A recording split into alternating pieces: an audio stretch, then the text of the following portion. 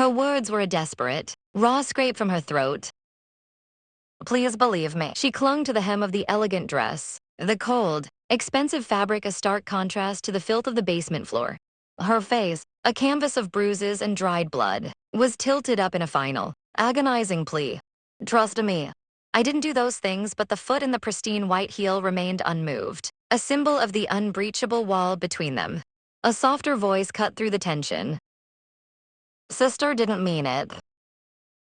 Just let her go, it was Rue. Her sweet, innocent Rue, her fluffy tail wagging gently as she pleaded on her behalf. But from her place on the ground, Zuzu could see the truth. She saw the cold, dismissive posture of the woman she called mother, her arms crossed in final judgment. Then, a brutal kick slammed into her ribs. This B*TCH held your wealth for so many years, and you ask me to let her go, her mother sneered, her voice dripping with venom. Zuzu crumpled, a wave of agony washing over her as she coughed violently on the dusty floor. And then she saw it. Over her mother's shoulder, Rue's face twisted into a grotesque, triumphant grin. Wicked laugh that sent ice through her veins.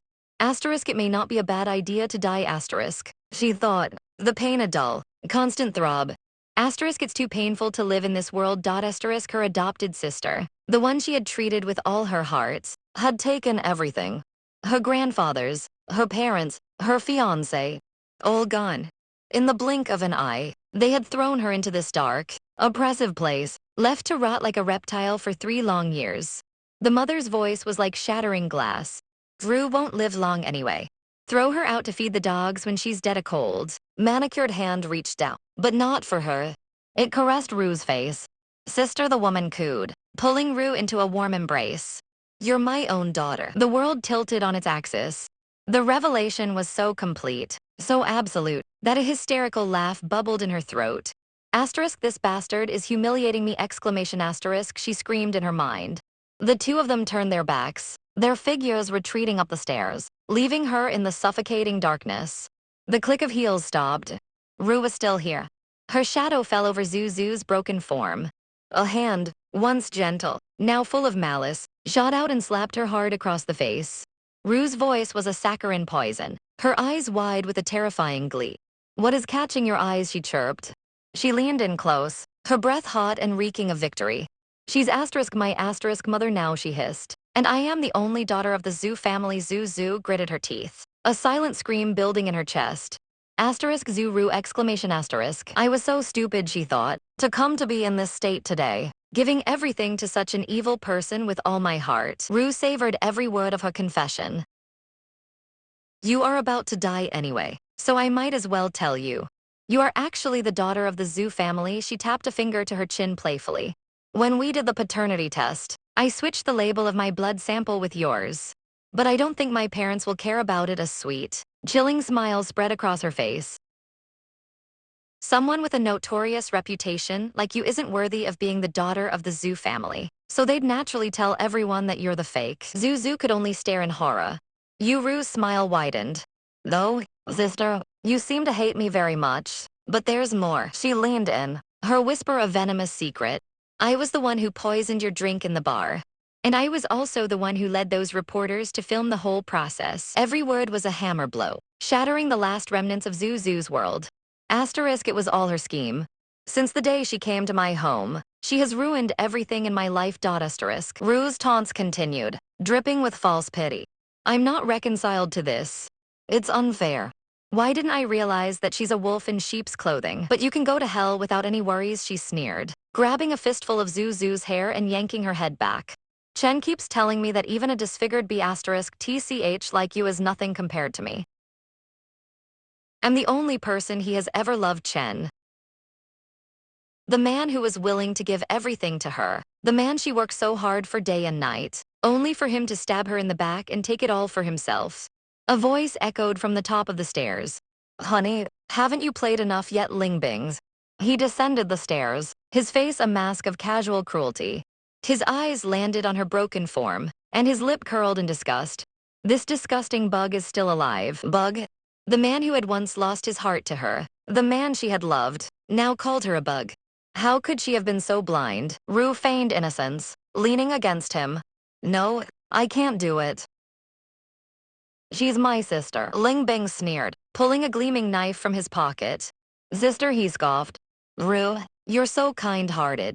How does such a filthy woman who has slept with so many people deserve to be your sister?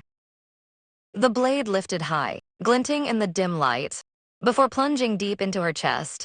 Blood sprayed, hot and sticky. Her life force drained away onto the cold stone floor. He looked down at her, utterly unmoved. Look at how simple it is. Just throw her out to feed the dogs. He wrapped his arm around Ru. A perfect, monstrous couple. Her last conscious thought was a burning vow. Asterisk Zuzu, you're such an idiot. If you have another life, you need to remember these two people, especially this doll-like face. Asterisk. Pain. Searing. Endless pain. She was falling, tumbling through a dark, cold abyss. The mental torture, the betrayal, was so much worse than any physical wound. Her grandfathers, her parents, her fiancé, the sister she'd protected, all of them had driven the knives. For such insults, even if she goes to hell, she won't go willingly. Her eyes fluttered, struggling to open.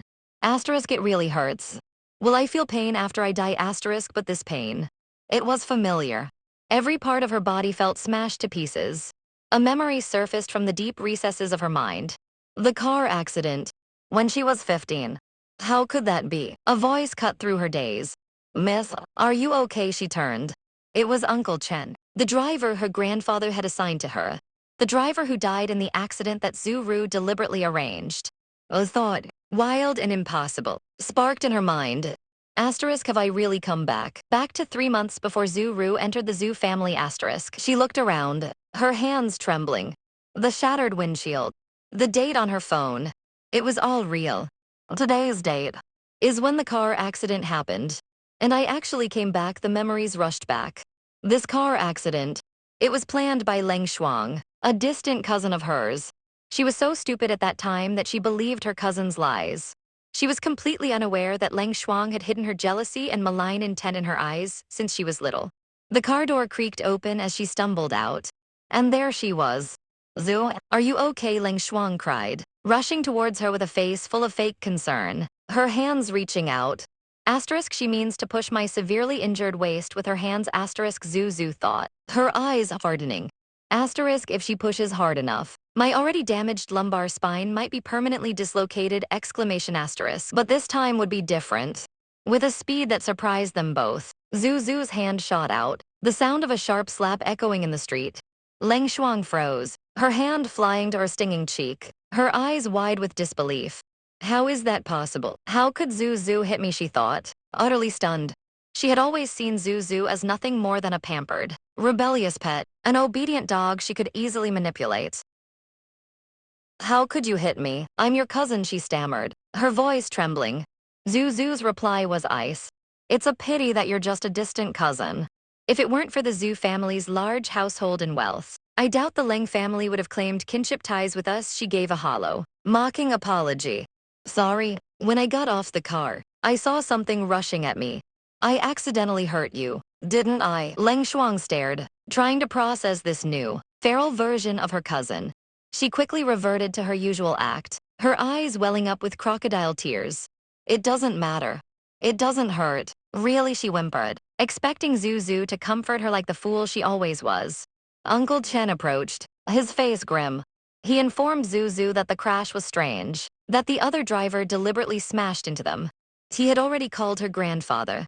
His gaze was sharp as he looked at Leng Shuang's extremely unnatural behavior. He remembered how Miss Zhu had always been so kind to her ungrateful cousin, turning a deaf ear to her rebellious words and sharing everything. Leng Shuang immediately launched into her practice sob story. Why would we deliberately crash into your car? The Leng family is not as rich as the Zhu family. It's impossible for us to buy a new car over this small problem, so it led to this great misfortune. Zuzu's eyes narrowed. Asterisk, it turned out to be because of this. Asterisk, she remembered her past life. Her ribs were almost broken. Her lumbar spine was severely injured, not to mention the wounds that hadn't stopped bleeding on her forehead. And she had let this girl off so easily.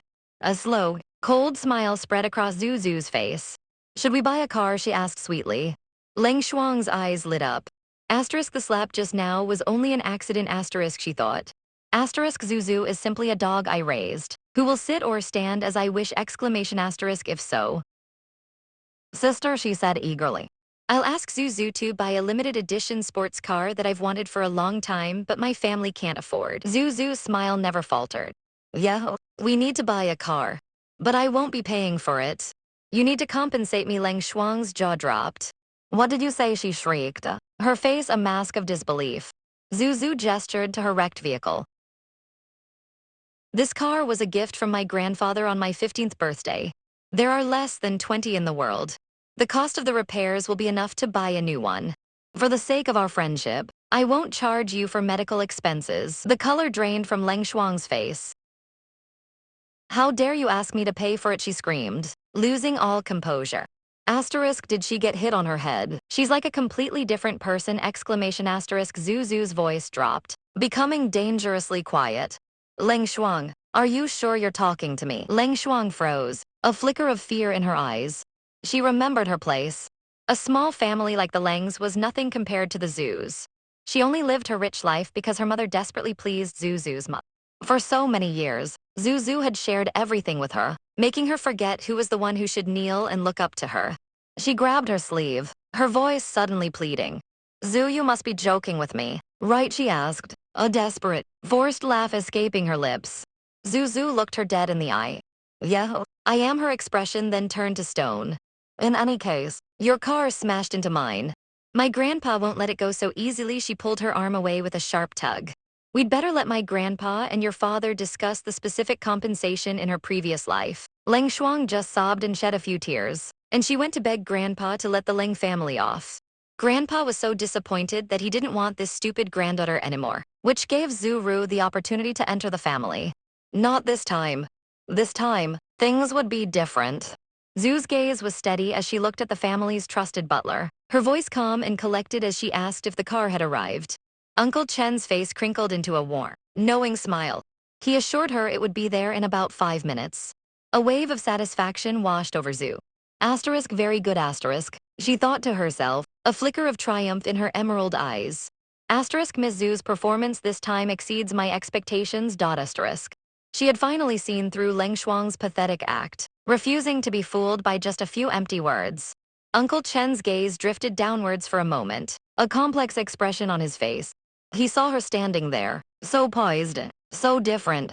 Asterisk, this is the girl that Master Zu educated since childhood. Asterisk. He mused. He believed that once her arrogant and rebellious temper finally faded away, people would be stunned to see the pure, delicate jade that lay beneath.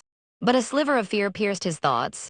What if the old master of the Zu family came to talk to him in person? His own father would kill him.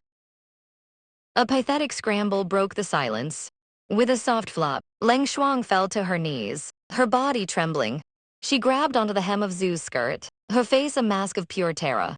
She begged, her voice cracking, pleading with Zio that it was all her fault, begging her not to tell Mr. Zu. Her eyes were wide with panic. Or I'll be dead meat, she whimpered, clinging to Zu like a drowning woman. But beneath the fear, a venomous hatred was brewing.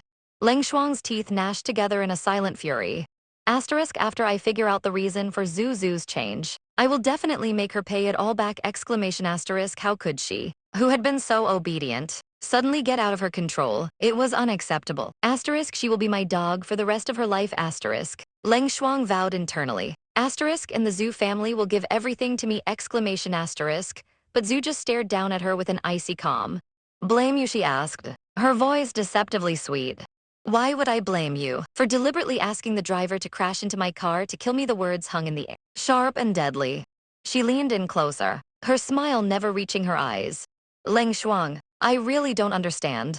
Do you think that my parents will adopt you as a daughter after I die? Leng Shuang's face went pale, her mouth opening and closing like a fish out of water. I don't, she stammered. But Zu cut her off, her voice dripping with scorn. You didn't expect me to publicly denounce you for your wrongdoing instead of obediently forgiving you, did you? Leng Shuang's world shattered. The hope in her eyes was replaced by raw, tear-filled shock. Zu slowly raised a single finger to her lips, a devilish, triumphant glint in her eyes. A chilling whisper escaped her lips. Sister, I'm back. The world seemed to shift, the bright sun blazing in a clear blue sky. 3 months passed in the blink of an eye. The car accident had become a strange catalyst for change. Once the naughty and rebellious girl, the flawless heir who was a constant source of trouble for her family. In her place stood a good student, a prodigy envied by everyone. At the prestigious Norton Business School, a place filled with geniuses and nobles, Zuzu had gotten first in the monthly exam, silencing anyone who dared to question her status as the daughter of the Zhu family. Even her parents, who had always seemed to dislike her, were beginning to change their opinions. The cold distance that once defined their family dinners was slowly melting away. Dressed in a pristine school uniform, she descended the grand staircase, her hand gliding gracefully over the polished banister. "Father," she said, her voice even and polite. A maid pulled out her chair, and Zhu gave a small nod and a gentle smile in thanks. Her mother, Yanru, looked up from her papers, her expression one of complacent pride. She asked if her daughter had studied late again last night. "It's what I should do," Zhu replied softly, picking up her chopsticks.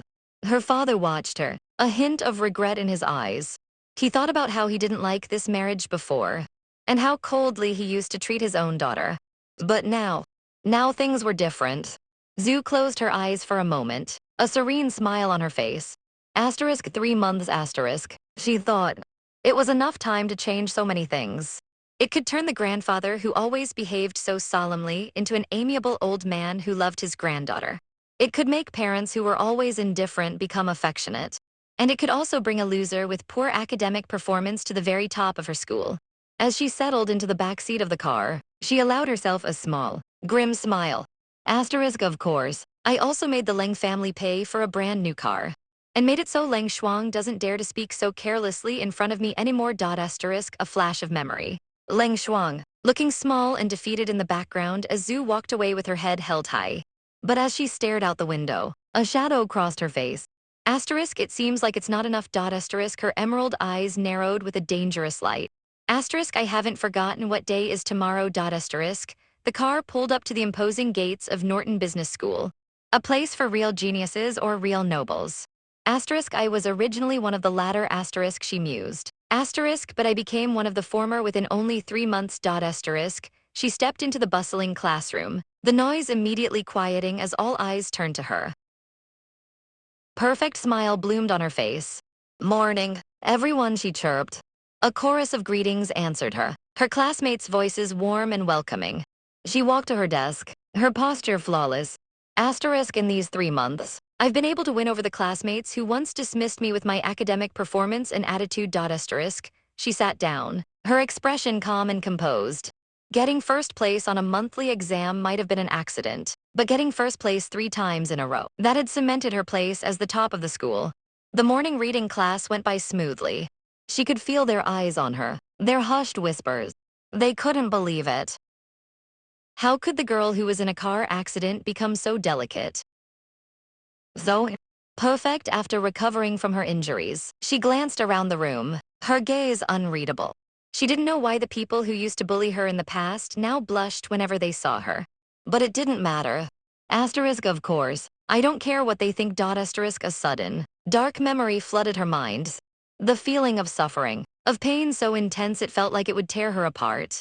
Asterisk, after experiencing so much suffering, I've known for a long time that human emotions and pain are very unreliable. Asterisk, a teacher's voice broke through her thoughts, asking what Zhu thought about a particular question. Her heart was a block of ice, a carefully constructed fortress that allowed her to suppress her emotions and do everything perfectly. Her face a mask of polite attentiveness. Yes, she replied, her voice clear and steady. The teacher beamed, praising her effusively. You're really perfect. A perfect family background and perfect looks. And even now, perfect grades. She puckered her lips slightly, a faint blush dusting her cheeks, playing the part flawlessly. Asterisk, on the contrary. Asterisk, she thought. Asterisk, those who were originally jealous of me have started to reflect on themselves. Asterisk, as evening fell, she sat in the car, the city lights blurring past. The driver glanced at her in the rearview mirror, asking if schoolwork was exhausting. She simply shook her head. It's fine. I have to keep learning. A quiet smile touched her lips. Asterisk, compared with the boundless darkness, such hard work makes me feel very happy. Asterisk, her eyes, for a moment, held the wisdom of someone who had seen too much. I'm back, she announced, stepping into the grand foyer of her home. Her mother was there, lounging elegantly with a teacup in hand. She asked Zhu how she was, her voice smooth as silk. Zhu sat down, observing her mother's carefully crafted facade. Asterisk an ambitious businesswoman, asterisk Zhu thought, asterisk who manipulatively manages the family's property. Asterisk they spoke of the next exam and Zhu assured her mother there would be no problem. Her mother's eyes glinted. That's good, you should get first this time too. Zhu's internal smile was bitter. Asterisk Yanru has always been vain like this. Zhu got first place once, so she needs to keep getting it going forward to receive this so-called maternal love. It's a bargain to her. Asterisk just as the conversation lulled, her mother mentioned she had another charity project tomorrow.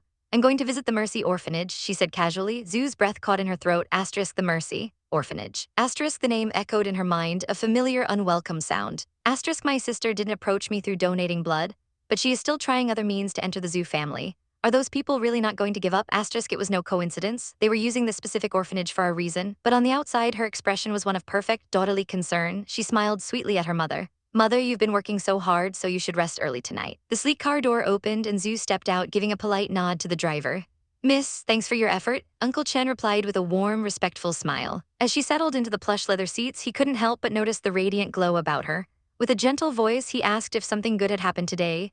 Zhu's eyes sparkled with a hidden joy. Yes, she was expecting something. A tiny, almost predatory smile graced her lips. Asterisk oh, I can't wait to see my good sister. Asterisk the car glided towards the Grand Zhu mansion, a place that held so many painful memories. Inside, her mother Yanru sat with a satisfied smirk on her face. She mused to herself how her daughter, once so difficult, had suddenly become so sensible. It was a change she found pleasing, as the door to her room closed softly behind her. Zhu's mind drifted. She remembered the whispers, the stories about Zhu Ru, a little girl raised by the dean of the Mercy Orphanage, as cute and innocent as a doll. Her lips curled into a knowing smile. Asterisk I didn't think my mother would go to the orphanage so soon.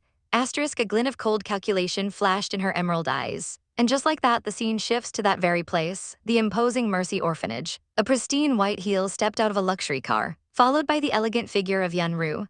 The orphanage dean scurried forward, his face stretched into a sycophantic grin, proclaiming how her gracious presence brought brightness to their humble orphanage. A line of children stood stiffly, holding flowers and signs, their welcome forced and unnatural. Yanru's eyes narrowed with disdain. Asterisk these children know it's impossible for people like me to adopt them. They're just going through the motions. Asterisk she could see the envy and dullness in their eyes, the fake smiles plastered on for the dean's benefit. But then her gaze fell upon one small girl, a girl with deep longing affection in her eyes, a look that could soften any heart. It was a look that screamed for even a sliver of maternal love. Meanwhile, back in her classroom, Zhu stared out the window, lost in thought. In her past life, she had been rebellious, a walking contradiction. To tame her, her mother had adopted a well-behaved orphan as a role model. They never expected to bring a venomous snake into their home. Asterisk but now that I've become so obedient, will history repeat itself? Asterisk a confident, almost cunning smile spread across her face. After school, she stood outside the grand building, waiting for her ride home. The door to the mansion opened, and the butler, Uncle Wang, greeted her with a kind smile. Miss, welcome home. She returned the greeting with a soft thank you, her eyes scanning the grand entrance hall. But no one was there. The living room was empty, save for the crackling fire. The butler seemed to read her mind, informing her that the madam hadn't returned yet. His face was etched with a subtle concern. Zhu simply smiled, a serene mask hiding the storm of thoughts within. I see. I'll go upstairs first, she announced cheerfully, turning toward the staircase. As she walked away, the maids whispered amongst themselves, marveling at how Miss Zhu seemed to be sparkling like an angel. Even the butler agreed, thinking what a truly flawless daughter of the Zhu family she was. He reasoned he hadn't noticed her beauty before because she'd been living with her grandfather and had only recently moved in with her parents after the accident. Just then, the purr of an engine announced a new arrival. A sleek black car stopped outside. The front door opened again, and Zhu, peeking from the top of the stairs, felt her breath catch. There she was. Madam, welcome, the staff greeted in unison. Her mother, Yanru, stepped inside, but she wasn't alone. A small, timid girl clutched her coat, hiding behind her like a shadow. Uncle Wang looked on, puzzled. Who's this? He finally asked. Yanru explained coolly that her name was Ru, an orphan she'd taken pity on and brought home. For a fleeting moment, a spark of maternal love had flickered in her heart for the little girl, but it was quickly extinguished. Her eyes then lifted, catching sight of her own daughter on the stairs. Zhu, she called out. The little snake Zhu Ru peeked from behind Yanru, her eyes burning with envy. Asterisk it doesn't matter, asterisk she thought, her tiny hands clenching. Asterisk I just need to wait a little longer and everything will be mine, including the title of Miss Zhu asterisk. She had been trained since she was a child to be a useful tool, a weapon of manipulation. She wouldn't let this ignorant young lady defeat her. As Zhu descended the stairs, approaching them step by step, Zhu Ru's face crumpled, tears welled up in her big, pitiful eyes. Asterisk oh, here we go, asterisk Zhu thought, a wave of disgust washing over her. Asterisk this was her trick in my previous life. As soon as she saw my mother's bewildered look, she'd play the victim, making me look like the villain. Asterisk last time Zhu had been a fool. She had treated this viper as her own sister, while Zhu Ru was sneering inside the whole time. The little girl's voice, fragile and trembling, whispered, sister. Before she burst into tears, Zhu stepped forward, her voice dripping with feigned concern as she gently wiped the girl's face. Ru, why are you crying? Is something making you unhappy? Zuru froze, stunned. She had investigated the real Miss Zhu, a mindless fool who was easy to manipulate. She never expected such a gentle, caring question. What was happening? Yunru's face hardened, her expression turning to ice. There was nothing she hated more than people being dissatisfied with her arrangements. Originally, she felt nothing seeing Ru weep, but now it was just annoying. She yanked the girl away from Zhu, her voice sharp as she demanded to know why she was crying when she should be happy to come to the Zhu house. Ru, caught off guard, stammered that she was crying because she was so happy. But the act had fallen flat. Yunru stared at her, her patience gone. She waved a dismissive hand to the butler. All right, let's have the butler take you down and get you cleaned up. As the butler led the stunned girl away, Zhu turned to her mother, a cheerful smile on her face. Yunru looked at her daughter, a flicker of suspicion in her eyes, but Zhu knew exactly what she was doing. Asterisk, my mother can smell a rat a mile away. Any careless words will lead to endless suspicion. I can't let her detest me, not now, asterisk. Up in her new room, Zuru gritted her teeth, her hands clenched into tight fists. This was just a small setback, a tiny bump in the road. She would find a way to even the odds. She would find a way to win. The butler's face was a mask of pure dissatisfaction, his eyes boring into the little orphan girl. This new addition was so aggressive, so uncouth, trying to steal the spotlight from the true lady of the house. But Zhu's parents, they were lapping it up, their faces alight with amused smiles. For so long, their daughter had been distant, raised by her grandfather. Now, after the accident, she was finally obedient, finally well-behaved. They were finally feeling the simple joy of being doted on by their own child, and behind her sweet facade, Ru's mind was a whirlwind of cunning thoughts. A complacent, twisted smile stretched across her face, unseen by the others. Asterisk, yes, asterisk, she thought, asterisk, this is it. This is how I will seize their love bit by bit until I become the legitimate Zhu heir. Asterisk, she had them wrapped around her little finger, or so she believed. Zhu, with a serene smile, placed her napkin down, her voice clear as she announced she was full. She turned to the viper in their midst, her eyes gentle as she told Ru to enjoy her meal. The act was flawless. Zhu's smile was so soft, so genuine that her parents melted completely. Father immediately offered to have her favorite carrot juice sent upstairs. Her mother chimed in, mentioning the new clothes she'd picked out for Zhu's upcoming visit to her grandfather. They were practically tripping over themselves to care for her, their love for their real daughter shining so brightly it was almost blinding. Ru watched this sickening display, her heart twisting with a venomous jealousy. Her own performance felt pathetic in comparison. She felt like a funny look, trying every trick in the book only to be upstaged by the real star. She gripped her chopsticks, her knuckles white. Asterisk, I can't compete with her sincerity, asterisk. She seethed inwardly even as the butler shot her a disapproving frown from across the room. But a fire ignited in her eyes. Asterisk, it doesn't matter, asterisk, she told herself, asterisk, you still have time, Ru. This is only the beginning. Asterisk, a line of maids and butlers stood by, silent witnesses to the simmering tension in the grand dining room. Later that night, Zhu wasn't resting. She was hunched over a desk piled with books, her mind racing. It's being reborn, a cold clarity had settled over her. She knew exactly what she needed to master to gain real power. Knowledge, something so simple yet so vital. In her past life, she had drifted along, always behind, always trampled underfoot by everyone, especially by Zuru, who had charmed her way into this family and into everyone's hearts. Never again. Pushing away from her desk, she decided to get some fresh air to clear her head of the bitter memories. She reached for the handle, her heart steady, but as she opened the door, the world seemed to freeze. Standing there, shrouded in the darkness of the hallway, was a figure. Its hair hung low, obscuring its face, its small frame eerily still, its feet seemingly floating above the floor. It was a terrifying, ghostly sight, perfectly designed to make anyone scream in terror. Zhu's eyes widened slightly, a flicker of surprise crossing her features. But she didn't scream, and that's what broke the spell. Ru's head snapped up, her own mind reeling in shock. Asterisk, why didn't she scream? Asterisk, the question echoed in her mind, a frantic beat of panic. Under normal circumstances, any girl seeing this would be startled, would shriek, maybe even stumble and roll down the stairs, right? That was the plan, to make Zhu look hysterical and clumsy. Zhu slowly looked up, her gaze locking on Ru's. And the expression on her face, it wasn't fear. It was something far, far worse. A deep, chilling scowl twisted her delicate features, her eyes glowing with an intensity that sent a jolt of pure terror through Ru's body. This wasn't the reaction of a frightened little girl. This was the look of a predator. Ru's own carefully constructed composure shattered, her eyes wide with fright. She stumbled back, a gasp caught in her throat. And then a piercing shriek ripped through the silent mansion. But it wasn't Zhu's, it was Ru's. The plan had backfired spectacularly. Zhu's expression instantly softened into one of concern as she stepped out into the hall. She asked in a gentle voice what was wrong, why Ru was standing outside her door in the middle of the night. Ru, trembling, could only stammer, no, nothing. Just then the sound of a nearby door opening sliced through the tension. Panic seized Ru, cold, absolute panic. Asterisk, if I'm the one who screams for no reason, the perfect impression I've worked so hard to build will vanish. They might even kick me out. Asterisk, her mind raced, desperate for an escape. Asterisk, no, this isn't right. I struggled so hard to leave that hellhole, how could I go back? Asterisk. Her fear quickly morphed into rage, all of it directed at the girl before her. Asterisk, it's all her fault. It's all because of that damned nuisance, Zuzu. How could any normal person not be afraid when they see something like that? Asterisk, but Zhu was far from normal. A memory cold and dark surfaced in her mind. Asterisk honestly asterisk she thought, her voice a whisper in her own head. Asterisk I'm the one who was in the basement for a whole year and spent my days with rats in the darkness. How can you expect me to react like a normal person? Asterisk. She looked at the trembling girl before her, a dark, knowing smile touching her lips. Asterisk if I became a ghost after all that, it would only be to show you just how pathetic and miserable you made me.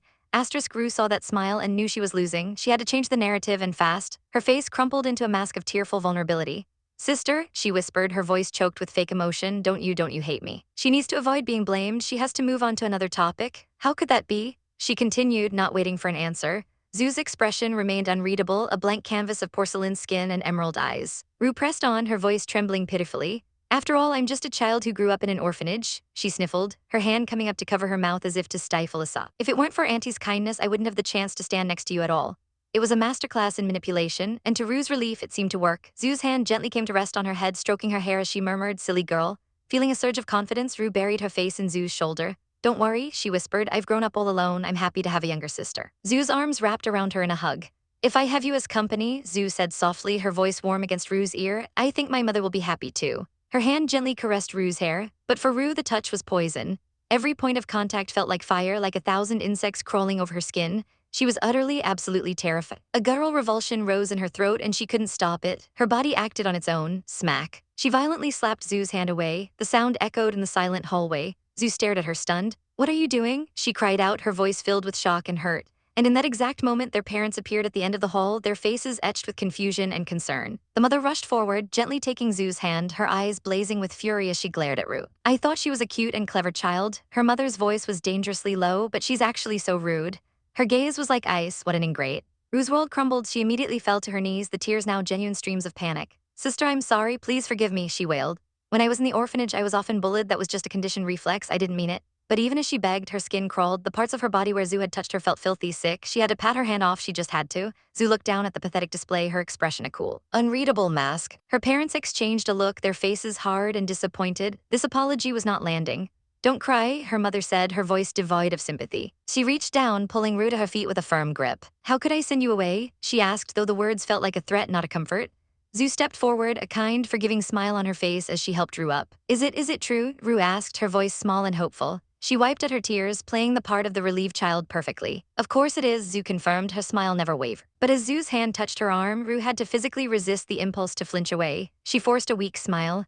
Then we must get along well, she choked out. Zu looked at her, her eyes sparkling with a triumphant light. She had won this round completely. Rue stared back, her heart a pit of boiling hatred. Asterisk hypocrisy, asterisk she screamed in her mind. Asterisk a real rich girl should be grateful to have an orphan like me around, but I hate this. I hate her, asterisk the rage was suffocating. Asterisk, are you kidding me? Do you think of yourself as some goddess sitting on high looking down on me? Asterisk. A dark promise formed in the depths of her soul. Asterisk Zuzu, don't you dare count your chickens before they're hatched. I will definitely take everything from you and I'll make you more pathetic than I am now. We'll see if you can still say such things then. Asterisk. The parents watched this saccharine exchange, but they weren't fooled. The mother's face was a storm cloud of annoyance. Asterisk Zu is being so magnanimous, while the girl I brought back from the orphanage is so ungracious. Not to mention she was standing in front of my daughter's door in the middle of the night. Her little stunt just destroyed the good opinion we had of her. Asterisk. The mother let out a weary sigh, pinching the bridge of her nose. She'd had enough drama for one night. Go to sleep, she ordered curtly. Don't stand here. She turned her back on Rue, her displeasure obvious as she crossed her arms. Then her expression softened completely as she faced her real daughter. Zu, she said gently, you are about to take an exam, so you need a good night's sleep.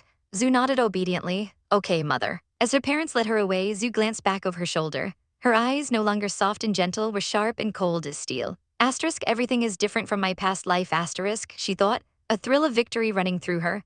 Rue was left standing alone in the hallway, her face twisted in a silent scream of fury and humiliation. Her hands were clenched so tight her nails dug into her palms. Her perfect plan was in tatters, and as she stood there defeated, the future was already moving on toward a glittering party hosted by a handsome young man named Mr. Jai. A world that Rue was now further from than ever before. The old zoo house stood silent and proud, a testament to a time long past. Inside, a quiet peace settled over the room. Zuzu gently massaged her grandfather's tired shoulders, her touch light and careful. Do you feel good? She asked softly. Her grandfather's weary eyes softened as he looked at his precious granddaughter. He patted her hand, his voice raspy but warm as he told her she must be tired too and to sit down and talk with him. The butler, watching from the doorway, couldn't help but marvel at the scene.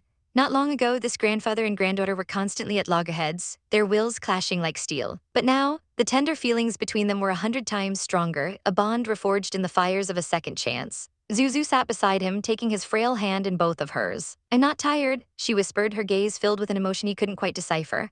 Asterisk, perhaps only when someone is reborn can they truly see how many wonderful things they had missed. Asterisk, she thought, her heart aching with a bittersweet sorrow. Asterisk, in this family, only my grandfather truly treats me well.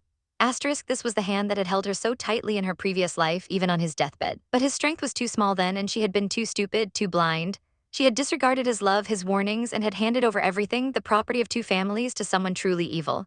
Her fingers tightened around his, clinging to the warmth she had once thrown away so carelessly. Her grandfather's voice cut through her memories, sharp and direct. What do you think about that? He asked. No circling, no beating around the bush. That was her grandfather. Asterisk, he's probably the reason I couldn't get along with him in my past life. Asterisk, she mused. Asterisk, I was too sensitive. Asterisk, but now she understood. This was his unique way of treating the people he valued. The butler brought her a cup of tea as her grandfather continued, his voice low and serious. Now that your mother has brought the girl back, I have no choice, do I? A shadow passed over his face. I looked into the girl's origins. She did grow up in an orphanage, but I always feel something is wrong. He turned his piercing gaze to her. What's your opinion? Zuzu took a sip of her tea, a small knowing smile playing on her lips. You knew clearly what I thought, naughty girl. He huffed, a flicker of amusement in his eyes. She shook her head slightly. Her grandfather had never been a benevolent person. He was a man who would use any means necessary to deal with a hidden danger that threatened his granddaughter. Being the master of the Zuzu family meant countless vultures were eyeing him with hostility. Without his constant caution, he would have been swallowed by those flies and bugs long ago. Asterisk, there are holes after all. Asterisk, she thought. Asterisk, even if my parents, who have always understood how grandpa deals with things, know there are flaws, it's not something that would leave them uncomfortable in their hearts.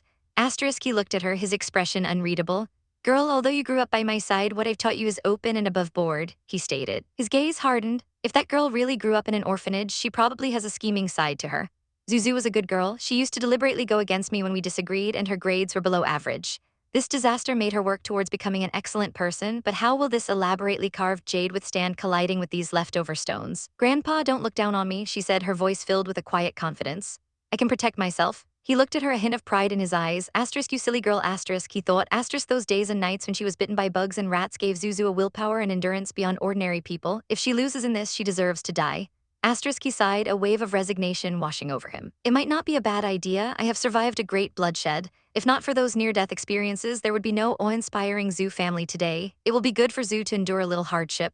At any rate, I'm watching her. He changed the subject abruptly. What about the party in 2 days? Party, the word struck her like a bolt of lightning. The polished floors of the salon, the soft music, it all vanished. Suddenly, she was back there. The memory flooded her senses, the laughter, the pointing fingers, the crushing weight of humiliation as she lay sprawled on the cold floor in her ruined dress. She had been a complete joke, laughed at by all the other wealthy girls who had always been jealous of her. And then a hand reached out, a young man named Ling Chen, her supposed savior. But as she clutched at the only hand offered to her, she didn't realize it was the very hand that was dragging her deeper into the abyss. Then her sister appeared, looking like a fragile doll, feigning concern as she rushed to her side, tears in her eyes. But now Zuzu remembered with chilling clarity. Her sister's real target had been him all along. It was a critical period for the Ling family's expansion, and Ling Chen needed to marry the daughter of the Zhu family. But with her reputation in tatters, he couldn't possibly marry her unless that was the plan all along. Grandpa, her voice was barely a whisper, tight with unshed tears. Do I have to go? Her eyes pleaded with him, a desperate hope that he would say no. But his face was grim. This is a birthday banquet for the youngest son of the Jai family, he explained. The Jai family, a name that held so much power it was practically mythical. A family that stood above all other elites, a family that could wipe out everyone else with a single word. They were a mysterious power that held the country's fate in their hands, yet they remained in the shadows, hardly communicating with the outside world. The only glimpse anyone ever got was at these large-scale banquets, all for their youngest son. I can imagine that if the Zhu family doesn't attend this banquet, even if the Jai family doesn't mind, there will be many other people who want to take advantage of this occasion to embarrass the Zhu family, her grandfather concluded. I understand, she said, her voice small. Asterisk the Jai family, asterisk, she thought, her mind racing. Asterisk a family that was so far out of my reach in my previous life. What will happen if I touch the whiskers of this sleeping tiger? Asterisk. Early Sunday morning, her mother, Yunru, dragged her to a high-end beauty salon for a top-to-bottom treatment. In her past life, Zuzu had been rebellious and hated these parties. In this life, she wasn't exactly thrilled either, but her mother was fanatical. Asterisk, she looks at me with a mother's love, asterisk. Zuzu thought wryly, asterisk, but it's the love of a businesswoman estimating the value of a commodity. Asterisk, her mother stood back, a pleased smile on her face. Zu, you're growing more and more beautiful, she cooed. Zuzu offered a polite smile, thank you, mother. Asterisk, she's getting better and better, asterisk. Yunru thought, her eyes gleaming with ambition. Asterisk, if my daughter could marry into a top-notch family like the Jis, I might become someone that everyone looks up to. Asterisk. Her mother's gaze was intense, almost unnerving as she scanned her from head to toe. Mother, is there anything wrong with me? Zuzu asked. I was just wondering who you'll marry in the future, her mother replied smoothly, because you're maturing and you look so beautiful. Marriage? Zuzu's heart turned to ice. She had never considered it. After everything she'd been through, the so-called bonds of kinship were nothing but a weak certificate. Was there any relationship in this world that was truly reliable? Especially when it came to the feelings of men, that so-called eternal love was nothing but a cruel extravagance. Mrs. Zhu. The voice, sharp and unwelcome, cut through the air. Yunru's face tightened. Standing there were two women, their expressions a mixture of feigned politeness and smug superiority. Kindai, it's you, Yunru said, her voice clipped. Kindai, an ordinary businesswoman who claimed distant kinship with the Zhu family. Asterisk if she hadn't served my mother well, asterisk, Zuzu recalled, asterisk she and her daughter Ling Shuang wouldn't be where they are now, asterisk. But a car accident had caused an estrangement between the families, or perhaps it was just Yunru's attitude that had cooled. She didn't care about her daughter, but she was furious at raising an ingrate. Kindai's eyes swept over Zuzu, a malicious glint in them. Zhu looks prettier than before. Is this for the Jai family banquet? She asked, her tone dripping with false sweetness. Yunru's eyes flashed with anger. What do you mean by that? I'm just a mother bringing my daughter out for a beauty treatment. Kindai let out a light laugh, a sound like glass shattering. What a coincidence. I also brought Shuang out for a beauty treatment. After all, she's about to join the Jai family, so as her mother, I have to take good care of her. Ling Shuang, standing beside her mother, blushed demurely. I've only dated the youngest son of the Jai family 2 or 3 times. Mother, don't speak so carelessly. But her inner thoughts were pure venom. Asterisk, I was still living at Zuzu's mercy the other day. Even if I wanted to scheme against her, I'd have to be careful. But if I attach myself to the Jis, who are more wealthy and powerful than the Zus, our status will be reversed. The Zus will serve as dogs by my side. I will only eat the bones I decide to throw them. Asterisk. Enough nonsense, Yunru finally snapped, her patience gone. How many people want to cozy up to the Jis? You actually think you stand a chance? Kindai's smile widened into a triumphant sneer. Yes, we were only distant relatives of the Zus in the past, but we will become relatives of the Jis by marriage. I will definitely remember your kindness and repay it then. The threat hung in the air, thick and suffocating. What nerve? Yunru shrieked, pointing a trembling finger at her. For all these years, I've actually been raising a heartless wolf. Mrs. Zhu, Kindai purred, pushing her mother's hand away with disdain. Haven't you treated us like dogs for so many years? When you are happy, you reward us with a bone, but when you aren't, you just throw us some leftovers. How noble do you really think you are? Good, very good, Yunru seethed, her face a mask of pure fury. Wait and see. As Kindai and her daughter turned to leave, Ling Shuang paused, turning back to face Zuzu. A victorious, cruel smile spread across her face. I will be the daughter-in-law of the Jai family soon, she declared, her voice loud enough for everyone to hear. And then Zuzu, the daughter of the Zus, won't amount to anything. Her eyes, cold and sharp as ice, met Zuzu's. I'll see you at the banquet. As the car glided through the city streets, a knot of dread tightened in Zu's stomach. She stared out the window, but all she could see were memories of her past life replaying in her mind. Yes, according to those memories, something wonderful was supposed to happen at this banquet. But getting there was proving to be an ordeal in itself. Her mother's voice, sharp and anxious, cut through the quiet hum of the engine. She chewed on her fingernail, her eyes wild with a greedy light as she spoke of the Jai family, a name that could wipe out everything with a single command. Could Zhu handle being connected to them? Her mother scoffed at the very idea. She declared it was an absolute necessity. Her gaze, sharp as broken glass, landed on Zhu. She hissed that Zhu had already let her down, so why couldn't she be better? Why couldn't she be so good that the youngest son of the Jis would take the initiative and ask her for a date? The words were like a physical blow, and Zhu lowered her head, the shadows in the car hiding the weary pain in her eyes. You are really too greedy, mother, she thought, the words a bitter taste in her mouth. I've already worked so hard to become what you want me to be. If you keep pushing me like this, you will be punished. Her mother's hand suddenly clamped down on her arm, a desperate possessive hold. Zhu flinched, her wide green eyes looking up in alarm. The woman's voice became a frantic command, insisting that no matter how she did it, Zhu had to attract the attention of the youngest son of the Jis at this banquet.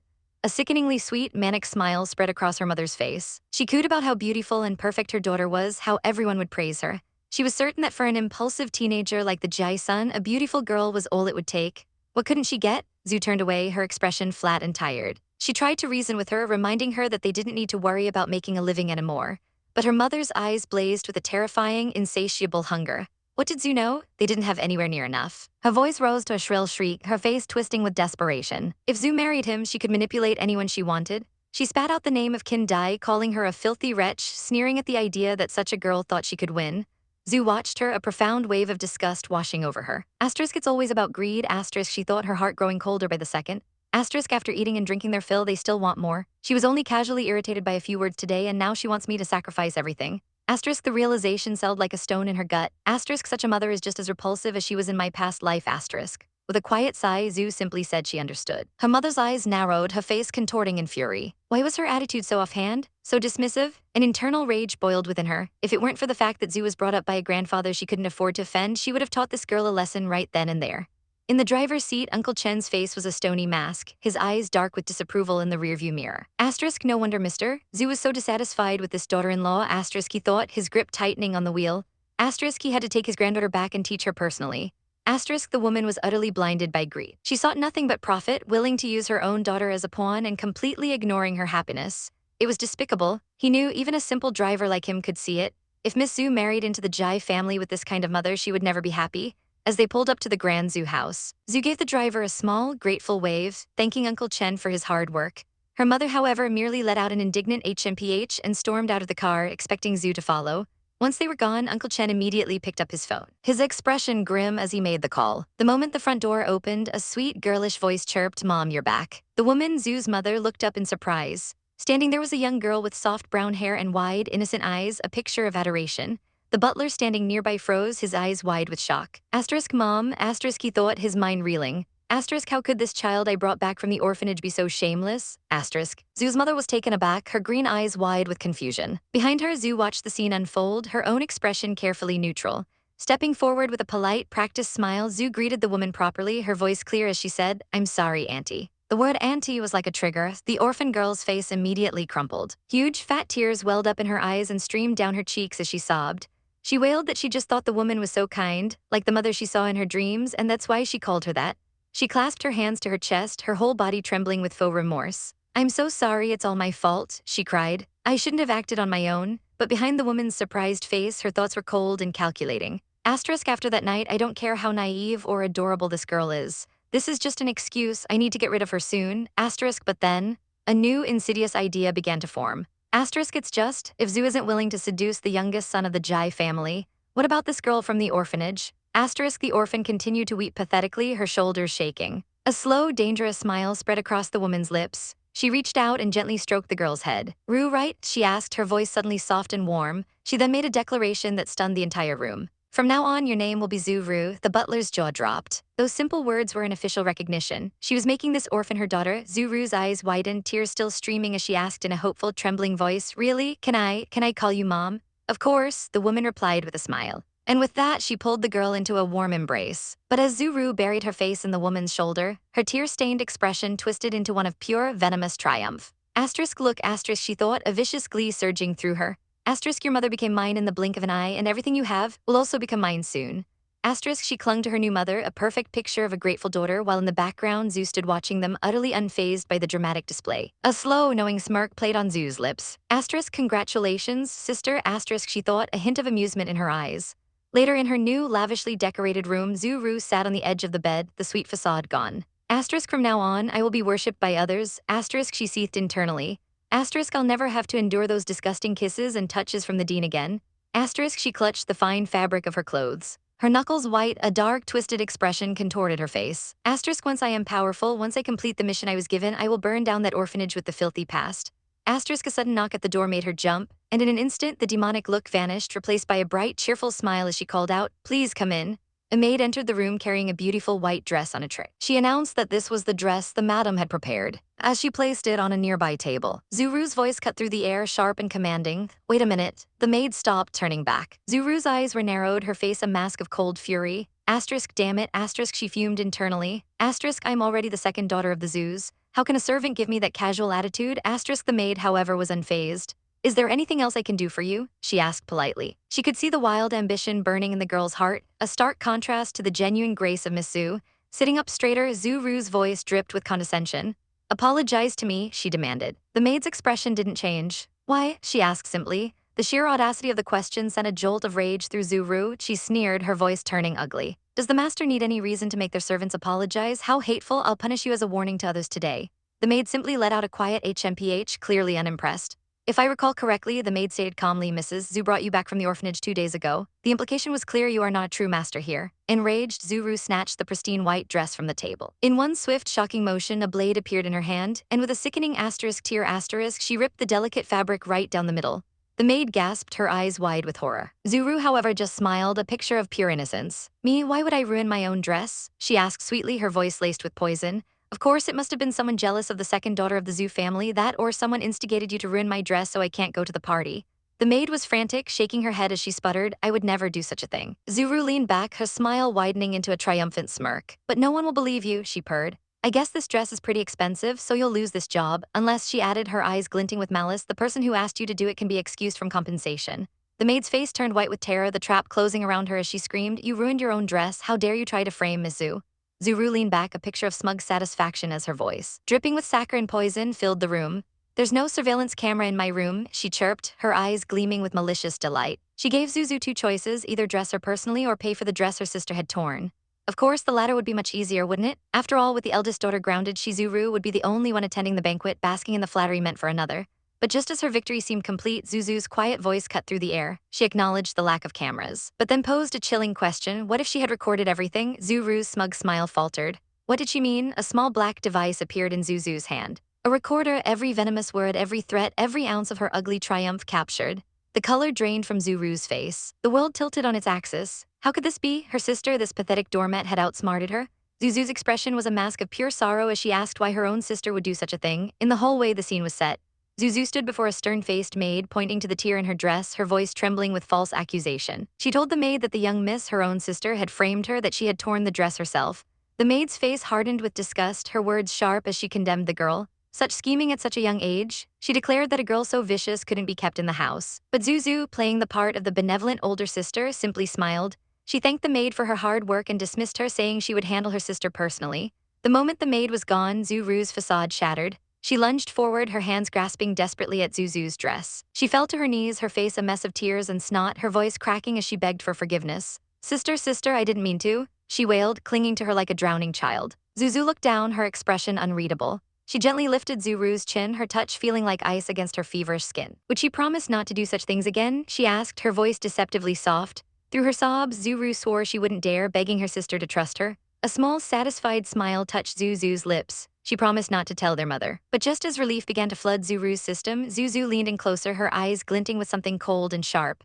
"But, sister, can you promise me one thing?" A shiver, colder than death, raced up Zuru's spine. She could only nod, her throat tight with fear. What had she just agreed to? Miles away at the opulent Jai Manor, a different kind of power play was unfolding. The clip-clop of hooves announced the arrival of a striking young man with silver hair who brought his horse to a halt. It was Jai Yang. Another man called out, teasing him for always being first, for being the best at everything, even getting lost. But the banter was underscored by a brutal reality. The Jai family stood at the apex of society, but their legacy wasn't built on primogeniture. No, the heir wasn't the oldest or the most virtuous. Only the one who survived, the one who showed the greatest talent and ambition, could inherit everything. It was a den of wolves, and only the strongest would eat. Jai Yang, ever the picture of cool confidence, proposed a stake. With a graceful wave of his hand, he gestured for the wager to be taken. An attendant rushed forward with his jacket, which he shrugged on with an air of nonchalant power. Just then, his brother Jai Yi slung an arm around his shoulders, a wicked grin on his face. He teased Jai Yang about the big party being held for him, probing if he was still a virgin. He warned him to be careful because a certain girl might try to get her hands on him tonight. A third man wearing glasses pinched the bridge of his nose in annoyance. He snapped at Jai to shut his mouth, calling him out for fooling around with a girl from a parvenu family. Jai just laughed it off, but his casual cruelty was laid bare. Suddenly, a voice cold as the winter wind cut through their argument. "Under my name." It was Jai Yang. His eyes, usually placid, held a dangerous glint, a faint, chilling smile playing on his lips. Jai's playful demeanor vanished, replaced by nervous sweat. He stammered out an explanation about a girl named Lang Shuang who had been pestering him, thinking he was the great Jai Yang. He admitted he never corrected her and then, with unbelievable audacity, asked for a shopping mall under Jai Yang's name. Jai Yang's smile widened slightly. "Yes," he said, his voice smooth as silk. But his eyes were like chips of ice as he added a condition: deal with that girl as soon as possible. Jai could only stare, stunned into silence. The man with glasses simply shrugged, as if this was all just another Tuesday in the Jai family. A maid approached the young masters, her head bowed respectfully. The banquet was about to begin, and their father had summoned them to the study. In the ruthless world of the Jai family, the winner takes all, and the competition was about to begin in earnest. The three brothers turned and walked away, a united yet fractured front. Meanwhile, in a luxury car, the Zhu family matriarch fumed. "What's going on?" she snapped, checking her watch. Zuzu was always punctual, but tonight she was unforgivably late. Was she becoming disobedient again? Her husband sat beside her looking weary. Just then, the car door opened and both sisters walked out. But the sight that greeted the mother made her blood run cold. Zuru was wearing the magnificent, eye-catching red dress meant for Zuzu. Her voice was sharp as she demanded an explanation. Why was she wearing her sister's dress? Zuru immediately burst into tears, a practiced and pitiful display. She cried that her own dress had been accidentally torn, so her kind sister had lent her this one. Zuzu stepped forward, a serene smile on her face, and confirmed the story. She said Ru looked so beautiful in the dress that she simply had to give it to her. The mother's face was a mask of fury. That dress, that expensive, seductive, bright red dress was meant for Zuzu to capture the eye of the youngest Jai son. All her plans, all her preparations were now in vain. Her husband, ever the coward, tried to smooth things over, saying Zuzu looked good in her white dress too. But Zuzu knew the truth. In her past life, she'd learned that her father always advocated for her younger sister. Why? Because in his eyes, Ru was the smarter one. Inside Ru's mind, however, a triumphant monologue was playing out. Could Zuzu be any more stupid? Not only did she forgive her, but she handed over a dress that was 1,000 times more exquisite than her original one. She sneered internally. A doormat like her was no match for her. It was the law of the jungle, survival of the fittest. Someone like Zuzu deserved to lose everything. But in another car, a different drama was unfolding. A young woman sobbed uncontrollably, her makeup running down her face. She cried to her mother that the man she'd been with had lied to her. He wasn't the heir Jai Yang, but the worthless third son Jai Ming. Her mother was apoplectic. She had thought her daughter had secured a golden ticket, only to find out she'd lost her virginity to a lying fraud. Shut up, the mother screamed, grabbing her daughter. What's the point in crying? She hissed that what's done is done. Her daughter had to find a way to approach the real Jai Yang now, but a horrifying thought struck her. What if Jai Yang takes a shine to Zuzu? No, she wouldn't allow it. A dark, twisted plan began to form in her mind. She pulled out her phone, her voice dropping to a venomous whisper. She ordered someone to find a way to sneak into the villa. With so many guests, there would be oversights. Her instructions were chilling and precise. Think of a way to rape that girl and let everyone see it, she commanded. She even described the target's dress, a bright red evening gown. At the Jai Manor ballroom, the party was in full swing, a glittering affair of wealth and power. The Zhu family matriarch was introducing her daughters to another prominent one. She gestured to Zuzu, but when she turned to Ru, her voice became flat and dismissive. This is the girl I adopted from the orphanage. Her name is Ru. The words hung in the air, a public declaration of Ru's lowly status. The other woman's gaze was sharp and judging. And under the weight of it, Ru stood frozen, a stiff, awkward smile plastered on her face as her moment of triumph turned to ash in her mouth. The grand hall buzzed with the clinking of glasses and hushed whispers, a sea of wealth and power. A proud mother gestured towards her son, her smile as sharp as a diamond. She presented him to Zuzu as if he were a prize to be won, and his eyes devoured her. Lingering on her like she was the most precious jewel he had ever seen. But across the room, hidden in the shadows of the buffet tables, another girl stood alone.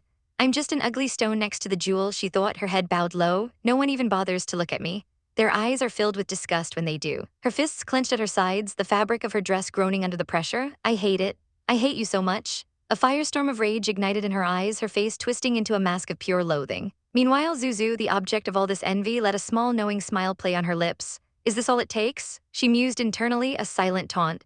You can't even handle this much, dear sister. From a balcony above, 3 figures observed the drama unfolding, but the man with glasses adjusted them on his nose, his gaze analytical. What an idiot Jai Ming is, he thought with disdain. He always pretends to be stupid, but he's so obvious. And those 2 girls, they look so similar. Did they go to the same plastic surgeon? Beside him, a young man with striking silver-white hair watched with an unnerving stillness. His eyes were different, sharper. He saw things others missed. On the contrary, he mused. Ever since our oldest brother had that car accident at 10, he seems to be unable to see through anyone. A third companion, his hair a soft shade of blue, let out a curious A. The silver-haired man, Jai Yang, ignored him, his focus entirely on the redhead below. That girl? She's interesting. Surrounded by so many people, yet she manages to offend no one. It was true, there was an aura around her, a captivating grace that drew people in.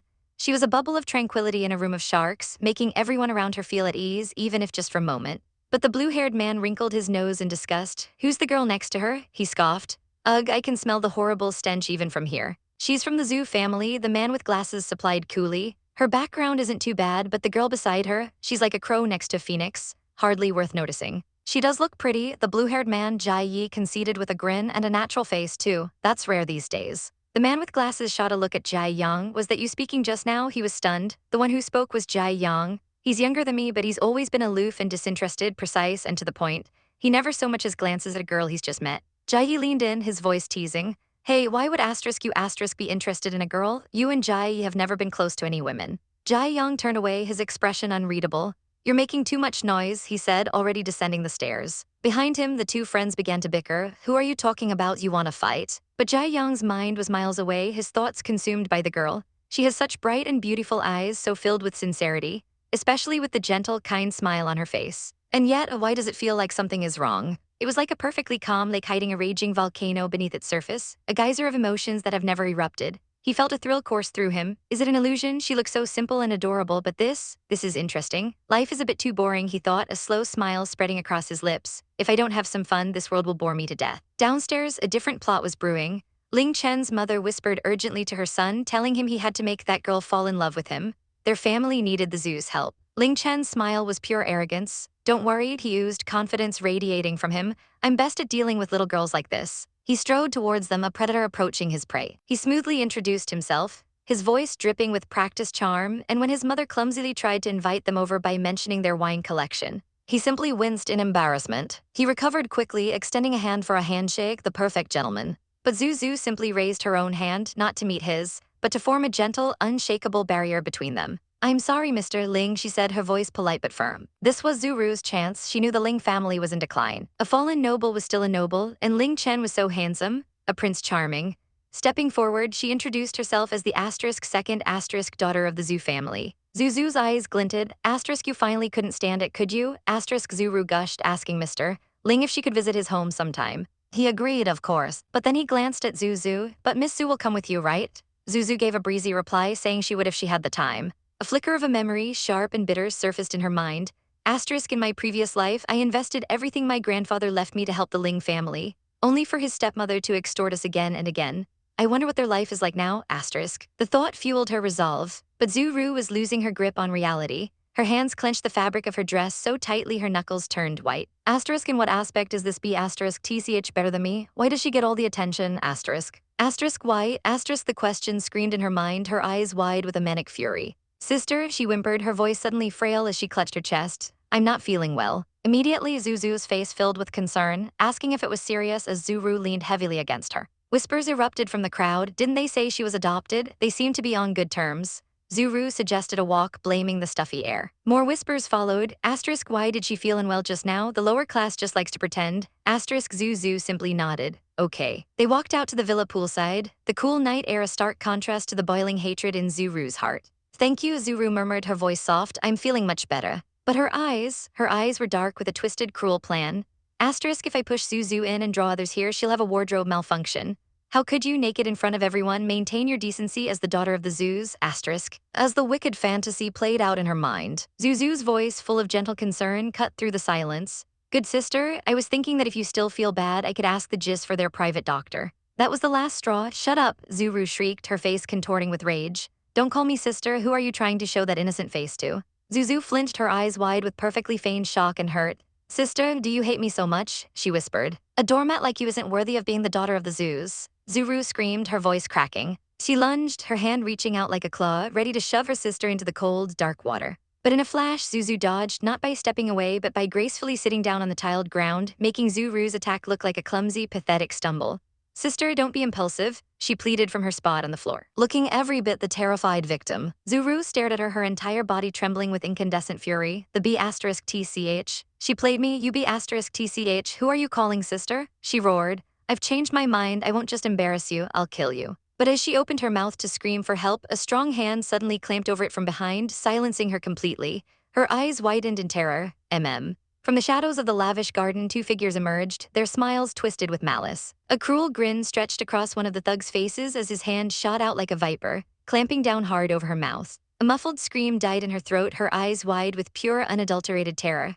What was happening? Who were these men? Before she could even process the assault, a brutal kick sent her sprawling to the cold, unforgiving ground. Pain exploded in her side as another foot connected with her ribs, the force of it stealing the very air from her lungs. Her sister's scream pierced the night air, a desperate, frantic cry. Help, somebody please come save my sister, Zuzu shrieked, her voice cracking with fear as she ran towards the chaos. One of the goons turned to his leader, a flicker of uncertainty in his eyes as he asked what they should do about the other one. The leader, a man whose eyes were hidden behind a dark cloth, remained unnervingly calm. His voice was a low growl as he commanded them to let her go. He wanted her to scream. He wanted her to attract a crowd. After all, he mused, their target was the high and mighty Miss Zuzu. What better way to ensure success than to have an audience? But on the ground, bruised and terrified, Zuru's mind was racing. They had the wrong person. This was all a horrible mistake. She frantically tried to speak past the hand crushing her face, her muffled words desperate as she insisted she wasn't Zuzu, she was Zuru. The thug just sneered, a disgusting sound. He'd heard rumors about the angelic Miss Zhu, and he'd been hoping to see her true colors tonight, but this was an unexpected twist. Hidden behind a nearby tree, Jai Yang's silver hair seemed to glow in the moonlight. His eyes narrowed, a thoughtful frown on his perfect face. Something wasn't right. It was obvious they came here prepared, so how could they possibly mistake their target for someone else? Just as the kidnapper had hoped, a crowd began to gather, drawn by the screams. And there at the forefront was their mother, her face a mask of cold fury. Her eyes landed on the pathetic, trembling figure on the ground, her daughter's dress torn and dirtied. But there was no pity, no concern in her gaze, only rage. How dare she, how dare this adopted daughter humiliate her in public like this? This was a disaster. Standing beside her mother, Zuzu felt a familiar chill. Her mother, she was just as ruthless in this life as she was in the last. But this time, things were different. A small, cold thought settled in her mind, it's just Zuru. In this life, she's only an adopted daughter. Mother can't hurt me directly through her. A man stepped forward from the crowd, his face etched with pain. He couldn't just stand by and watch this. It was their father. He rushed to Zuru's side, shrugging off his expensive suit jacket and gently draping it over her shivering shoulders. He pulled her into a protective embrace, shielding her from the prying eyes of the guests. The mother's face contorted with fury. What is going on in this family? She hissed, her voice trembling with rage. But her outburst was drowned out by the whispers of the crowd. A woman in a sleek black dress smirked as she walked past, her voice dripping with scorn as she remarked that it was clearly because their daughter hadn't conducted herself with dignity. She paused, turning back with a condescending smile. With so many young ladies at the villa, she asked, why did this only happen to her daughter? Maybe, she suggested, the girl was just shameless. And then the woman's eyes widened, a look of dawning comprehension on her face. How come? She murmured, her gaze flicking to Zuzu. She stared intently, her eyes locking onto the pristine white dress. Wait a minute, that dress on Zuzu, isn't that the red one? The mother's head whipped around, her eyes blazing. What are you talking about? She snarled. The woman in black simply laughed, a smug, infuriating sound. I spoke clearly, she said, her voice laced with mock sympathy. Is there something wrong with your ears, Mrs. Zhu? I think you should educate your two daughters in the future so they don't do something so shameful again. The mother's face turned purple with rage, a single word escaping her lips in a choked gasp. You. Suddenly, a cool, melodic voice cut through the tension. This is indeed a problem with education. All heads turned to see Jai Yang stepping out from the shadows. He stood there, an ethereal figure in a pristine white suit, his gaze calm and piercing. But he continued, his voice dangerously soft, I don't know whose problem it is. The woman in black scoffed, her arrogance blinding her. Who do you think you are? She demanded. In an instant, two imposing men in black suits appeared behind Jai Yang, bowing deeply as they addressed him with the utmost respect.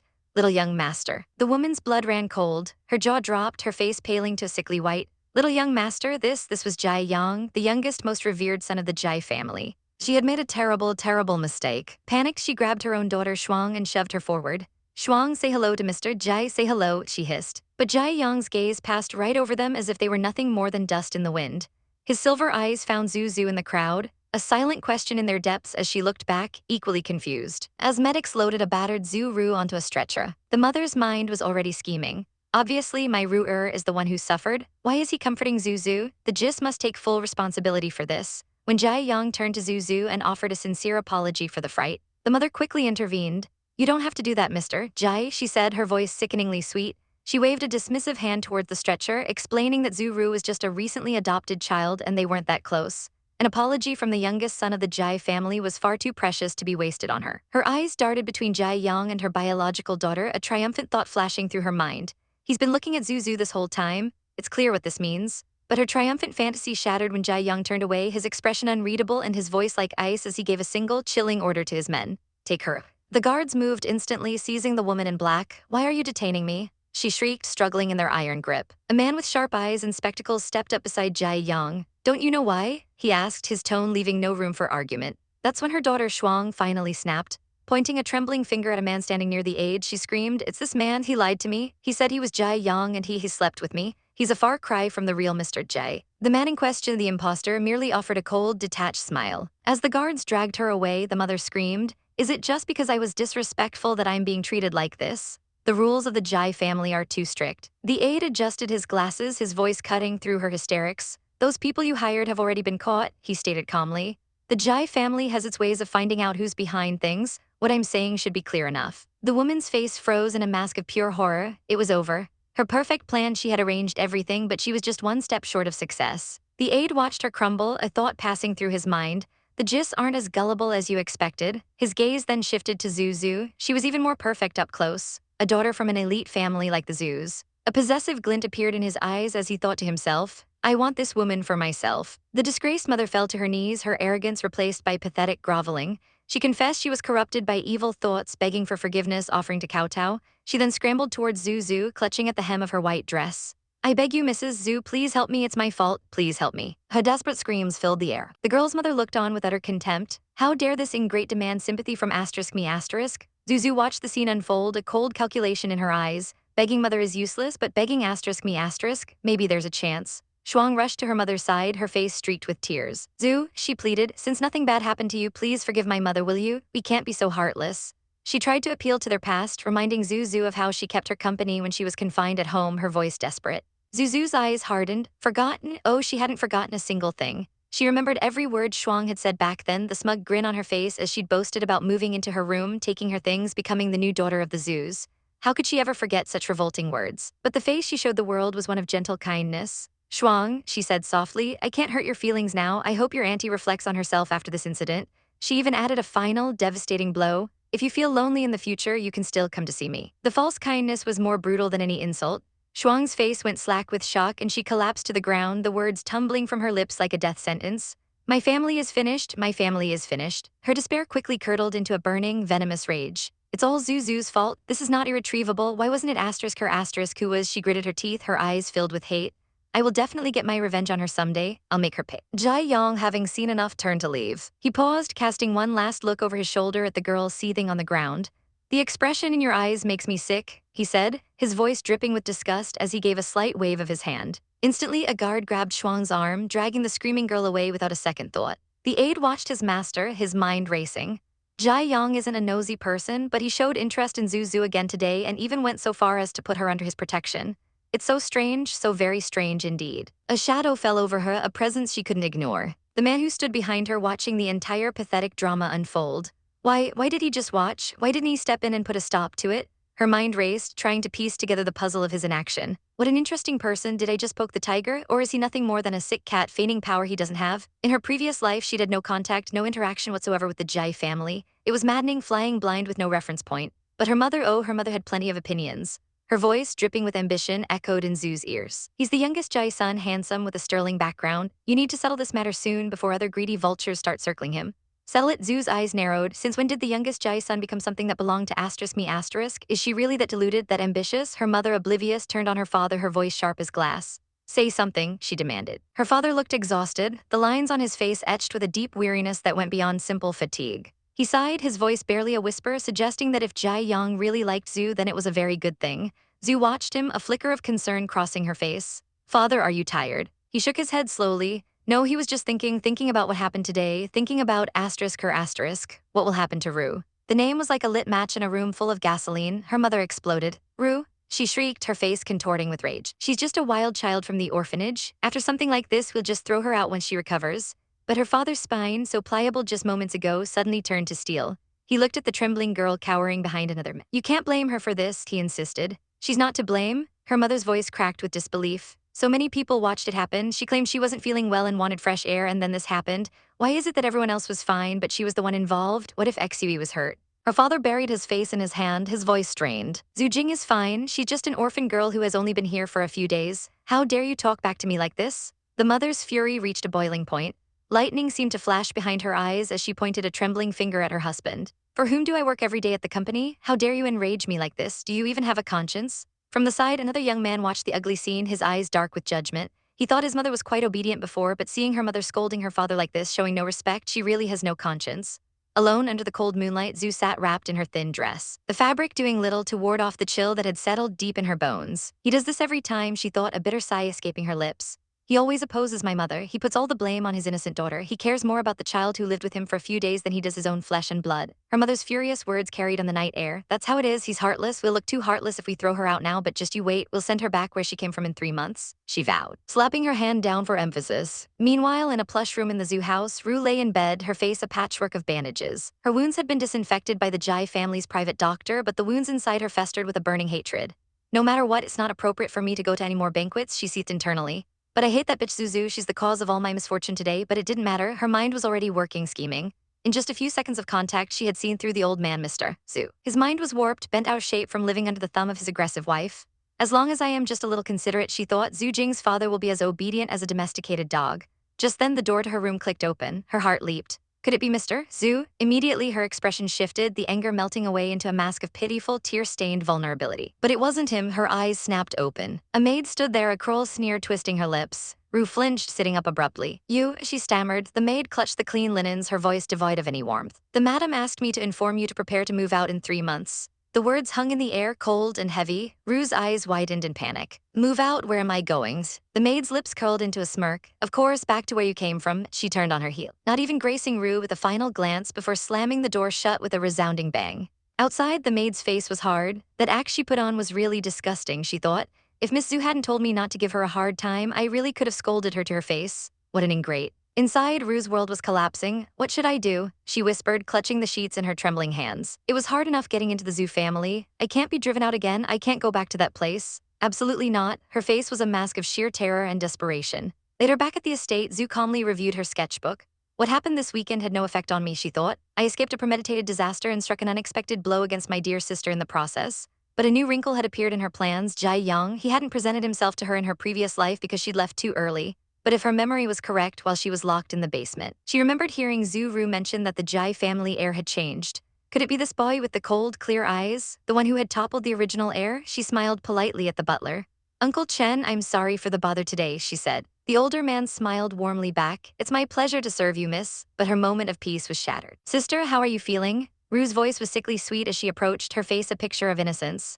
I've almost recovered, Zhu replied coolly. Rue's eyes widened, her expression hopeful. Sister, can I go to school with you? Zhu's eyes held a glint of amusement. The enrollment procedures need to be handled by a guardian, she pointed out calmly. As for the guardian, Rue chirped, grabbing her arm, father has already agreed to this matter. Just then their father walked up, confirming Rue's words. He explained that Rue had been taught by the dean in the orphanage and that Zhu, as an older sister, should help her.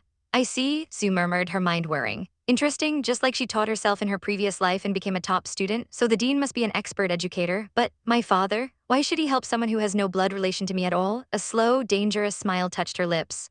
I refuse. Her father stared, utterly dumbfounded. What? Zhu didn't even flinch, her voice soft but laced with steel.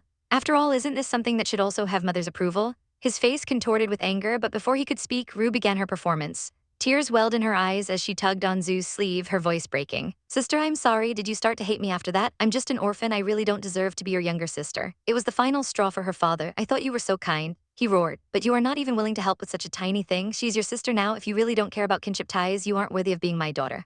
Watching from the side, Uncle Chen's expression remained neutral, but his thoughts were sharp. He'd always thought the young master was a coward, but at least a responsible father. He didn't expect he'd blame Miss Zhu, who had only been here for a few days, over a girl he just met.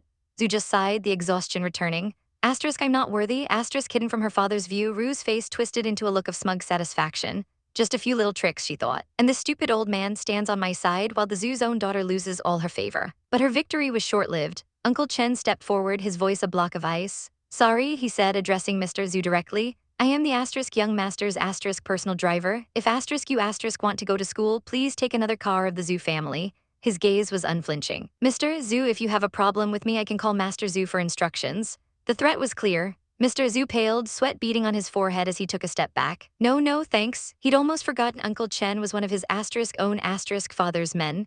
If his father learned about this, he'd be in serious trouble. He quickly turned to Rue, forcing a smile and patting her head. Rue, let me get you another car. Rue beamed, her voice dripping with false sweetness. Thank you, father. Her mind was already racing ahead. It would be dangerous to disturb Master Zhu. I won today. The 3-month period is hanging over my head, but I'll think of a way. I just need to get a good grade on the monthly exam. Once she gains face, she'll try every means to keep me here. The halls of Norton Business School were filled with the low hum of student chatter as Zhu walked with a cold, detached expression. A voice called out her name, a cheerful Zhu, good morning. But she didn't even turn her head. She just kept walking, her purpose clear in her mind. But then a desperate cry echoed behind her. Sister, a small hand grabbed her arm, stopping her in her tracks. It was Zhu Ru, her eyes wide and pleading. She begged her to slow down, her voice trembling as she asked, do you really hate me? Zhu Ru's lip quivered, and she promised with all her might that she would be good. The scene drew immediate attention. Whispers erupted from the students nearby. Who was this girl, and why on earth was she calling the prestigious Zuzu her sister? The gossip was immediate and vicious. One girl covered her mouth, a cruel laugh escaping as she commented on how pitiful Zhu Ru looked. Another girl, her face a mask of pure disgust, sneered, her voice dripping with venom. She spat that Zhu Ru's pretentious manners made her sick. Her eyes narrowed with fury as she demanded to know when Zuzu ever had a younger sister. Where did this bastard even come from? Zhu Ru's face paled, her entire body trembling. How could they say such things? She mustered her courage and shot back, asking who they were and why they were slandering her like this. The pink-haired girl scoffed, a wicked glint in her eyes. Slander? She didn't need to stoop so low to slander someone like asterisk her asterisk. She declared that even if she hit her, what could a nobody like Zuzu possibly do about it? Her hand flew up, ready to strike. But just as the slap was about to land, another hand shot out, catching her wrist in a firm grip. It was Zhu. Her voice was calm, yet carried an undeniable weight. She explained that Zuzu was her mother's adopted child, so it was within reason for her to call her sister. Standing beside her was Ki, her expression unreadable. A flood of memories washed over Zhu. She was the only one who stood by her side in her past life, the one who went tit for tat with Zuru on campus, who fought for her, and who was ultimately killed along with her entire family. A cold fire ignited in Zu's eyes. Yi looked rebellious, but she was softer and more soft-hearted than anyone. This time, she would not let the same tragedy happen. She would protect her. The bullies hadn't given up. They circled Zuru, their voices like poison darts. One sneered, recognizing her from the banquet, disgusted that she had the nerve to show her face here, acting like she was kicking around. Just a scheming bitch, another added. They jeered, saying if they just said a few more words, the goody two-shoes would probably start crying right in front of them. Zuru simply turned and walked away, her shoulders slumped. Zhu and Ki followed, leaving the bullies behind. Zuru turned to her supposed sister, her voice filled with panic, asking what she should do. Zhu, without even looking at her, gave her curt directions to the teaching affairs office, telling her that since she's so smart, she should be able to find it. Zuru could only stammer that she understood, her heart sinking at the cold dismissal. Just then, a well-dressed young man approached, offering to go with her. Really? Thank you, she replied, a glimmer of hope in her eyes. A thought crossed her mind. Anyone who could get into this school was either rich or powerful. She could use this, but her moment of scheming was interrupted by the same vicious girls from before. One pointed a finger, her voice loud enough for everyone to hear. Zhu, look at that woman, she hissed. She looks so pretentious and scheming. The thought of you interacting with someone like that makes me want to explode. From a balcony above, Zhu and Ki watched the scene unfold. Ki leaned in, concern etched on her face. She whispered that she would be careful not to worry. She just couldn't understand why Auntie would adopt a girl like that. 3 months was too long, she warned, telling Zhu not to let down her guard. And just as Zhu was about to respond, a voice boomed surprise. It was Ling Chen, the man who had been obsessed with her in her past life. He announced with a flourish that he had transferred to Norton Business School just to study with her. From now on, they would be classmates. He then turned to Ki and told her to go on ahead to the classroom. Zhu forced a bright, plastic smile. She congratulated Ling Chen on his transfer, noting the great campus resources. Ling Chen's ego swelled. In the past, all it took was a smile like that to make any girl fall for him. He was certain that no matter what kind of girl she was, she wouldn't be able to resist his charms. But his confidence shattered when she pulled her hand away. She coolly informed him that it was almost time for class and that she had to go back first. Ling Chen stood there stunned. Was she actually not impressed, or was she just playing coy? As he walked into the classroom, another familiar voice called out his name in surprise. Mr. Ling, why are you here? It was Zuru. He turned, a polite smile on his face, asking if she was also in this class. Zuru blushed, lowering her eyes. She stammered that she wasn't as good as her sister and wasn't sure if she could keep up with the class. Ling Chen looked past her, his eyes finding Zhu. He told Zuru that Zuzu was truly outstanding and that she would need to make a greater effort. Just then, the teacher entered and clapped his hands for attention. He announced that they had 2 new transfer students, Ling Chen and Zhu Ru, and asked the class to give them a big hand. Ling Chen introduced himself with a charming smile, hoping to be friends with everyone. Then it was Zhu Ru's turn. She stood tall, her voice sweet as she announced, "My name is Zhu Ru, the second daughter of the Zhus. It's a pleasure to meet you all." The classroom erupted in whispers. The second daughter of the Zhus? There was only one Zhu family in S City. Could she really be of such high status? But the whispers quickly turned sour. One girl sneered that she was nothing like Zuzu, who was gentle and kind. Another chimed in, her voice dripping with scorn, revealing that Zuru was just adopted from an orphanage, not even a daughter born out of wedlock. Everyone at the banquet knew. How could she have the nerve to show up here? The gossip was merciless. Was her brain not functioning? Did she not know that the rich kids here hated people like her the most? He whispered to Zhu, "Let's see her try to squeak by here. She's just eating her own bitter fruit."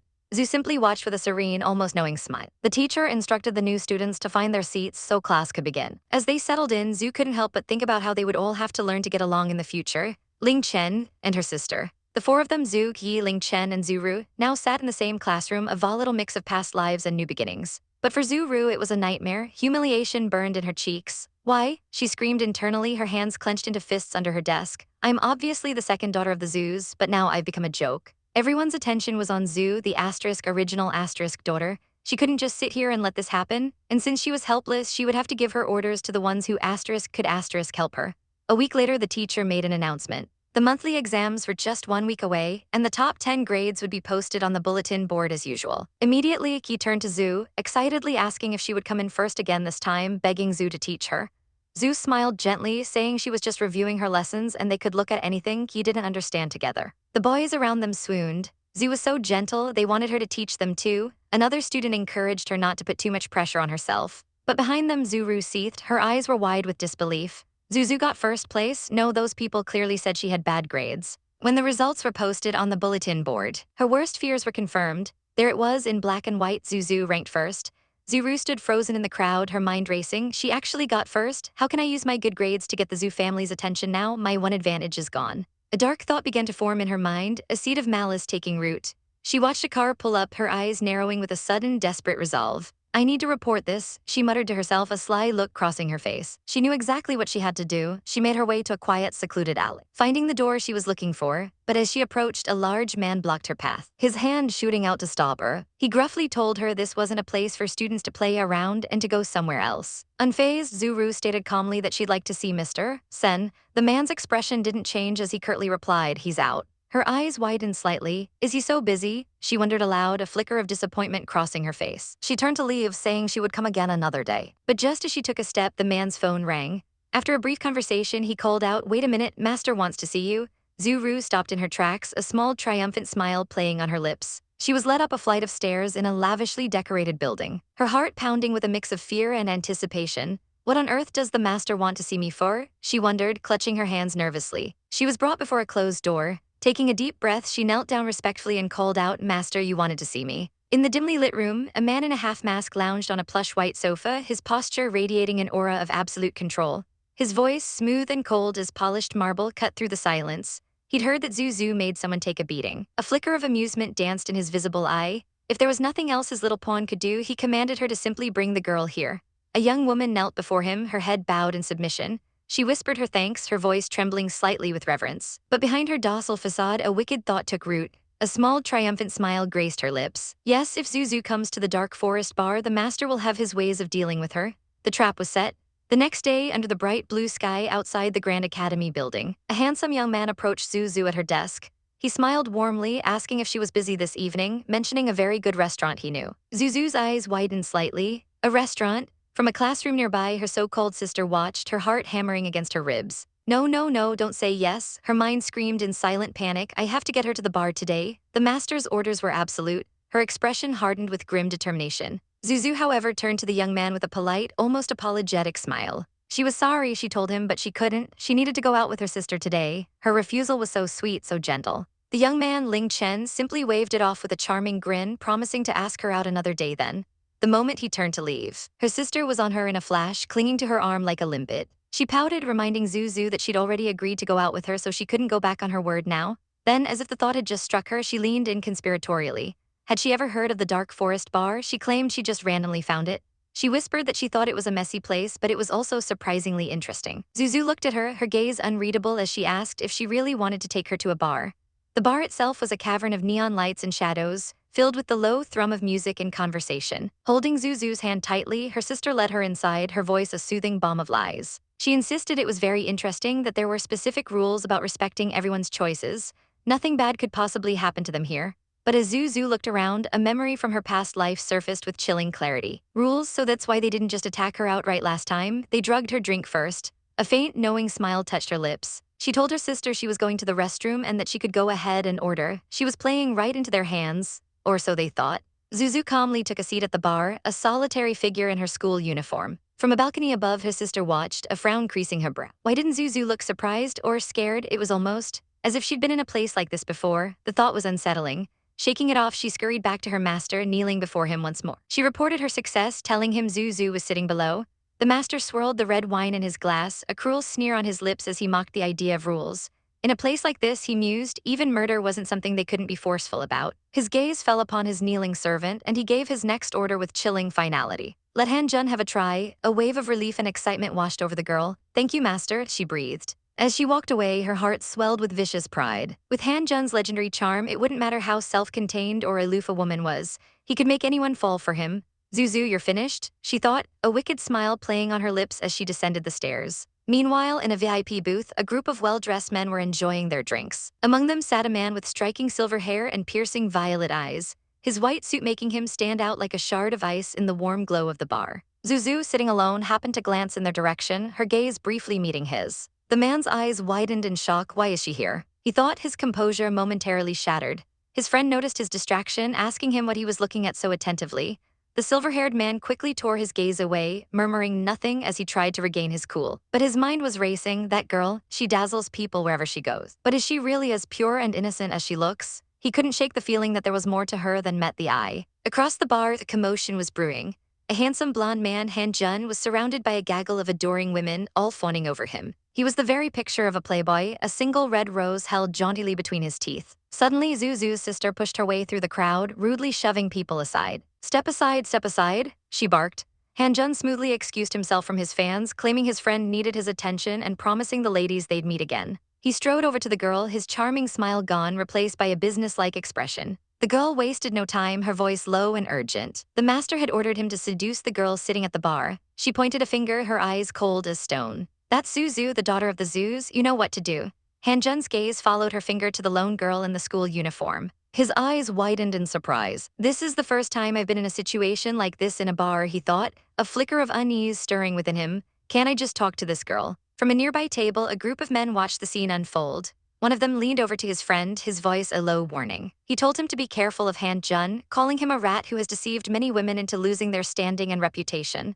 Zuzu, who had been listening intently, heard every word. A confident, almost amused smile bloomed on her face. Thanks, she thought wryly, but I don't think he can do anything to push me around with so many people here. Just then, Han Jun approached her, his playboy persona firmly back in place. Hello, Han Jun, my name is Zuzu, he said smoothly, a red rose held artfully behind his back. Did you want something from me? He brought the rose forward, his voice dripping with charm. He just thought she was gorgeous, he purred, so this fully bloomed rose would be perfect for her. Zuzu accepted the flower, her green eyes sparkling with a light he couldn't quite decipher. Thank you for your gift, she said, her smile turning mischievous. I'll give you a gift as well. Before he could react, she stood up and walked purposefully towards the small stage, picking up the microphone. The spotlight hit her and she addressed the entire bar, her voice clear and steady. It is my first time in a place like this, she announced, so I'll sing a song to everyone to add to the fun. The hunter had just become the main event and the entire bar was now her audience. The melody flowed from her lips, a river of sorrow and strength, each note a tear shed in a life she was forced to leave behind. The crowd was captivated, their faces a mixture of awe and confusion. But this song wasn't for them, this was a declaration. Her eyes, shimmering with unshed tears, scanned the room, a fire burning within their emerald depths. Asterisk all the injustices, all the grievances I suffered. Asterisk, she thought, her voice swelling with power. Asterisk every betrayal, every moment of despair in my previous life. Now that I've come back, I will settle every single score. Asterisk in a private booth, 3 men watched intrigued. One of them leaned back, commenting on her flawless English, but his brow furrowed as he noted the song sounded a bit too sad, too unpleasant for a place like this. But the silver-haired man beside him heard something more. He leaned forward, his violet eyes fixed on the girl on stage. Redemption, is that what this is? Who could have hurt her so badly? Who made her so desperate for redemption that she'd pour it all into a single song? From another corner of the club, a man in a sleek mask observed the scene, his finger tapping his chin in contemplation. This Zuzu, she was nothing like the rumors. She wasn't the weak, foolish girl he'd been told about, he smirked. It seemed Han Jun's methods to control her were utterly in vain. The final note hung in the air, vibrating with raw emotion before fading into silence. Zhu lowered the microphone, a soft smile gracing her lips as she offered a simple thank you for listening. The spell was broken and the room erupted. Men surged forward, their voices a chaotic chorus of praise. That was the most incredible performance I've ever seen at Dark Forest, one shouted. Even Han Jun can't beat her. The crowd pressed in, a suffocating wave of bodies chanting for an unk. Her mission, was it going to fail tonight because of this? Pushing through the throng, she finally found a moment of peace at the bar, but it was short-lived. A familiar voice cut through the noise and her heart went cold. Han Jun. He approached her, his usual arrogance replaced by a strange, almost nervous energy. He held up a glass of wine, a practiced smile on his face, asking if he could buy her a drink after she sang so well, so predictable. He raised his hand, snapping his fingers at the bartender with an air of importance. Bring us some wine, he ordered. But the bartender just shook his head, an apologetic look on his face. He was sorry, but all the wine had been sold out. There was only juice left. Han Jun's face fell, the mask of confidence cracking. Zhu seized the opportunity, her voice sweet and polite. She was still a student, she explained, so she couldn't drink anyway, but she appreciated his kindness. As Han Jun fumbled for a response, a new presence descended the stairs, a man whose aura screamed danger and authority. The bartender's eyes widened. I didn't expect we'd receive such an awesome customer at the bar today. Welcome. Han Jun froze, stammering, Mass, Mr. Sen. The masked man stopped behind them, his imposing figure casting a long shadow over the bar. He ignored Han Jun completely, his gaze landing solely on Zhu. His voice was a low purr as he told her she was very good. She met his gaze without flinching, a small knowing smile playing on her lips. Thanks for the compliment, she replied smoothly. You too. He leaned in closer, the scent of expensive cologne and power surrounding them. He asked if she wanted to play something, maybe make a bet. Hanjun's eyes widened in panic, whispering desperately for Zhu not to say yes. But it was too late, her eyes flashed with defiance. Sure, she said, her voice clear and steady. What should we bet on? This was it, her mind raced. Asterisk, this must be him. The man pulling the strings, the one behind Zuru and Hanjun. Was he the one who made my past life so utterly miserable? Asterisk, a cold resolve settled in her heart. Asterisk, if he's revealing himself so easily, I should find a chance to thank him by destroying him. Asterisk. Mr. Sen's lips curled into a smirk. He suggested she bet herself, adding that he could throw in someone else as a side bet. The air grew thick with tension. This was a dangerous game. Zhu tilted her head, feigning curiosity. Sounds interesting, she mused. But who are you going to bet? Mr. Sen's arm shot out, pointing towards a girl cowering in the crowd. It was Zuru. Her face went pale with shock and fury. Asterisk, damn it, asterisk, she thought, her fists clenching. Asterisk, is Mr. Sen treating me like one of his pawns? Asterisk. A flicker of satisfaction crossed Zhu's face, but she shook her head slowly. No, she said, it wasn't fair to use her. Her finger then lifted, pointing directly at a stunned Hanjun. I want him to be the bet. Mr. Sen's visible eye widened in amusement. Oh, Zhu's voice was like ice, sharp and cutting. If you lose, he'll be mine. If I lose, I'll be yours. How about that? Hanjun began to sweat, waving his hands frantically. Mr. Sen, I really had nothing to do with her before, he pleaded. But Mr. Sen simply waved a dismissive hand, his focus entirely on the fascinating girl before him. Okay, he agreed. The game was on. Asterisk, everyone in this world is a liar. Asterisk, Mr. Sen thought, a predatory gleam in his eye. Asterisk, but a good-looking liar is much more useful than a normal one. This girl is getting more interesting. Asterisk. They gathered around a small table, the crowd forming a tight circle around them. Mr. Sen placed a single credit card on the polished surface. A very simple game, he announced. Guess how much money is on this card? The crowd murmured amongst themselves, their expressions grim. This was an impossible bet. Mr. Sen was unpredictable. She was certain to lose. Just then, the silver-haired man, Mr. Jai, stood up to leave. When his friend asked where he was going, he simply replied that he was just along for the ride and that the night was his treat. But as he turned to go, Zhu's voice, laced with a newfound confidence, stopped him in his tracks. Are you so confident that I can't guess? She asked Mr. Sen, her eyes sparkling with mischief. Before Mr. Sen could reply, a cool, calm voice cut through the tension. Could I join the game? Every head turned. It was Mr. Jai. He walked back towards the table, his presence commanding the entire room. Mr. Sen looked utterly shocked. Mr. Jai, why is he here? He quickly composed himself, offering a fawning welcome to the youngest son of the prestigious Jai family. Mr. Jai paid him no mind, his gaze fixed on the card. Let me guess, he said, his voice resonating with quiet authority. The amount in this card is 0. A collective gasp rippled through the crowd. 0? Why would a man like Mr. Sen carry an empty card? But then the genius of it sunk in. It was a bluff, an answer so original, so outside the box it had to be correct. Mr. Sen stared at Mr. Jai, his smirk finally gone. Is it worth it? He asked, his voice low. Mr. Jai's eyes narrowed slightly. This is another bet, he stated calmly. Would you like to raise your stakes? A long moment of silence passed, then Mr. Sen let out a short, sharp laugh. He had been outplayed. You won, he conceded. He pushed the credit card and a trembling Hanjun across the table. You can have both this card and Hanjun. With a final, lingering look at Mr. Jai, he turned and walked away. Thank you, he called over his shoulder. You made tonight much more interesting. A brilliant, genuine smile finally lit up Zhu's face. Hanjun, now pale and defeated, immediately turned to Mr. Jai, announcing he would be taking orders from him now. Mr. Jai simply told him to provide his number and that he would be in touch. As Zhu and Mr. Jai walked away together, Zuru watched from the shadows, her mind reeling. Asterisk, why would Mr. Jai show up and save her? Asterisk, even her master had failed. What use was she now? Outside, under the cool night sky, Zhu thanked him sincerely, admitting she might have lost without his help. He stopped walking, turning to look at her, his expression serious. What if you had lost? He asked. She smiled, a hint of her past life's weariness in her eyes. If I had lost, I might have come to a very miserable end. He pressed further, asking if she wasn't worried about it. She looked away for a moment, her smile turning bittersweet.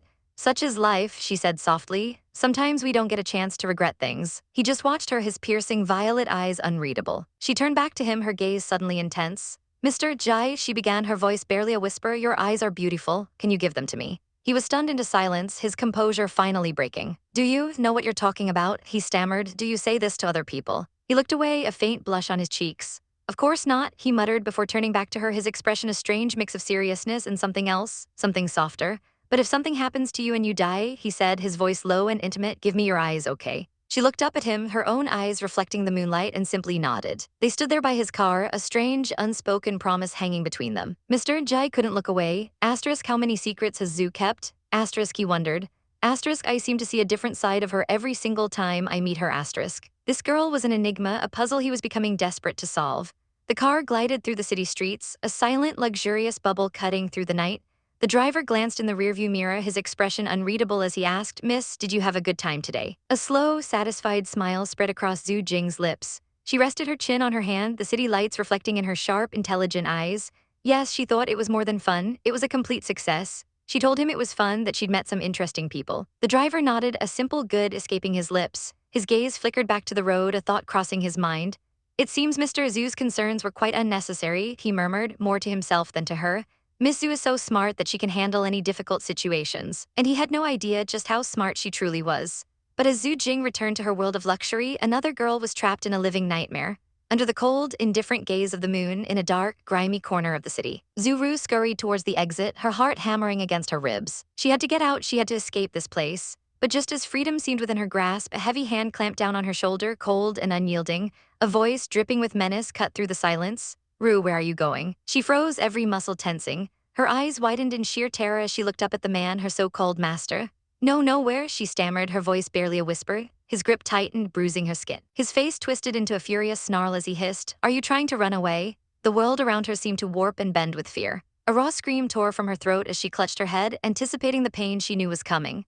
He raised a thick leather whip high into the air, his voice booming with rage. "How dare you? You actually want to betray your master?" Did she forget who fed her, who plucked her from that filthy orphanage? She scrambled on the floor, tears streaming down her face as she pleaded, "No, I don't. I just want to follow Zuzu back and finish the master's mission."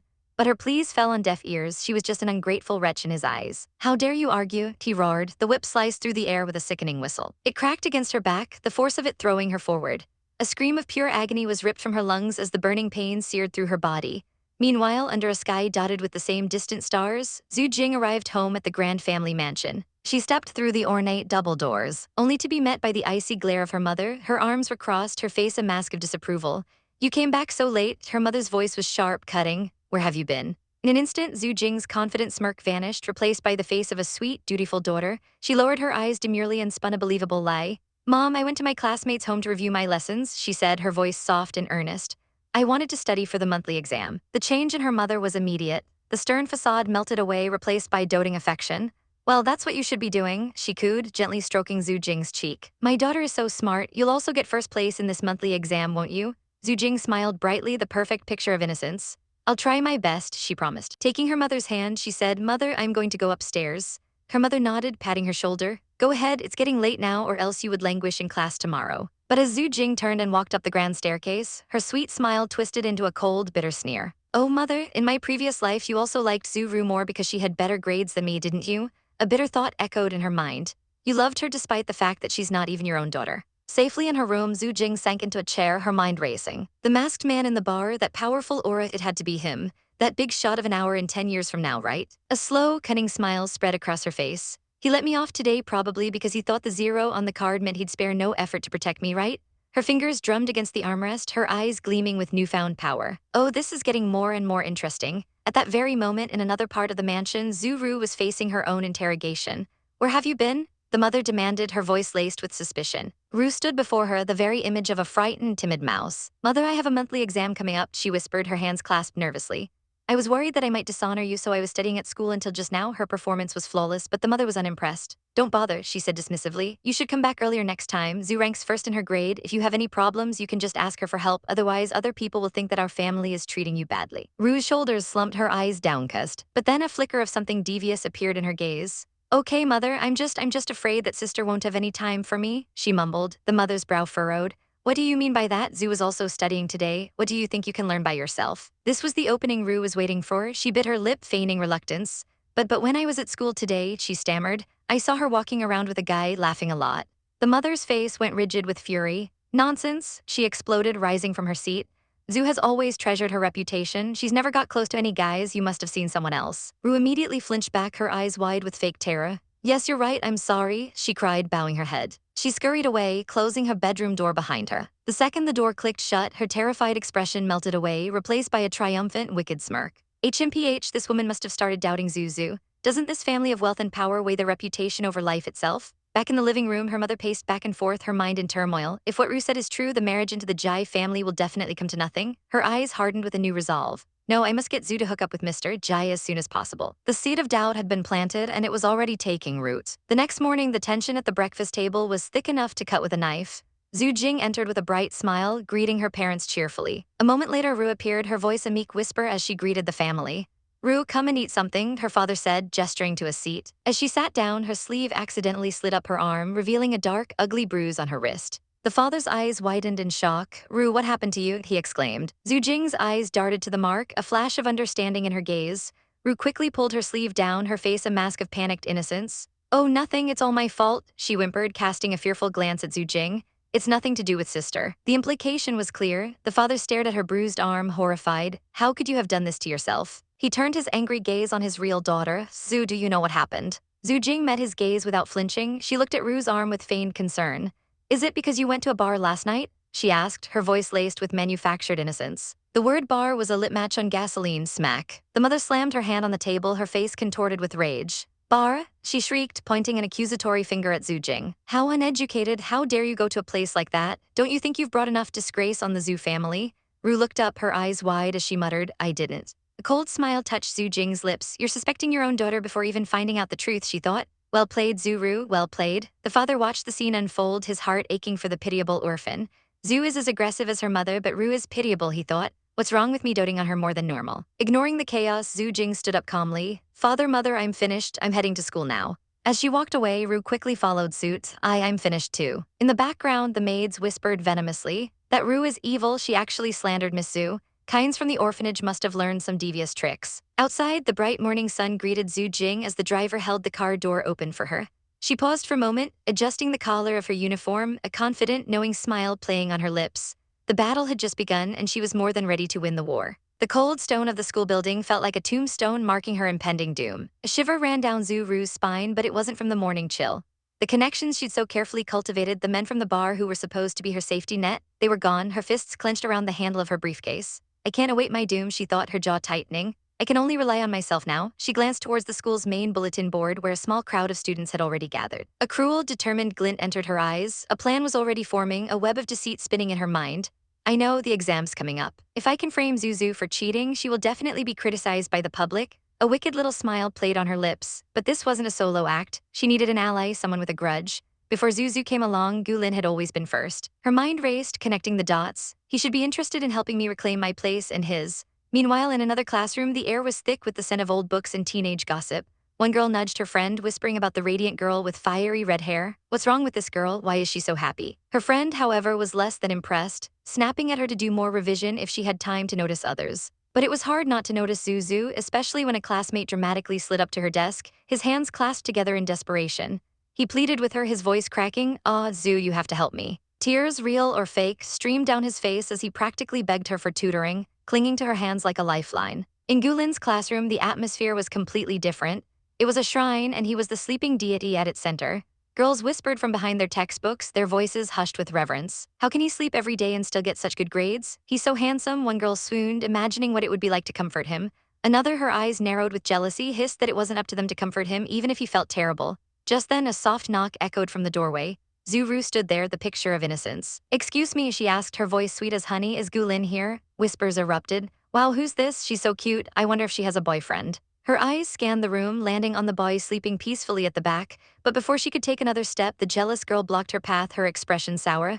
Leave, she sneered. Can't you see he's ignoring you? Why are you still standing here? With a sharp shove, she sent Zuru stumbling backward. Zuru let out a small pained gasp, clutching her arm as if it were broken. The bully rolled her eyes. What the hell? I didn't use any strength, but the damage was done. A boy shot up from his seat, pointing an accusing finger. How barbarian, you turn violent so easily just because she's better looking than you, he shouted, stepping between them.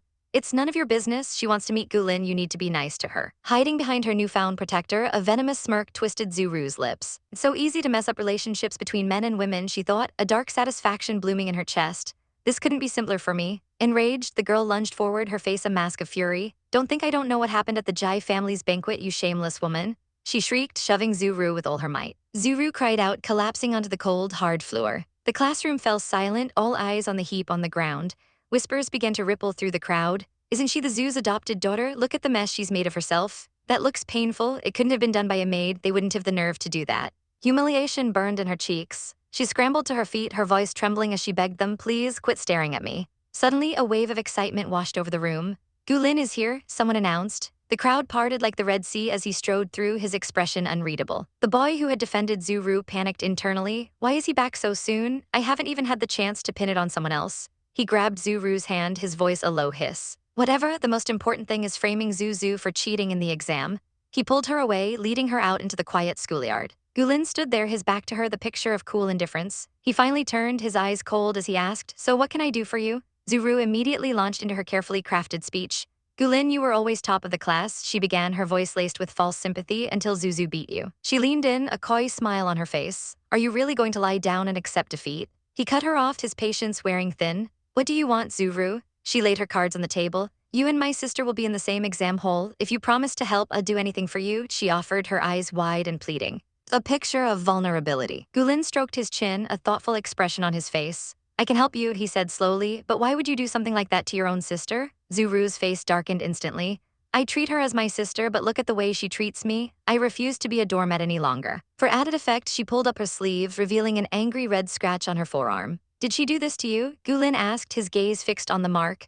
Zuru looked away, her voice a wounded whisper. "I wouldn't mess with her if I had a choice." She quickly changed the subject, forcing a bright smile. "Now that you've promised to help, we're friends, right, handsome? He may have a poor family background, but he's good-looking," she thought. "If I can make him fall for me, I can use him as a pawn." But Gulin shattered her fantasy with 5 simple words. "Sorry, but I don't fraternize with girls." He turned and walked away without a second glance, leaving her stunned and furious. "What an idiot," she seethed internally, watching his retreating back. "When this is done, I'm going to toss him aside like an old rag." Unbeknownst to her, Gulin wasn't just walking away. He was walking down the sunlit hall, past adoring fans, straight to Zuzu, who was puzzling over an equation. He leaned over her desk, effortlessly explaining the problem. A few moments later, they were walking together down the corridor. He stopped, leaning in close, his voice a low, serious warning. "You'd better watch out." Zuzu froze, her emerald eyes wide with shock and confusion. What did he mean? She watched him disappear down the hall, a strange feeling of unease settling in her stomach. Miles away in the opulent Jai manor, a man in a black suit delivered a folder to the silver-haired Mr. Jai. "Here's the intel you wanted on Zuzu, the Zhu family's oldest daughter." Mr. Jai took the file, his sharp eyes scanning the first page. The assistant clarified a key detail. "Zuzu is the family's only asterisk daughter, keep that in mind." A thoughtful look crossed Mr. Jai's face. "She isn't the Zuzu she used to be." He leaned back in his chair, tapping the file against his desk. "What kind of person is she really?" Back at school, as the golden afternoon sun streamed through the windows, the class president approached Zuzu's desk. "Zu," he began, a hopeful smile on his face, "would you like to come over for dinner after the exam tomorrow? My parents have recently hired a Michelin star chef." Before she could answer, Zuru materialized beside them, her voice dripping with false concern. "But you must be busy, right, Zu?" The jealousy was a toxic cloud around her. Zuzu, why is everything always about her? I'm a part of the family too." But Zuzu simply smiled, her eyes crinkling at the corners. "I wouldn't want to seem rude by rejecting you again," she said to the boy. "So yeah, I'd love to accept your invitation." She gave a little laugh, covering her mouth with her hand, a picture of grace and charm, while Zuru seethed in the background. Later, as the two sisters walked home, Zuru couldn't hold her tongue. "Zu, I thought you were going to marry into a rich family like the Jis. You know, like Mom told you to." From a distance, the class president listened, his heart sinking. But Zuzu's response stopped him in his tracks. "Why would you think that?" she asked, her gaze firm. "I want to choose who I marry. I want to make a careful decision so that I don't regret it later on." A wave of admiration washed over the boy. I knew Zu was unlike any other girl. Zuru, however, was disgusted. "Your cockiness is gross," she spat. "You only get to be picky because you're the family's daughter. Just wait, I'll win Mom over." The next day, the air in the exam hall was tense. Hours later, Zuru stood outside, a picture of patience. The supervising teacher walked by. "Miss, have you handed in your exam papers already?" She smiled demurely. "Yes, sir, I'm just waiting for my sister," were the Zoo's. She looked so innocent, so sweet. Inside, Zuzu saw her waiting, and a cold dread washed over her. She finished early. Is she plotting something? What could it be? Frame me for cheating. Half an hour ticked by. Suddenly, a crumpled ball of paper flew through the air, landing on Zuzu's desk with a soft pop. The teacher's head snapped up. "Zuzu, what is that?" Her head shot up from her paper, her expression one of pure confusion. "I don't know." The teacher stormed over, snatching the paper from her desk. He uncrumpled it, his face turning purple with rage. "You're cheating? You have a lot of nerve, young lady." He brandished the cheat sheet in her face. "No, I'm not," she insisted, standing her ground, but he wouldn't listen. "Don't lie to my face, the proof is right here. That explains how you're suddenly always top of the class." At that exact moment, Zuru appeared at the door, her face a mask of fake regret. "I'm sorry, Zu," she said, her voice loud enough for everyone to hear. "I threw it too hard." The teacher pointed a triumphant finger at her. There they are, your accomplice. What else do you have to say for yourself? You weren't just cheating, you were lying too. A slow, dangerous smile spread across Zuzu's face. If you're that convinced I cheated, well, why don't we make a bet? If I can't prove my innocence, I'll drop out, but if I can, then you must quit. The teacher scoffed. And why would I take that bet? I have both the accomplice and the physical evidence. Zuru rushed to the teacher's side, playing the part of the concerned sister. Zu, why did you talk back at the teacher? You should have just admitted cheating. Zuzu ignored them both, calmly taking the crumpled paper from the teacher's hand. Solving the equation on this piece of paper requires 22 steps, she announced, her voice ringing with confidence. And it's been less than a minute since I got this paper ball. It was still rolled up when it came to my seat. Everyone in this room can testify to that. She gestured to her own exam paper on the desk. Go ahead and check my exam paper. There are different ways to solve that equation, and I did so in fewer steps. The whispers started again, but this time they were in her favor. She couldn't have copied all that in such a short time. Is her own sister trying to frame her? Ugh, low blow. As chaos erupted in the classroom, a very different scene was playing out on the school grounds. Mr. Jai was on a tour with the principal. I assure you that all of our classrooms are large, well-ventilated, and full of natural sunlight, the principal boasted. Mr. Jai cut him off, his silver hair glinting in the sun. Zuzu in, and how's she doing? The principal beamed. Oh, you know Zuzu too. She's a top student with the highest marks in every subject. She's definitely the pride of our school. A sly smile touched Mr. Jai's lips. If you put me in her class, he said smoothly, I'll think about enrolling in this school. The principal's eyes nearly popped out of his head with glee. Back in the classroom, the teacher's furious gaze was now fixed on a pale, trembling Zuru. She began to panic, desperately looking for a scapegoat. Her eyes darted around the room and landed on Gulin. She pointed a shaking finger. I didn't frame her, asked Gulin. He was sitting behind her. I'm sure he had the best view of the whole thing. The classroom air was thick with whispers, a venomous cloud coiling around Zuzu. Every eye was on her, every hushed word a tiny dagger. Did she really do it? Could their top student Guzuzu actually be a cheater? Was that Snake Zuru telling the truth? In the background, Ling Chen's eyes narrowed slightly. Something was wrong here. He'd seen it. He'd seen it very clearly. But for everyone else, the seed of doubt was planted. Zuru's friend watched Ling Chen, her heart fluttering. Yes, he's the one, she thought, but why is he so aloof? Is he playing hard to get? But the drama was far from over. The teacher slammed his hand on the desk, his voice booming through the silent room. He pointed a trembling finger at Zuzu, his face contorted with outrage. Zuzu, how are you going to defend yourself now? But before a single word could escape her lips, a calm, steady voice cut through the tension.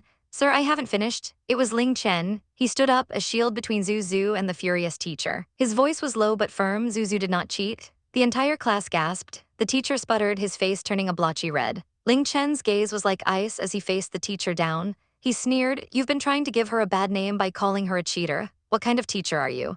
Zuru's eyes widened in disbelief. What? Why was he standing up for Zuzu? This wasn't part of the plan. Panicked, she scurried over to Zuzu's desk, her voice a pathetic whimper. Sis, she cried, feigning tears, I threw the paper just like you told me to. How could you do this to me? The teacher's fury erupted once more. What's going on? The exam is not over yet. Why are you making a scene here? Just then, the classroom door slid open. 3 figures stood there, their presence silencing the entire room.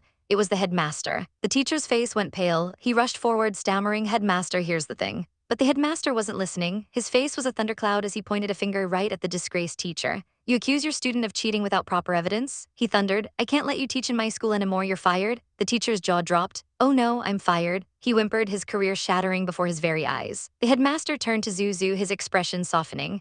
Zuzu, he said, his voice now filled with concern, our school claims responsibility for the postponement of the exam. Don't worry, I'll get to the bottom of this matter. A small, grateful smile touched Zuzu's lips. She gave a slight bow, her voice clear and steady. It's very kind of you, headmaster. Thank you for clarifying the situation for me. Later in the empty hallway, Zuru approached her, her face a mask of sorrow. I'm sorry, sis, it's my fault, she sobbed. But they made me do it. Will you forgive me? Zuzu's friends were furious, crowding around her. Zuzu, why did you help that despicable liar? One of them hissed. She should just quit school, she's gonna pull us into more of her trouble. But Zuzu just looked at her sister's retreating form, a deep sadness in her eyes. She's my sister, she said softly, almost to herself. I can't turn my back on her, can I? With a heavy heart, she led her sister to the headmaster's office. Headmaster, Zuzu said formally, my sister has learned her lesson and I asked her to come and apologize to you. We ask for some leniency. The headmaster looked at the 2 girls. His mind wasn't on Zuru's apology but on a certain powerful man. Mr. Jai is into this girl, he thought, a bead of sweat trickling down his temple. I can't afford to offend her, he cleared his throat. Miss Zuzu, you don't have to ask for leniency. That teacher is primarily responsible for what happened, he declared. So Zuru, our school won't hold you accountable. But you need to write an essay to reflect on your mistakes. You can leave it out. As they stood to leave, Zuru felt a surge of rage. She watched Zuzu stay behind to talk to the headmaster, her fists clenching at her sides. Why do I have to read it out since I'm not held accountable? She seethed internally. Zuzu is not as kind as she appears. When did she get so close to the headmaster? The moment the door clicked shut, the headmaster's professional demeanor vanished. Zuzu, he asked, a nervous energy about him. Do you know Mr. Jai? Zuzu blinked. We met a few times before. Why? The headmaster began rubbing his hands together, practically buzzing with excitement. Here's the thing, Mr. Jai paid a visit to our school and intended to study here. I heard that you know Mr. Jai. His voice dropped to a conspiratorial whisper. So I hope you can put in a good word for our school when he comes. Miles away in a lavishly furnished room, the man in question sat on a plush sofa, a book resting in his lap. His assistant stood stiffly beside him, his voice laced with concern. Young master, are you sure you're going to that school? You are the heir of our family, and that school is quite a mixed bag. I'm worried about your safety there. The young master simply turned a page, his silver hair catching the light. I've been in hiding over the past years, and I'm well prepared now, he said, his voice a low, calm melody. I'll be fine. He set the book down, his violet eyes gazing out the window. A faint smile played on his lips. If I can get to see her every day, he thought, I'll be able to find out what kind of a girl she is, right? An image of Zuzu's radiant, smiling face filled his mind, sparkling and bright. Back at school, Zuzu found Ling Chen in the sunlit hallway. Thank you for your help in the exam, she said earnestly. He looked at her, his expression serious. Anytime, but you need to be more careful in the future. Zuzu tilted her head, a playful smile on her face as she brushed a strand of hair from her eye. When are you so formal with me? We are friends. She leaned in a little closer. Since Ru is new here and doesn't know yet that we're good friends. Ling Chen's gaze softened. That dumb girl, he thought with a sigh. Zuzu pressed on. You did me such a big favor. Is your mom okay with it? He looked away for a moment, a hint of frustration in his eyes. She just wants to impress our family abroad with my scores, he admitted. I can't beat you in academic performance, and that's simply because you're a better student than me. He gave her shoulder a gentle, encouraging pat.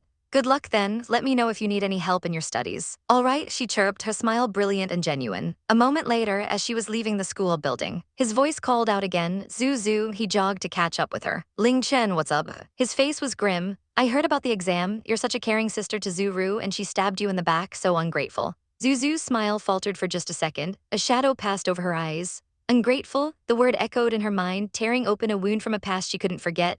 In my past life, you used a knife to stab me through my heart because of her. But she pushed the memory down, burying the agony behind a placid smile.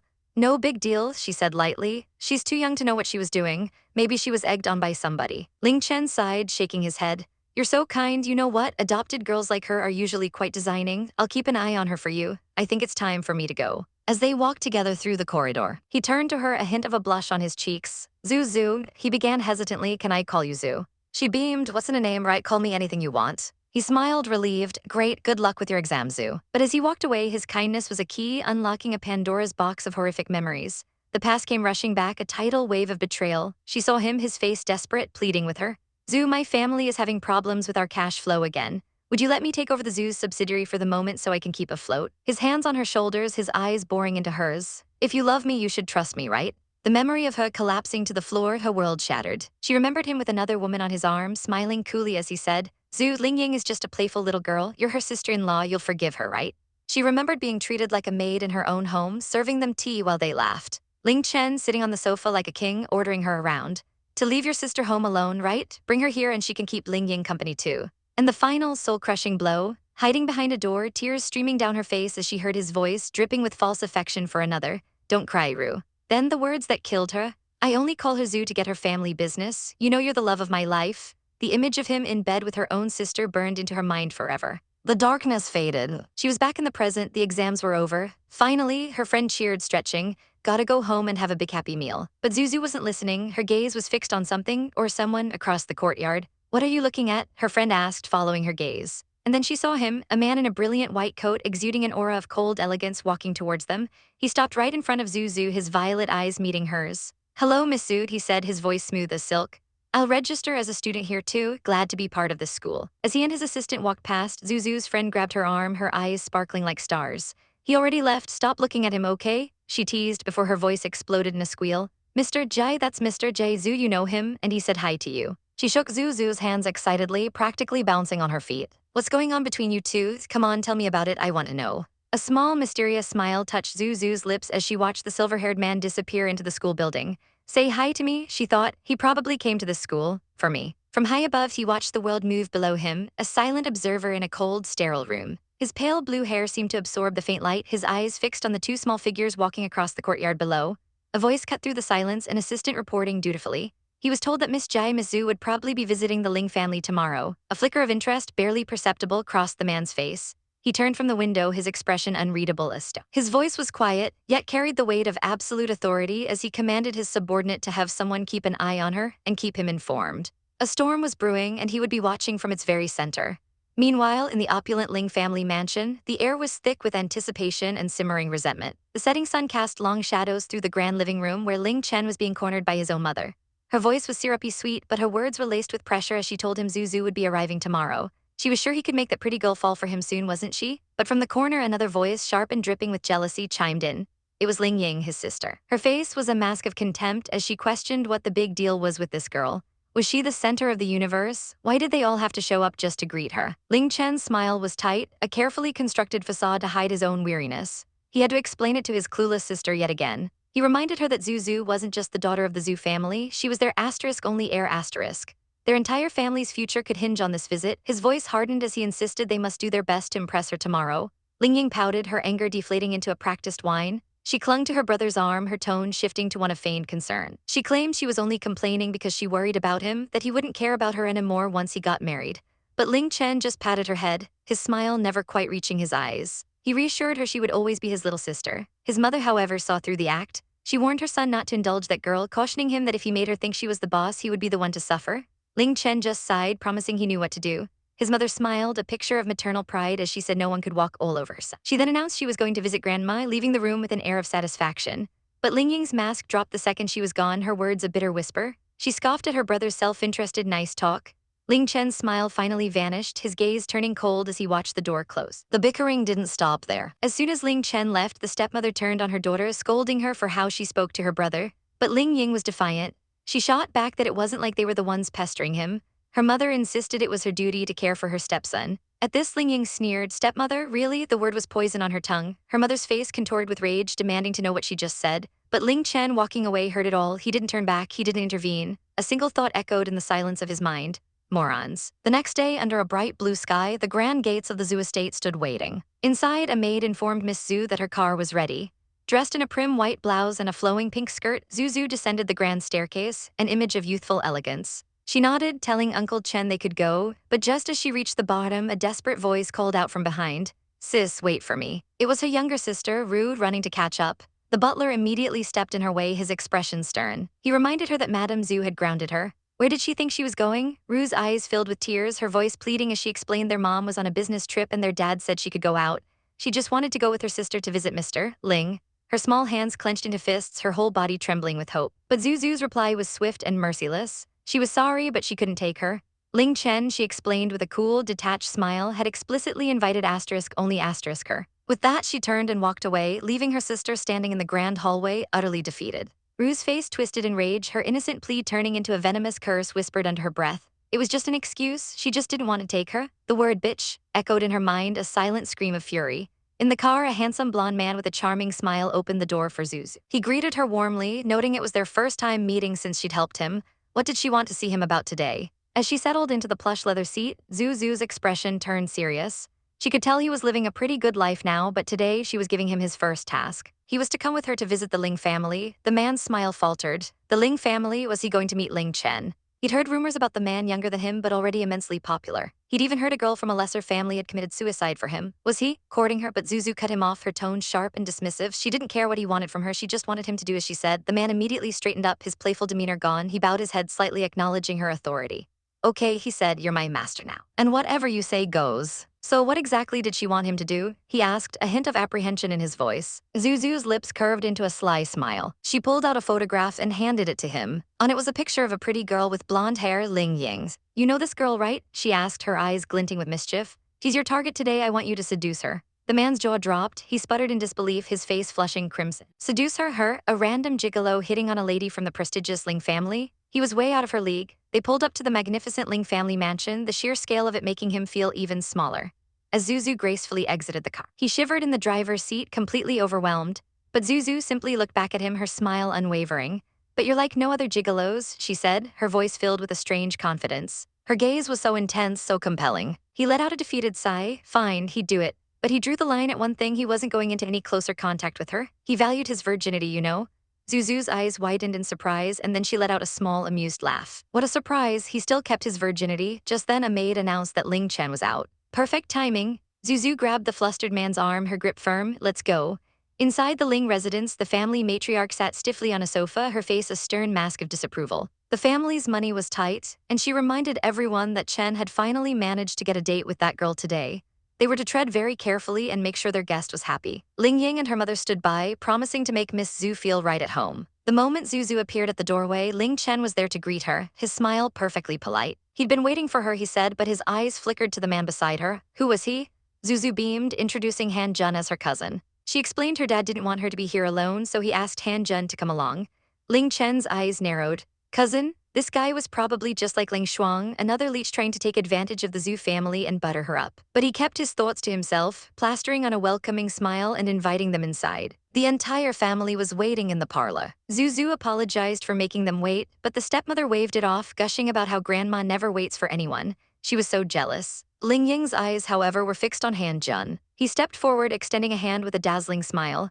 He introduced himself as Han Jun, Ling Chen's cousin, telling her she was gorgeous. Ling Ying blushed, shyly shaking his hand. Ling Chen watched them, a muscle twitching in his jaw. What was wrong with Ying? He told her not to get too close. This was not part of the plan. The stepmother, completely oblivious, clasped Zuzu's hands warmly. Ying was right, she cooed. This is the first time Chen has brought his girlfriend home. She even imagined putting a ring on her finger. The word girlfriend hung in the air like a bomb. Han Jun glanced at Zuzu, confused. Ling Chen went completely rigid, his smile freezing on his face. Zuzu gently pulled her hands away, her expression still polite but her eyes turning a shade cooler. Madam, she said clearly, you must be mistaken. I don't even know I'm the girlfriend of Ling Chen. But Ling Ying, seeing an opportunity, clung to her brother's arm with a saccharine smile. She cooed that it wasn't their mother's fault. She also thought Zuzu was his girlfriend. After all, she said, her voice dripping with mock innocence, what kind of a girl would visit a man's family when they're not going steady? She wasn't trying to be rude, of course, but her point was that uneducated girls would do that. The insult was clear, a poisoned dart aimed directly at Zuzu. The friendly atmosphere shattered instantly. Zuzu's smile vanished. She turned to Ling Chen, her voice flat and cold. It looks like your sister doesn't welcome me here. I'd better leave. She let out a frustrated sigh, not even trying to hide her annoyance. Ling Chen tried to salvage the situation, stepping forward and insisting his sister didn't mean it. But Ling Ying doubled down, claiming she was just trying to remind her to acknowledge her relationship with her brother. How could she just leave? What kind of lady was that? That was the last straw, before Ling Chen could even touch her arm to calm her down. Zuzu spun around. Her eyes, once bright and friendly, were now chips of ice. I am a member of the Zhu family, she stated, her voice dangerously low. My grandpa would be very upset if he knew that somebody called me uneducated. It doesn't make sense for me to stay, she concluded, turning to leave with Han Jun. Ling Ying stood there, smug and victorious. But her triumph was short-lived. A sharp slap echoed through the room. Ling Chen had struck her, his face a mask of pure fury. He grabbed her arm, his voice shaking with rage as he yelled that Zuzu was his guest. You're the one who's being uneducated, apologize to her now. Humiliated and shocked, Ling Ying mumbled an apology, her eyes downcast. But Zuzu wasn't finished. She stepped forward, tilting Ling Ying's chin up with a single finger. Her smile was terrifying. Miss Ling, she purred, you don't look like you're sorry. Deciding it was a lost cause, she let her go. Never mind, she said, turning to Ling Chen. I'll see you at school on Monday. She walked towards the door, leaving the dysfunctional family in her wake. But just as she was about to leave, a loud bang echoed as a cane slammed against the floor. The matriarch, who had been silent until now, spoke. Her voice was frail but laced with steel. Miss Zhu, she said, her eyes narrowed. What about some respect for me? Zuzu froze, her hand clutching her chest as she turned around, her face pale with shock. She had walked right into the spider's web. With a saccharine sweet smile, Zuzu turned to Han Jun, her voice like honey as she suggested they stay a little longer since Granny Ling was waiting for her. Han Jun simply nodded, a perfect picture of a supportive cousin. But behind his calm facade, a shiver ran down his spine. What was with that creepy smile on her face? His instincts screamed that this did not bode well for the Lings. As they stepped through the grand doorway, the ghosts of the past swirled around Zuzu. This house, this very house. Memories flooded back, sharp and agonizing. She wasn't the confident woman standing here now, no, in her past life. She was a broken girl, crying for help in the cold, damp basement of this mansion, her voice raw as she begged a merciless Ling Chen to spare her life. But now she was the one in control. An elderly woman with silver hair beckoned to her warmly. Kiddo, come and sit beside me, Granny Ling said, her smile seemingly kind. She patted the seat next to her, her eyes appraising Zuzu. She cooed about what a wonderful, ladylike granddaughter Grandpa Zhu had, claiming she was so envious. Zuzu tilted her head, a picture of innocence, as she asked if Granny Ling knew her grandpa. The old woman's hand found hers, giving it a gentle, grandmotherly pat. She explained they had known each other for a long time, back when Zuzu's grandpa was already making a name for himself. Wow, he's awesome, Zuzu said, her eyes sparkling with faux admiration. But inside, her thoughts were cold as ice. *HMPH, she thinks Ling Chen is out of my league. She knew exactly what this old woman was doing, trying to put the Zhu family in their place, reminding them that the Lings were old money while they were new. The game had begun. Miles away in a chic modern cafe, Mu Chen sat calmly at a table, a cup of coffee before him. His subordinate stood nervously nearby, urging his young master that it wasn't safe here. But Mu Chen was unconcerned, his silver hair catching the light. He stated coolly that with people coming and going, no one would dare try anything. He would wait. Back at the Ling mansion, the group was seated around a large, opulent dining table. Granny Ling was in her element, boasting that their family chef used to work in a Michelin 3-star restaurant and that Zuzu would love his cooking. She then asked what her favorite food was. Zuzu's reply was short and clipped. I don't have a preference. Her mind screamed what her lips wouldn't say. Asterisk, I have no appetite for food with the Lings around. Asterisk, Ling Ying, sensing the awkwardness, tried to redirect the conversation, asking Mr. Han about his preference. But Ling Chen's voice cut through the air, sharp and accusatory, aimed directly at Han Jun. He warned him that as a guest, he should know what to do and what not to do. Ling Chen's eyes narrowed, his mind racing with suspicion. Asterisk, this cousin of Zuzu is obnoxious. This guy must be eyeing her family business. Asterisk, Han Jun's expression crumpled into one of hurt surprise. He asked if he wasn't welcome, offering to leave right now. Ling Ying panicked, quickly trying to reassure him that her brother didn't mean it. But her thoughts were pure venom. Asterisk, that little bitch Zuzu, Mr. Han is such a gentleman, he deserves a better girl. Asterisk, but Ling Chen doubled down, clarifying that it was Mr. Han who didn't want to stay. The tension was so thick you could cut it with a knife. Suddenly, a loud thud echoed across the table. Granny Ling had slammed her palm down flat, her face a thunderous mask of fury. Knock it off, she commanded. She declared that Mr. Han was their guest and would be dining with them. The matter was settled. Ling Chen, ever the snake, immediately switched tactics, his smile returning as he leaned towards Zuzu, promising her that lunch was ready and she would love it. From across the table, Han Jun caught her eye, giving her the slightest, almost imperceptible nod. Asterisk, well done, asterisk, the look said. Just as the food was about to be served, Ling Chen stood up, announcing he wanted to show Zuzu around the house while they waited for some special dishes to be prepared. He turned to his grandmother, asking what she thought. The old woman nodded in approval, hoping it might improve everyone's appetite. All right, Han Jun chimed in brightly. I've got nothing to do here anyway. Give me a tour in your lovely house, please. Zuzu felt a chill crawl up her spine. It was happening. It was all happening again. Asterisk, this goes exactly the same as in the previous life. Asterisk, she thought, her heart hardening.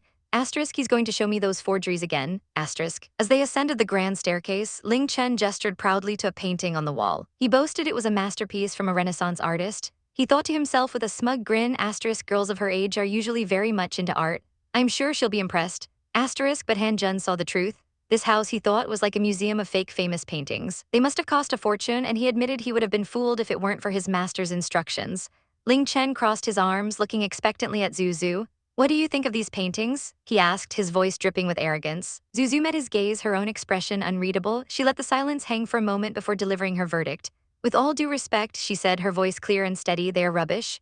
A stunned silence fell. Ling Chen and Ling Ying exchanged shocked, disbelieving looks. Ling Ying recovered first, stepping forward with a condescending sneer. She supposed that since the Zhu family was so new to wealth, their art collection must be quite small. Zuzu just smiled sweetly. Well, that's not true, she corrected gently. Our art collection is actually quite limited. Ling Ying was baffled. This girl was impossible. She scoffed that the Zhu family may have money, but they couldn't buy taste or culture, things that had been handed down in the Ling family for generations. Exactly, Zuzu agreed, her eyes fixed on the painting. The word was a poisoned dart. Inside, her heart ached with the memory of her own stupidity. Asterisk, their forgeries have indeed endured the ravages of time. I was a complete idiot in my past life. Asterisk, the image of the painting burned in her mind, a symbol of her humiliation. She remembered how Ling Chen and his wretched grandmother had lied to her, conning her out of a fortune for these fakes and then tricking her into auctioning them off, ruining her family's reputation in the process. She pushed the painful memories down, her expression shifting to one of polite confusion. I really admire your family's love of art, she began, turning to face Ling Chen. But I'm a bit confused. She paused, letting the suspense build before dropping the bomb. There is a painting just like this in my grandfather's study. Ling Ying shrieked, her voice shrill with indignation. Was Zuzu implying their painting was fake? What a joke. Ling Chen's face went pale. He spun on his sister, hissing, shut up, Ying. His mind was a whirlwind of panic. Asterisk, no way. Did she know something? She can't tell the fake from the genuine. Asterisk, but Zuzu was already turning away. Her dismissal absolute. I don't see any point in dealing with you guys, she said with a dismissive wave of her hand. By Ling Chen, she and Han Jun walked away without a backward glance, leaving the two siblings frozen in shock. Han Jun couldn't help but smirk. He didn't even have to lift a finger. Zuzu kept her head down, playing the part of the wronged party perfectly. Brother, look at her, Ling Ying whined, stamping her foot. She's so petty, that was the last straw. A sharp crack echoed through the hall. Ling Chen had slapped his sister across the face, his features twisted in a mask of pure rage. Ling Ying's, he snarled, you really let me down. By the time he caught up to them outside, Zuzu and Han Jun were already halfway to the gate. Zu, wait a minute, he called, his voice strained. I'm so sorry, that stupid girl, I've already taught her a lesson. Zuzu stopped, turning slowly. It really puzzles me, she said, her voice cold, why your sister kept trying to get a rise out of me. Since you don't welcome me in your family, I don't want to stay. Just then, Granny Ling appeared at the doorway, leaning heavily on her cane. She declared that she couldn't possibly distress her old friend's granddaughter in her own home. Zuzu's eyes welled up with fake tears. She spoke of how her grandpa had dedicated his life to his family, only to be called a snob by Miss Ling. With wide, innocent eyes, she asked what they would do if they were in her shoes. Meanwhile, in the cafe, Mu Chen's subordinate received a message. I saw Zuzu coming out of Ling's house, he reported, confused. I thought they would have lunch together, but she's leaving so soon. A slow, knowing smile spread across Mu Chen's face. Everything was going according to plan. Back at the gate, the old woman promised to discipline the terribly spoiled Ling Ying. Zuzu thought cynically, asterisk, she's already been taught a few lessons. How many more does it take for her to really learn, asterisk? The grandma sighed, waving it all away, saying they should just forget it. Zuzu watched the performance, a tiny, triumphant smirk playing on her lips. Asterisk, this old coot, exactly like in my past life, no shame at all. Asterisk, suddenly the old woman began to tremble, her voice cracking. She launched into a sob story about selling the real paintings to survive after her husband died, leaving her son to bear the family's shame. Ling Chen rushed to her side, playing his part, vowing to make the family great again. Han Jun leaned over to Zuzu. You won't be fooled by those guys, will you? He whispered. No way, she replied without hesitation. Granny Ling glanced over, expecting to see a tear-streaked, sympathetic face. Instead, she found Zuzu looking utterly calm and unperturbed. The old woman's eyes widened. Asterisk, what the heck, this girl is totally unperturbed, asterisk. Zuzu let out a delicate, bored sigh. The grandma, misreading the situation completely, thought to herself, asterisk, she bought it? All right, little girls are love fools, asterisk. But before she could press her advantage, Han Jun broke the silence, asking when lunch would finally be served. Zuzu stood silently, her resolve hardening like steel. Asterisk, I'm not coming here for nothing, asterisk, she vowed to herself. Asterisk, I still have a score to settle from my past life. Asterisk. Well done, master, Han Jun whispered, his voice filled with admiration. The compliment was so unexpected that both Ling Chen and his grandmother broke into a fit of coughing. The old woman stared, horrified. Asterisk, Chen's charm doesn't work on that girl. She's not as innocent as she looks. Asterisk. Ling Chen quickly composed himself, wrapping an arm around his grandmother. He told Zuzu she must be hungry, promising lunch in just 15 minutes. But as he looked at her unyielding back, his thoughts were a venomous promise. Asterisk, Zuzu, you're not interested in me at all? Let's wait and see, asterisk. From a distance, Ling Chen stood with his back to the window, the sunlight catching the sharp lines of his suit. But another man, his hair the color of moonlight, watched him with a calculating gaze. A small, knowing smile played on his lips. What did she do? He mused, a single finger tapping his chin. It only took her less than 5 minutes to completely diffuse the tension. This girl, she was getting more and more interesting. He leaned back, a silent observer to the drama about to unfold. Meanwhile, at the Grand Ling family dining table, the air was thick with false pleasantries. The family matriarch, Grandma Ling, beamed at Zuzu, her wrinkled face full of praise.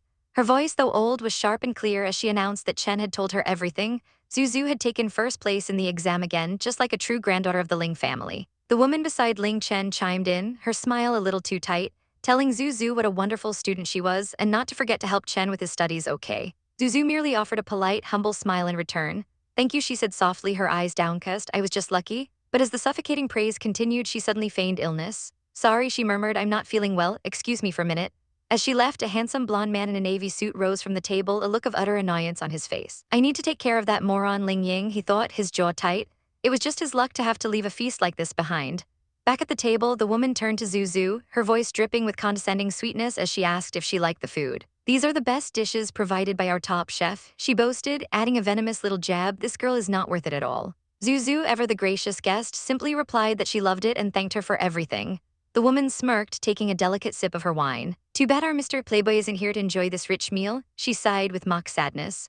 Miles away, down a long, opulent hallway, the so-called Playboy clutched his stomach as it let out a monstrous growl. Why do I have to do my task at this moment? He groaned internally, his mind filled with images of the delicious food he was missing. I want to eat too. The atmosphere at the table shifted when Zuzu returned, her expression carefully neutral. She looked around, noticing an empty seat, and asked with polite curiosity, where's Miss Ling Ying? Ling Chen didn't miss a beat. He leaned back, his expression smooth as glass as he concocted a flawless lie. She didn't behave, he said coolly, and affronted your grandpa.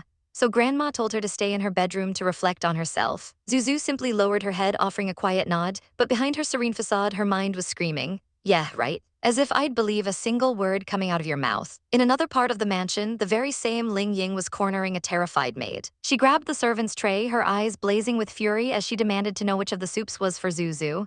That bitch, she seethed, her face contorted in a mask of pure hatred. Brother slapped me twice today and it was all because of her. I'll get my revenge. The maid pointed a trembling finger at one of the covered bowls. Ling Ying's lips curled into a wicked smile as she pulled a small, sinister packet from her dress. I'd like to see how you're going to continue to hold yourself aloof, she sneered. The maid watched in horror, thinking to herself she's going too far. With a disgusting sound, Ling Ying spat directly into the soup. Go ahead, she commanded, her voice low and menacing. Make sure you give this to that bitch Zuzu. A triumphant, crazed look entered her eyes. Once she sleeps with brother, she'll have to marry into our family, she plotted internally. Then I'm gonna show her who's the real boss here. She turned on her heels, stalking away with a smug satisfaction, leaving the trembling maid behind. But as she rounded the corner, she slammed right into a solid chest. It was Han Jun, the blonde playboy, looking down at her with an amused expression. Miss Ling Ying, you look in a good mood, he observed smoothly. Any good news to share? Ling Ying's heart jumped into her throat. Han Jun, what are you doing here? She stammered, a blush creeping up her neck. Her mind raced. This guy? He looks quite cute, nearly as cute as brother. She tried to brush him off, claiming she didn't feel like eating and telling him to go to lunch. But he just smiled, a charming, disarming smile. Don't be so formal with me, he said, his voice dropping to a husky murmur. Just call me Ying. Is it because of me that you don't feel like eating anything? Her cheeks burned. Does he fancy me? He began to walk towards her, his steps slow and deliberate. She backed away, her mind a frantic mess. He's coming this way. What do I do? What do I do? He cornered her against the wall, his body caging hers in. Hanjun, why are you getting so close to me? She whispered, her heart thumping against her ribs like a trapped bird. He leaned in, his lips almost touching her ear. What do you think, Ying? He breathed. Then just as she was about to melt, he pulled back with a triumphant smirk. Tusk mission accomplished. He had only been distracting her. Outside, the silver-haired man watched from his car as another guest arrived at the imposing mansion. It was Zuzu's sister, her face a mask of innocence. His lips curved into a grin. That adopted girl from the Zhu family is really something, huh? This is getting even more exciting, he thought, his gaze sharp. Zuzu, can you really handle the situation? The dining room doors burst open and in walked Zuru. Sis, she called out, her voice sickly sweet. I hope you don't mind I'm here too. Her eyes were wide and innocent, but her inner thoughts were anything but. Dad's got my back in that house. Zuzu didn't even flinch. Well, you're already here, she replied coolly. What else can I do about it? Zuru ignored her sister's cold shoulder and addressed the entire table. Sorry to interrupt your lunch, everybody, she announced, her eyes locking onto Ling Chen with a look of fierce determination. I'm not going to give up Mr. Ling to you. Ling Chen just sighed, a flicker of annoyance crossing his face. This girl just doesn't leave me alone, huh? But Grandma Ling was not so calm. Her face hardened, her voice cracking like a whip as she snapped, You take your seat without even introducing yourself? Is this how the Zhu family taught their adopted daughter? Zuru immediately put on a pitiful expression, her eyes welling with tears. I'm sorry, Granny Ling, I forgot to introduce myself. My name is Zuzu's sister, Zuru, but inwardly she was cursing. This old fart is picking on me already. Granny Ling sniffed dismissively. Zhu, we only let her in for your sake. Zuzu replied calmly, it's fine, I just didn't expect Ru would be so keen to come over. Zuru forced a smile. Thank you, Granny Ling and sister. I'll mind my manners, but the venom in her thoughts was potent. If it weren't for Ling Chen, I would have settled your hash already. Just then, the terrified maid returned, carrying a tray with the bowls of soup. Ling Chen watched her approach, a smug thought crossing his mind. The final step of our plan. Zuzu's gonna eat the drugged soup, be mine soon. The maid placed the bowl in front of Zuzu, who offered a simple thanks. The maid's heart shattered. Miss Zhu is such a nice lady, her conscience screamed. I won't be able to live with myself after this. Her hand began to tremble violently. The hot soup sloshed over the side, splashing onto the pristine tablecloth. I'm sorry, Miss Zhu, she cried out, bowing frantically. Granny Ling erupted, can't you even be careful with soup? She shrieked, her face purple with rage. What if Zhu gets burned, huh? Get lost. Inwardly, she was fuming. Loser, it took us a lot of effort to get the aphrodisiac. If Chen can't make it because of your bumbling, I won't let you off. Zuzu, however, was a picture of calm, reassuring the crying maid. But her mind was spinning. Why did she lash out at the servant over the soup? The reaction was too extreme, unless they have some hidden agenda going on here. Her eyes darted to her sister. Zuru was staring at the spilled soup with an intensity that was far from normal. Suddenly, Zuru spoke, her voice laced with fake curiosity. Her soup looks like it has more ingredients than mine, she pointed out. Why does she have the expensive soup? Then she turned to Zuzu, her expression a perfect blend of hurt and jealousy. Sis, you have a crush on Mr. Ling, right? Why you left me behind and saw him on your own? Zuzu's reply was simple. I'm just visiting my classmate. Zuru's smile was pure poison. A classmate would serve you this special soup, I'm so jealous. Her inner voice was a bitter sneer. Humph, you think you're special, huh? You're not gonna have this soup. Out loud, Zuzu just smiled serenely. It's just a bowl of soup. What's there to be jealous of? You're also a classmate of Ling Chen. You can have this if you want. I don't feel like having soup anyway. With a graceful movement, she pushed the untouched bowl in front of her sister. Zuru froze, caught in her own trap. It's so kind of you, sis, but I don't have the heart to take your serving, she stammered. Granny Ling was panicking. Zuzu's soup has the aphrodisiac. Zuru's gonna screw up our plan, but Zuzu was relentless. You are my little sister, she said, her smile never wavering. I am obliged to take good care of you. A memory, sharp and painful, flashed through her mind. In my past life, this soup was the reason I lost my virginity to Ling Chen. Her eyes hardened, but not this time. Today, I'll give this opportunity to my dear sister. Cornered, Zuzu finally relented. Thank you, sis. I must return the favor then. She pushed her own plain soup towards Zuzu. They both began to eat. Ru was being sarcastic. Zuzu noted, easy, calm down. From across the table, Granny Ling watched Zuru eat the drugged soup, a cruel, triumphant smile spreading across her face. She ate the soup. Now it's only a matter of time before she marries Chen. Half an hour later, the dining room doors opened again and Han Jun strolled in looking refreshed. Zhu, I'm back, he called out cheerfully, giving a little wave. Did you enjoy your lunch? Then his eyes fell on Zuru and his smile tightened. That girl's here too. Zuru felt a wave of heat wash over her and she lowered her head, trying to control her breathing. What is he doing here? She thought frantically. Did Zuzu know something? Her plan was crumbling before her very eyes. Just then Zuzu stood up, her smile bright and victorious. She gestured between the two of them. Zuru, my sister, and Hanjun, my friend. Zuru's head snapped up. An ally, Zuzu thought with icy satisfaction, now an enemy. Ru, you didn't see this coming, did you? Hanjun, ever the gentleman, extended his hand to the flustered girl. Nice to see you, he said, his voice smooth as silk. Trembling, her cheeks flushed a deep crimson, Zuru had no choice but to take his hand. Hi, she stammered, completely ensnared in her sister's perfect trap. The old woman pushed herself up from the plush sofa, her hand trembling slightly on the head of her cane. Her voice, though aged, was firm as she addressed her grandson. She and his mother needed to go out, she explained, instructing him to take the two young ladies for a walk around the estate. Ling Chen's lips curled into a subtle smug smile, his eyes gleamed with a predatory light. Perfect, all goes as planned. Meanwhile, miles away, a pair of icy blue eyes stared out of a window, watching a familiar car pull away from a grand mansion. His voice was a low growl laced with irritation. What the hell is the Ling family up to? He thought, the muscle in his jaw tightening. He turned to his subordinate, his command sharp and absolute, telling him to get the car ready. He would need it at any moment. The man in the black suit simply bowed his head in a crisp yes. Back at the Ling residence, the trap was being set. Ling Chen turned to Zuzu, his smile deceptively charming as he invited her to see some ancient books left by his grandfather. As she walked past, he leaned in close to his own sister, his voice a conspiratorial whisper. It's your showtime. The red-haired girl beside him gave a confident smirk. Got it, she thought, her emerald eyes sparkling with mischief. Zuzu agreed, but a flicker of doubt crossed her mind. I hope they're not some fakes again.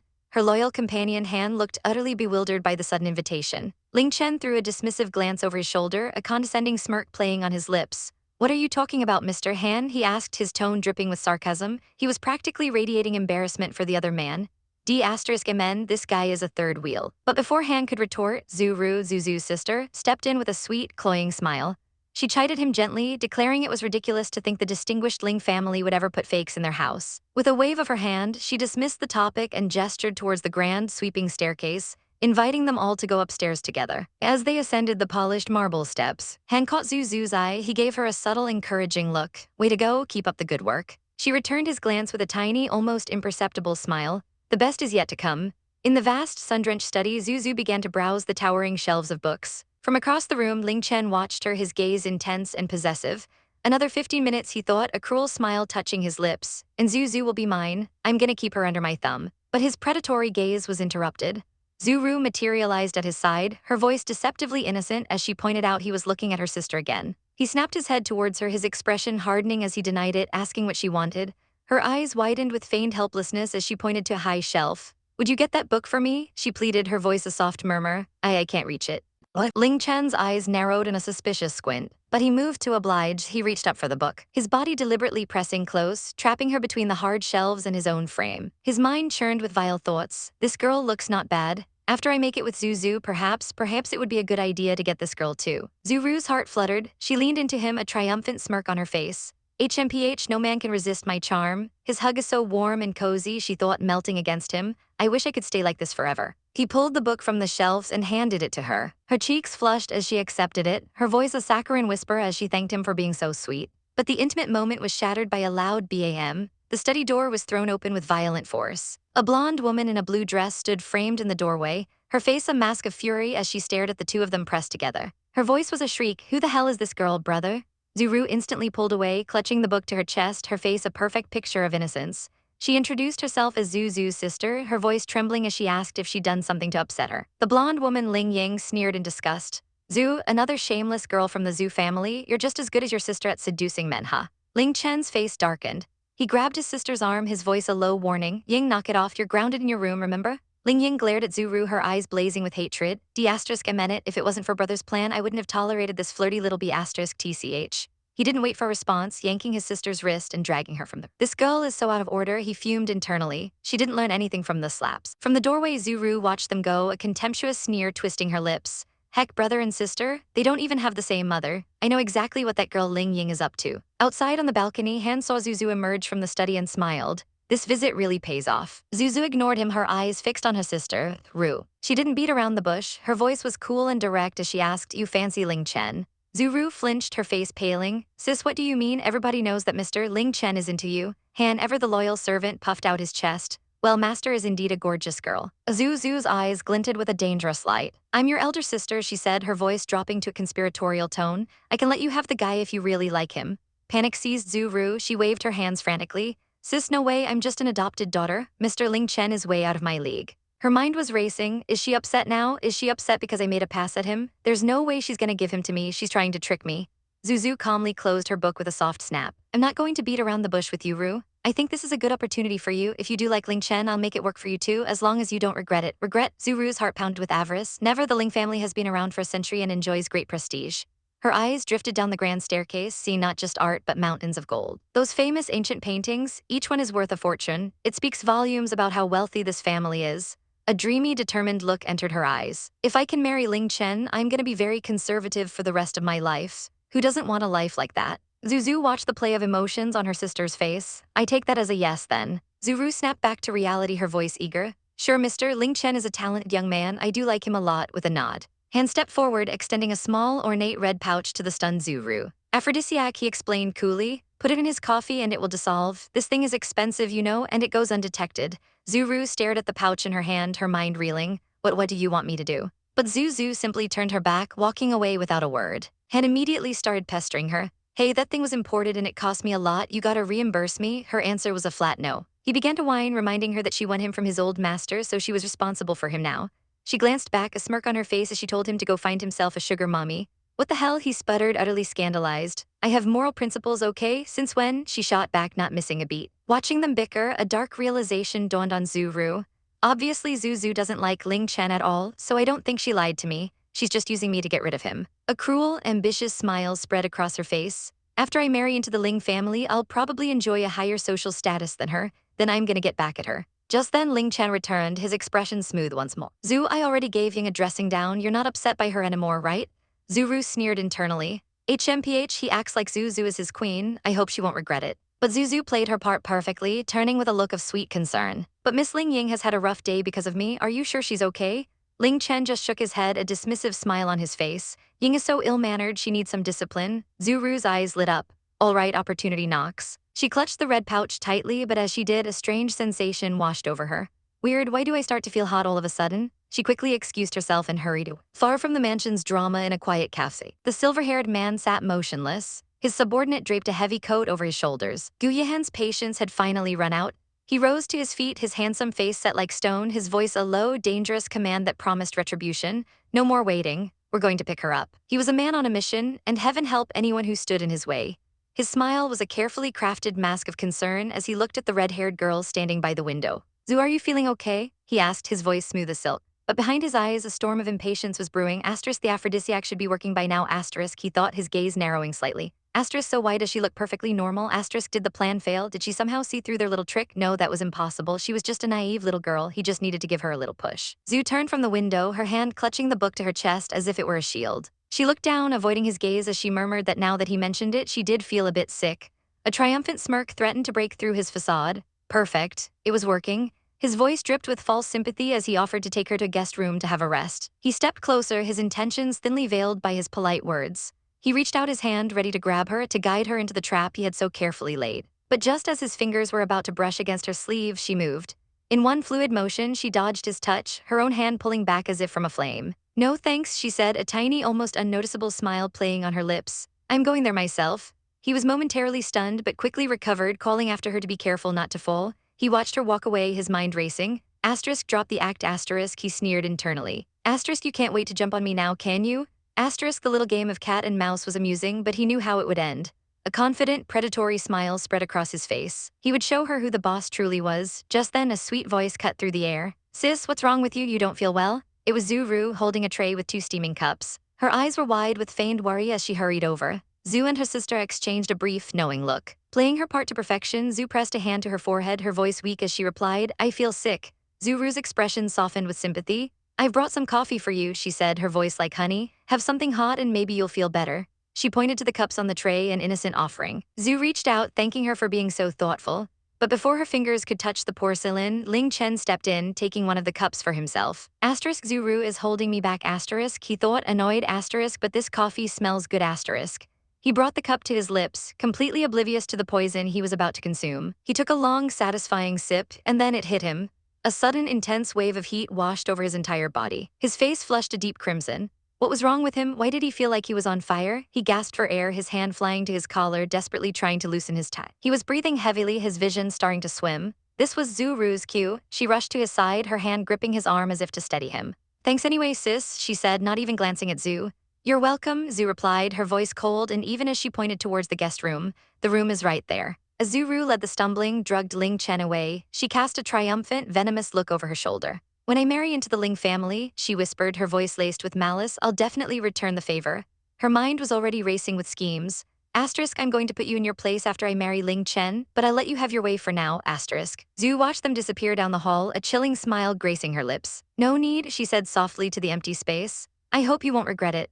But Zuru was already lost in her victory, pushing a barely coherent Ling Chen into the bedroom.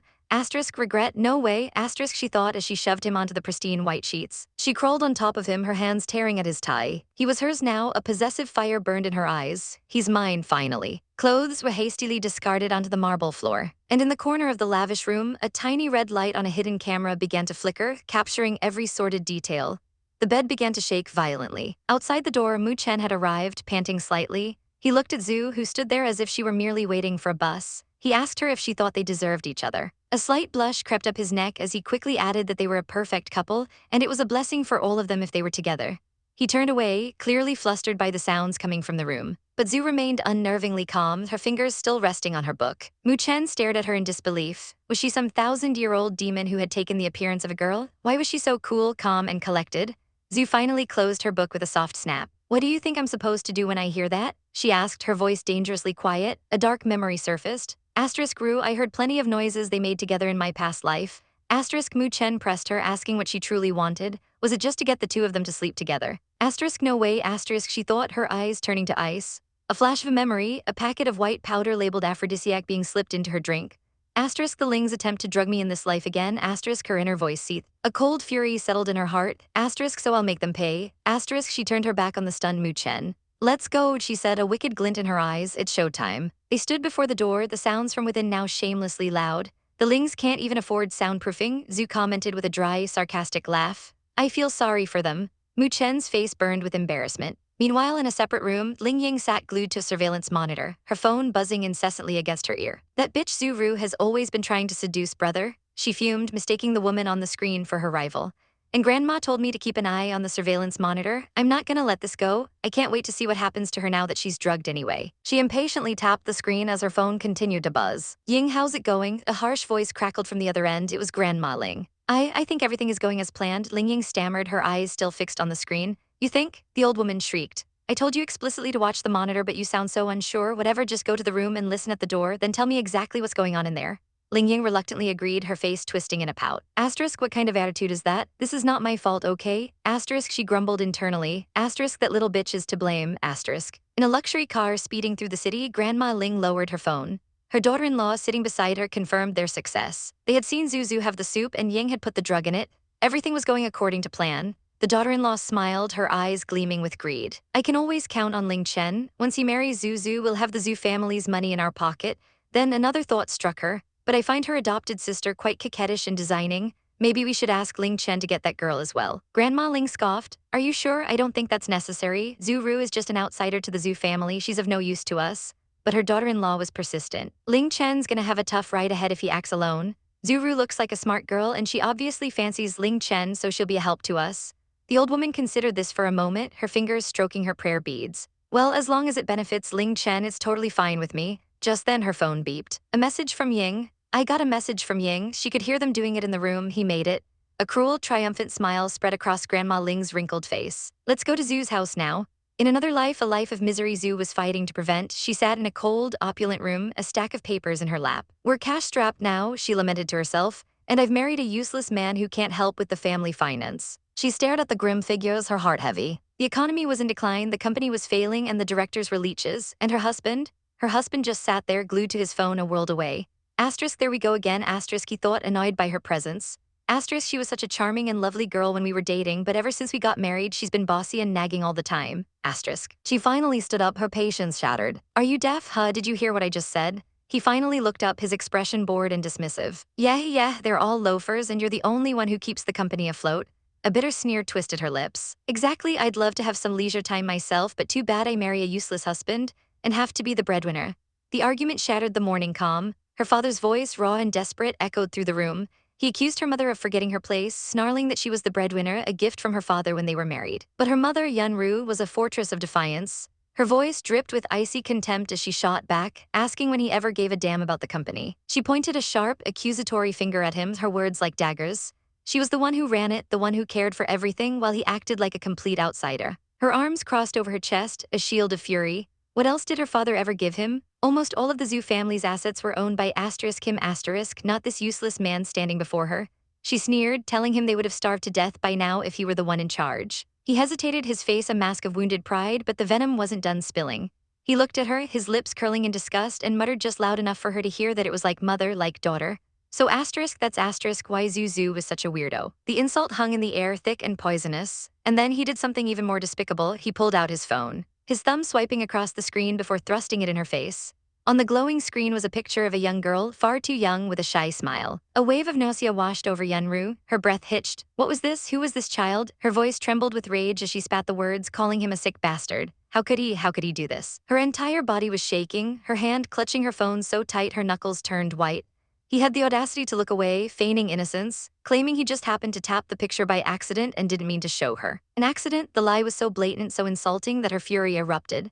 A sharp slap echoed through the room as her hand connected with his cheek. She seethed, calling him a dirty, pathetic man, a pervert who fancied a girl younger than his own daughter. It made her sick to her stomach. But he just threw her hand away, his own anger flaring to life. He sneered, asking who she thought she was. She only married him because his family was rich, wasn't she? And now she was taking it out on him over a random picture? He called her an ungrateful bitch. Their toxic exchange was suddenly cut short by the arrival of their butler. He stood in the doorway, his face impassive as he announced that the Ling family was here. And they had come to propose marriage. The tension in the room instantly shifted, the air growing thick with a new kind of dread. In the grand living room, the atmosphere was stiff and formal. The elegant matriarch Ling sat opposite them, her face serene but her eyes sharp. Didn't waste time with pleasantries, her voice clear and firm as she declared she would be frank. Their visit today was to propose marriage. They had just found out, she explained, that her grandson and the Zhu's daughter were in love and had already consummated their relationship. The word hung in the air, a bombshell. The Ling family, she assured them, would take full responsibility. It was up to them to decide what to do next. Yunru's lips twisted into a subtle, cynical smirk. Love, she thought. What a joke, it was a fling, nothing more. Her grandson simply failed to control himself, and her mind immediately jumped to one person. It must have been Zuzu, that little slut. She must have been the one to seduce him. Yunru's eyes narrowed, her expression hardening with contempt for the adopted girl. The Ling matriarch continued, her tone carrying a veiled threat. When word gets out, she warned, it will give the Zhu family a bad name. But Yunru was unfazed. She leaned back, a cold smile playing on her lips as she replied that the reputation of their family wouldn't be affected by an adopted girl. A flicker of something cunning crossed the matriarch's face. She leaned forward slightly, her voice dropping as she posed a simple question. What if she was talking about their elder daughter, Zuzu? Yunru froze, the world seemed to tilt on its axis. Zuzu, no way, her mind was a whirlwind of confusion and anger. Zuzu knew perfectly well that she was supposed to marry Mr. Jai. How could she possibly hook up with Ling Chen? Goddammit. Just as her rage reached its peak, the door swung open. And there she was, Zuzu looking radiant and cheerful, a picture of innocence with a bow in her vibrant red hair. The sight sent a fresh wave of fury through Yunru. Shame on you. She screamed in her mind. We give you everything and this is how you repay us? The Ling matriarch was just as shocked. How was she back? Wasn't she supposed to be in that room with Ling Chen? Yunru lunged forward, her hand raised high, ready to strike her ungrateful daughter across the face. But before her palm could make contact, a strong hand shot out, grabbing her wrist in a vice-like grip. It was Jai Yang. Zuzu didn't even flinch. She simply looked at her mother, a curious, almost amused expression on her face. She commented on how strange it was. Just a moment ago, the Lings were entertaining her and now they're guests. And you, Mom, she said, her voice laced with a sweet, cutting irony, you surprised me by trying to slap me. Yunru was speechless, her face a mess of confusion and humiliation.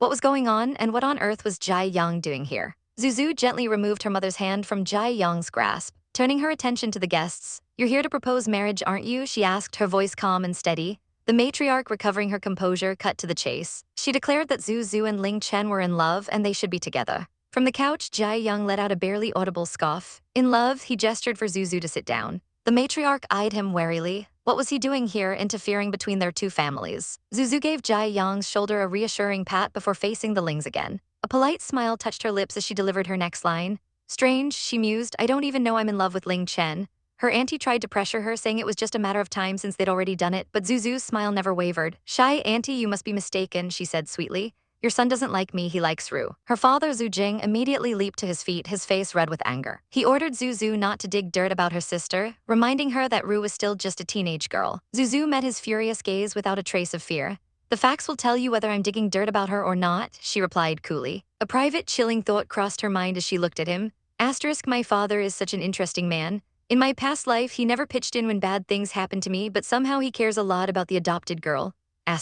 While Yunru's mind raced, wondering why Jai Yang was here and calculating the immense wealth her daughter could marry into. Jai Yang watched the pathetic excuse for parents before him, one obsessed with an adopted child, the other seeing her own daughter as a pawn for a better life. He looked at the girl beside him, his heart aching with a silent question.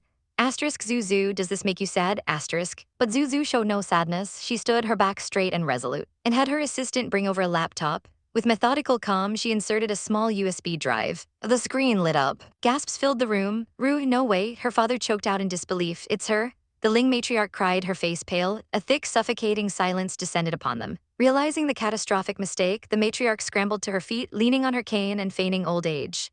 "Geez, I guess I'm getting senile," she mumbled, offering her profound apologies for the mix-up. But Yunru was not about to let her off the hook. A predatory smile spread across her face. "What about Ru then?" she purred. "The Ling family should be responsible for her, right?" The matriarch waved a dismissive hand, saying Ru wasn't the one for Ling Chen. Yunru's eyes flashed with anger. "Not the one?" she repeated, her voice dangerously low.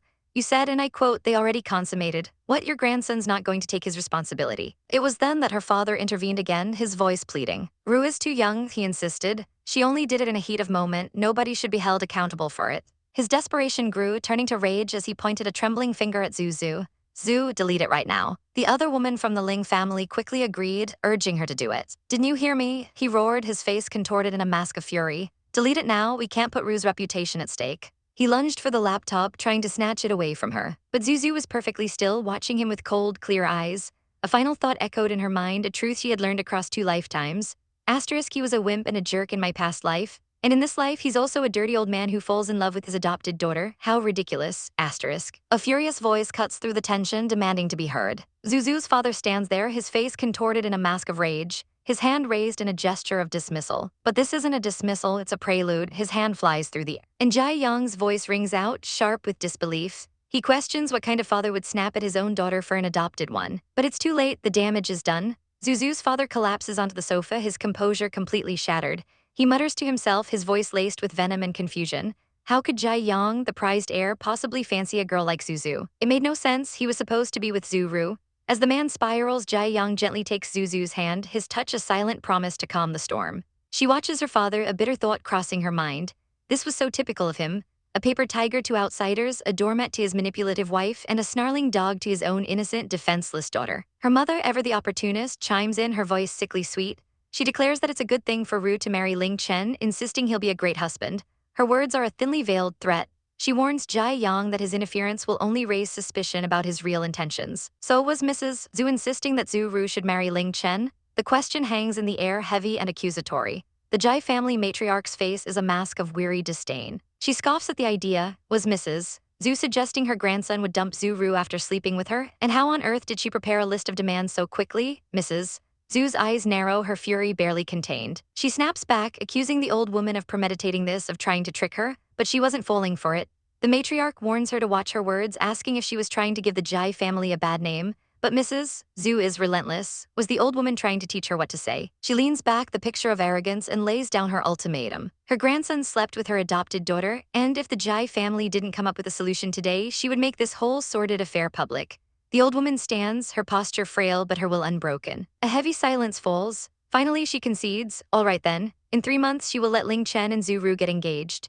With the deal struck, she and her assistant turn and leave the toxic atmosphere behind them, the sound of the door closing with a sharp bam. The moment they are gone, the facade shatters.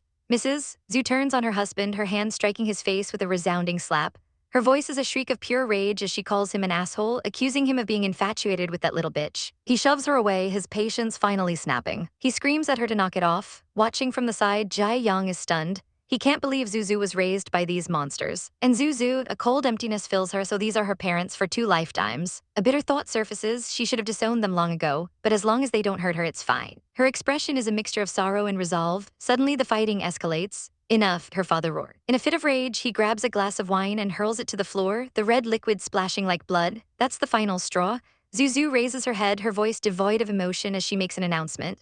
I'm moving out today. She stands there holding the now empty wine glass, a symbol of her shattered connection to this family. Her father whirls around, his eyes blazing. Say that again? He bellows. He declares that she is his daughter and she is not allowed to leave this house without his permission. He and her mother stand there, a united front of tyranny. But Zuzu simply turns her back on them, walking towards the stairs. Her voice is cool and steady as she informs him that she wasn't asking for his permission. She was telling him her decision. Her mother points a trembling finger at her back, screeching that if she walks out that door, she's not coming back. A voice cuts in, calm and firm, that's her right. Jai Young steps forward, blocking her mother's path. He stands as a shield between Zuzu and her toxic family. Mrs. Zhu watches them go, a bitter sneer on her face. Fine, at least that boy really likes her. A new plan begins to form in her greedy mind. Hopefully she can take advantage of that and marry into the Jai family. That would benefit her too. Upstairs, Zuzu packs a small pink suitcase, a sense of liberation washing over her. Finally, it's time to leave this place. She walks down the stairs, suitcase in hand, ready to start her new life. Jai Young is waiting at the bottom. He offers to help her with her bag. As she hands it to him, she thanks him for coming over. He takes the suitcase, his gaze soft as he tells her he hopes one day she won't have to say thank you to him anymore. Her heart skips a beat. Mr. Jai, she says, her voice barely a whisper, that would make me misunderstand you. Is he trying to imply something about them? He's not like what everyone says. Is she overthinking this? He simply looks at her, a gentle smile on his lips. Misunderstand me, then so be it. Her mind races, he would be a wonderful lover. But after the betrayals of her past, she doesn't think she'll be able to fall in love with anyone ever again. That wouldn't be fair to him. As they walk away together, her mother's voice, suddenly filled with false concern, calls out. She claims she was just mad and didn't mean to hurt her, begging to know if she'll come back. Zuzu pauses, her back still to her mother. I don't know, she says, her voice distant. Depends, she doesn't look back. Her mother's face contorts with rage. You're unbelievable, she spits, just like your mother. Her father watching from the doorway, his face a grimace of defeat, finally snarls, get out and never come back, out now. Jai Young turns, his eyes flashing with a cold light. Be quiet, he commands. Her father stumbles back, suddenly afraid. What are you doing? This isn't Jai's house, okay? Don't mess with me, he stammers. But Jai Young advances, his presence overwhelming. Mr. Zhu falls back onto the sofa in a heap. Jai Young leans over him, his voice a low, dangerous promise. You'll regret it. He grabs the man's collar, his knuckles white. Zuzu calls out to him, telling him not to mind her father. Thanks, she says, her voice firm, but I don't think I'll come back. With that, they turn and walk out the door, leaving the broken family behind. The door slams shut, Mr. Zhu remains cowering on the couch, while Mrs. Zhu collapses to the floor, a pathetic heap of greed and frustration. Why, she wails internally, I just want to earn more money. What's wrong with that? Outside, the sun is shining. Zuzu takes a deep breath of fresh air. Finally, she's had a clean break from the source of her scourge in the past life. Jai Young places a gentle hand on her head, his touch warm and comforting. Now a new chapter of life begins. She looks up at him, her heart full of a feeling she can't quite name.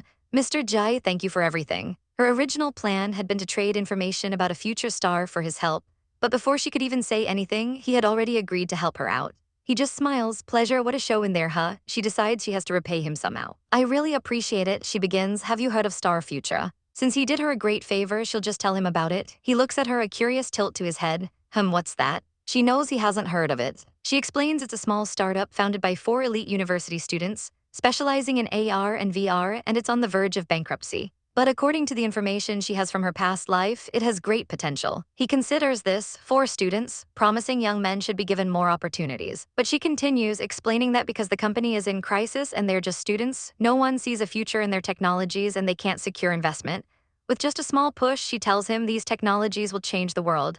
This is her thank you gift to him. But he simply shakes his head. But I'm not going to do it. Her eyes widen in shock. Why? She asks, her mind reeling. Rich people would salivate over such a big moneymaker. Is it because he doesn't trust her? He turns to her, his gaze steady. Because I want you to do it. He tells her to take her time with her thank you gift. As they walk, he leans in, his voice a low murmur meant only for her. Don't worry, I'll get back what you owe me sooner or later, in my own way. She smiles brightly, undeterred. You should know very well what it feels like to be indebted to somebody, she reminds him. You helped me at the bar and today as well. His eyes lock with hers, a playful challenge in them. You really want to return the favor, right? He asks. She nods, determined. Why don't you tell me what you want? I'll see what I can do. The words fall from his lips, quiet yet carrying the weight of a dynasty. He thinks the Zhu and Jai families are a good match. His gaze is fixed on her, a flicker of something unreadable in his eyes. What is he seeing? A broken girl, a survivor? His mind wanders. It's fascinating, really. After everything she's endured, all the ugliness and betrayal, this girl still stands tall, her spirit unbroken. She's still true to herself. But Zhu Ling's heart is a fortress, its walls built high from the rubble of her past life. She meets his gaze, her own emerald eyes unyielding. If he thinks he can win her over with a simple marriage proposal to repay a favor, he is sorely mistaken. Her voice is soft, but laced with steel as she tells him it's just not going to work. A shadow crosses her face, a memory of a different man, a different betrayal. She looks away, her hand unconsciously touching her chin as she confesses a dark truth about herself. She warns him, her voice barely a whisper, that if her husband were to ever cheat on her, even if she didn't love him, she would do terrifying, unspeakable things. The threat hangs in the warm, sunlit air between them as they walk toward the gate. Is she trying to scare him away, or is this a desperate plea to be understood? Suddenly, his steps halt. He turns to her, his expression a mixture of surprise and something far more vulnerable. What if he promised to be a loyal husband? The question is a fragile hope, a crack in his composed exterior. For a moment, the world seems to stop, but the wounds in her soul are too deep. Love, the very word, tastes like ash in her mouth. She turns her head away, the line of her jaw tight with resolve. Love just doesn't appeal to her. It's a dead end, she can see it in his eyes. He's a man of honor, not greed. Her mind shifts gears instantly. Since he's not interested in money, she'll have to try another route. She pivots, her expression changing from melancholic to shrewd. She advises him, Mr. Jai, that he should be more careful about the company he keeps, especially men like that slimy character from the bar. His eyes narrow slightly, he knows exactly who she means. Liu too, a flicker of understanding crosses his face, so she knew about the problem all along. He touches his chin, a thoughtful gesture. It seems he owes her yet another debt, one he'll have to repay in the future. A faint, knowing smile plays on Zhu Ling's lips. He has no idea. In her past life, that very man, Liu Tu, was the one who brought the mighty Jai family to its knees. She offers him one last piece of advice, telling him to consider her offer and that she looks forward to seeing him again. With their business concluded, they part ways at the car. He slips into the back seat, giving her a final nod. All right, see you, he says, his voice muffled by the closing door. She watches the pristine white car pull away, a trail of dust in its wake, leaving her alone on the quiet road. Just as the silence begins to settle, a blaring horn shatters the peace. A beat-up yellow taxi screeches to a halt beside her. Through the window, a familiar, panicked face appears. It's Zuzu, her voice trembling as she explains she has no money. Thank God you're here, sis, she cries out in relief. Zuzu scrambles out of the taxi, her eyes catching the disappearing luxury car down the road.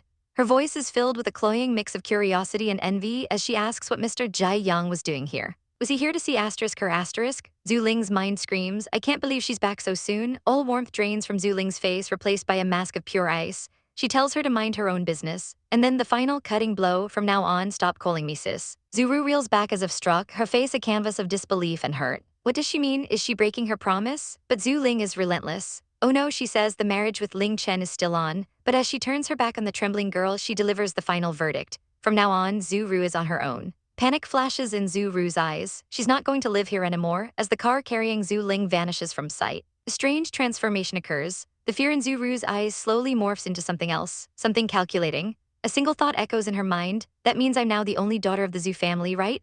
A slow, triumphant smile spreads across her lips as she clutches her coat, a newfound hope glittering in her eyes. She turns towards the grand mansion, her new kingdom. But just as she reaches the entrance, the heavy doors are thrown open with a deafening BAM. She jumps back, startled, only to see her father standing there, a suitcase in hand, his face a thundercloud of fury. Dad, what's wrong? She asks, her voice small. His voice is a low growl dripping with contempt. He sneers, asking if she's really that desperate to marry Ling Chen. Immediately, the tears begin to fall. Zuru launches into a masterful performance, her voice cracking with manufactured sobs. She wails that mom wants to kick her out, that sis hates her, that he's the only one who cares. She twists the knife, claiming Zhu Ling threatened her, saying she'd be thrown onto the streets if she didn't get engaged immediately. Her father's eyes narrow, his rage simmering. So Zhu forced her to do this. It's not her fault. Zuru whimpers, playing the part of the magnanimous victim to perfection. That's the last straw. A sickening crack echoes as his hand tightens on the suitcase handle, the plastic shattering under the force of his grip. Like mother, like daughter, he seethes, his voice trembling with years of repressed anger. He spits out the words, calling them self-centered, self-interested. He's had enough. Suddenly, a furious voice cuts through the air. It's her mother, Yunru, her face contorted in a mask of rage. She shrieks at him, asking what he's doing here, accusing him of putting on a lovey-dovey show for the world before telling him to get lost. He snarls back, telling the B*TCH to watch her mouth and stop digging for dirt. He instinctively pulls Zuru behind him, shielding her from her mother's wrath. Enraged, Yunru grabs the nearest object, a vase, and hurls it to the ground. It shatters into 1,000 pieces at his feet. She screams at him, demanding to know why he insists on protecting her asterisk. Hiding behind her father, Zuru pleads with her mother, her voice choked with fake tears, insisting their relationship is totally pure. It's a pathetic, desperate lie. Yunru lets out a harsh, disbelieving laugh. Pure? She screeches, her eyes blazing with hatred. She must have been out of her mind to adopt such a trap. But her father has finally reached his breaking point. Enough, he roars, his voice shaking the very foundations of the house. He doesn't give a damn about his wife, he bellows. His father only made him marry her because she was pregnant. The ugly truth is finally out. He glares at her, his face filled with utter revulsion. He sneers, asking if she thinks she's any better than Zuru. She disgusts him. The words hit Yunru like a physical blow. Her face goes slack with shock, then hardens into a cold, unbreakable fury. Fine, she says, her voice dangerously quiet. Since I disgust you so much. She crosses her arms, her eyes like chips of ice. She orders him to take his little lover and get the hell out of her house. They are on their own now, and they are to never, ever come back. Panic seizes Zuru. This wasn't part of the plan. She grabs her mother's arm, begging her to believe that she did nothing with Dad. Her mind is racing. I'm supposed to be the only daughter left. How can she be banishing me now? But it's too late. Her father grabs her hand, pulling her away from the furious woman. Let's go, he says firmly. He's still a member of the Zhu family. His own father will take care of them. And just like that, they walk out, leaving the shattered remains of their family behind. As they walk, he tries to comfort her, promising he'll take care of her and won't force her to marry Ling Chen. Zuru looks down, seemingly defeated. But fine, she thinks to herself, a dark resolve hardens within her. She just has to bide her time, and once she gets what she wants, a wicked, terrifying smile twists her angelic features. Then she won't need this old coot anymore. Meanwhile, far from the chaos, Zhu Ling sits calmly in the backseat of a car. Uncle Chen, her loyal driver, asks what her plan is now, vowing to follow her wherever she goes. A serene smile touches her lips. She tells him not to worry. She isn't upset about leaving that house. She feels liberated, utterly and completely free. Her parents in this life were just as awful as the last. Now she can finally officially disown them. Uncle Chen glances at her in the mirror, a hint of concern on his face. He points out that Zhu Ru will now replace her as the only daughter. But Zhu Ling's smile only widens. She thinks not. Her mother would never tolerate Zhu Ru, and neither would the powerful Ling family. She leans forward, a glint in her eye, asking if he knows the real reason old Madame Ling agreed to the marriage so quickly. Uncle Chen processes this, so Zhu Ru might not be able to marry into the family after all. Zhu Ling explains the brilliant, ruthless logic. Kai Yaimai, the Ling matriarch, only agreed to buy time. The Ling family can't afford a feud with the Zhus. But what happens when Zhu Ru is kicked out, when she no longer has the Zhu family backing her? The Ling family can do whatever they want with her then, so Zhu Ru will be dumped. Zhu Ling shakes her head slightly. Not necessarily, she murmurs, a plan already blooming in her mind. If the Ling family discovers that Zhu Ru is even more scheming than they thought, they might see a different kind of value in her. They might still let her marry Ling Chen, so she can advise him and control him. A cunning, satisfied smirk graces her lips. Half an hour later, the car pulls up to a magnificent, traditional estate. Zhu Ling steps out, her small pink shoes tapping on the stone path. Grandpa, she calls out, her voice clear and steady, I'm back. Inside, an old man in a stately blue tunic looks up at her, his expression unreadable. He speaks, his voice raspy with age but sharp as a razor. He reminds her that she refused to move back when he first asked. Now you know I'm right, huh? He sits there, a portrait of quiet, immense power, the true head of the family. And his favorite granddaughter has finally come home. A sweet, almost cunning smile played on Zuzu's lips as she looked at her grandfather. Voice was laced with a deliberate, childlike innocence as she asked, Grandpa, will you kick me out of your house if I don't want to go back and live with my parents? The old man scoffed, a flicker of amusement in his tired eyes. You naughty girl, he grumbled, though there was no heat in his words. Kick you out? I would be blessed if you don't kick me out of this house. But his lighthearted reply did nothing to change the somber look on his face. Seeing this, Zuzu's own expression crumpled. Her little feet shuffled forward and she dropped to her knees before him. Don't be ridiculous, Grandpa, she whispered, her voice cracking. If you die, that means I won't have any family left in this world. Her small hands found his legs, gently kneading the tired muscles as she looked up at him with tear-filled eyes. The old man's heart clenched. He let out a long sigh, a genuine smile finally reaching his eyes. Oh, don't say that, he said softly. Cheer up, you were a fighter when you were arguing with me, remember? He looked down at the girl tending to his knee and a wave of warmth washed over him. Geez, he thought, his gaze softening. She's the only one who cares about my knee injury, this girl. She's genuinely trying to help me. He couldn't help but feel a little protective. He looked into her bright, earnest eyes and asked, so which one do you prefer, me arguing with you or being the way I am now? Zuzu's smile was radiant as she looked at him. Her grandfather reached out, his finger gently tapping the tip of her nose. A wistful look crossed his features. I wish you were as naughty as you used to be, he murmured. You're too smart now, that's not necessarily a good thing. His voice grew heavy with the weight of experience. The smarter you are, the more you can see through hypocrisy. I'd rather you be a silly girl. but Zuzu's head was shaking slowly, her eyes closed tight. No, never again, asterisk, I'd rather be smart and unhappy, asterisk, she thought fiercely, asterisk, than be mindless and fooled by hypocrites again, asterisk, the air in the room shifted, growing heavy and serious. Zu, her grandfather's voice was low and firm. I have something to say to you. He looked at her with grave intent, his hand reaching out to stop her as she tried to stand. Yes, Grandpa, she asked, her green eyes wide with confusion. The old man sat regally in his chair, his voice echoing with authority. From now on, you'll take over our family assets. The words hung in the air, a shocking, life-altering pronouncement, but Zuzu didn't hesitate for a second. Grandpa, I don't need them, she blurted out, shaking her head frantically. I don't want them either. Her mind was reeling, a torrent of horrific memories crashing down on her. It wasn't about money, it was about survival. Asterisk, in my past life, I went to extreme lengths to have the family business streamlined and reorganized, asterisk, but it was all for nothing. The memory of betrayal felt like falling into a bottomless abyss. Nightmare she could never escape, asterisk, those despicable shareholders. They colluded with Ling Chen and Zuru and betrayed me. I really don't want to go through that hell again, asterisk. The grandfather looked stunned by her swift refusal. Are you sure, Zu? He pressed, his voice sharp with surprise. Do you know how many people are eyeing what I offer to you? If you say no, I may not offer it to you again. But her resolve was like steel, she gave a firm, determined nod. I've made up my mind, she said, her voice steady. A small knowing smile touched her lips. Actually, she continued, looking directly at him, there is a better candidate in the Zhu family. Her grandfather's eyes narrowed in confusion. Who's that? I don't think there's anyone more trustworthy than you. His gaze was intense, searching. With unwavering confidence, she announced the name that would change everything. Your son, Zunan. The grandfather's face went pale, his mouth falling open in shock. Zunan, his son? The memory of a handsome young man with dark red hair flashed before his eyes. Zuzu began to tell the story of the man who was once a legend. As the eldest son of the Zhu family, her voice painted a picture of a prodigy, a genius who contributed to business negotiations at the tender age of 3. A boy who, by 16, was managing investment projects worth hundreds of millions. He was a titan in the making, admired by all who saw him. He was his father's pride, Zu's preferred successor. But, she said, her voice dropping, there was always a but. His one passion outside of business was racing. In one fateful race, everything changed. His car was tampered with, it went off track, crashing in a horrific explosion of metal and fire. His father could only watch in horror as his son was pulled from the burning wreckage, his body broken and burned. As a result of that day, Zunan became infertile. He was no longer a competent successor in the eyes of the family. The dream was shattered. The golden boy had fallen. And so, after that, Zunan voluntarily gave up his eligibility to inherit the family business. He packed a single suitcase and left, turning his back on the family, the fortune, and the father who had pinned all his hopes on him. Back in the present, Zuzu knelt before her grandfather, her expression pleading. You know, uncle, she said gently. He's exactly like you. He was your right-hand man in the family business and knew it like the back of his hand. He's the right person to inherit the family assets. But the grandfather's face was a mask of pain and regret. Zu, you're still too young to understand what happened, he said, his voice raspy with emotion. Nan, there is no way he'll come back, nor will he take over the company. He doesn't even acknowledge me as his father. The finality in his tone was heartbreaking, but Zuzu's eyes sparkled with a mysterious light. Really? She chirped. Well, let's give it a try. She had a secret weapon, a memory from a future that only she knew.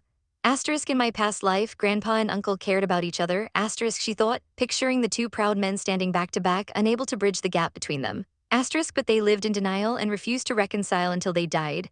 Asterisk, a fire ignited in her soul. Asterisk, in this life, I must do something for them. Asterisk, miles away, a solitary figure sat on a wooden dock, fishing rod in hand. Zunan stared out at the water, his handsome face etched with a deep, hollow sadness. Asterisk, is this life still worth living? Asterisk. The thought haunted his every waking moment. Suddenly, his rod jerked violently. He pulled, reeling in a large, flapping fish. At the same moment, his phone buzzed, the sound jarring in the peaceful silence. Who's calling me? He muttered, annoyed. I've already cut off contact with everybody. He answered the call, his voice flat. Hello? On the other end, Zuzu's voice, small and trembling, delivered a soul-shattering blow. Great uncle's grandpa died. The world stopped, the air left Zunan's lungs. His eyes widened in pure, unadulterated shock. The phone slipped from his numb fingers, plunging into the water with a splash. He shot to his feet, his entire body trembling as a single, desperate roar tore from his throat. What? No way. Back at the mansion, Zuzu ended the call, a triumphant glint in her eyes. She turned to her grandfather, who was watching with a skeptical frown. Grandpa, she said with a smirk, the fish takes the bait. He shook his head in disbelief. This is ridiculous. Nan is very stubborn. This is not going to work. She gently took his arm, helping him up. We'll see if it works, she said, her voice brimming with confidence. Would you please leave the living room for the moment, Grandpa? As she led him away, she leaned in and whispered, Uncle will definitely come back. How could she be so sure? Because of a secret whispered to her in another life. Asterisk, I was told by the gravekeeper that Uncle went to remember you at your grave and cried like a baby. Asterisk. Not even 15 minutes later, the sound of a car screeching to a halt echoed outside the mansion. The front doors burst open and Zunan stormed in, his face a mess of panic and grief. What happened? Where is everybody? You're not even holding a funeral? He looked around the silent, empty hall, his desperation growing.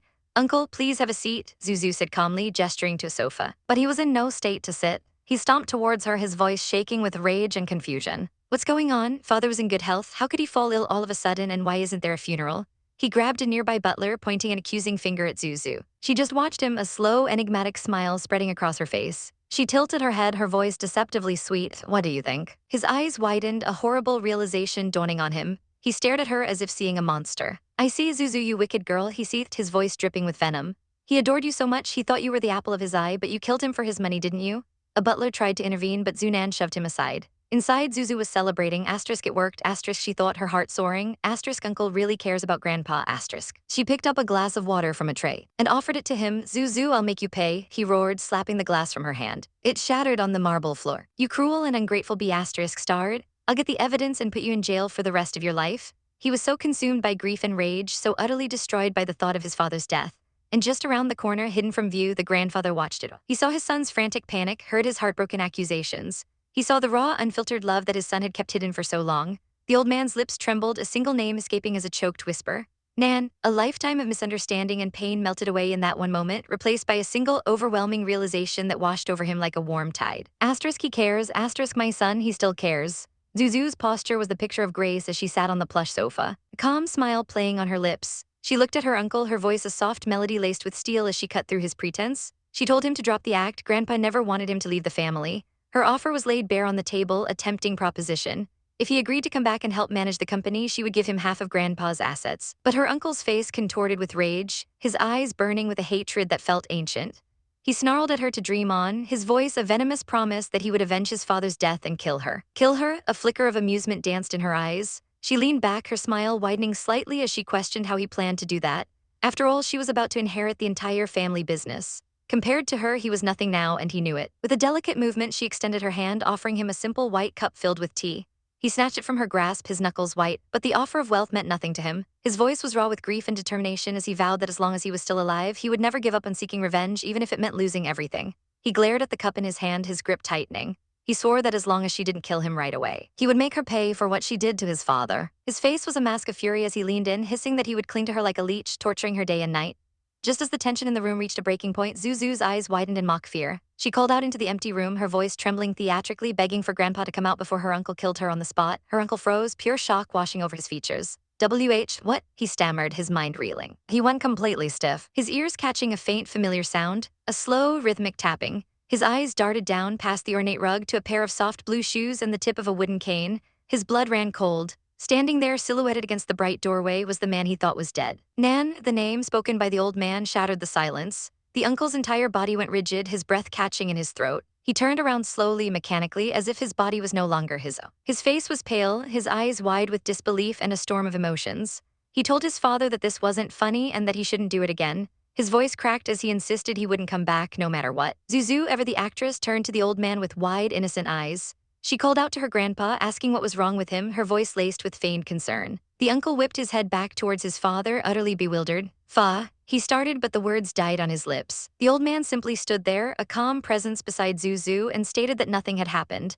Enraged by the obvious manipulation, the uncle finally snapped, shouting at Zuzu to knock it off. But she just smiled, a sweet, infuriating smile. She tilted her head, asking innocently why he'd stopped when he seemed so intent on leaving. He took a step forward, his patience completely gone, demanding to know what was going on. Zuzu's gaze drifted down to the floor. There, amidst a puddle of spilled tea, lay the shattered remains of the cup he had been holding. She linked her arm with her grandfather's, her expression turning somber as she explained that the teacup he had just broken was one of Grandpa's absolute favorites. Surely, she added, he was supposed to compensate for that, right? He let out a sigh of weary resignation, promising to buy a new set and send it over, certain he could afford it. But Zuzu wasn't done. She shook her head, a hint of a smirk on her lips.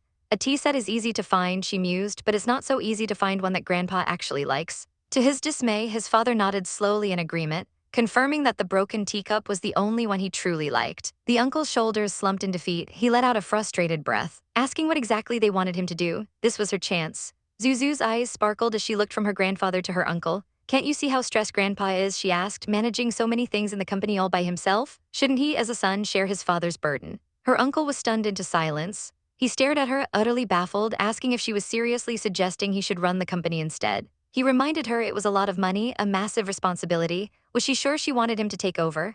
Zuzu met his gaze without flinching, her expression earnest. She gently reminded him that she had just proposed to divide Grandpa's assets equally with him. Why did he turn her down? He could only stare, dumbfounded. How could this girl, so young, maintain her cool in the face of such immense wealth?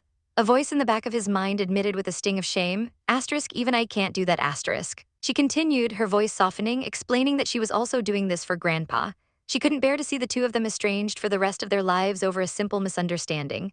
As for the money, she said with a confident smile, placing a hand on her chest, she could earn it on her own. He was still skeptical, his brow furrowed with concern. He pointed out that she'd left her parents and didn't want the family business. How exactly was she planning to live for herself? Don't worry, Uncle, she said, her smile radiant and full of secrets. I already have a plan. Just then, Grandpa cleared his throat, drawing their attention. He told his son not to worry about Zuzu, calling her a smart girl. Then his voice grew softer, more vulnerable, as he asked his son why he didn't just move back home.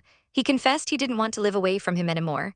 With a stern look, he added that Nan shouldn't forget to bring him a new tea set when he returned. The uncle scoffed, retorting that his father didn't even like tea when he was there, so he'd just buy a random set. His father's eyes narrowed. You brat, he grumbled, don't you think you can fool me? A small smile finally broke through the uncle's tense expression. He sighed, admitting he was poor but promising to buy a nice one when he had the money. Seeing them together, bickering like they used to, a warmth spread through Zuzu's chest. This is good, she thought, very good. Maybe the whole point of having a rebirth is to make sure there is no more regret in this life. 1 week later, a sleek black car glided through the city streets. Inside, Zuzu sat beside her uncle, who was now behind the wheel. She smiled, telling him he was a really good driver before her expression turned serious. She asked if he ever found out who tampered with his car and caused the accident all those years ago. He sighed, his gaze distant as he stared at the road ahead. He confessed that he'd made too many enemies back then and had given up on himself, missing the best time to look into the matter. His father had found some clues at the store where the car was sold, but then it went nowhere.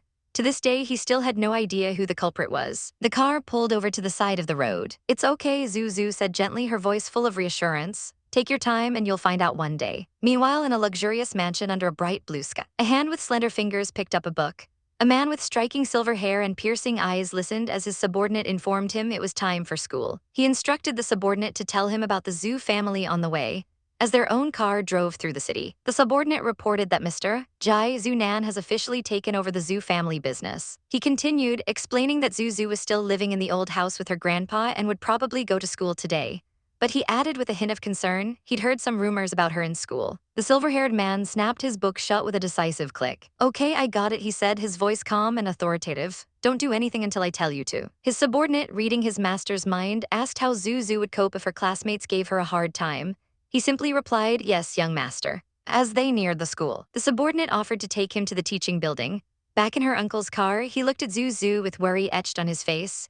He told her that rumors about her were all over the school and offered to walk her in, hoping his presence would fend off any idiots looking to pick on her. But Zuzu shook her head. No need, she said simply, already opening the car door. This, she explained with a cool confidence, would be a good opportunity to tell true friends from fake ones. Her resolve and maturity touched him. He reached out and gently caressed her head. All right, he said softly, take care, I'll pick you up in the evening. She gave him a small nod and stepped out of the car. As she stood on the pavement, watching the car drive away, a genuine smile graced her lips. It's great to be reincarnated, she thought. Now that her uncle and grandpa had finally made up, it was all worth it. A new determination sparkled in her emerald eyes. The second chance was a gift, and she wouldn't waste it, but her peaceful moment was shattered by a sharp voice. Hey, you. She turned to see a trio of girls blocking her path, their arms crossed and faces twisted into sneers. Miss Zhu is back to school, one of them announced mockingly. The leader stepped forward, her voice dripping with disdain. That's right, you've been kicked out of the Zhu family and you still have the nerve to come back to Norton Business School. Zuzu's expression turned to ice. Without a word, she started walking forward, her voice low and commanding. Out of my way. The girls were momentarily stunned by her cold aura. Asterisk, damn it, why is she not afraid of us? Asterisk, the leader thought, a flicker of doubt in her eyes. Another girl whispered that she was just bluffing and that they should make her kneel down and beg for mercy. The leader regained her composure, her sneer returning. She reminded Zuzu that she was no longer the heir to the Zhu family business. There was no one left to back her up anymore. Zuzu paused, her gaze unwavering. So, she asked, her single word dripping with utter indifference, the bully's face flushed with anger. Zuzu, you are looking down at me, right? She shrieked. She declared that the only way for Zuzu to pass was to go and crawl under Kai's legs. If she didn't, they would make her suffer. One of the other girls looked nervous, whispering that this wasn't appropriate, but the leader shoved her forward, hissing at her not to be afraid. What could Zuzu do? She was nothing now without her family. Just then, another black car pulled up to the curb. From inside, a calm voice instructed the driver, "Pull over, I'll get in myself." The silver-haired young man looked out the window, his gaze landing on the confrontation. "Is that Zuzu?" he murmured to himself. A slow, knowing smirk spread across his face. He leaned back against the seat, completely unconcerned. She'll definitely put those girls in their place. The air grew thick with unspoken tension as Zuzu's gaze locked onto Yanjia. This was the moment, the beginning of the end for these so-called friendships. Zuzu's eyes drifted down to the girl's hand, a delicate thing adorned with a glittering ring. A symbol of a promise built on lies. With a voice laced with sweet poison, she posed a question. If the young master of the Lai family knew that his future fiancé was a bully, what do you think the Lai family would do? The words hung in the air, a threat wrapped in a silk ribbon. But before the weight of it could land, another girl, Wu Lan, jumped in, her voice shrill with false bravado. She told Jia not to listen, that Zuzu had already graduated and was just bluffing. She grabbed Yan Jia's arm, her face a mask of righteous fury. She reminded Jia that they had agreed to get revenge for Lang Shuang, that they were her good friends and couldn't let this girl off the hook. Yan Jia's jaw tightened, her eyes narrowing as she agreed. They couldn't let her off the hook. Zuzu almost laughed, good friends, The irony was suffocating, her emerald eyes sparkled with a dangerous light. Good friends? She repeated, her voice a soft, chilling whisper. She leaned in, dropping the first bombshell. She'd heard that Lai De Yanjia's fiancé had received a lot of letters, and one of them, just one, had a beautiful orchid tucked inside. Her eyes widened with faux innocence as she asked, "Do you know who sent it?" A flicker of panic crossed the other girls' faces. Inside, Zuzu sneered, Lang Shuang. Did she really think these vipers would stand up for her after she planned that car accident? How naive. Wu Lan shrieked for her to cut it out, but it was too late. The seed of doubt had been planted. Yanjia turned on Wu Lan, her voice trembling with suspicion. She told Wu Lan that she'd claimed it wasn't a love letter, just wishful thinking. But Yanjia knew. She knew full well whether it was a love letter or not. Zuzu watched the beautiful facade of their friendship begin to crack, a serene smile playing on her lips. She twisted the knife, her voice dripping with mock sympathy. "If I'm not mistaken, Yanjia," she purred, "you must be having a hard time with your fiancé, right?" That was it, the final push. The sound of a sharp slap echoed through the courtyard. Yanjia's hand connected with Wu Lan's cheek, her face contorted with rage and betrayal. She screamed that now she understood why Lai had been so absent lately, why he talked about Wu Lan so much. "You're a really good friend, huh?" She spat, the words dripping with venom. Wu Lan stumbled back, tears welling in her eyes, her hand flying to her stinging cheek. She sobbed that she would never do anything like that, that she and Lai De were just friends. She pointed a trembling finger at Zuzu, accusing her of trying to drive a wedge between them. But Yan Jia wasn't listening. Another slap, even harder this time, sent Wu Lan reeling. "Even if that's the case," Yan Jia bellowed, her eyes wild with fury, "then how would she know that you have the habit of putting an orchid in your letters?" She jabbed a finger at Wu Lan's chest, demanding an explanation from her stupid face. And just like that, Wu Lan snapped. The tears vanished, replaced by a vicious snarl. "All right, yes, I love Lai De," she screamed, her voice cracking. "Who do you think you are? There's no way he would fall for a bitch like you." The confession hung in the air, ugly and raw. Yan Jia lunged, grabbing Wu Lan by the collar. "You admit it, huh, you slut?" The scene devolved into a mess of flailing limbs and screeching insults. Zuzu watched for a moment, a profound sense of pity washing over her. Friendship is so fragile, With a calm sigh, she turned her back on the pathetic display and walked away, leaving the two best friends to tear each other apart. As she walked through the sun-dappled courtyard, a strange melancholy settled in her heart. Why? Why doesn't she like me? The thought was a ghost from her past life, a whisper of the original Zuzu's pain. Suddenly, a voice shattered her thoughts. "Screw you, Zuzu, why did you set me up?" Ling Chen, his face was a thundercloud of rage. He stormed towards her, his mind replaying the humiliating night. Why did he sleep with that loser girl Zuru? He grabbed her arm, his grip like iron. But before he could say another word, another hand shot out, pulling Zuzu behind her. It was Qi. She glared at Ling Chen, demanding to know what he was doing. Zuzu's heart clenched. This guy is horrendous, she thought, disgust churning in her stomach. He still has the cheek to see me, Ling Chen ignored Qi, his furious eyes locked on Zuzu. He demanded an explanation, asking why she sent Zuru to him. Zuzu just stared back, her expression flat. "What the hell are you talking about?" He stood protectively in front of her, a fierce guardian. A warmth spread through Zuzu's chest. In her past life and in this one, he had always gone out of her way to protect her. A fierce resolve solidified within her.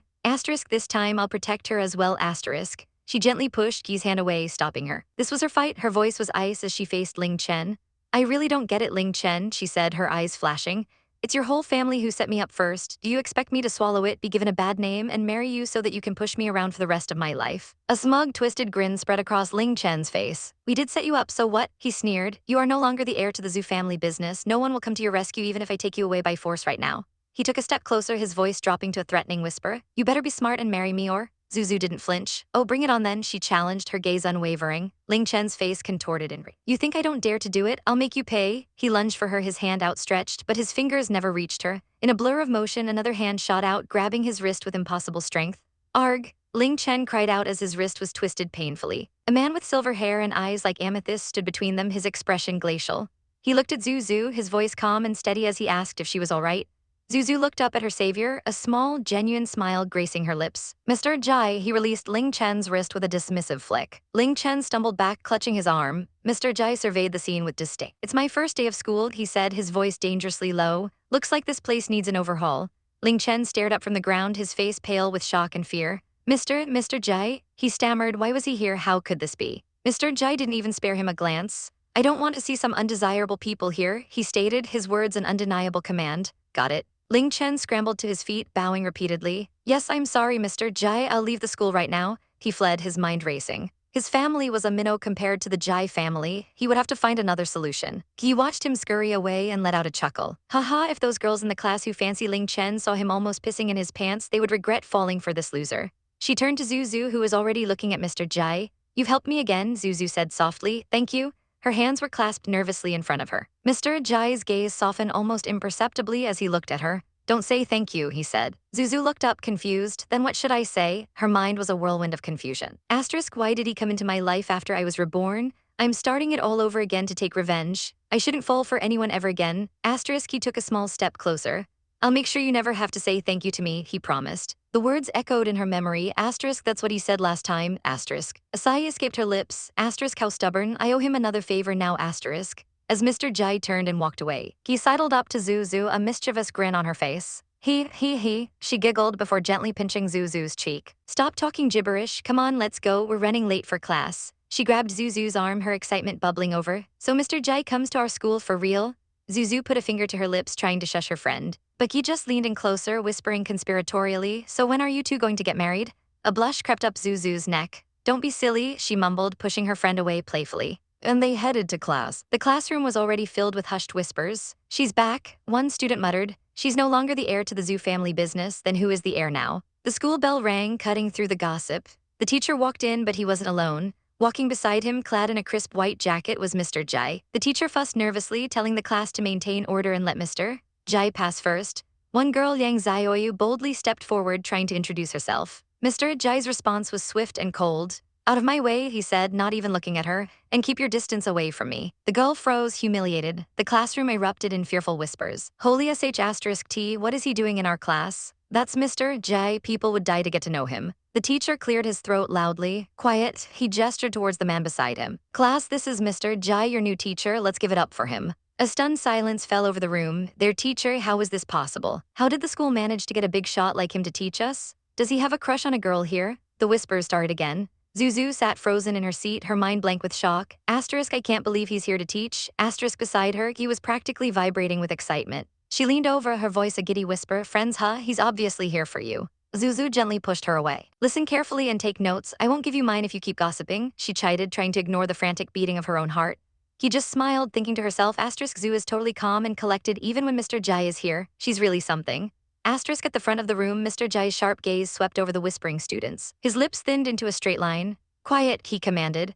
The single word, spoken without raising his voice, was enough to instantly silence the entire class. The room became so still you could hear a pin drop. He looked out at the sea of faces, his expression unreadable. Where were we? He asked, his voice echoing in the silent room, his authority absolute. The class began and the student's voice rang out with crisp precision. Section 2, Chapter 6, sir. Jai Yang simply nodded, his gaze sweeping over the students before him. His voice was calm and steady as he instructed them to turn to page 122 to review the previous lesson. He stood there, a vision of scholarly elegance in his white lab coat over a black turtleneck, his slender fingers resting on the open book. From her desk, Zuzu watched him, a flicker of curiosity in her emerald eyes. The man was a mystery, a puzzle she hadn't quite figured out.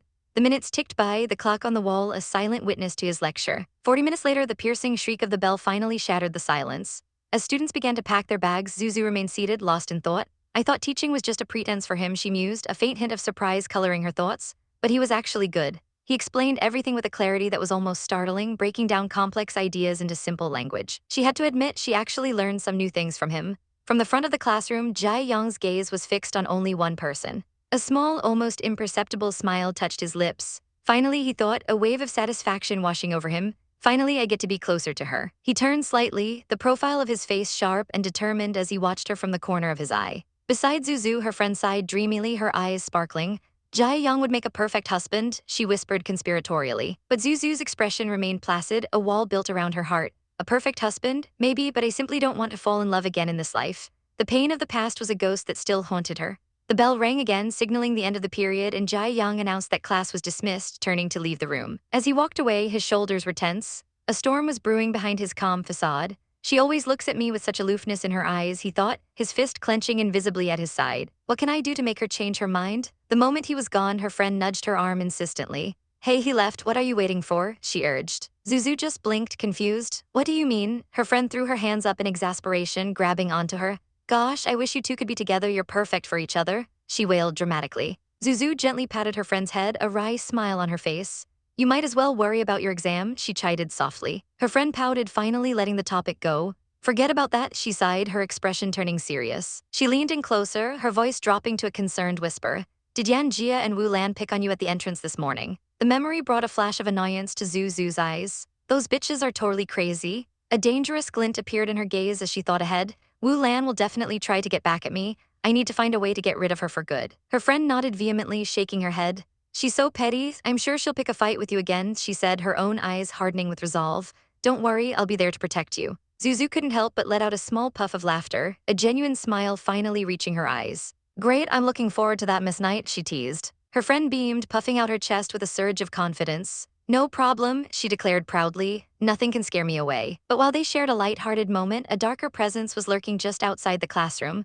Wu Lan peeked around the doorframe, her face twisted into a mask of pure hatred. Zuzu, just you wait, she seethed, her voice a venomous whisper. You will be doomed when my brother gets here. After school, the atmosphere in the classroom grew tense. Zuzu packed her bag, whispers slithered through the air like snakes. Why is Zuzu still here? She'd better run away as fast as she can.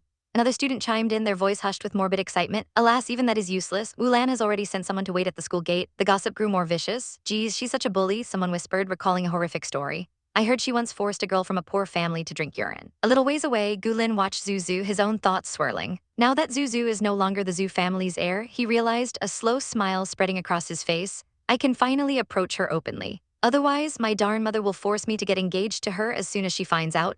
He strode over to her desk, his presence immediately drawing her attention. Gulin, what brings you here? She asked, her tone polite but distant. He got straight to the point. I heard Wu Lan has called Wu Yi to school and is planning to bully you. Zuzu just shrugged, a strange calmness about her. Probably, she replied, her voice even. If she said that, then I assume she will keep her word. Gulin let out a short, frustrated laugh. Heh, what a shrew, he muttered, then offered, let me escort you home. Where do you live now? But Zuzu shook her head, placing a hand on her friend's shoulder. Thank you, but I already have a knight to escort me today. He folded his arms, his expression serious. Wu Lan can be tricky to deal with, let me go with you too. Zuzu's gaze didn't waver. Wu Lan will never give up, she stated, a hard truth in her voice. I can't avoid her forever. Gulin's face fell, a wave of frustration washing over him. I'm so useless, he mumbled, clenching his fists. I can't even protect my own friend. Let's go, Zuzu said, her voice gentle but firm. Don't worry, I'll be just fine. The three of them walked out of the school building, unaware of the pair of icy eyes watching them from the shadows. Hidden behind a tree, Jai Young observed the scene, his expression cold as stone.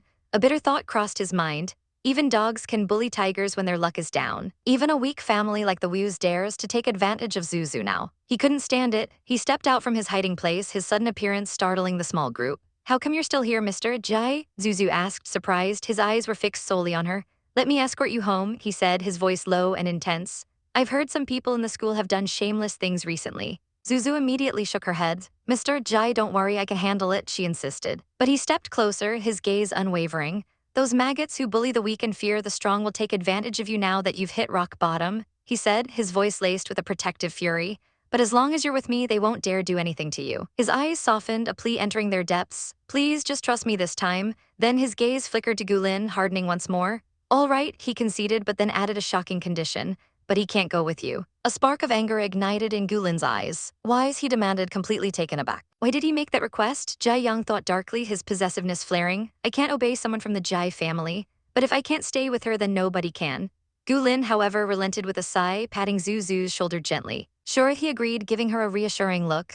Lin, she started to say, but he cut her off. Please wait for me here. Zuzu watched him go, utterly bewildered. Why does Jai Young seem jealous of Gulin? It doesn't make sense. Jai Young watched her, a bitter ache in his chest. Lin, she uses his name so intimately. He thought, and always treats me politely but with a formal indifference. The distance between them felt like a chasm. As Gu Lin walked away, the three of them were left in a tense silence. Jai Young stood before her waiting, his intentions now hanging palpably in the air. Zuzu looked up at him, her heart in turmoil. Mr. Jai's intentions are getting more and more obvious. Should I try to believe in love one more time? Could she risk her heart again? Her friend leaned in, whispering excitedly in her ear that Mr. Jai likes you. How come you aren't moved by it at all? A charming gentleman and a pretty lady. You two are a match made in heaven. But Zuzu's attention was suddenly ripped away. She pointed towards the school entrance, her expression hardening. I think we should deal with Wu Lan before we consider anything else. There, standing with a smug look on her face, was Wu Lan, and next to her stood a tall, imposing man, her brother. Without a second's hesitation, her friend marched forward, her voice dripping with contempt. Wu Lan, you really did bring your older brother? What a joke. You were nothing more than Zuzu's lapdog, but now you've turned on her, you snake. Wu Lan's face contorted with rage. I dare you say that one more time, she shrieked. Her friend just smirked, pointing a finger at her. No, once more isn't enough. I'll say it 20 times. 30 times, you snake. Wu Lan's brother stepped forward, his smile condescending. You're from a reputable family, Miss. Those words aren't appropriate to be coming out of your mouth, he said smoothly before turning his cold eyes to Zuzu. Also, it was Miss Zhu who started this morning. Shouldn't she pay for what she did? Her friend exploded. Wu Lan was the one who picked on her first, she yelled, her face red with fury. Zuzu stepped forward, her voice deceptively calm. What a strange thing to say, Mr. Wu. What do you mean by that? Are you denying the things that Wu Lan has done? He waved a dismissive hand. Lan is an innocent girl. You set her up for no reason, so what did you expect her to do, Miss Zhu? Zuzu's eyes narrowed. Seems I can't stop you from twisting the truth, Mr. Wu, can I? She said, her voice laced with sarcasm. Just tell me why the innocent Miss Wu called you to come. He smirked, launching into his fabricated story. To force you to give the Wu family an explanation, of course. After all, if everyone believes that my sister tried to seduce her best friend's fiancé, her marriage will be affected. I'm sure you can understand what I mean, Miss Zhu. The sheer audacity of it was breathtaking. Zuzu met his gaze without flinching. And if I don't give the explanation that you ask for, what will you do? A slimy, predatory smile spread across his face. He looked her up and down like a piece of meat. Miss Zhu is a pretty lady. You'll run into trouble without the Zhu family's protection, he purred, his intentions becoming sickeningly clear. How about you be my girlfriend? Then I'll forget about what you did to Lan. A look of utter disgust crossed Zuzu's face. Her voice was pure ice as she replied, Mister Wu, you haven't looked in a mirror in a while now, have you? The words hit her like a slap, laced with a smug superiority that made her skin crawl. Are you saying that I have no self-awareness? He asked, his lips curling into a condescending smile. Zu's eyes narrowed. How dare he? She shot back, her voice dripping with scorn, reminding him of the utterly absurd and flirtatious nonsense he'd spouted when they first met. But Mr. Wu was unfazed. He leaned in, his tone mocking as he suggested that perhaps she was the one who lacked self-awareness. His eyes gleamed with a cruel light as he delivered the final blow, reminding her that she wasn't a part of the illustrious Zhu family anymore. His words were a poisoned dart. Being his girlfriend should be an honor for someone like her now. From behind him, a shrill voice cut through the air. It was his sister, Wu Lan. Her face twisted in a nasty sneer. She spat venom, accusing Zhu of sleeping with countless men for her pretty face, insisting she should be grateful her brother didn't mind her sordid past. Couldn't stand it for another second. Her face flushed with righteous fury as she stepped forward, her voice ringing with indignation. Shame on you, she cried, pointing a trembling finger. She called him out on his disgusting hypocrisy, questioning if he would ever dare say such things if Zhu were still the powerful heir of the Zhu family. The crowd of onlookers murmured, their eyes darting between the two groups. Mr. Wu simply let out a short, sharp huff of amusement. A pity, he mused, that Miss Zhu's time of glory had long passed. His smile turned predatory as he grabbed his own chin, issuing a chilling ultimatum. If she didn't apologize to Lan in front of the entire school, he warned they would have to take special measures. Just as the tension reached its breaking point, a broad back suddenly blocked Zhu's view. A man tall and imposing had moved to stand in front of her.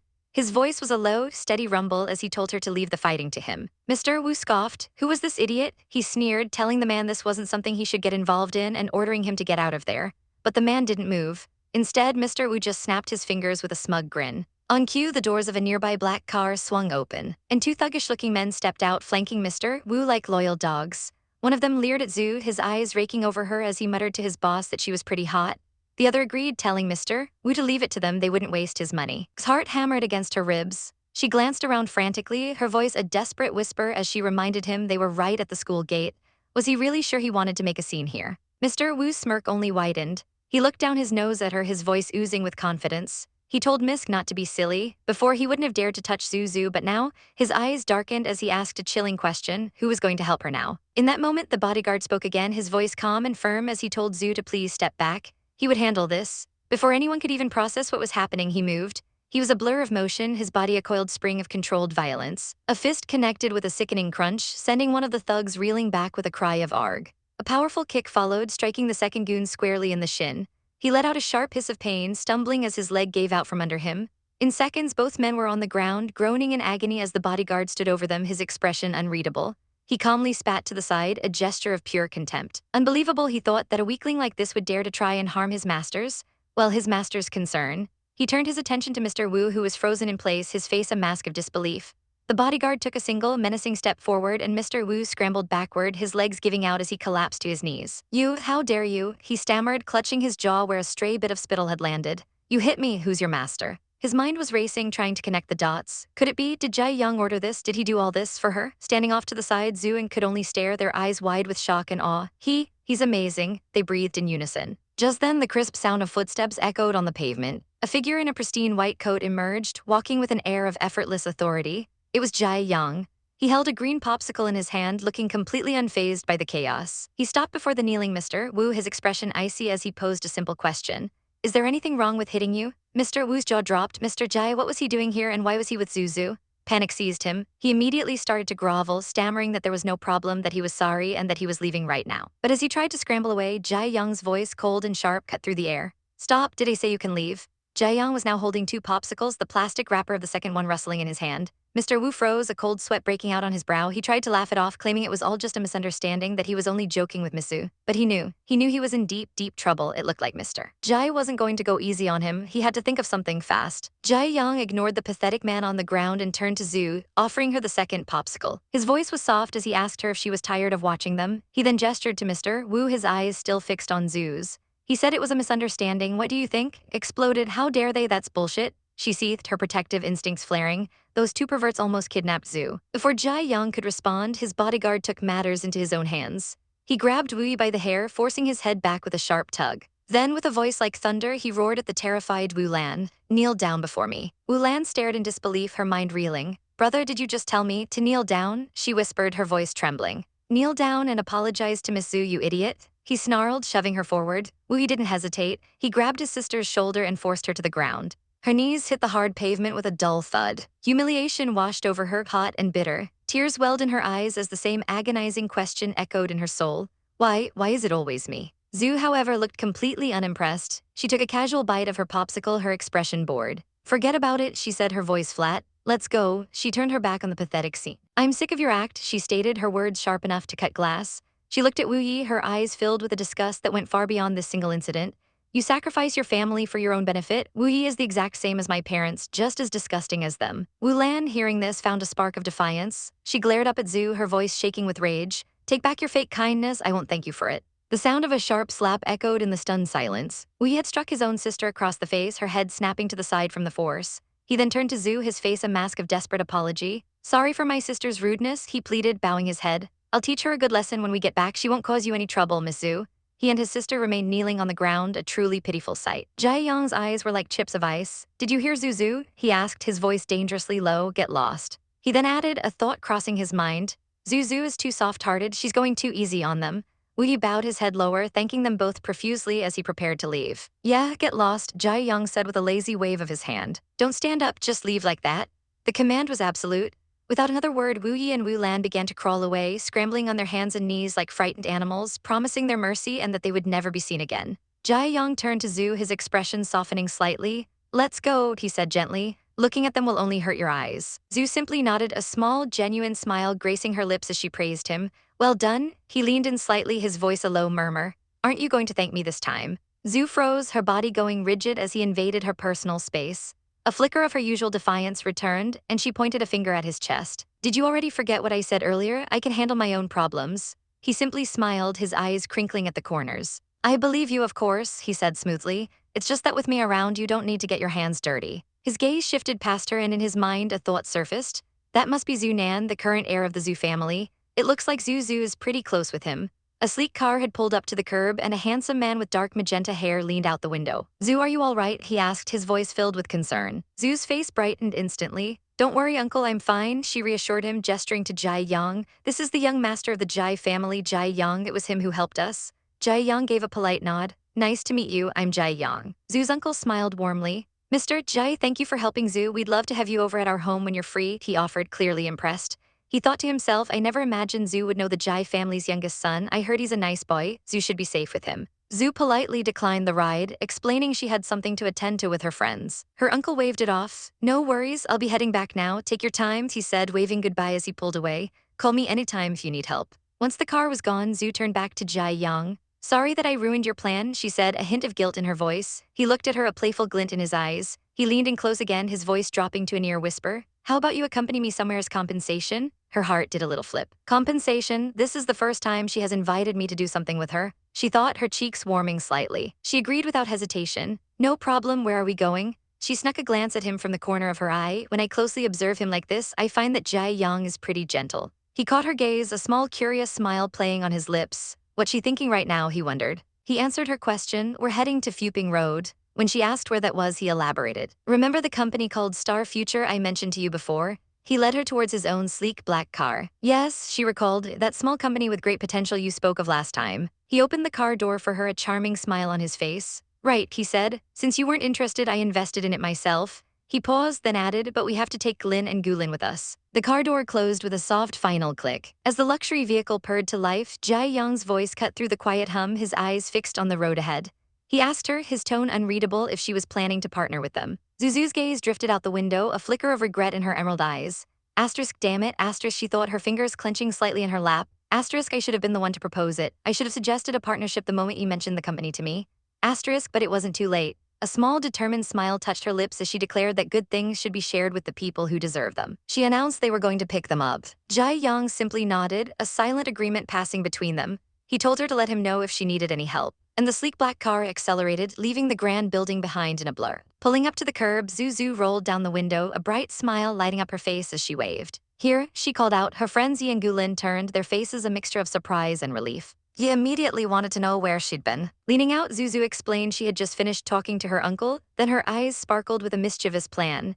She asked Yi and Lin if they had time right now because she wanted to take them somewhere special. Yi didn't hesitate for a second, her voice brimming with excitement as she declared she would accompany Zhu wherever she wanted to go. Gulin, ever the more cautious one, simply asked where they were going. With a playful glint, Zuzu urged them to get in first, promising to tell them on the way. But then she paused, a logistical problem dawning on her. Her eyes flickered to Jai Yang in the driver's seat. She explained that her car could only fit 2 more people, and with feigned politeness, she offered to call a cab for Mr. Gu. Gulin, ever the gentleman, began to refuse, assuring her not to worry, that he had his own car and could follow them. But Yi, seeing a perfect opportunity, jumped in. Her hand flew to her mouth in a mock gasp. Asterisk, wait a minute, asterisk, she thought, a sly grin forming. Asterisk, is something going on between Zuzu and Mr. Jai? Asterisk, she quickly told Gulin not to worry about her either, insisting she would go with him so he wouldn't be alone. Her eyes practically twinkled with the unspoken message.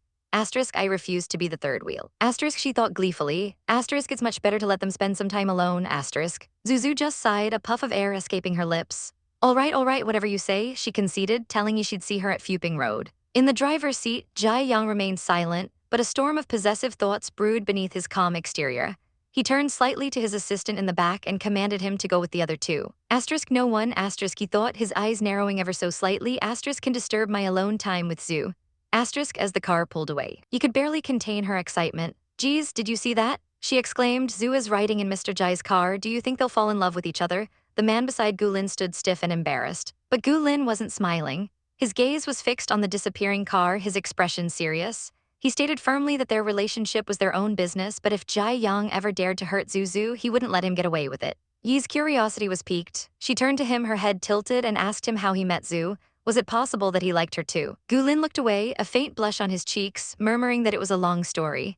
He said that outstanding people just naturally catch each other's eyes, a vague but telling answer as he opened the car door for her. The silence in Jai Yang's car was thick with unspoken questions. Finally, he broke it, his voice low and laced with an edge of steel. When did you and Gulin get so close? Zuzu turned to him, a playful, teasing smile on her face. Her green eyes danced as she asked, are you jealous of him? His answer was shockingly direct. Yes, he admitted without hesitation. Generally speaking, I think I'm your best choice. The Gu family isn't suitable for you. Zuzu's smile faltered, her eyes widening in surprise. Asterisk, how can he be so direct? Asterisk, she wondered. But then a second thought followed. Asterisk, to be fair, this is way better than those people who hide their real thoughts. Asterisk. He continued, his voice steady, explaining that he'd already investigated the Gu family's situation, assuring her that Gulin wouldn't cause her mother any trouble. She looked at him, truly seeing the depth of his actions. So why, she had to ask, why did he do all of this? He turned his head, his intense violet eyes locking onto hers, and posed a question that made her breath catch. Like me. The world screeched to a halt. He slammed his foot on the brake, the tires protesting against the asphalt. Zuzu was thrown forward against her seatbelt with a small cry. What was wrong with him? He was acting so strange today. Her heart pounded in her chest. He turned fully towards her, his expression a whirlwind of raw emotion. He confessed he did all of it so she would stop treating him with such indifferent politeness. He did it so that he would be the one who jumps into her head first when she's in danger. His hand came up, his fingers gently, almost reverently touching her cheek. His voice dropped to a husky, dangerous whisper.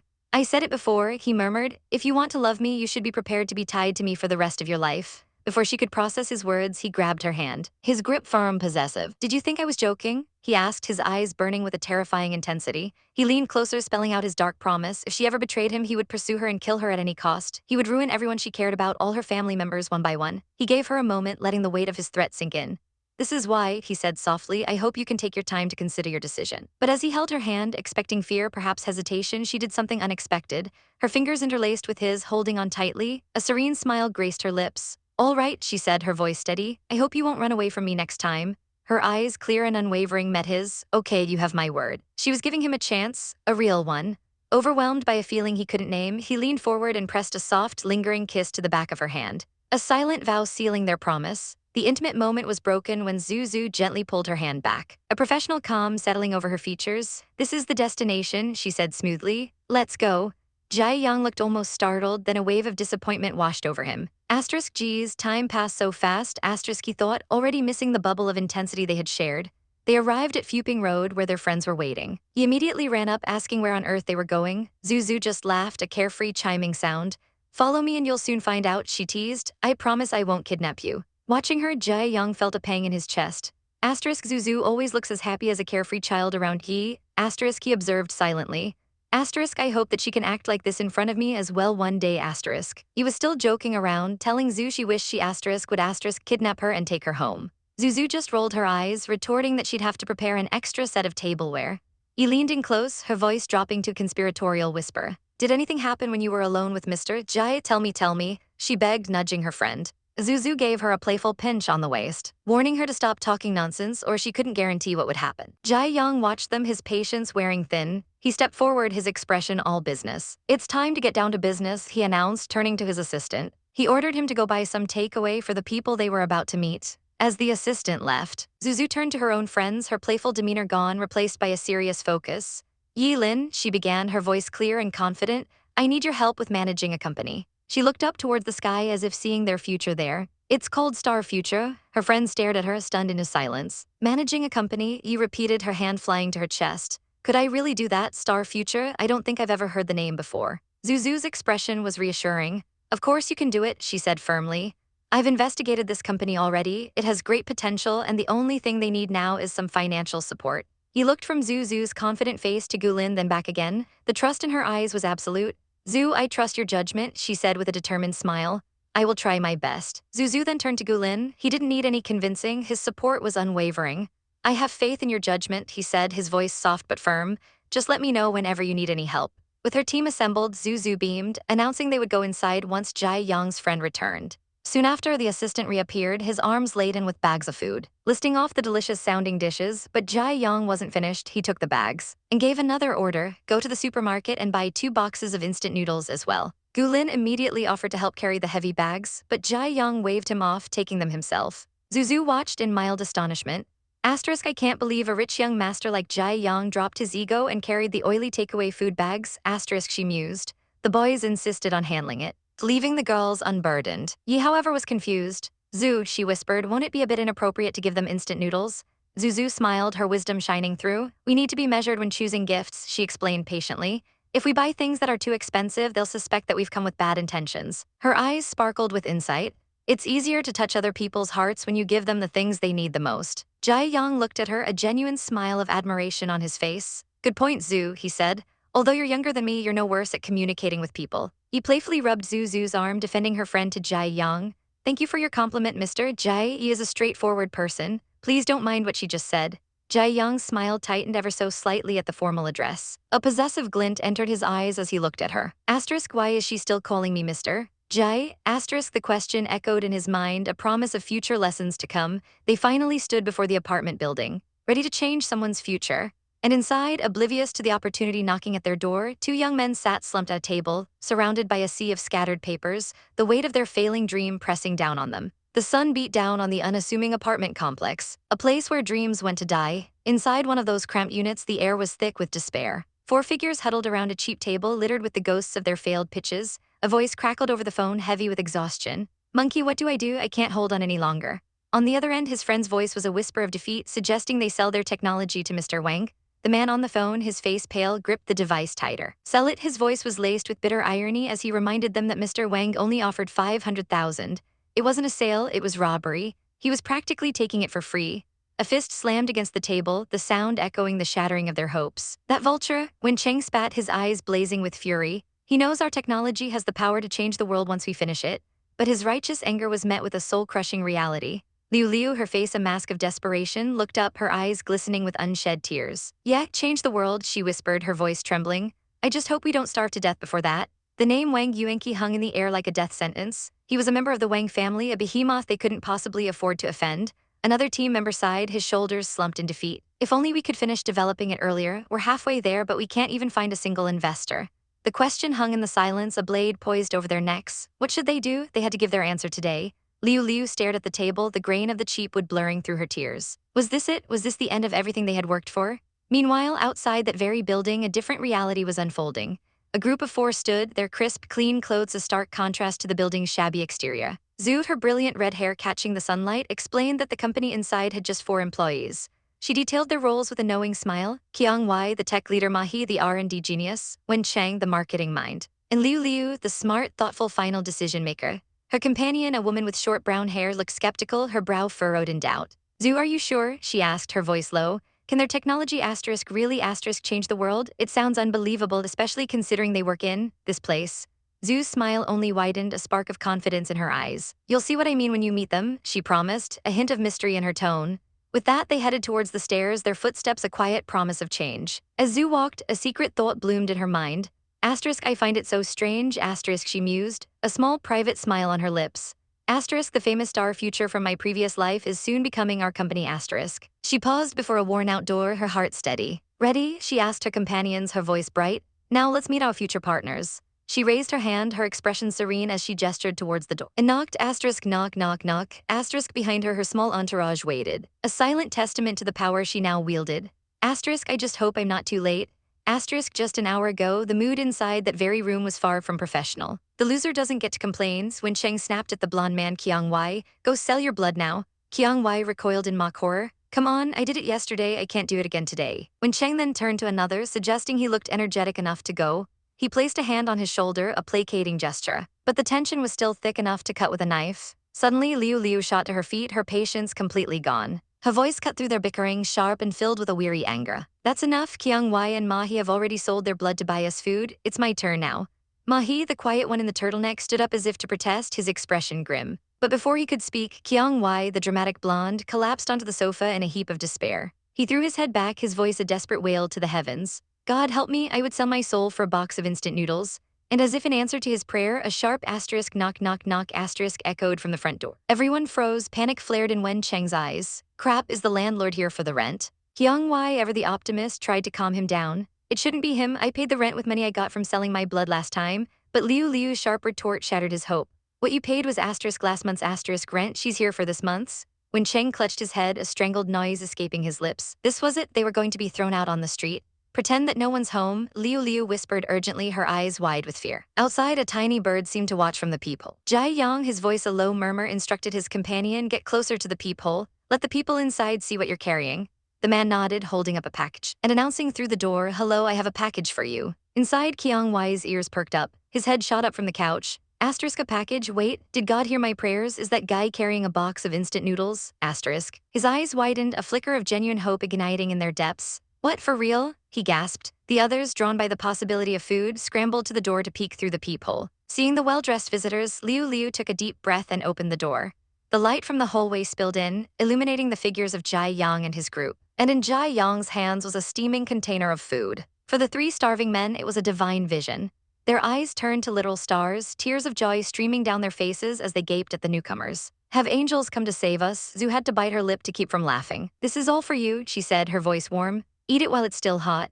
A flicker of pity crossed her face as she thought to herself, even with my memories from my previous life, I didn't expect them to be this miserable. Her companions, however, were utterly speechless, their faces frozen in shock. The woman beside her leaned in, whispering frantically, Zhu, you aren't kidding us, right? She watched the four tech geniuses devour the food like starved animals.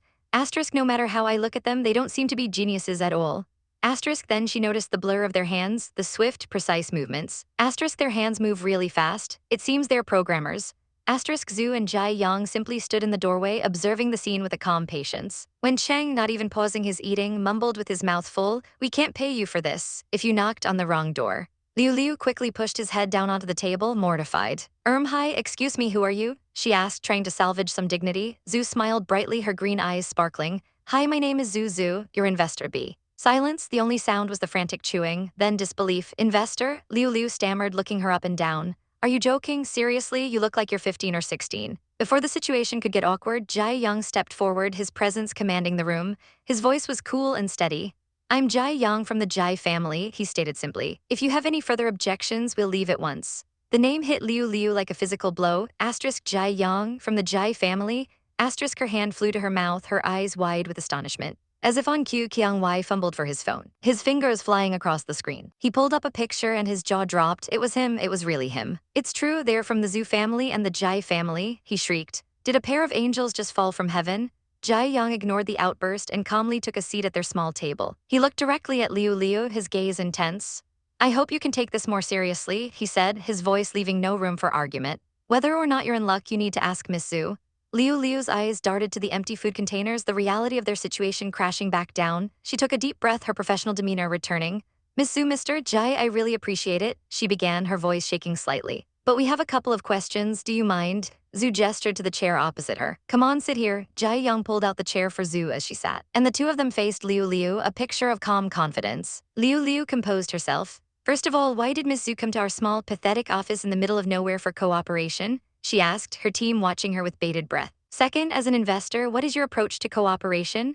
Zhu's smile was disarming. "You have impressive resumes," she began, her voice smooth as silk. "You were all top students at universities and won all sorts of prizes in competitions." Her green eyes seemed to see right through them. "That's why I came here. It would be a shame if brilliant young talents like you don't get a chance to shine."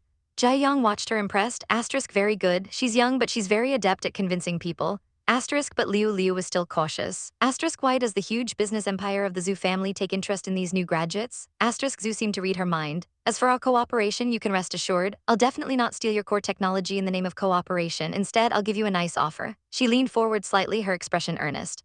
"I'd like to contribute as a shareholder and take the revenues, which will be the case if we turn profitable. Otherwise, I'll be the one who pays for the loss." The offer was so generous, it was almost unbelievable. Liu Liu could only nod, stunned into silence. For the three men behind her, it was the sound of salvation. Tears of pure, unadulterated joy streamed down their faces. "We found an investor at long last," Qiang Wai sobbed. "Great, I don't have to do programming on an empty stomach anymore." He then turned to Zhu, his eyes shining. "From now on, you'll be our boss. I don't mind providing some special services, boss." Jai Yang's icy glare shot across the table, freezing the words in Qiang Wai's throat. "I don't think she needs any special services," he said, his voice dangerously low. "Just do your job." Zhu hid a smile behind her hand. "All right, deal," she announced, getting up. "We'll talk about our revenue shares later. If you're concerned about the contract, you can draft it yourselves." She extended her hand. Liu Liu took it, her own hand trembling as they shook. "Anyway," she whispered, her voice thick with emotion, "thank you for believing in us." In that moment, she felt a profound sense of hope. Asterisk, those hard days of starving and empty talk about the future are finally over. This is a once-in-a-lifetime opportunity, asterisk. Qiang Wai, recovering from Jai Yang's glare, eagerly grabbed Zhu's hand after Liu Liu let go. "Boss, my name is Qiang Wai, they all call me Monkey." He held on a little too long, his grin a little too wide. "You can call me whatever you want, like Qiang or Wai." Suddenly, a cool hand covered his, firmly pushing it away. Jai Yang moved between them, a subtle but unmistakable shield.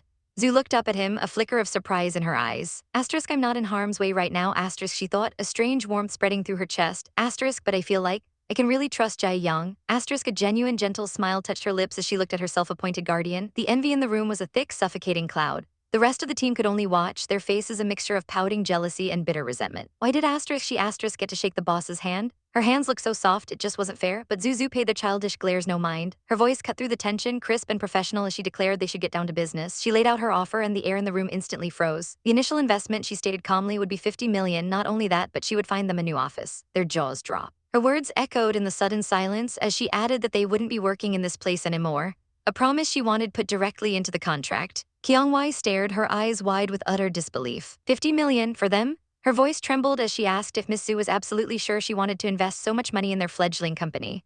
Zuzu simply closed her eyes, a serene, confident smile gracing her lips as she gave a single firm nod. This was no gamble, she explained, her gaze sharp and clear. It was a well-thought-out decision. Her voice softened, filled with a conviction that sent a shiver through the room as she told them she believed in them, that she was investing the money because they were worth it.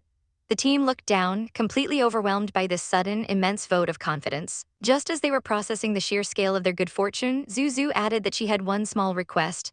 Mahi immediately puffed out his chest, a confident gleam in his eyes, ready to promise her the world. They could do anything, but Zuzu's request wasn't for them. She gently pulled her two friends, Gi and Gulin, forward. Her plan was already in motion. She hoped they could use Gi as the first trial run for their products and have Gulin act as her personal investment representative, helping them launch products in the future. It was a brilliant move, integrating her own people into their operation from the very beginning. Kyungwai didn't hesitate for a second. Of course, no problem. She grabbed her own friend's arm, her face beaming with gratitude as she gushed that they were so lucky to have her. With the terms settled, Zuzu wrapped up the meeting, telling them she would be in touch once the new office was ready. She gave them one last gentle, encouraging smile, a look that promised a brighter future. The two boys on the team placed their hands over their hearts, vowing not to worry, that she could leave everything to them. Jai Yang, ever the silent guardian, reached for the door handle to let them out. Just before she left, his low voice murmured a reminder for her to eat well. The simple words were laced with a warmth that made her pause. The team waved them off with jubilant cries, shouting goodbyes and see you soons to their new boss. The moment the door clicked shut, the silence was shattered. An explosion of pure, unadulterated joy erupted from behind the door. They were cheering, screaming yes, at the top of their lungs. Their dream was finally coming true. Zuzu heard their celebration, a small smile playing on her lips before she turned to her friends and said it was time to go home. 20 minutes later, they were cruising down the street in Jai Yang's sleek black car. The silence was comfortable until Jai Yang spoke, his voice thoughtful. He admitted he admired her ambition, that 50 million might be peanuts to the Zoo family. But those developers hadn't even created a single product yet. His piercing violet eyes met hers in the rearview mirror. Why was she so convinced they would make it? Zuzu just smiled, that infuriatingly knowing smile of hers. Investing is risky by nature, she chirped, and the higher the risk, the higher the return. But inside, her mind was racing. Asterisk, I knew it, he's suspicious. He wants to know the truth behind my confidence.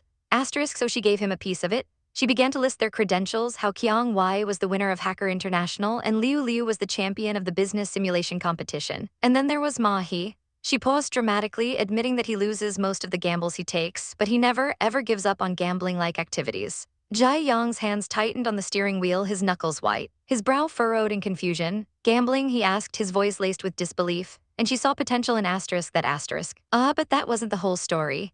Zuzu clarified that Mahi has never lost the gambles that were truly important to him. He wasn't a good student in high school, she continued, her eyes twinkling. And yet he was admitted into an elite university. Do you know why? Jai Yang, completely hooked, could only ask why. She leaned forward, her voice dropping to a conspiratorial whisper. 3 days before the college entrance exams, he guessed 40 questions in a row, and he got almost all of them right. Jai Yang's expression was unreadable, but a single word escaped his lips. Interesting. His mind was working, piecing it together. Asterisk, there must be more to it than that. Luck is hard to come by. Asterisk, Zuzu finished her argument, adding that if Mahi truly had nothing to offer, the other 3 geniuses would have never become his friends. As the car pulled up to the grand gates of the zoo estate, Jai Yang conceded she had convinced him. But he still had one question. How was she going to ask her family for such a large sum of money? Her grandpa, he reminded her, was too old-fashioned and hidebound to invest in a little-known startup. A sly, mischievous glint appeared in Zuzu's eyes. She turned to him, her smile widening as she asked, haven't I already found an investor? She held his gaze, letting the implications sink. It took him a moment, but then his eyes widened in realization. I see, he breathed, a slow smile spreading across his face. You got me. He held up 2 fingers, twice. She had played him like a fiddle and he couldn't even be mad. She pressed her advantage, her voice turning serious as she promised to pay him back in full with the bank's rate of interest in just 6 months. What did he say? He looked at her, this brilliant, audacious girl who had completely upended his world. All right, he said, his voice firm. Deal. He never expected to become her business partner. As if to seal their new pact, she placed her hand over his. A silent promise passing between them. Deals. Meanwhile, in a drab hotel room far, another deal was falling apart. Guru stared at the sleeping form of her lover, her face a mask of contempt. All you do is sleeping day in, day out, she hissed under her breath. So poor and lazy, why should she be the one to suffer with him? No, this was not the life she wanted. Her mind churned, desperate. She had to come up with something, anything to escape. Just then the man on the bed stirred, his eyes opened, bleary and lecherous. Come here, Rue, he slurred, reaching for her. Let me give you a kiss. His hand shot out, grabbing her arm in a vice-like grip. A wave of revulsion washed over her. Let go of me, she cried, trying to pull away. The feeling of his skin on hers made her sick. It's so gross, she spat. The man's face fell, shock quickly turning to anger as he demanded to know what she just said. Guru's fear was replaced by cold fury. She was done. She announced that she was going to marry Ling Chen soon, and he needed to show her some respect. She stood tall, her chin held high, a woman reborn from the ashes of her own bad decisions. The man was thunderstruck. He staggered back, his face a mess of confusion and hurt. Didn't they say they would be together forever? He had left his partner for her. How could she leave him now? She just laughed, a bitter, ugly sound. Together forever? She sneered, looking him up and down with utter disgust. Just look at yourself. You don't deserve to be with me. With that, she turned her back on him, ready to walk away forever. But he wasn't going to let her go that easily. How dare you? He roared, lunging from the bed. She spun around, her eyes wide with contempt. Who do you think you are, you middle-aged loser? She screamed. Without your rich and powerful father, you would be nothing but a useless wimp. The truth of her words struck him like a physical blow, and he snapped. Shame on you, you bitch. He snarled, pouncing on her and grabbing the front of her dress. You've been lying to me. He shoved her back. His face contorted with rage. A sharp crack echoed through the room as his hand connected with her cheek. The force of the slap sent her stumbling back, her hand flying to her face in shock and pain. Bitch, he screamed, his voice breaking. I ended up like this because of you. But he had underestimated her. Fueled by adrenaline and years of repressed anger, she reacted in a flash. Her leg shot out, her foot connecting squarely with his crotch. She screamed back at him, tears of fury streaming down her face. Yes, I lied to you, and you had it coming. Go to hell. She let out one last, guttural scream of rage and despair. As he collapsed onto the bed, clutching himself and groaning in agony. For a terrifying moment, she wanted to kill him. But she couldn't afford to go that far. Grabbing her bag, she fled the room without a backward glance. As she hurried down the hotel corridor, her escape was not unnoticed. Whispers followed her like shadows. Look at her, a total slut, one voice hissed. She sells her body at such a young age. With a man old enough to be her dad, another added. The words were poison darts, each one finding its mark. What a shameless whore. The gossip was just reaching a fever pitch when a calm voice asked what was going on. A handsome man in an impeccable suit had appeared as if from nowhere. The hotel staff rushed to explain that a girl had been staying for days without paying, and now the brazen girl was gone, having abandoned the man in the room. The handsome man Ling Chen simply turned around, a slow, satisfied smile spreading across his face. Asterisk, that's exactly what Zuzu expected to happen. Asterisk, he thought to himself. Asterisk, way to go, boss. Asterisk, his eyes glinted with amusement and admiration. Stepping outside, he pulled out his phone. You're right, he said into the receiver. They had a falling out. What do we do now? He listened for a moment before nodding.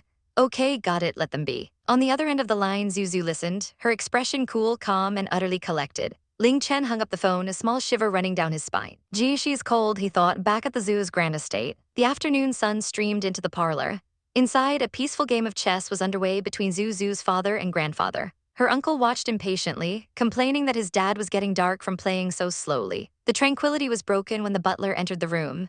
Master, he announced formally, second young master is here, may he be allowed in. Outside the gates, the pathetic, disheveled man from the hotel was making a scene. Dad, your son is back, he wailed, clinging to the bars like a prisoner. I can't take it anymore, please let me in. Inside his miserable mind, one thought repeated itself over and over. Asterisk, you can never trust women. Hopefully Dad will forgive me. Asterisk. The air in the grand hall grew thick with resentment as the old man's face twisted into a mask of pure contempt. How could he? How could that worthless son of his have the nerve to show his face here again? From across the room, Nan and Zhu exchanged a nervous glance, the tension a physical thing pressing down on them. Zhu leaned in close to her grandfather, her voice a soft whisper as she asked if they should go to another room to give him some privacy. He barely looked at her, his hand waving dismissively.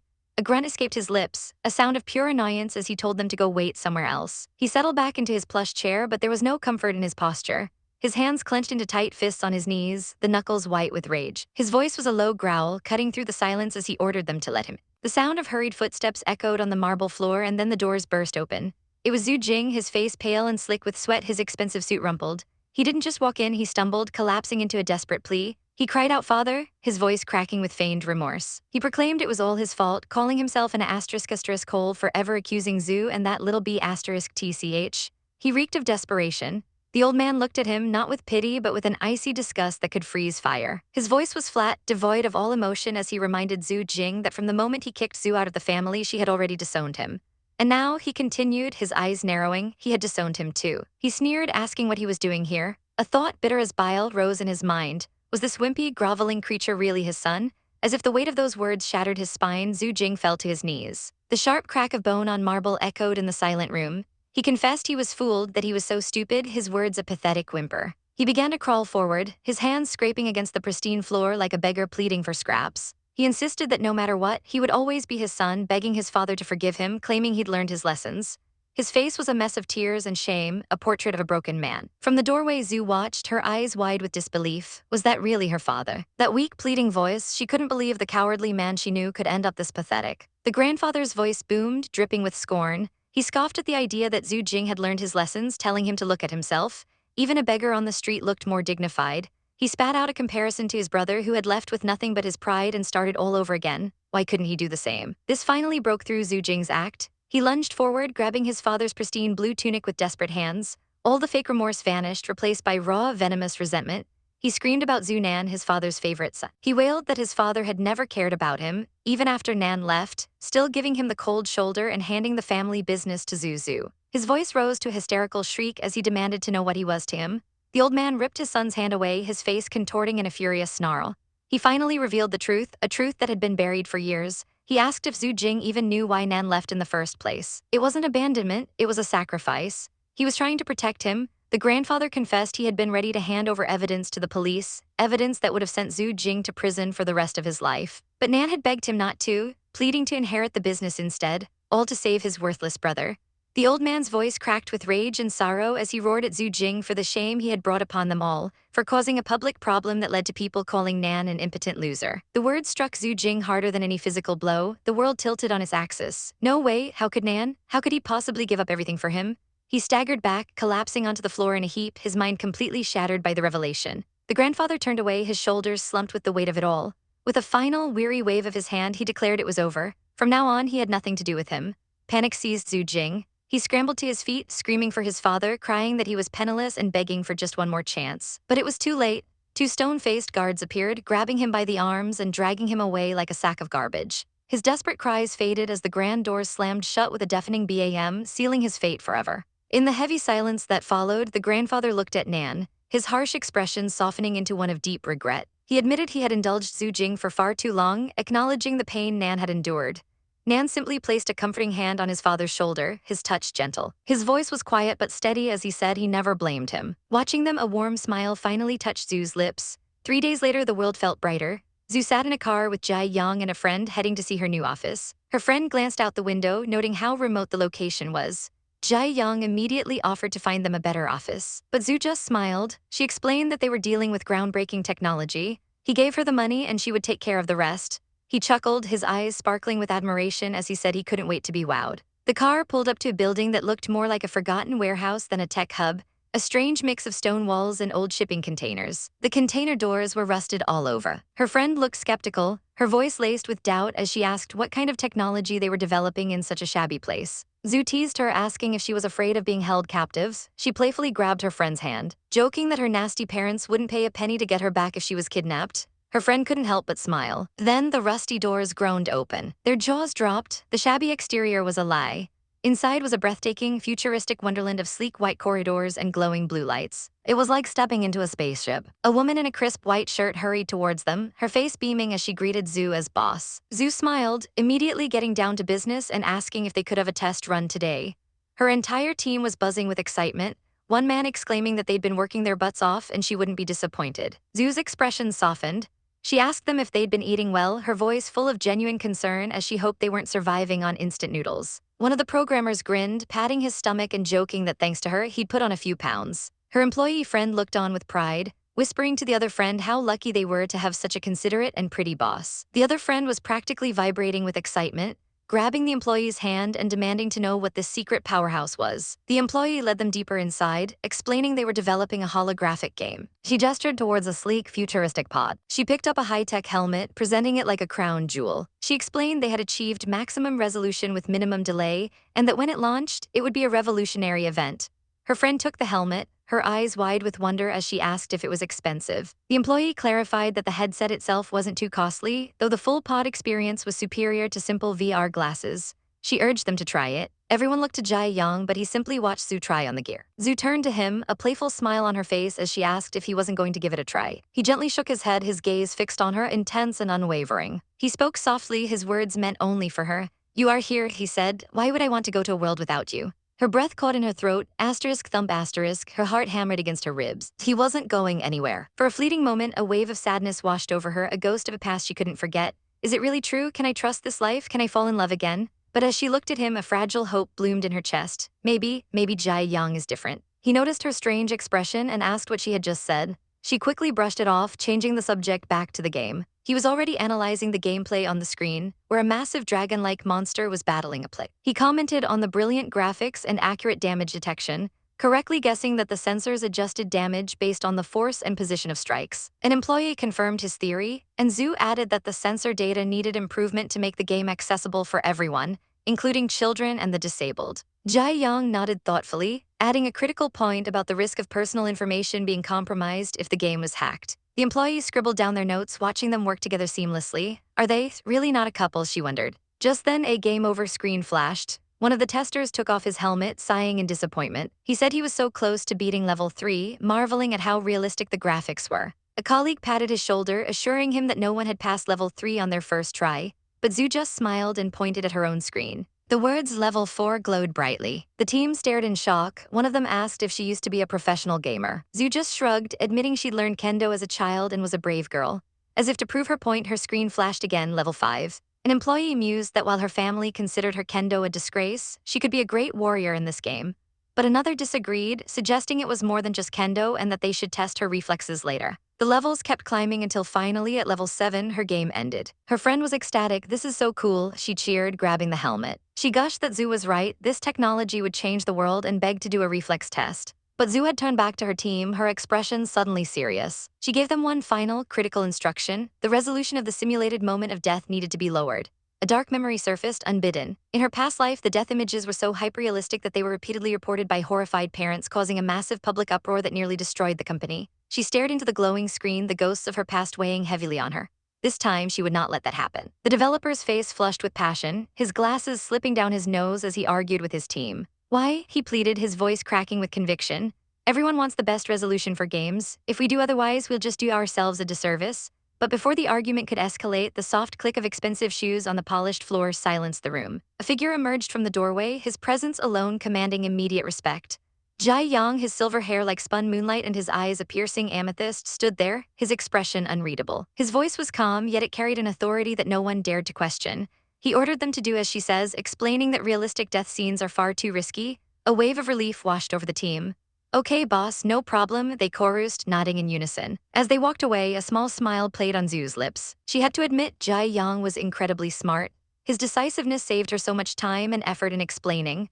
In another part of the lab, 2 female researchers stared at a screen, their mouths agape. One of them turned to the other, her voice a hushed whisper of disbelief. Unbelievable, she breathed. The other clutched a clipboard to her chest, her eyes wide with awe as she looked at Zhu. Her reflexes, she explained, were 5 times greater than a normal person's. She was like a superwoman. She begged Zhu to come back for more tests, insisting she would be a great source of inspiration. Zhu's smile was genuine, her hand reaching out to clasp the researchers in a friendly shake. Of course, she'd be back, you bet, she promised warmly. I love this game and I'll come over whenever I can. Later, the core team gathered, a buzz of anticipation in the air. The launch of Star Future was just a week away. Were they ready? Ready? They were born ready. Without their boss, Star Future wouldn't even exist. The blonde developer, flush with excitement, clapped his hands together. He declared that next week would be the time for both Star Future and the Zhu family to rock out. But Zhu gently shook her head, a thoughtful look on her face. No, she cautioned, publicizing the Zhu family's involvement might get them into trouble. They needed to downplay it for the good of Star Future. The first developer nodded, understanding her logic. He got it, but he still insisted that they all knew this game wouldn't have been possible without the Zhu family. With a final good luck, Zhu waved to her dedicated team, her heart swelling with pride and hope for the future. 1 week later, the day had arrived. The grand lobby of the Yunhui International Hotel was a flurry of activity. But just as they were putting the final touches on their setup, a smarmy-looking man in a suit approached them.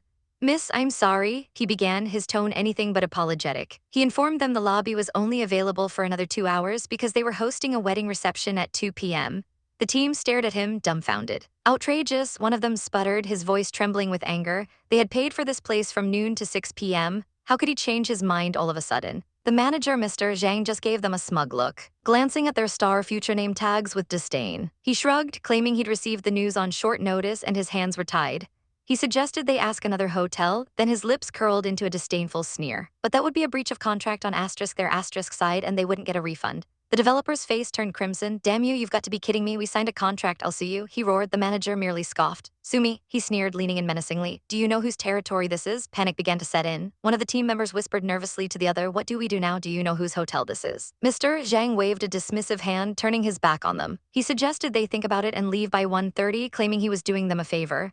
The shameless bastard. The developer's fists clenched at his sides. He did this on purpose just to steal their money, but his colleague put a calming hand on his arm. Complaining was useless. They couldn't do anything rash. There was only one thing to do. Call boss, he said firmly. He quickly dialed the number, his voice frantic as he explained the situation. Help, boss, we have a situation here in the hotel. Miles away in a serene garden pavilion, Zhu was enjoying a quiet cup of tea with Jai Yang. The frantic voice on the phone shattered the peace. The hotel was threatening a breach of contract. They were cutting the launch short.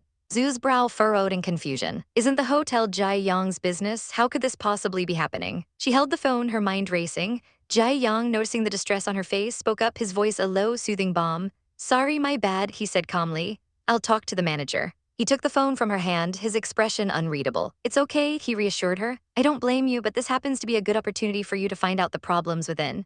As he spoke, a memory flashed through Zhu's mind. The Jai family brought down in her past life. She hoped, she prayed that this time it would be different. Jai Young's voice turned to ice as he spoke into the phone. Manager Zhang, he said, his tone leaving no room for argument.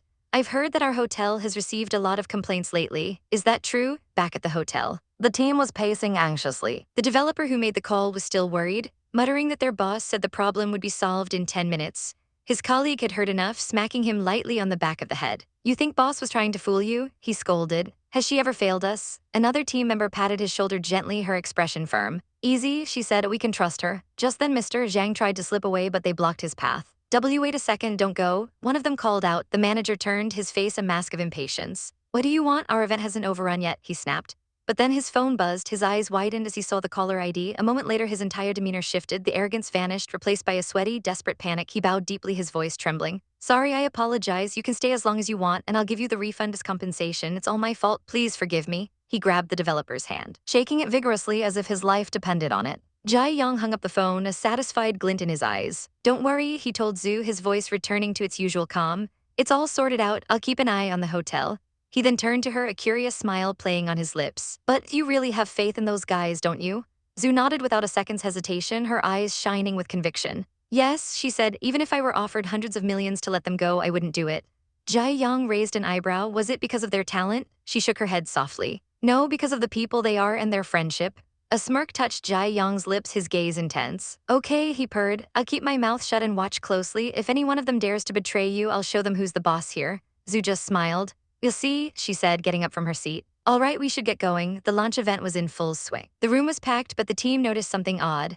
The journalists were mostly paparazzi, whispering amongst themselves, clearly not here for a tech launch. What were they doing here, trying to snap photos of celebrities? Their question was answered as a pair of shiny shoes stepped into view. A glamorous couple made their entrance and the cameras went wild. The paparazzi were whispering excitedly. Had they heard, Mr. Junior was almost beaten up in a nightclub? The woman beside him hissed, why can't you just keep your nose out of trouble? But he just put a finger to his lips, his eyes scanning the room. Mom and Dad don't have a problem with it. Who are you to talk? He retorted coolly. I'm here to see Miss Zhu, not to listen to your bullshit. A member of Zhu's team stepped forward, playing her part perfectly. You must be Miss Liu, she said with a professional smile. I'm Liu, the director of Star Future. Welcome to our product launch. The rest of the team watched, impressed. Boss told them to pretend they didn't know them. Brilliant marketing. The couple took their seats at a nearby table. The murmuring in the crowd grew louder. Wow, Mr. Gu is here too, someone whispered. The young man named Gu Lin had a reputation. It was said that when he turned 18, a mysterious noble family from America would take him back. What a collection of big fish. Just then, all heads turned towards the entrance. Miss Zhu, a reporter cried out. The cameras flashed relentlessly as Zhu entered on Jai Yang's arm, the two of them radiating power and elegance. Miss Zhu, is it true that you are engaged to Mr. Jai? The questions came thick and fast. Zhu calmly took a glass of wine, her face a mask of poise. Jai Yang turned his head slightly, his icy gaze landing on Gu Lin. You better watch out, he warned, his voice a low threat. Gu Lin watched them walk away, his expression a mixture of anger and heartbreak. Liu noticed his clenched fists and the pain in his eyes. A terrible realization dawned on her. Gu Lin, do you and Zhu? She stammered, unable to finish the sentence. He shook his head, looking away from the couple on the other side of the room. Zhu and I, forget it, it's nothing. But his inner thoughts were a storm of turmoil. An ostentatious man like Jai Yang will only bring trouble to Zhu. He turned back to Liu, his eyes hard. Just a reminder, he said, his voice low. I really don't want you to view Jai Young as an enemy because he'll make your life a living hell. They sat in silence. The tension thick between them, Liuk finally understood. She didn't know Gulin also fancied Zhu. Well, who wouldn't like a girl like her? Gulin sighed. Thanks, he said quietly, but you don't have to worry about me, I know what I'm doing. Suddenly, the room was plunged into darkness and a massive screen lit up. A woman in a sharp suit stood on stage. Ladies and gentlemen, dear journalists, good afternoon, she announced. I'm the director of Star Future. Welcome to our first product launch event. Now, please put on your VR glasses. The world dissolved. In its place was the vast emptiness of space, and a giant flaming meteor was hurtling straight towards them. A collective gasp went through the audience. Crap, I'm going to crash into it, one guest yelled. My goodness, I really thought it was going to crash, whispered another. The director's voice echoed through their headsets, smooth and serene. Enjoy your interstellar journey. Zhu turned her helmeted head towards Jai Yang. So what do you think? She asked, a hint of pride in her voice. His reply was simple, very good. A playful smile touched her lips. When you say very good, you mean it's quite a success, right? He elaborated, his voice businesslike. Investment-wise, this product will be profitable for us. I don't have to get back double my investment, and I also have Miss Zhu's company. I really look forward to more cooperation in the future. Zhu took off her helmet, her red hair cascading down her shoulders. We haven't earned any money yet, she teased. Don't you think it's too early to say that? Jai Yang removed his own helmet, his gaze softening as he looked at her. I trust you, he said, his voice sincere, even if this is a scam. The VR demonstration ended and the lights came back up. A different developer took the stage. I'm sure you all had a first-hand experience of the beauty of our interstellar journey, he began, his voice ringing with excitement. But now I would like to tell you that the experience provided by these glasses pales in comparison with what our product can offer. The crowd erupted. Seriously, how's that possible? Shut up, I don't believe it, no way. The developer just smiled confidently. If you don't believe me, come up and give it a shot yourselves. He gestured to a set of futuristic chairs on the stage. A few brave volunteers made their way up and sat down. The moment the simulation started, they gasped. Wow, I can see my teammates' faces. Cool, one exclaimed. Amazing, this is a holographic game. The developer beamed. He explained that they were in an in-game arena where they could choose a profession like magician, warrior, or priest and battle opponents to win. On screen, a golden-armored warrior was struck down, flopping dramatically to the ground. Ha ha ha ha, loser, a voice boomed. In the audience, Liuk buried her face in her hands. My brother sucks in games, she muttered, so embarrassing.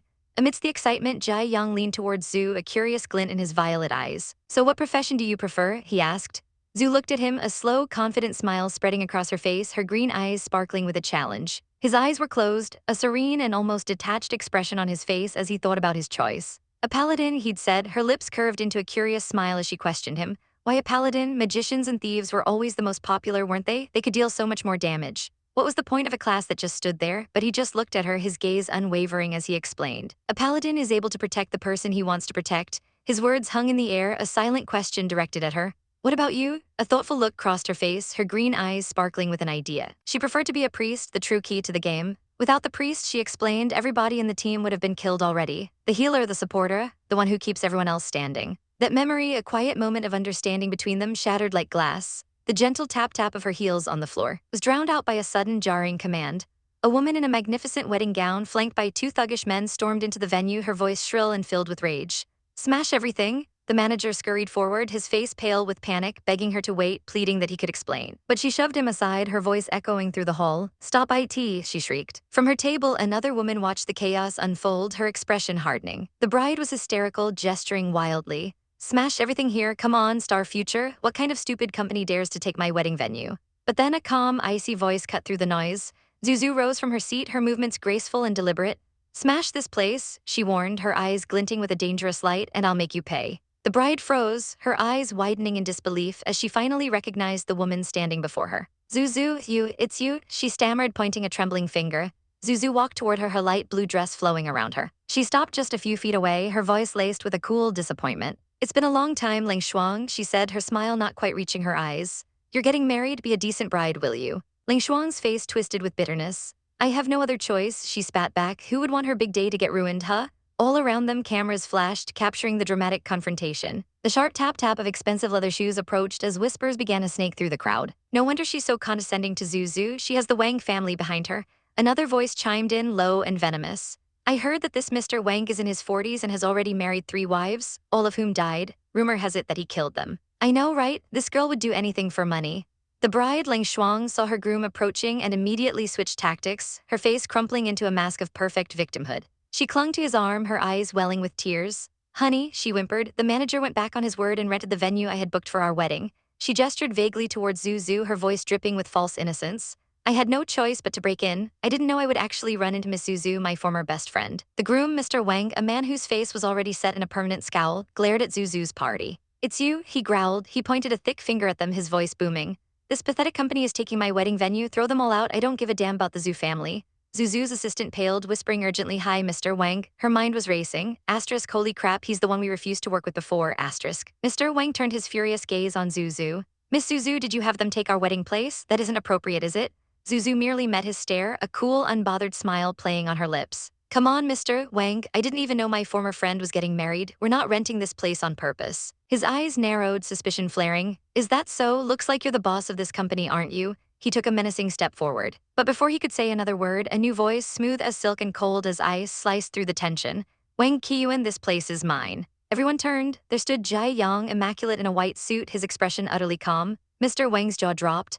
The blustering anger drained from his face, replaced by shock and a flicker of fear.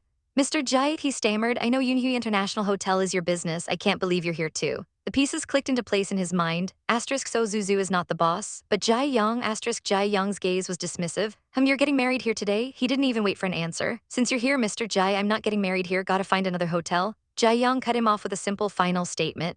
Very well. Defeated, Mr. Wang turned to leave, grabbing his bride's arm. But as he walked away, he threw a venomous threat over his shoulder, his voice a low growl meant only for Jai Yang. You're not the only son in your family, Jai Yang, and you won't officially inherit the family business until you're 25. Let's see if you'll live to that day. His words were a chilling promise of future conflict. Later, after the product launch had concluded successfully, Zuzu and Jai Yang walked through the quiet parking garage, the flashing lights of the press conference a distant memory. They walked towards his sleek black car. Her head was bowed slightly, her voice soft. I don't think I'll ever be able to return the favor. He stopped, turning to face her, a predatory gleam in his eyes. In that case, he murmured, his voice dropping to a husky whisper, fulfill our last agreement as soon as possible. What do you say? He leaned closer, his presence overwhelming. Mr. Jai, a prey can run, but a hunter doesn't have patience. Her heart hammered in her chest, but she met his gaze, a flicker of defiance in her own eyes. In a flash, he grabbed her wrist, his grip like steel. Hurt me now, he dared her, his voice a low, dangerous command.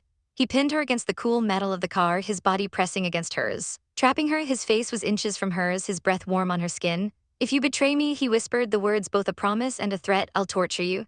Her free hand shot up, not to push him away, but to clench the fabric of his tie, pulling him even closer. Her voice was steady, her gaze unwavering. If I do betray you, you can kill me. He paused, searching her eyes. Are you serious? A small, almost imperceptible smile touched her lips. I'm serious, she breathed. I'm yours, and if you're not happy with me, feel free to take my life. The air crackled with unspoken emotions, a dangerous dance of power and submission. In that moment, the hunter had found his match. The space between them vanished. He leaned in, and his lips met hers in a kiss that was both a conquest and a surrender. The world seemed to dissolve into a haze of sparkling lights. A thought, shocking and undeniable, bloomed in her mind. Asterisk, maybe he's the one. Asterisk, he pulled back slightly, his eyes dark with emotion, searching her face. Does this mean yes? He asked, his voice rough. He held her close, his arms wrapping around her as if he'd never let go. But she placed a hand on his chest, a gentle push creating a sliver of distance between them. Her voice was soft but firm.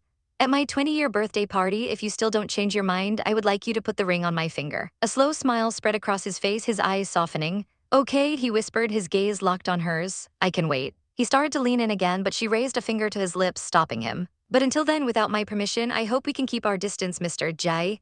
A gentle, knowing smile graced her lips. He took her hand. Don't call me Mr. Jai from now on. She tilted her head, a playful look in her eyes. I'll call you Yang, all right? Okay, he replied, his thumb stroking the back of her hand. And I'll call you Zhu. He nodded, a silent agreement passing between them. As they reached the car, she spoke again. The product launch is over. Uncle Chen will drive me home. Her driver was already waiting by the open car door. Drive safely, Yang said, his eyes still on her. Uncle Chen bowed his head respectfully. Yes, Mr. Jai. But as Zhu got into the car, the old driver's mind was a whirlwind of worry. Asterisk, oh my, I need to tell my lord about this. Mr. Jai is way beyond Miss Zhu's league. I am afraid my lord would not want her to marry him. Asterisk, Zhu waved from the car window. See you, Yang. He watched the car pull away, a faint smile on his lips. See you, Zhu. Back at home, in the quiet comfort of her grandfather's study, Zhu sat beside him as he looked over papers from her company. Zhu, you're doing a great job with Star Future, he praised, a proud look on his face. Those students have made a name for themselves. She smiled, handing him a cup of tea. Don't worry, Grandpa, they're loyal to me. He took the cup, his expression growing serious. You never know, besides, they were the ones who drafted your contract. If they want to leave for another company, they can do it anytime they want.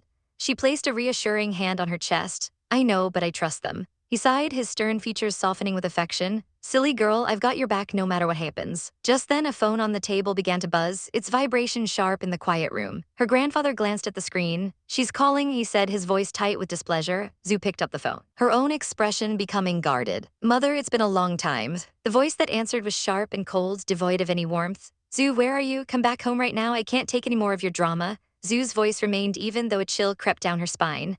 I told you I'll never go back home, have you forgot? A harsh, disbelieving laugh came through the phone. You didn't really mean it, did you? I'm your mother. What's the point of holding a grudge against me? It was just a few words, I have said that. The voice grew louder, more frantic. You can't stay out all the time, people will judge you. Zhu glanced at her grandfather, her protector. I was brought up by Grandpa, remember? Her mother shrieked, her voice cracking with fury. What do you mean by that? Just because he brought you up doesn't mean you should disown your parents. An ultimatum followed. I'm warning you, I want to see you in half an hour at our go-to-Western restaurant, you hear me?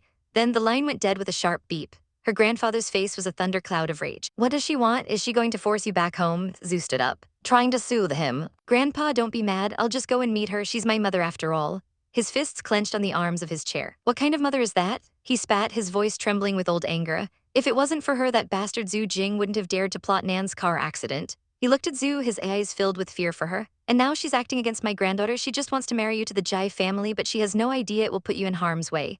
Zhu knelt before him, taking his hands in hers. Don't worry, Grandpa, I'll be very careful. But his words echoed in her mind. Asterisk, what is Grandpa trying to imply? Asterisk. He looked down at her, his expression grave, and asked the question that had been weighing on his heart. Zhu, tell me, do you really like Jai Yang? He sighed heavily. He's a good boy, but the Jai family is way too powerful. His family is totally cruel and greedy. I really don't want you to marry into a family like that. She rested her head on his lap, a sense of weary resignation washing over her. Thank you, Grandpa. I know you care about me, but I'm afraid it's too late. Trust me, I'll make the best possible choice. 40 minutes later, she arrived at the restaurant, the weight of her family's past and her uncertain future heavy on her shoulders. The moment Zhu sat down, her mother's voice, sharp and laced with accusation, cut through the air. Zhu, this is unbelievable. You didn't come back for months. Her eyes narrowed, scanning her daughter as if searching for flaws. Then came the real question, the one that truly mattered to her. She leaned forward, her voice dropping to a conspiratorial whisper. I read in the newspaper that you and Jai Yang are getting married. A flicker of hope, of avarice, danced in her eyes. Zhu barely reacted, her expression a placid mask. She took a slow, deliberate sip from her teacup, the warmth doing nothing to thaw the ice in her heart. They're making that up. Don't take it seriously, Mother, she replied, her voice smooth and even. But her mother wasn't having it, her hands flew up in exasperation. How could I not take it seriously? She snapped, her carefully constructed composure cracking. Lang Shuang has married into the Wang family. If you don't find a better man, she'll be emboldened to push you around, you know. Zhu's lips curved into a faint, knowing smile. A good idea, she thought, her gaze unreadable. You think marrying into the Wang family is a good idea? Her mother scoffed, utterly convinced of her own worldly wisdom. Of course it is, the Wang family, even your grandpa would think twice before offending them. She gestured dismissively, and Lang Shuang is just a nobody. She's lucky to marry Mr. Wang.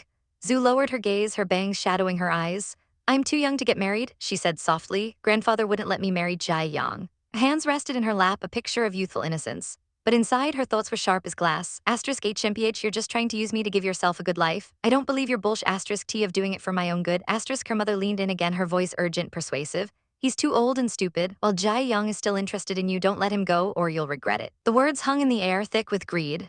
Zhu simply picked up her spoon, a delicate silver thing against the white of the cake. She decided to change the subject, her voice calm. Let's have lunch first, then I'll take you to a place. Her mother's eyes widened in suspicion. You must come back home today, she insisted, reaching out as if to grab her daughter. I need to talk to you, and it's easier to talk there. Zhu simply looked past her out the large glass window. I just told you I'm going to take you to a place, okay? Just then a sleek black car pulled up and a man in a pristine white suit stepped out. His silver hair shone in the sunlight, his features impossibly handsome. Our chauffeur's here, Zhu announced casually. Her mother's jaw dropped. Asterisk, oh my, is that Jai Yang? Asterisk, the pieces clicked into place with an audible snap. Her face flushed with a mixture of shock and elation. She grabbed Zhu's arm, her grip tight. You told me the newspaper made it all up. Let go. She hissed, her eyes darting between her daughter and the man outside. You two are together, right? Why did you lie to me? Zhu didn't flinch. She simply met her mother's frantic gaze and said, let's go, Mom, I'll take you to meet someone. With that, she turned and walked towards the door, leaving her mother to scramble after her. The black car gleamed outside the cafe. Zhu's mother immediately pasted on a syrupy sweet smile, sidling up to Jai Yang. Mr. Jai, thank you so much for picking us up, she gushed. So how's it going between you two? Jai Yang's polite gaze completely bypassed her, landing softly on Zhu. How are you, Zhu? He asked, his voice warm. Zhu completely ignored her mother's presence. Moving to get into the car. I'm good, Yang, she replied, settling into the plush leather seat. Her eyes held a hint of urgency. Let's get going so we don't keep him waiting. 10 minutes later, they were on the road, the silence in the car thick with tension. Suddenly, a click broke the quiet.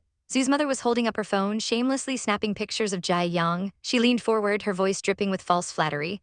Mr. Jai, Zu does whatever I ask her to do, you know? Once that old fart Zook is dead, the whole Zu family will do your bidding. Her smile was predatory as she angled the phone for another shot. It would be wonderful to have Zu as your wife, right? Jai Yang's expression turned to ice. His voice was low and dangerous. Please delete the photos right now or I'll have to ask my lawyers to talk to you. The threat was unmistakable and for a second her mother's smile faltered. But she recovered quickly, waving a dismissive hand.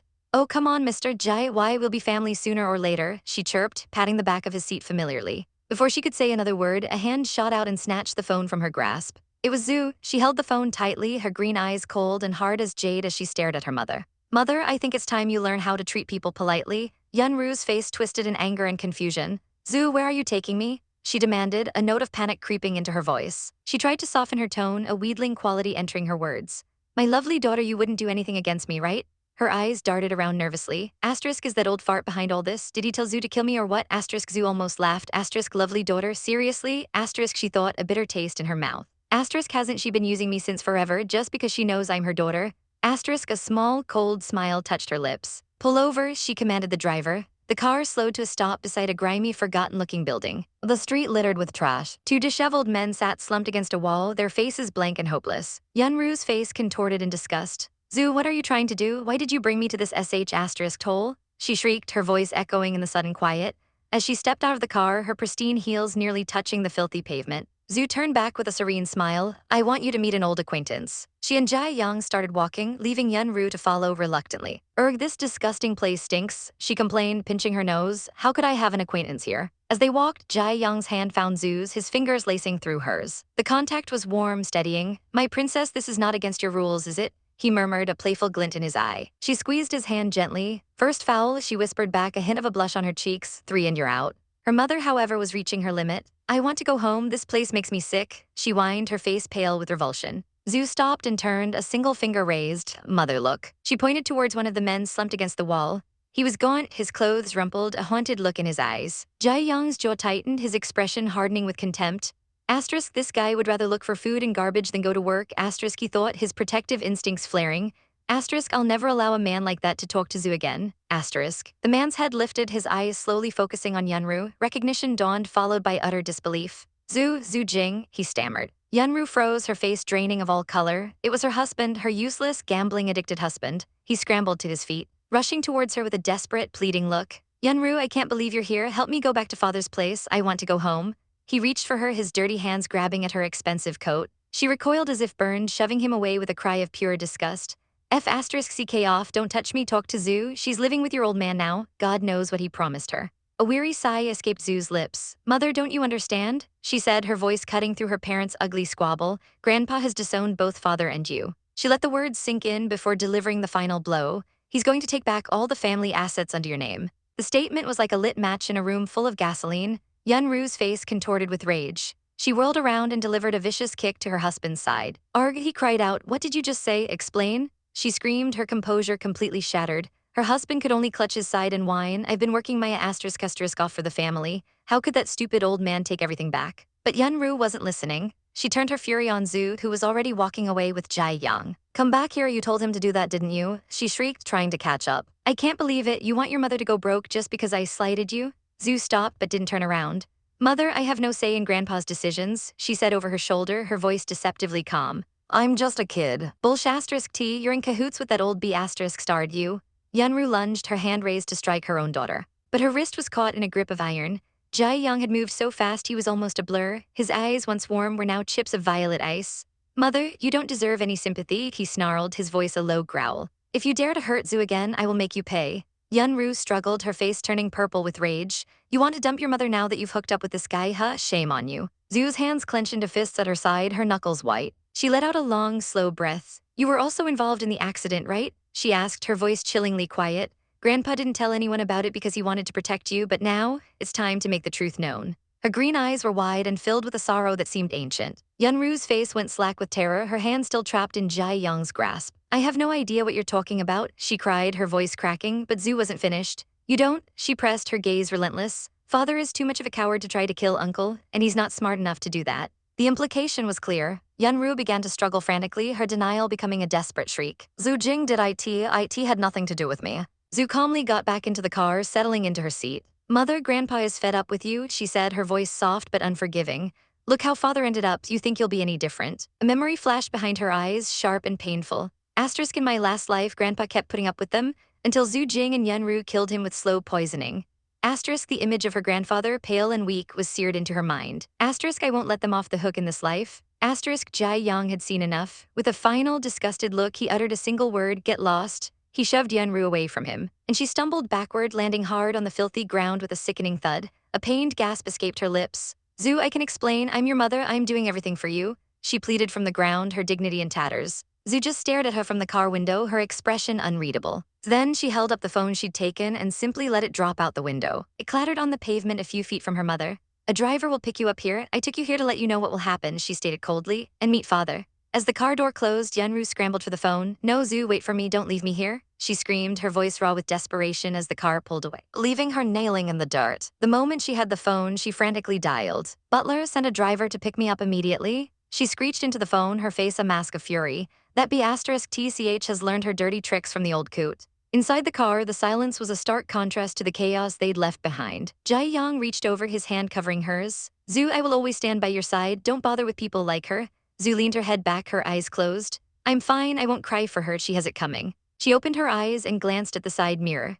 A small, satisfied smile played on her lips as she watched two men in black suits approach her struggling mother. Jai Yang followed her gaze. Good, he said, his voice low and approving. This place is in the middle of nowhere, anything can happen. His hand tightened on the steering wheel. As to what will happen, it's beyond our control. Zhu turned to him, a flicker of doubt in her eyes. Don't you think I'm being too harsh on her? He looked at her, his violet eyes soft and full of adoration. Not at all, my girl is strong and sweet, he said gently. If she's easy on those who try to hurt her, I'll be the first one to stop her. A moment passed, then Zhu spoke again, her voice soft but firm. 2 fouls now, be careful, I may take back my promise. A memory surfaced of someone kneeling, begging her for forgiveness. The past was done, but the future was hers to command. Just then, her phone buzzed on the seat between them. She picked it up, glancing at the screen before looking at Jai Yang. She brought a finger to her lips in a shushing gesture, a playful, dangerous glint in her eyes. I'll give you a second chance, she murmured, more to herself than to him. But remember, I'm always watching. The phone chimed and a warm voice filled the air, a voice that always felt like home. Her mother's gentle question echoed through the receiver, when are you coming back? Zhu's lips curved into a soft smile. The thought of her mother's famous cinnamon dumplings made just for her sent a pang of warmth through her chest. Her mother urged her to come home soon before they got cold. Sitting beside her in the plush car seat, Yang's presence was a steady comfort. She assured her mother not to worry, that Yang would be driving her home. But before she could say another word, a breath tickled her ear. Yang had leaned in impossibly close, his voice a low, seductive whisper that was meant for her and her alone. He confessed that he loved cinnamon dumplings too. A blush crept up her cheeks as she quickly ended the call. She turned to him, trying to sound firm despite her racing heart, telling him it was fine, that they should just go home. But Yang wasn't done. His hand gently took hers and he pressed a small, cool object into her palm. What was this? A self-defense spray? His message was clear, asterisk be safe, asterisk.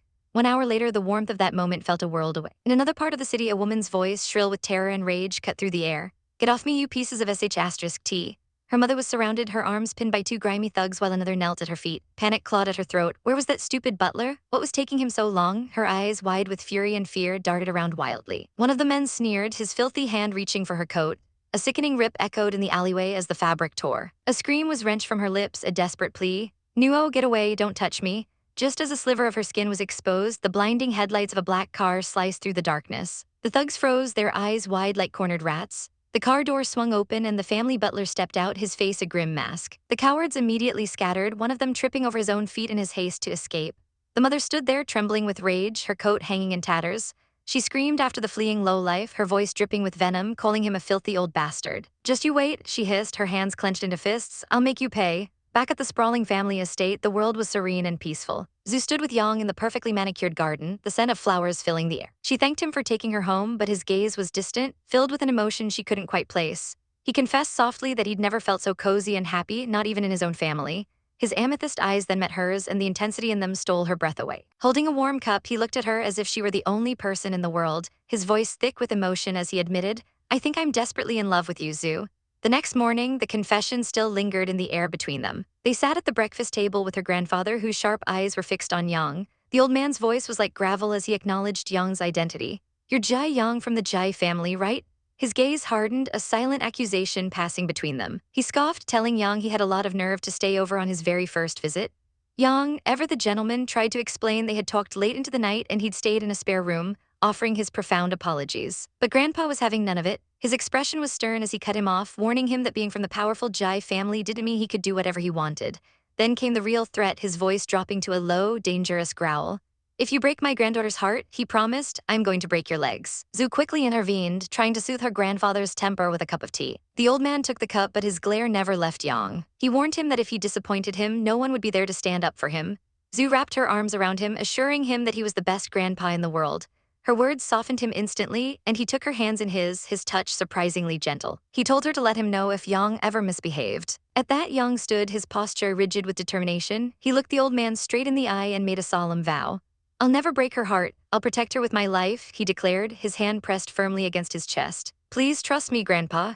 But the old man simply waved a dismissive hand, telling him not to call him Grandpa just yet. The tension finally broke when Zhu placed a dumpling on her grandpa's plate. A small chuckle escaped the purple-haired man at the table, and soon the entire room was filled with laughter, the morning's interrogation melting into a moment of unexpected family warmth. Later that day, they sat in a sun-drenched cafe. Zhu turned to Yang with a mischievous glint in her eye, asking if he would be her chauffeur for free so she could meet her new recruit.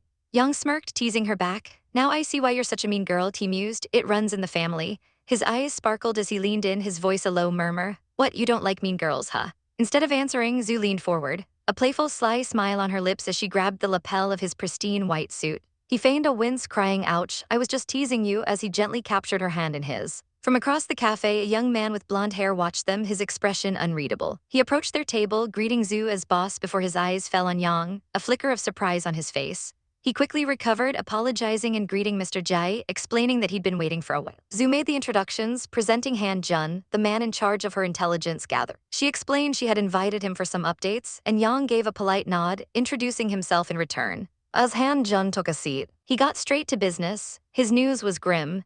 Zuru had managed to hook up with the famous director Zhu Hui and was on the fast track to becoming a superstar. He asked anxiously what their next move should be, but Zhu was the picture of calm. She waved a dismissive hand, saying it was easy for a pretty girl like Zuru to make a name for herself. This, she explained, was exactly why she'd called him here today. She leaned forward, her green eyes sparkling with a brilliant idea. "I can make you a star," she declared. Han Jun was stunned into silence. Him, a star? Was this some kind of competition with Zuru? "That's right," Zhu confirmed with a confident smile. She revealed her plan to make a holographic movie. She looked at him, her voice laced with temptation. "And I'm sure you'd love to be the dream man of all girls, right?" That was all it took. Han Jun's eyes lit up as he imagined himself on the silver screen, adored by legions of fans. Of course he would. He was far too good-looking to be working behind the scenes. As he fantasized about his future stardom, Yang just stared at him, completely unimpressed by the display. Zhu sealed the deal, promising not to let him down. With that, Han Jun shot up from his seat, energized and ready to go. He gave them a quick goodbye and practically ran out of the cafe. Zhu watched him go, a small smile on her face. "This guy left pretty fast," she murmured to herself. Just then her phone lying on the table beeped to life. An unknown number flashed across the screen. A prickle of unease went down her spine. She took a breath and accepted the call. "Miss Zhu, how are you?" A smooth, familiar voice purred through the speaker. Her blood ran cold. She knew that voice. "The mysterious Mr. Mask speaking?" she asked, her own voice deceptively calm. A knowing, dangerous smile touched her lips. Beside her, Yang sensed the shift in the atmosphere instantly. His hand found hers under the table, his grip a silent offering of support. The voice on the phone continued, "Since you still remember me, shall we meet up?"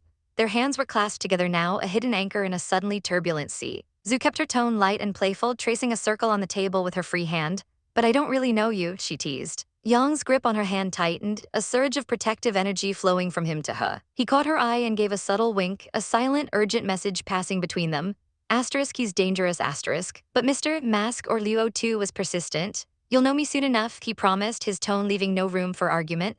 "I'll pick you up in half an hour, Miss Zhu." And with a sharp beep, the line went dead. The silence that followed was heavy with unspoken fear. "Are you sure you want to meet him?" Yang asked, his voice low and laced with worry. Zhu's playful facade shattered. Her mind was thrown back in time to a nightmare she could never forget. This man, this creep, in her past life because of Luo Tu, Jai Young had a terrible accident. She remembered the blood, so much blood. His lifeless body, no, not this time. In this life, she had chosen Jai Young and she would protect him at all costs. She had to be prepared. History would not repeat itself. She turned to Yang, her eyes blazing with resentment. She told him the plan. He would pick her up in half an hour and Yang was to follow them, gather as much information as he could, but under no circumstances was he to reveal himself.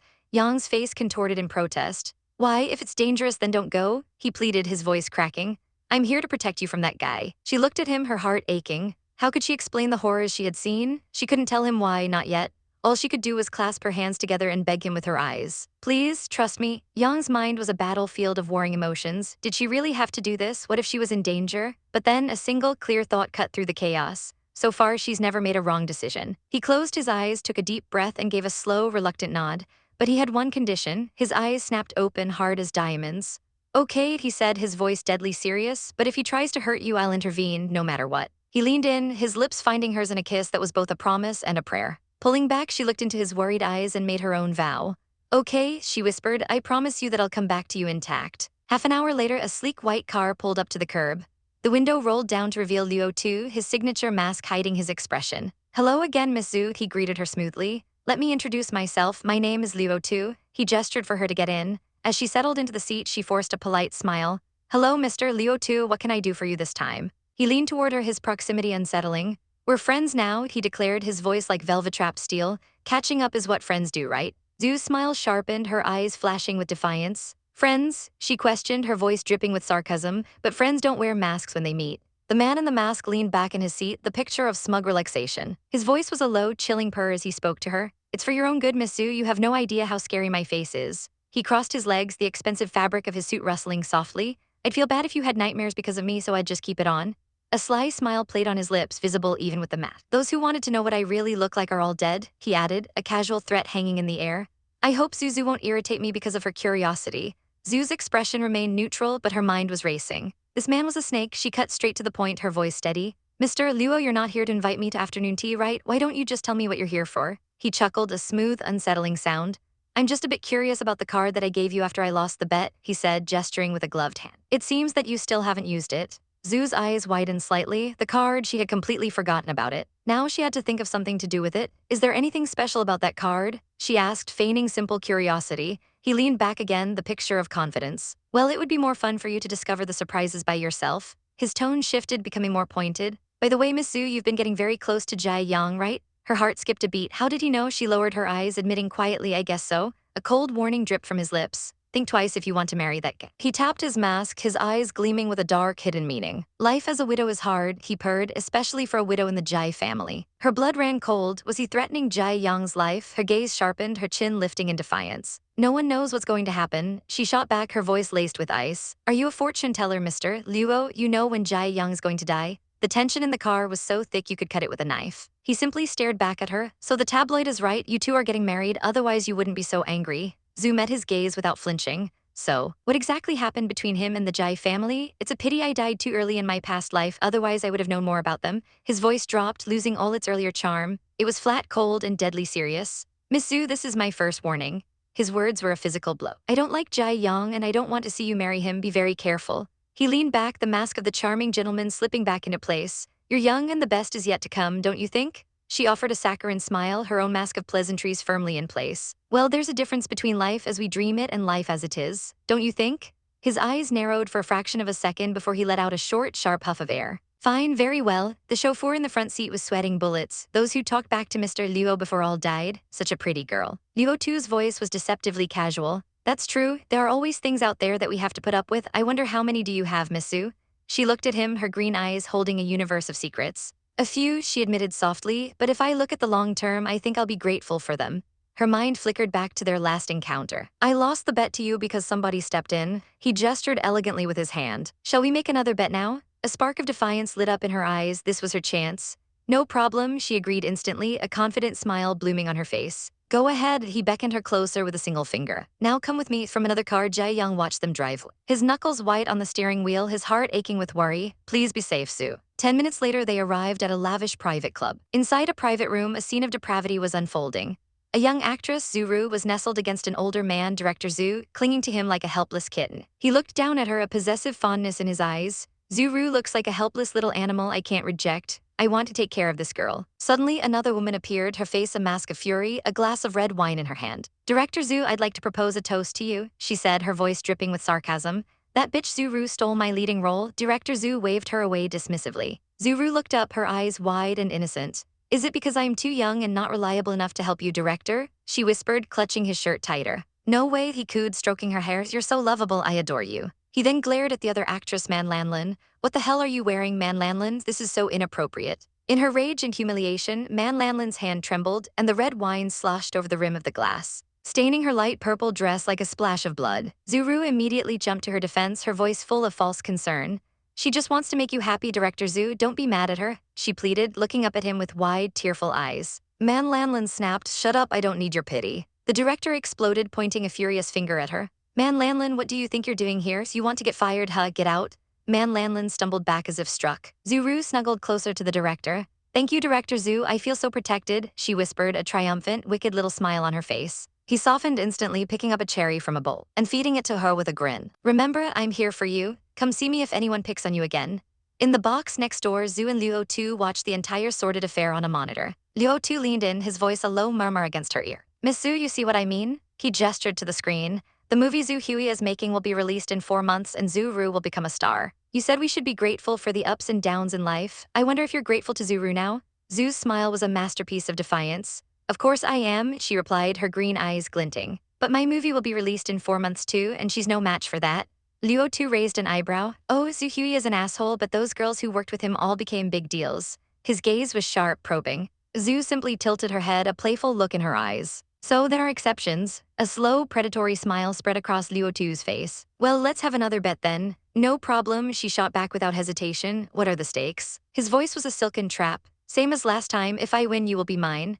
He let the words hang in the air, then added, and the Zhu family business that you're to inherit will also be mine. He leaned in closer, invading her personal space. She didn't flinch. Deal, but if you lose, you'll have to agree to 3 conditions. A genuine, confident smile lit up her face. He considered her for a moment. That sounds a bit abstract, but I also find it interesting. All right, deal. He held up his hand as if to seal the pact, and then his finger gently traced the lines on her palm. The touch sent an unwanted shiver down her spine. Young won't be jealous about this, right? She asked, pulling her hand back slightly. He leaned in, his breath warm against her cheek. Now I understand why Jai Young is crazy about you. That was enough. Zhu stood up abruptly. If you have no further questions, I'll take my leave, she stated, her voice cold and final. As she walked out the door, she could hear his insane laughter echoing behind her. Lunatic, she thought, a shudder running through her. Outside, Jai Young was waiting, a stark figure of white against his black car. He rushed to her side, his eyes scanning her face, filled with worry. So he didn't do anything to you, did he? He asked, his voice tight with concern. Relief washed over her, she was safe now. Shaking her head, a small smile touched her lips. He wouldn't dare do anything to me, we just had another bet. He looked surprised. Again, about what, your family?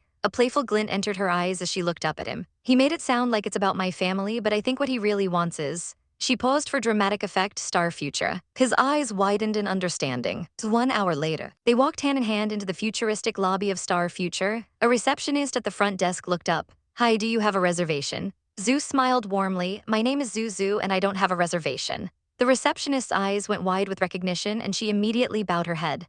Miss Zhu, sorry, I didn't recognize you. Miss Liu told me you can go straight upstairs to see her. Okay, no worries, Zhu said with a kind wave. Get on with your work. Liu is really a good manager, she thought with a flicker of pride. As they walked down the gleaming white corridor, the receptionist watched them go, completely starstruck. Wow, so the rumor is true, Miss Zhu is gorgeous? I'd be her #1 fan if she were an actress. But as they approached the main office, the sound of arguing grew louder. Inside, the team was at each other's throats. We have copycats now. Although they are behind us in terms of technology, it's just a matter of time before they catch up. So the core of our development is technology, one man yelled, pointing accusingly. Another man slammed his hand on the table. No, as long as our game occupies the market fast enough, they won't be able to catch up no matter what. Our focus should be on marketing. Zhu pushed the door open, her voice cutting through the noise. What are you arguing about? Yang and I could hear you outside the office. The room fell silent. One of the men sheepishly explained, we're not arguing, we just got a bit worked up talking about work. Liu rushed over, her face pale with worry. Zhu, do you remember Wang Yuanqi? She asked urgently. That profiteer wanted to buy out our technology for $500,000, but luckily you came along. Now he's making a comeback, and since our product launch, he's been hiring hackers to attack our main server. Her hands trembled as she spoke. Our game went down twice. We had to offer free props and said we were doing maintenance to calm the players down, but they'll lose trust in our game if this continues.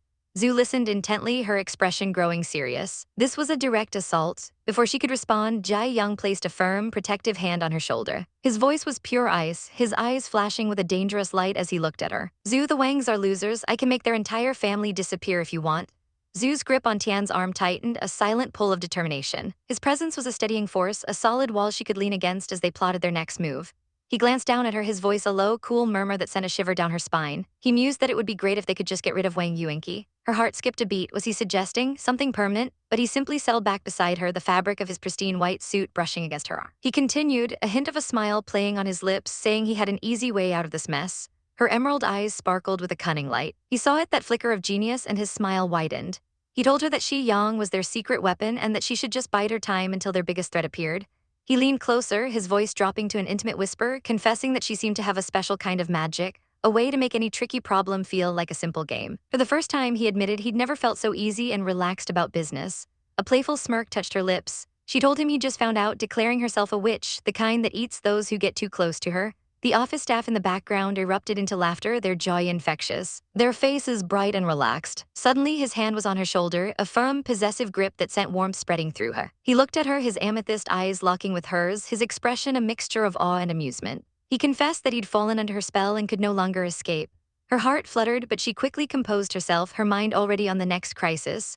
Her expression turned serious as she said she would take care of Wang Yuanqi, then asked if there were any other problems. And oh, there were. One of the team members spoke up, his face etched with worry. They were being boycotted by a number of game manufacturers, he explained, who were using underhanded tricks to undermine their marketing. His colleague chimed in, his voice strained with panic. They'd even teamed up to offer double the price to take away their ads. The fear was palpable in the room. Their product launch was meant to be a sensation. Who would be interested in their competitors' boring old games once they saw their holographic masterpiece? But the backlash was real and they were bleeding money. What should we do, boss? They asked, their eyes pleading. Zhu just smiled, a picture of calm in the storm. That's easy, she said, leaning forward with an air of absolute confidence. She posed a simple question to them. What do advertising platforms need? One of them answered hesitantly that they need to sell their advertising services. The other added that they need high-quality advertising and its benefits. Their hands gestured nervously, unsure where she was going with this. Zhu nodded slowly, her eyes half closed in thought. Very good, she praised them. She explained that advertising platforms don't care about the content of an ad as long as it makes money for them. Her eyes flashed open, a brilliant idea taking shape. So why not work with them directly? All they had to do, she declared, was claim they wanted to pay for ads on those platforms, and their competitors in their desperation would pay double the price. A wave of stunned silence washed over the room, followed by gasps of realization. Tian looked at her, his face a mask of pure admiration. The platforms would make a killing and Star Future wouldn't have to worry about the backlash anymore. The team exploded with praise. Wow, you're brilliant. Awesome, boss. Their faces were shining, their eyes sparkling with hero worship as they crowded around her. She waved a dismissive hand, though a pleased blush crept up her neck. All right, don't suck up to me, she said, already moving on.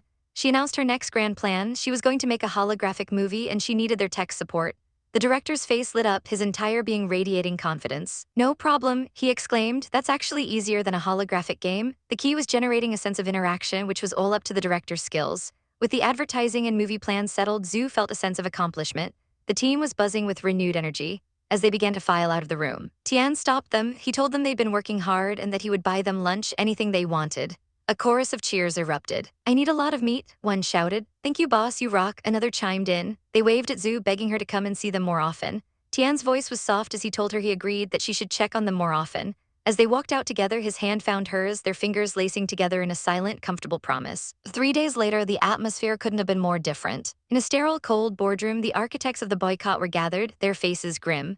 An old man sat at the head of the table, his fingers steepled, his expression smug. As I expected, he sneered, Star Future is still struggling with their marketing. I don't think they'll be able to hold on for much longer. He slammed his hand on the table, his voice dripping with venom. Did they really think they could upend the industry they had worked so hard to build? No way, but his confidence was a lone island in a sea of despair.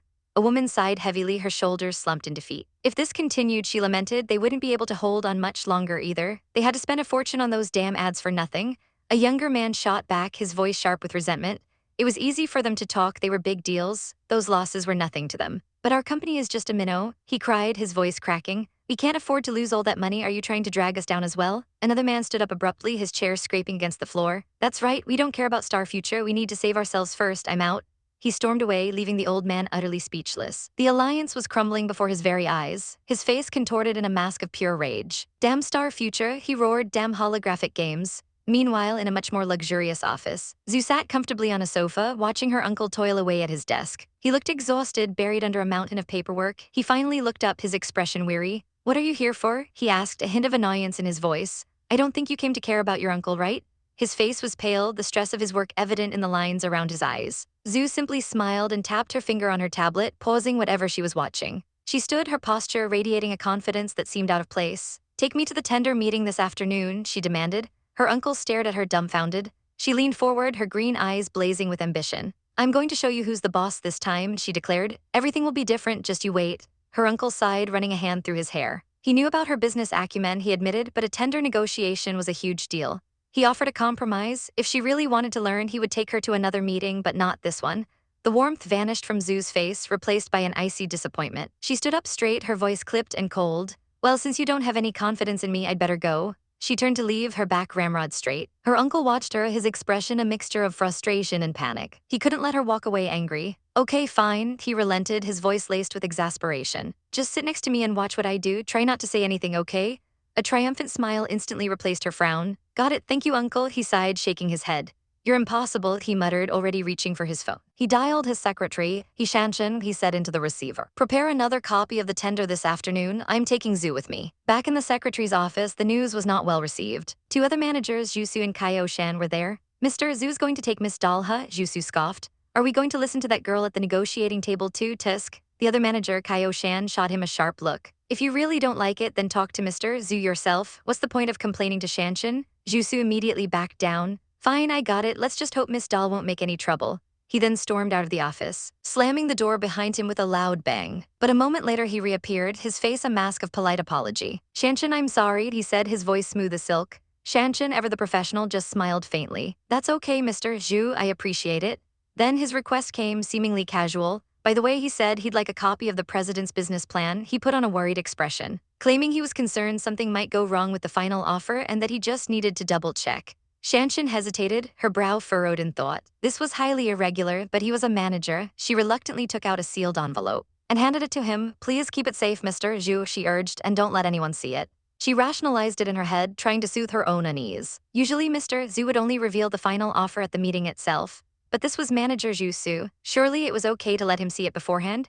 As Zuzu took the envelope, a dark, sinister shadow loomed behind him, unseen by the naive secretary. Idiot asterisk, he thought, a cruel smirk twisting his lips.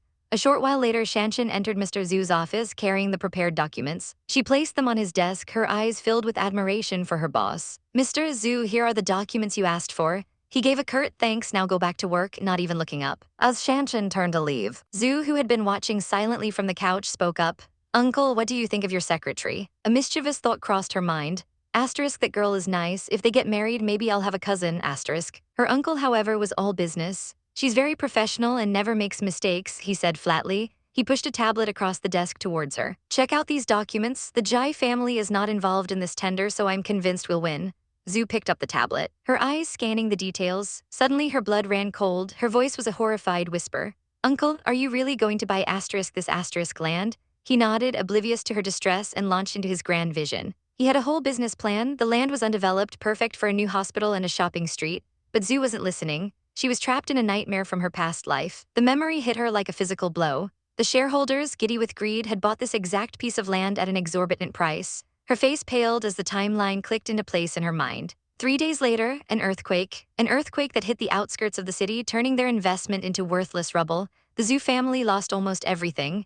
The downward spiral had been swift and brutal. Grandpa's health deteriorated under the stress, and then those ungrateful monsters, Zhu Jing and Yunru, had put poison in his meals. He passed away soon after. The pain, the betrayal, it was all still so raw. She looked at her uncle, her eyes wide with desperation. "Uncle," she pleaded, her voice trembling, "if I asked you to give up this land, would you do it?" He stared at her, utterly bewildered. "Zhu, this is a winner deal." He couldn't understand her sudden panic. Desperate, she shoved a stack of papers from his desk, sending them scattering across the floor with a loud clatter. "What if there is an earthquake?" She cried out, the words tumbling from her lips. Her eyes were wild, her face a mask of terror. Her uncle just looked at her, his expression softening with pity. "You're right," he conceded, "but there hasn't been an earthquake in our city for at least a century. We're not in a seismically active region." He leaned forward, his gaze suddenly sharp, intense. He saw something in her eyes, something more than just a random fear. A single bead of sweat trickled down his temple. "Zhu, tell me," he said, his voice low and serious. "Do you know something I don't?" Panic seized her. She couldn't tell him. He'd think she was insane. She forced a bright, brittle laugh. "You can forget what I said. I look forward to going to the meeting with you this afternoon." But inside, her mind was racing. Uncle is so smart. My rebirth is a secret. No one can know about it. Asterisk she turned away, her hands clenched into fists at her sides. Asterisk I need to find another way out. Asterisk her uncle let out a relieved sigh. You scared me, I really thought an earthquake was going to happen. He tried to smooth things over, offering to help her with other investment projects, but Zu's mind was already on the new threat. Uncle, she asked, her voice steady now, who will go to the tender meeting with you? He told her it would be Zuzu and Kaio Shan. He explained that Zuzu was the nephew of one of their shareholders, Zhu Liang. His expression hardened slightly. He admitted that although Zuzu and Zhu Liang were not very close, they still needed to be careful. An idea sparked in Zu's mind, an opportunity. Since you're already suspicious of them, she offered sweetly, I can go and check for you. She would be his little spy. Her uncle considered it for a moment, then nodded. All right, you can learn something from that. As Zhu left his office, she immediately pulled out her phone, ready to message her secret weapon, Yang. But then she saw Shanshan and an even better idea struck. She walked over to the secretary. Miss He, she began, Uncle told me another 2 managers will go to the meeting this afternoon. Shanshan nodded. Zhu pressed on, her voice casual. I'm wondering if they've asked you for the business plan. Shanshan's eyes widened in surprise, a flicker of guilt crossing her face. Yes, she admitted quietly, Mr. Zhu just asked me to. She trailed off, a worried frown creasing her forehead. Did she make a mistake? Before Zhu could press further, 2 figures approached them. It was Zuzu and Kaio Shan. Zuzu immediately plastered a sycophantic smile on his face. Miss Zhu, right? You're as beautiful as you're elegant. Zhu offered a cool, polite smile in return. Thank you, I'm so flattered. You're Mr. Zhu and Mr. Kaio, I guess? Zuzu nodded eagerly. Yes, we're going to report to Mr. Zhu about our work. We also heard that you're going to the meeting this afternoon. He gestured towards the office. Then why don't you join us in Mr. Zhu's office? He'll tell us the key points of the meeting. But his eyes betrayed his true intentions. A dark thought flashed through his mind. Asterisk I need to prevent this nosy girl from talking to Yishanshan. Asterisk he couldn't let Zhu find out what he'd done. He had to get her away from the one person who could expose him. The sound of a bell echoes through the office. A hand clutching a crisp white envelope, a flimsy excuse ready on his lips. He turns to the others, his voice smooth and practiced, claiming he has some personal business to attend to and that he'll join them later. As the 2 men walk away, their backs straight and confident, Zuzu watches them go. A flicker of something knowing passes through her emerald eyes. A moment later, her phone buzzes. A message from Jai Yang, his concern bleeding through the screen. He asks if everything is okay, if she needs him to come with her. But she just smiles, a small, secret smile as she clutches the card in her hand. She has this under control. Before the big tender meeting, she pulls her friend Shanshan aside, a whispered request on her lips. Shanshan's eyes widen in shock, her hand flying to her mouth as she gasps, asking if she's absolutely sure. Zuzu's gaze is steady. This is what her uncle told her to do. Shanshan hesitates for a second before a look of resolve settles on her face. What did they have to lose? Might as well give it a try, she decides, promising to leave it all to Zuzu. With a determined clench of her fist, Shanshan accepts the plan, her expression hardening into one of absolute resolve. 2 hours later, the air in the office is thick with anticipation. Zunan sits at his desk, a picture of calm authority, while Zuzu waits patiently on the sofa. Shanshan enters, her voice crisp and professional as she informs Mr. Zhu that they're ready to go. The car is waiting downstairs. He nods curtly, gathering his things and thanking her before motioning for everyone to get going. But as he turns, Shanshan gives a tiny, almost imperceptible smile. She calls out, stopping the other manager in his tracks. Mr. Zhu, she says, her voice laced with feigned urgency, there's a document she needs him to sign. Jusu turns, a sneer playing on his lips. His mind churns with bitterness. Asterisk humph, I'm all young and healthy, but this girl Shanshan doesn't like me. Asterisk the thought is a poison in his veins. She actually fell for that impotent Zunan instead. What a joke. The group walks out together, a silent procession of rivals and allies. And the door slams shut behind them with a definitive pong. The moment they are alone, Shanshan scurries over to Jusu, her face a mask of manufactured panic.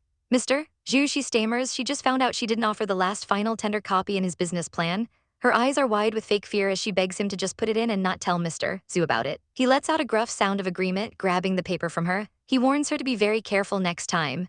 After all, she wouldn't want to ruin their deals, would she? His voice is dripping with condescension. The grand conference hall is a sea of black suits and expensive perfume. Whispers ripple through the crowd as the major players arrives. Look, the Zhu family and the Wang family are both here. Eyes turn to Zuzu, her fiery red hair a beacon in the room. Isn't that Zuzu? She's so pretty, someone murmurs. But why did Zunan bring her here? Another voice answers, filled with gossip. Don't you know she's going to marry Jai Yang? Standing beside her, Zunan leans in, his breath warm against her ear. He asks her how it feels, hearing them all call her Mrs. Jai. She just looks away, a simple eye, escaping her lips before she falls silent. They move forward, a united front. Suddenly, a new voice cuts through the chatter. Oh my, Jai Yang is here. The silver-haired man glides through the room, greeting Zunan's uncle before smoothly wrapping an arm around Zuzu's waist, pulling her close. She gives a small, polite wave, playing her part as Zunan assures everyone that they're good. The whispers start again, louder this time. The Jai family is interested in this land. Are they stupid, or is he here for Zuzu? It must be true then, they really are together. Away from the prying eyes, Zunan hands Zuzu their official bid, a simple white envelope. He tells her to put it in the box. Her face is a mask of calm concentration as she walks to the designated box and drops the envelope inside. But as she turns, her gaze locks onto her opponents across the room. Zuzu and the old patriarch of the Wang family are looking at each other, a smug, conspiratorial smirk shared between them. A cold certainty settles in Zuzu's stomach. Asterisk, thank God I was prepared for this. Asterisk, she thinks, her eyes narrowing. Asterisk, Zuzu is definitely up to something. Asterisk. She knew it, she was right to be suspicious. The three of them, Zuzu, Zunan, and Jai Yang, stand together, a silent, powerful trio waiting for the results to be announced. In the backstage office, the judges are in an uproar, staring at the numbers on the page. This can't be right, can it? One of them asks, his voice trembling. Who would make a mistake like that? But their boss just smirks, a greedy glint in his eye. Whatever, he says dismissively. Just announce the results. It's not like they'll lose anything. On stage, the host, LV Zheng, taps the microphone. Zunan explains to Zuzu that this man is from a powerful, respected family. Memories flash through Zuzu's mind. In her past life, LV Zheng's career skyrocketed, all thanks to the gold mine that was eventually discovered on this very land. This was his first step into the world of politics. The host voice booms through the speakers, announcing the winner is the Wang family's Wangsun group. Jusu's colleague gasps in disbelief. No way, Mr. Zhu, your price didn't win. But inside, Jusu is seething. Asterisk, this is ridiculous. Could it be that someone told them our price? Asterisk. He turns to Zunan, his face a perfect picture of shock and betrayal. How is that possible? He sputters. No one knew the price except Mr. Zhu. Don't tell me you're suspicious of Shanshan. Zuzu has to stifle a laugh. Asterisk, Jusu should have been an actor. Asterisk, she thinks, a tiny smirk on her lips. Asterisk, he's so good at playing the victim. Asterisk. The host continues, congratulating Mr. Wang on his vision and thanking his competitors for their participation. And then he drops the bombshell. Mr. Wang has won the land with an unprecedented bid. The number flashes on the screen behind him, 25 billion. A collective gasp ripples through the room. Even Mr. Wang himself looks utterly stunned, his jaw hanging open. Zunan's mind races. Asterisk, he's crazy. My bid was 5 billion, he offered 25, the land is worth 30 billion at most. This makes no sense. Asterisk. Jusu's panic finally breaks through his facade. No way, he mutters, I saw. But before he can finish, Zuzu's sweet voice cuts him off. What did you see, Mr. Zhu? She asks, her eyes glinting with amusement. You seem to be very surprised by the price. He's God. He starts waving his hands frantically, sweat beading on his forehead. No way, he yelps. I mean, the price is just ridiculous. Maybe Mr. Wang thought we would offer a ridiculous price too. It's a pathetic excuse and everyone knows it. Zunan's gaze turns icy as he fixes it on his subordinate. Jusu, he asks, his voice dangerously low, what did you do exactly? The man flinches, sputtering that he's loyal, that he doesn't know why Miss Zhu is trying to frame him as a traitor. His colleague even tries to defend him, telling Zuzu not to be so mean. Mean, Zuzu repeats the word, a dangerous glint in her eyes. She turns to the flustered man, holding out her hand.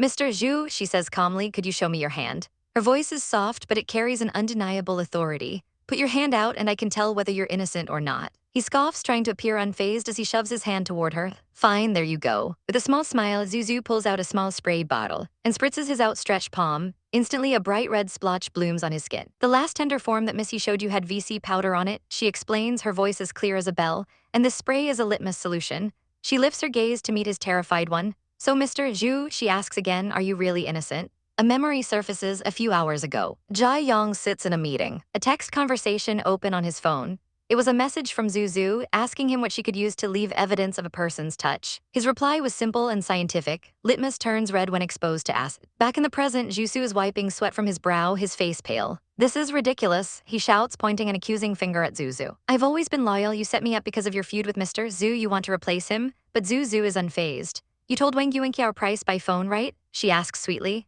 So your phone should also have VC powder on it. Shall we take a look? The other manager, Kaio Shan, turns to Jusu, his face etched with disgust and disappointment. Jusu, he says, his voice heavy, why did you betray Mr. Zhu and our company? Zuzu looks at Kaio Shan with a flicker of warmth. In her past life, after her family had fallen, he was one of the few who stood by them. She knows without a doubt that she can trust him. Jusu is cornered, desperate. Why did you suspect me in the first place? He demands, his voice cracking. I've always been so careful, even Zunan had no clue. How on earth did this girl find out? Zuzu smiles, a simple, devastating smile. Maybe, she says softly, it's because you look pretty suspicious. That's the final straw. He lunges at her, his face contorted in a mask of rage, screaming, what the hell did you say, you brat? But before he can touch her, a hand shoots out, grabbing his wrist in a vice-like grip. It's Zunan, his eyes are burning with a cold fire as he growls, stay away from her. As they leave the chaotic scene behind, the whispers follow them. The Zhu family lost the tender, right? Did you see Zunan getting physical with his manager? He must be taking out his anger. Once they're away from the crowd, Zunan turns to her, his expression a mixture of confusion and concern.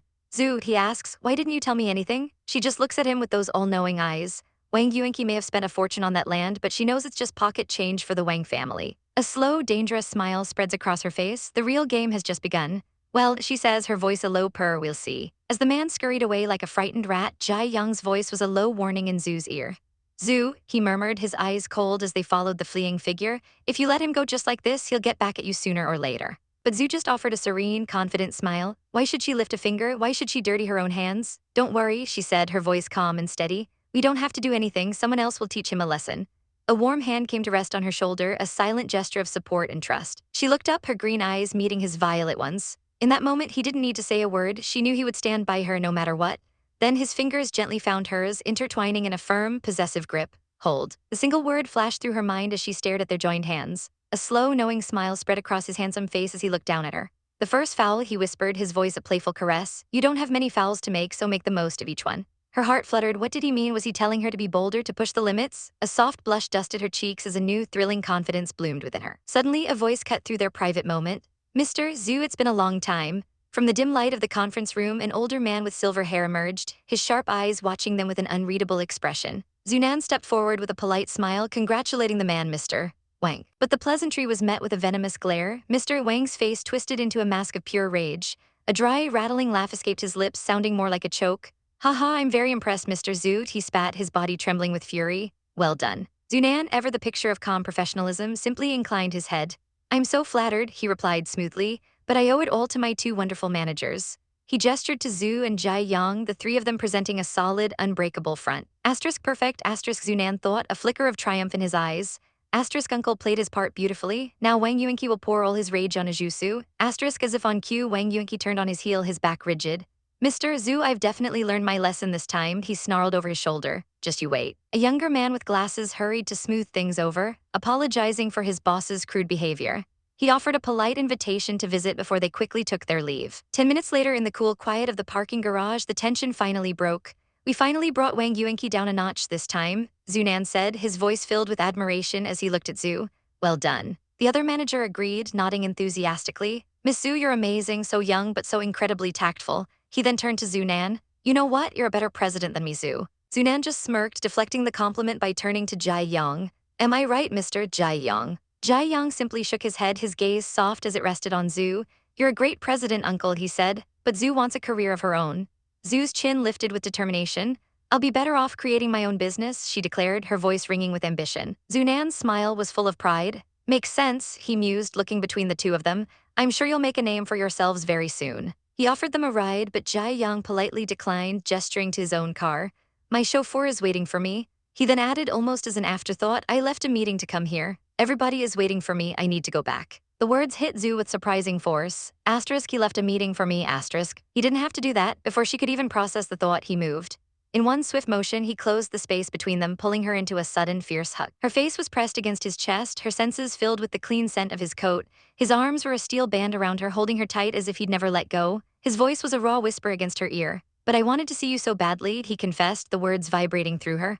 I couldn't wait. The sound of awkward coughing from Zunan and the manager broke the spell. A tiny, triumphant smile touched Jai Yang's lips as he pulled back just enough to meet her gaze. Okay, then I'll see you tomorrow at 12 at LOD's. Looking up into his intense violet eyes, a profound realization washed over her. Asterisk, so this is what it feels like to be loved, to be cared for? Asterisk, her heart pounded against her ribs. Asterisk, I think I'm beginning to feel more attached to this man. Asterisk, he finally released her, bidding them a quick farewell before heading to his car. You too, she whispered, watching him go. Zunan, ever the tease, held the car door open for her with a grin. So, Mrs. Jai, he chirped, when can you give the old man a great-grandchild? Zhu slid into the seat, a playful glint in her eyes. It would be faster if you find a wife and give him a grandchild, she shot back. She added with a smirk, I checked your medical history, uncle, you're perfectly fine now. He sputtered, his face turning red as he leaned in to pinch her cheek. What do you know, little girl? I'll tell your grandpa to discipline you. Once they were on the road, her playful demeanor shifted. Uncle, she said from the back seat, can you come with me tomorrow at noon? I need to talk to you and Yang. He glanced at her in the rearview mirror, surprised. Sure, but I thought it was a date for the two of you, he said. Why do you want me to join? A mysterious smile played on her lips. It's about business, she said cryptically. You'll know tomorrow. The next day at noon, the three of them sat at an elegant restaurant. Tell me, Zhu, Zunan began, getting straight to the point. Is Star Future in some kind of trouble? She shook her head. No, she replied calmly. It's about the Zhu family. Bam! The door to their private room was thrown open with explosive force, shattering the peace. A man, his face a mask of pure fury, stormed in. B*TCH, he roared, pointing a trembling finger right at Zhu. You set up Su, didn't you? I'll make you pay. He lunged for her like a wild animal. But Jai Yang was on his feet in an instant, a human shield between Zhu and the madman. His expression was glacial. Zunan shot up from his chair. Mr. Zhu, show some respect, he commanded. She is my niece. Mr. Zhu just sneered, his eyes wild with grief and rage. Zunan, I worked with your father before you were even born. How dare you snap at me? His venomous gaze then swung to Jai Yang. And you've hooked up with this B*TCH, right? With a sharp crack, Jai Yang slapped the man's pointing hand away. You're not here to lecture us, he said, his voice dangerously low. Get to the point. Enraged, Mr. Zhu grabbed Zunan by the collar. You're still trying to defend her? He screamed, his voice breaking. Do you know that Zuzu was thrown into the river with his arms and legs broken? His face crumpled. He's dead. Tears streamed down his face. He was like a son to me. I was counting on him. His grief twisted back into pure hatred. And now he's dead because of this B*TCH. But Zunan's voice was cold as ice. Zuzu had it coming. It has nothing to do with Zhu. He leaned in closer. You're our shareholder, Zhu Liang. You should know what would happen when you betrayed us for the Wang family. A guttural growl ripped from Zhu Liang's throat. Grrrr, I'm going to kill her. Jai Yang's eyes narrowed into deadly slits. In a flash, his leg shot out, a swift, brutal kick sending Zhu Liang flying across the room. He landed in a heap, groaning. Zhu Liang, did you try to beat her? Zunan yelled, appalled. Shame on you. Zhu Liang struggled to his feet, clutching his chest. Fine, I can't afford to offend the Jai family, he seethed. But as for you, Zunan, just you wait. I have shares of your family business. Zunan let out a cold, dismissive laugh. Too few to mention, he scoffed. I checked the company accounts, Zhu Liang. I know what you did. My father saw you as his best friend, but you failed him. His patience was gone. I've had enough. Security, take Mr. Zhu away. Two guards immediately entered, grabbing the disgraced man and dragging him from the room as his empty threats faded into silence. The old man's face was a mask of pure rage, his voice cracking with desperation as two guards dragged him away from the room. His hateful eyes were locked on Zunan, spitting a curse. Zunan, you'll reap what you sow, I'll make you pay. The heavy door slammed shut with a deafening BAM, cutting off his furious screams and plunging the hallway into a tense silence. The confrontation was over, but the air still crackled with leftover animosity. Just then, a gentle voice cut through the tension. Jai Yang's hand rested softly on her arm, his silver hair framing a face etched with concern. He asked her if she was all right, if that old man had scared her. Zhu turned, her crimson hair spilling over her shoulders as she placed her hand over his. A small, reassuring smile touched her lips as she told him she was fine. It wasn't fear she felt, but a cold, calculating surprise. She admitted she just didn't expect the Wangs to go so far as to actually kill Zuzu. She shook her head slightly, her eyes distant for a moment. She had been planning to ask them what to do about Zuzu, but it seemed the problem had resolved itself. At the dinner table, her uncle explained the twisted family dynamics. Zhu Liang, the patriarch, had always craved a son to carry on his legacy, but fate had only given him a daughter. And so he brought in his brother's son, Zuzu, grooming him as the... Her uncle pinched the bridge of his nose, a wave of pure frustration washing over him. He couldn't believe the Wangs had actually murdered the boy, but what was worse, what truly made his blood boil was that the stupid old man was blaming them asterisk. To be more precise, Zhu Liang thought he had orchestrated the whole thing.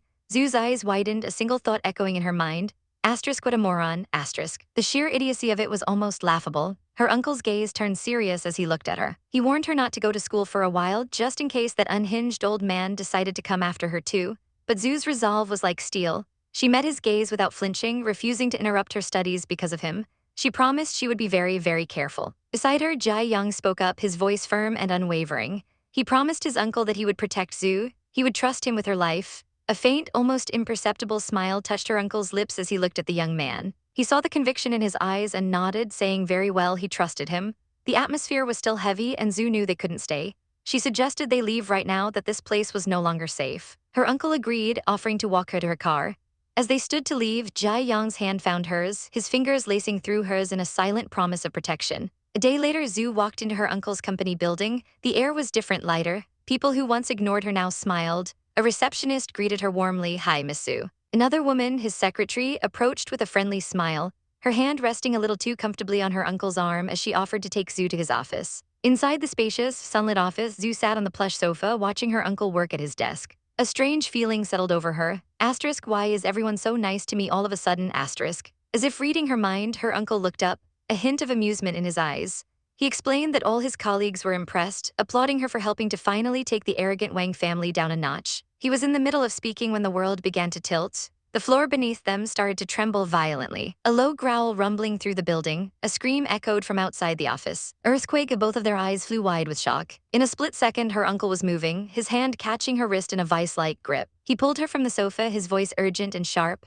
Watch out, Zu, cover your head and don't move. He threw his body over hers, shielding her as they crouched on the floor, the world shaking around them. Her heart hammered against her ribs. She looked up at him, her voice a small, trembling whisper as she pleaded for him to stay with her. Books and papers tumbled from the shelves, crashing to the floor. How could this be happening? How could there be an earthquake here? They huddled together, hands clasped over their heads as the tremors continued to rock the skyscraper. The office door burst open and his secretary stood there, her face pale with terror. She cried out, asking if he was all right. He shouted back that he was fine, ordering her to find a place to hide immediately. The woman crouched down by the door, relief washing over her face as she saw he was unharmed.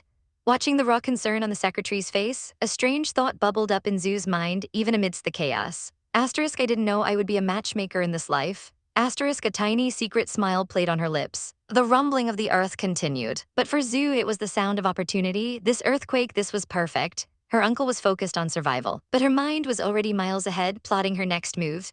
A fleeting thought of her own father crossed her mind, but it was quickly replaced by a memory from her past life, a memory worth more than gold. The gold mine hidden beneath the land owned by the Wangs was about to be discovered. She had to get it back. Nearby, the secretary wrestled with her own dilemma, her face a portrait of conflict.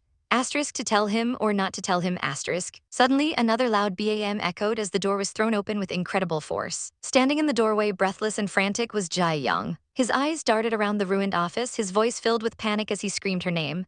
Zu, where are you? Are you all right? Zu stared at him, completely stunned. Asterisk, how did he get here? Asterisk, she wondered, her mind reeling. Asterisk, the elevators have stopped and we're on the top floor. Asterisk, did he run up all those flights of stairs just for her? Finding her voice, she raised a hand weakly from under the desk.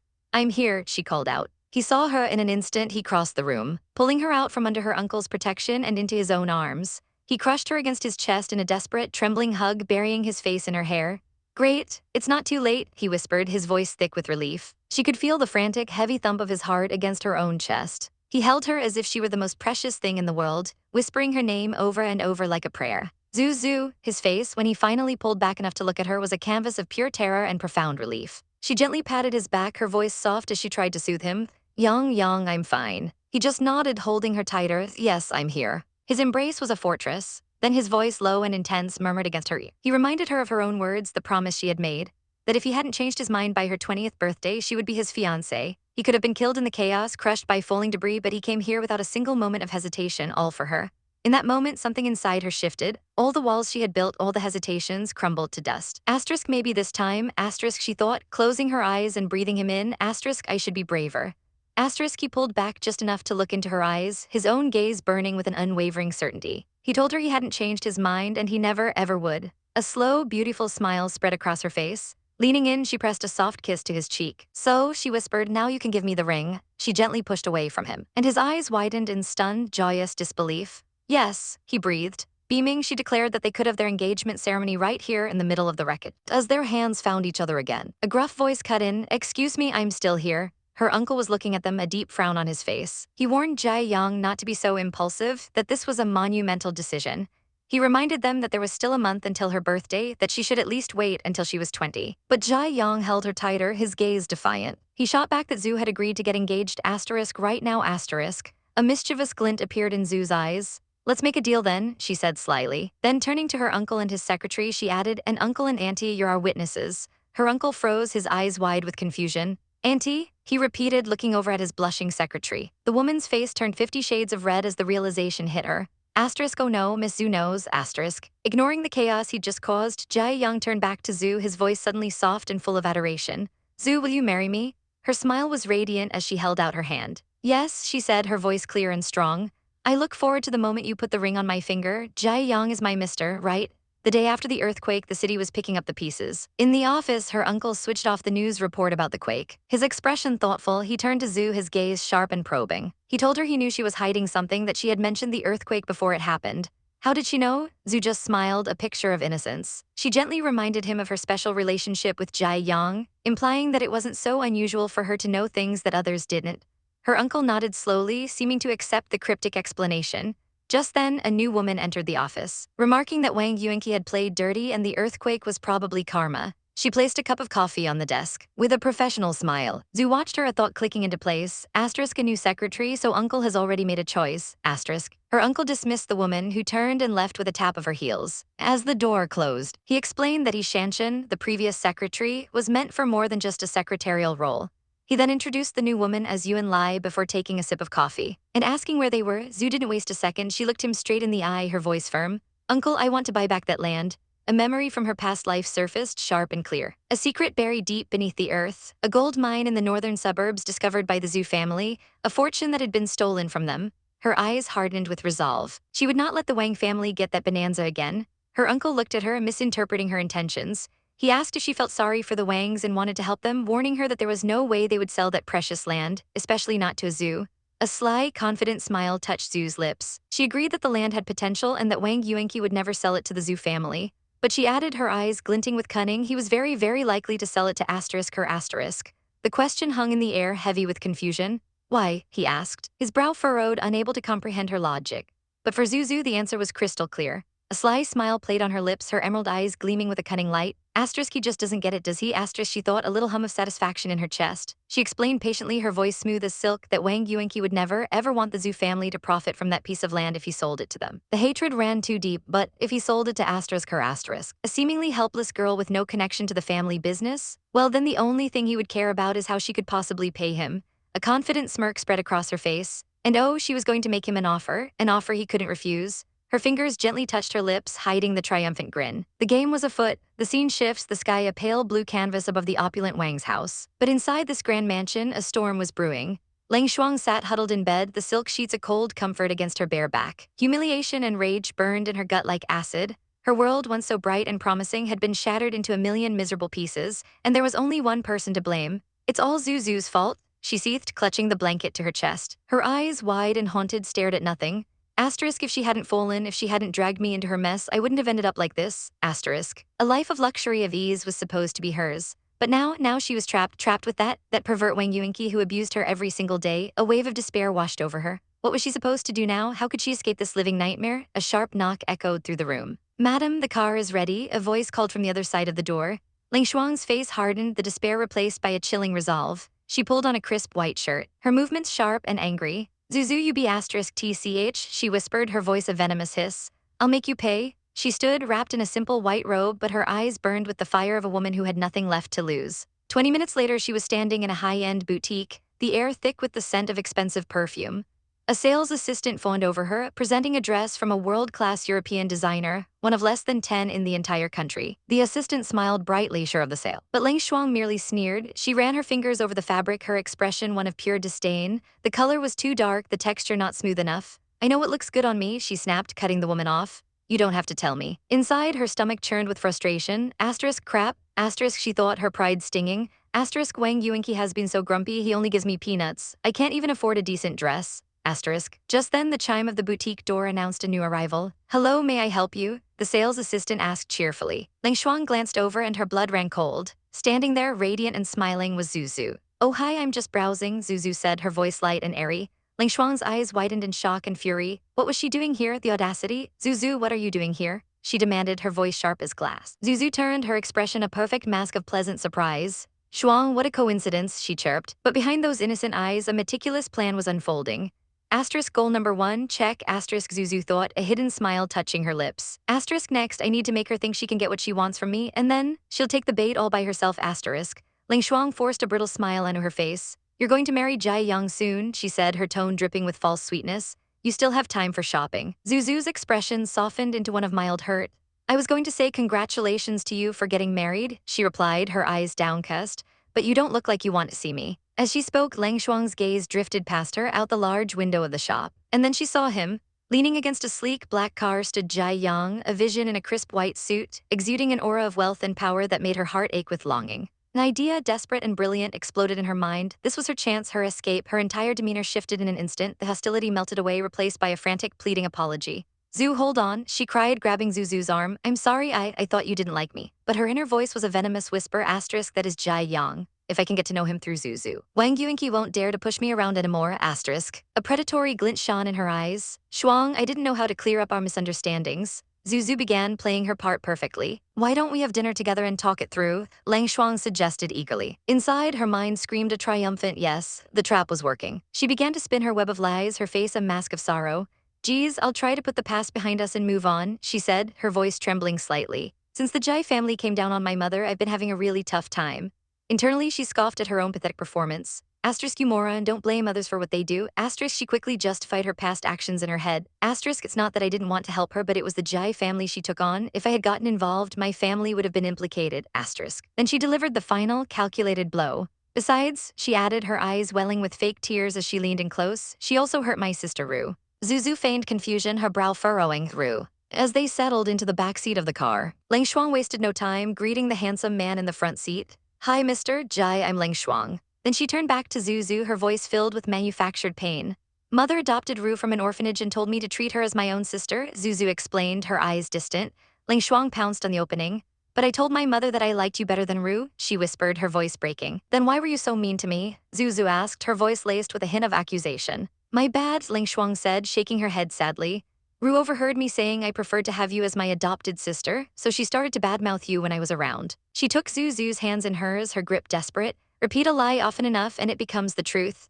Zuzu looked her dead in the eye, her question cutting through the performance. So why do you now think you were wrong? Lang Shuang's mind screamed with rage. Asterisk that be asterisk tch Zuru ruined everything. She used to be my lapdog, but then she turned against me. Haven't you heard? My family is in a mess because of Zuru, asterisk, but outwardly she crumbled. She seduced my father, she sobbed, and my mother kicked them both out of the house. Her face was a picture of heartbreak. We were best friends. I can't believe you gave up our friendship just because of something your sister said. This is so sad. She leaned her head on Zuzu's shoulder. I'm sorry, I was fooled by her. Shuang, I'll make it up to you, okay? Their hands were still clasped together when the driver cleared his throat. Ahem, we have arrived. From the front seat, Jai Young watched the entire performance in the rearview mirror, a small, amused smile on his face.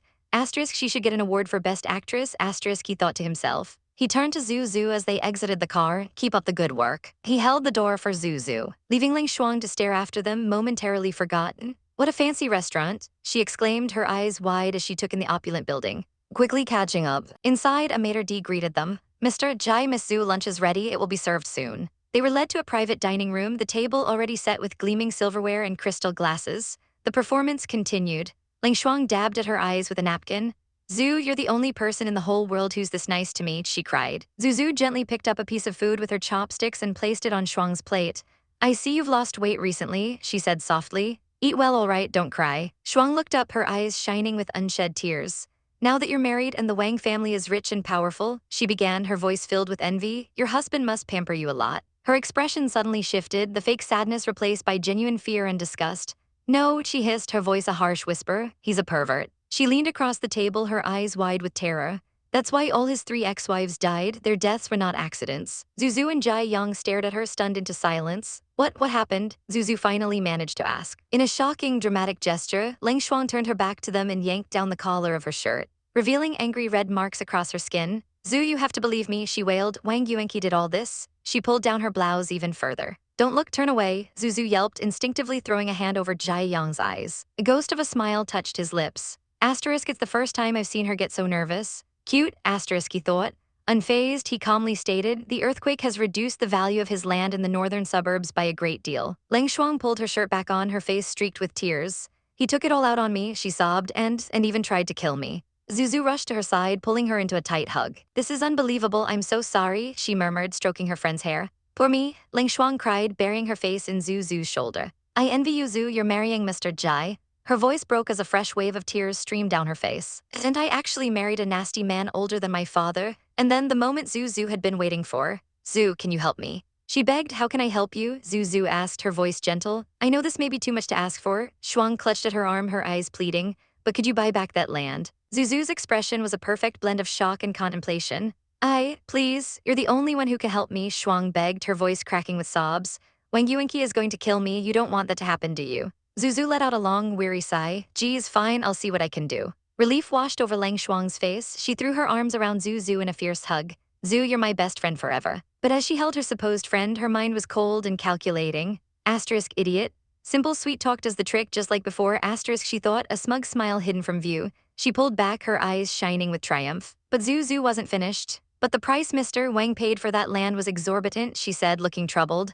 I can't afford it. She shook her head. And as you know, it's my uncle who's in charge of the company now. I don't think he'll agree. Lang Shuang waved a dismissive hand. It doesn't take that much money. 5 billion should be enough, she declared. I'll convince Wang Yuanqi to sell it to you for 1/5 of the price he bought it. A greedy thought flashed through her mind. Asterisk, actually 3 billion would be enough for Wang Yuanqi, But why not get more money out of this moron's pocket? Asterisk. Zuzu still looked hesitant, but it's really not easy to get my uncle on my side. Ling Shuang glanced pointedly at Jai Yang. You're marrying Mr. Jai? I'm sure he wouldn't put his fiancée in a difficult position, right?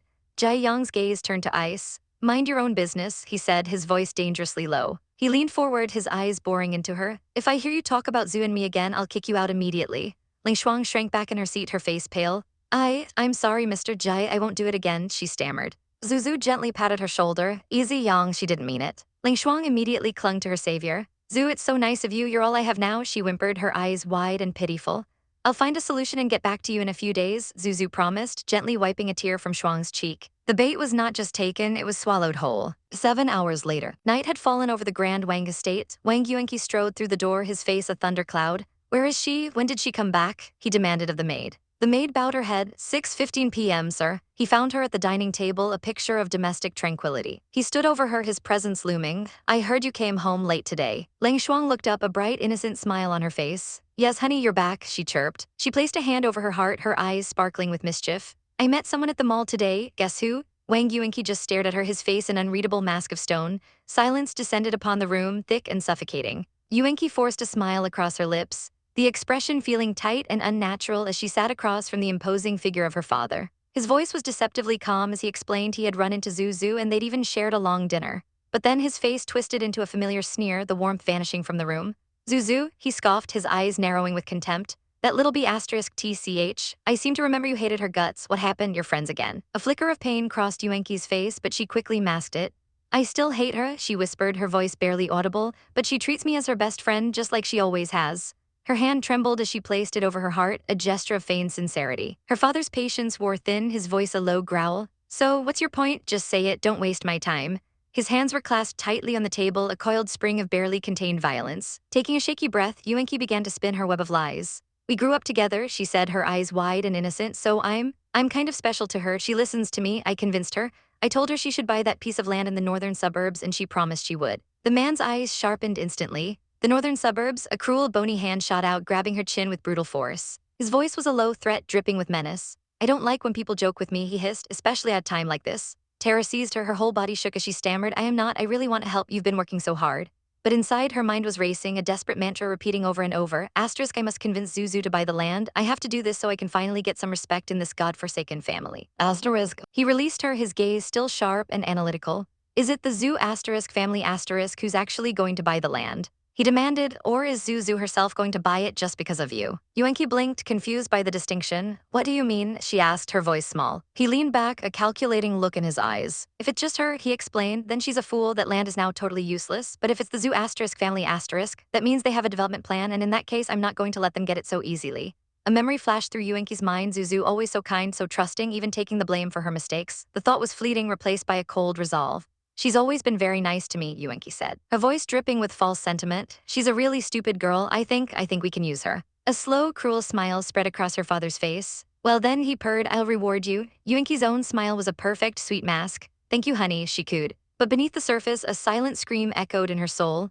Asterisk, damn it, I don't want to be beaten by this man anymore. I'll do whatever it takes, asterisk. Later that night, under a crescent moon, the atmosphere in the Zhu mansion was entirely different. Zuzu sat comfortably with her grandfather, discussing the very same piece of land. So, her grandpa mused, not looking up from his book, Nan told me you want to buy that land in the northern suburbs. A buy low, sell high strategy, I suppose, now that its value has slumped. Zuzu nodded. I think it's good timing, she said, her green eyes thoughtful, but I still don't think the Wang family will offer a reasonable price. They're not short on money and it's unlikely they're desperate. She folded her hands in her lap, a quiet confidence about her. You're right, Grandpa, but I have a plan. Her grandfather's gaze softened with concern. Tell me about your plan so I can prepare in advance, he urged. I'm afraid the Wang family is plotting against you. Zuzu just shook her head, a small knowing smile on her face. Grandpa, do you really think that if I stop now, they'd just forget what happened before? Her eyes were clear and determined. He sighed, a wave of weariness washing over him. Gee, fine, I'm too old for this, be very, very careful, all right? Then a mischievous twinkle entered his eye. You know what? This makes me want you to marry Jai Yang soon, at least he can protect you.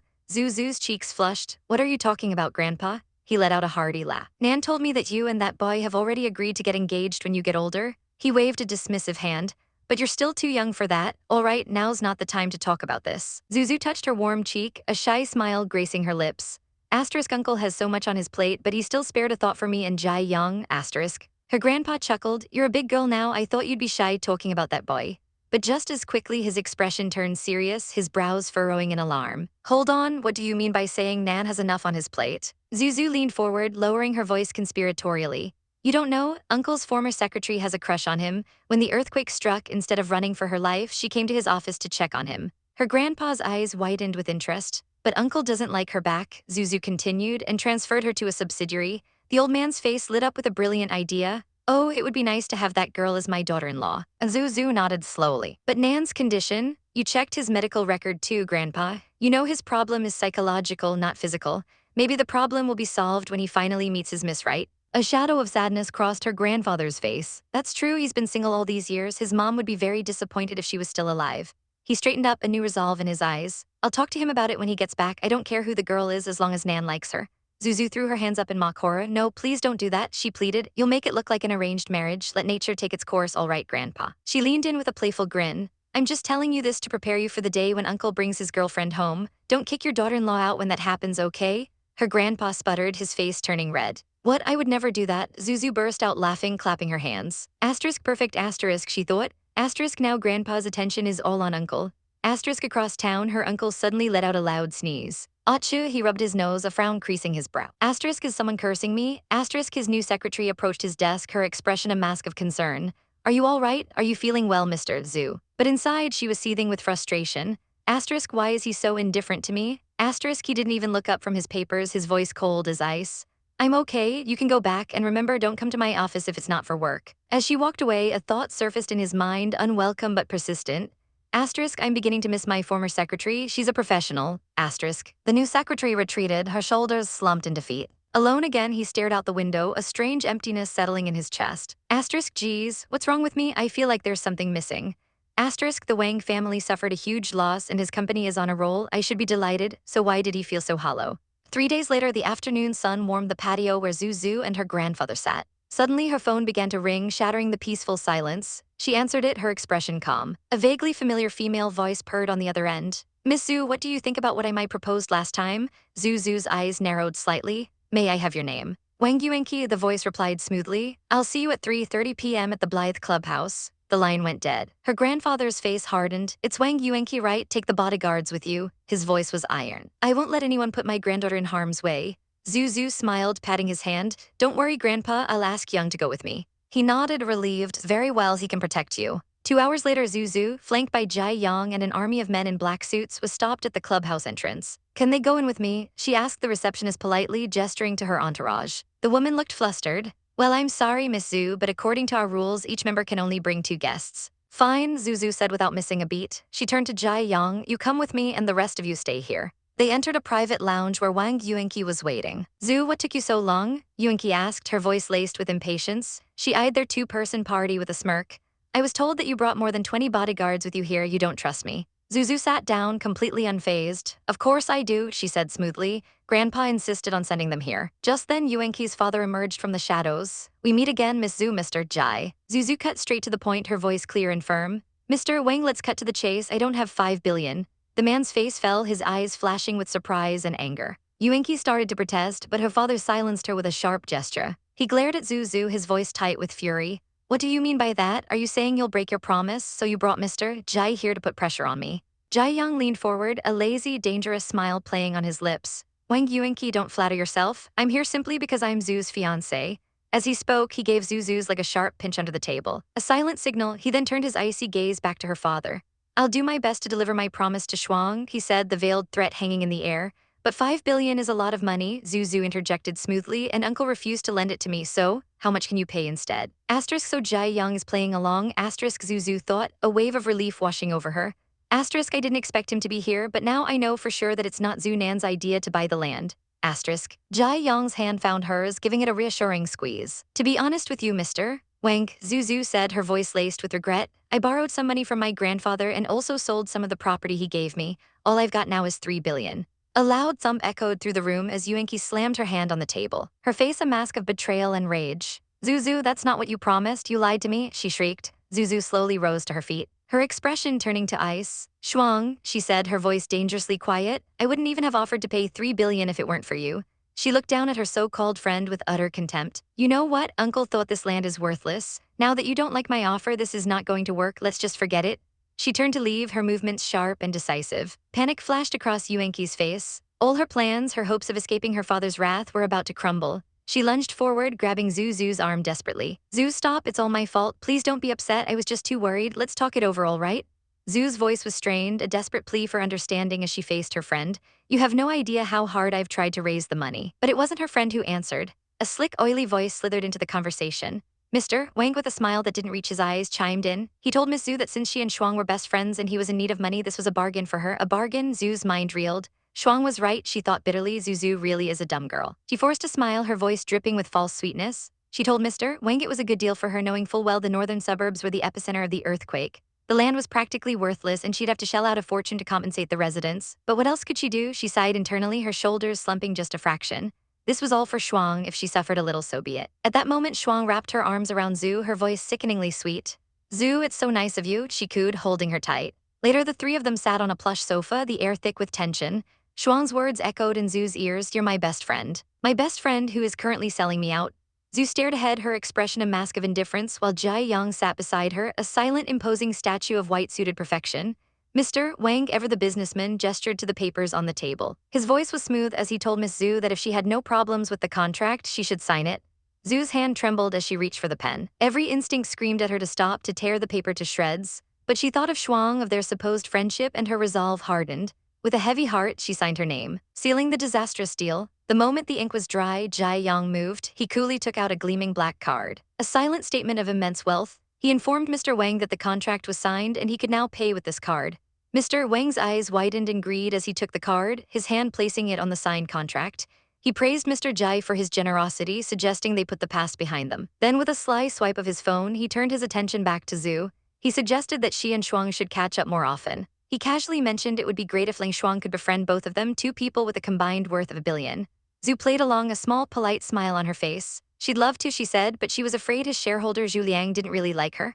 Mr. Wang then handed Jai Yang's card to one of his men, his smile turning into a sinister grin. Well, what can I do about that? He chuckled, his tone laced with malice. He explained that Zhu Liang's nephew had just died and the man was hell-bent on revenge. Who could blame him? His words hung in the air, a thinly veiled threat. He spread his hands, feigning helplessness. He couldn't stop him, could he? Otherwise, Zhu Liang might take a grudge against him as well. Zhu's eyes narrowed for no reason. Her voice was ice as she met his gaze. She warned Mr. Wang that if something ever happened to him for no reason, he shouldn't put the blame on anybody else. The threat was returned, clear and sharp. As they walked away, Jai Yang's stoic presence beside her, Mr. Wang watched them go. A storm brewing in his eyes. This girl, she's too smart, he thought. I don't want another rival as tricky as Zhu Nan.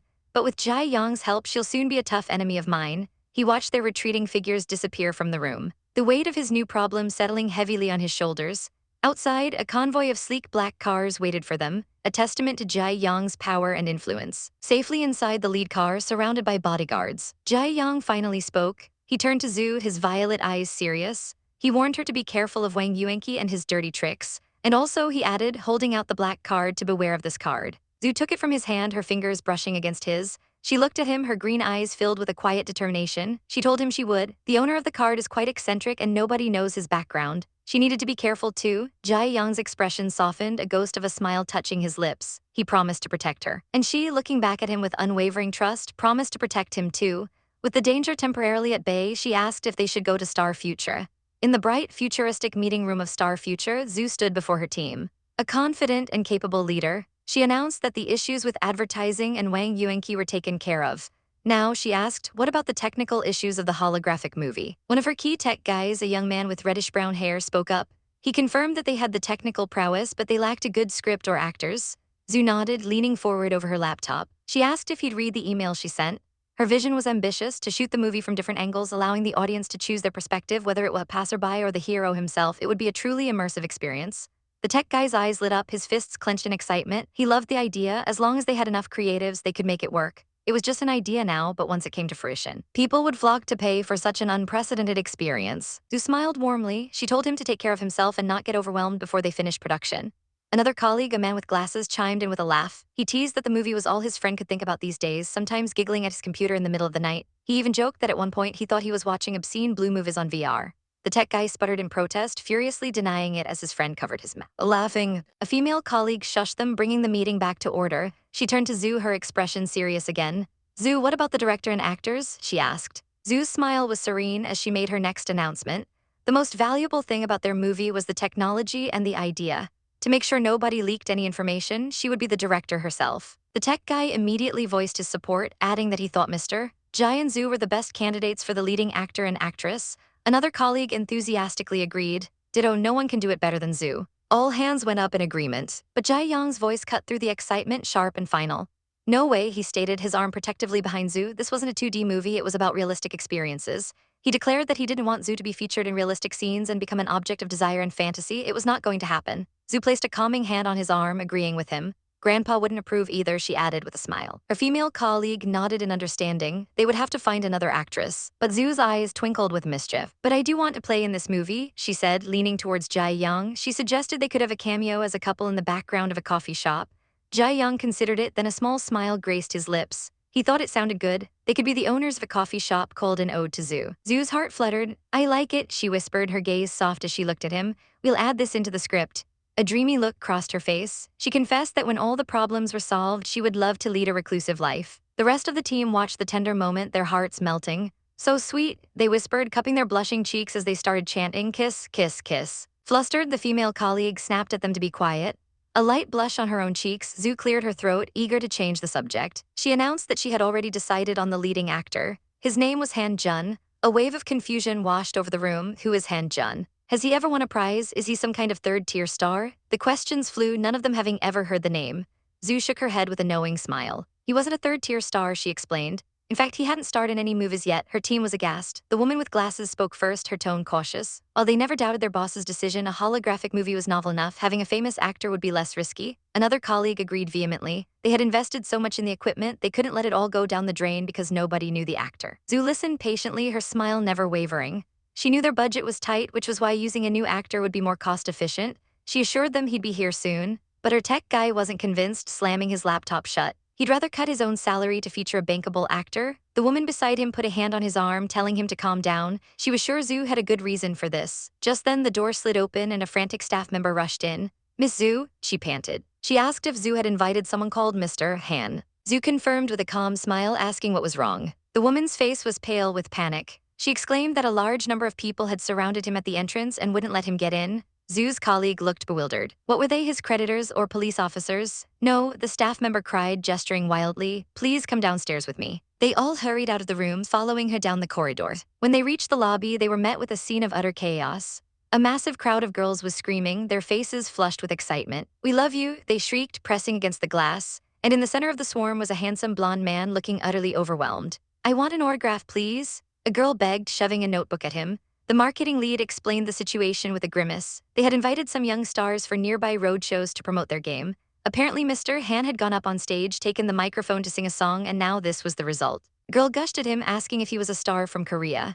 Han Jun, looking terrified, finally spotted Zhu and cried out, Zhu, help. Zhu just shrugged with a playful smirk. There's nothing I can do, she said, enjoying his predicament a little too much. Just then, her colleague with the glasses leaned in and whispered something to her in a low voice. He then pointed towards the security guards, who immediately moved in, parting the sea of fans. He grabbed Han Jun, pulling him from the front, and announced to the disappointed crowd that they could see their new favorite star in a movie that would be released in a few months. The girls immediately perked up, asking what the movie was called. The man smiled and announced, his name is Han Jun. The girls swooned, cooing over his cute name. The team dragged the dazed Han Jun inside, hustling him away from the mob and behind a large container for safety.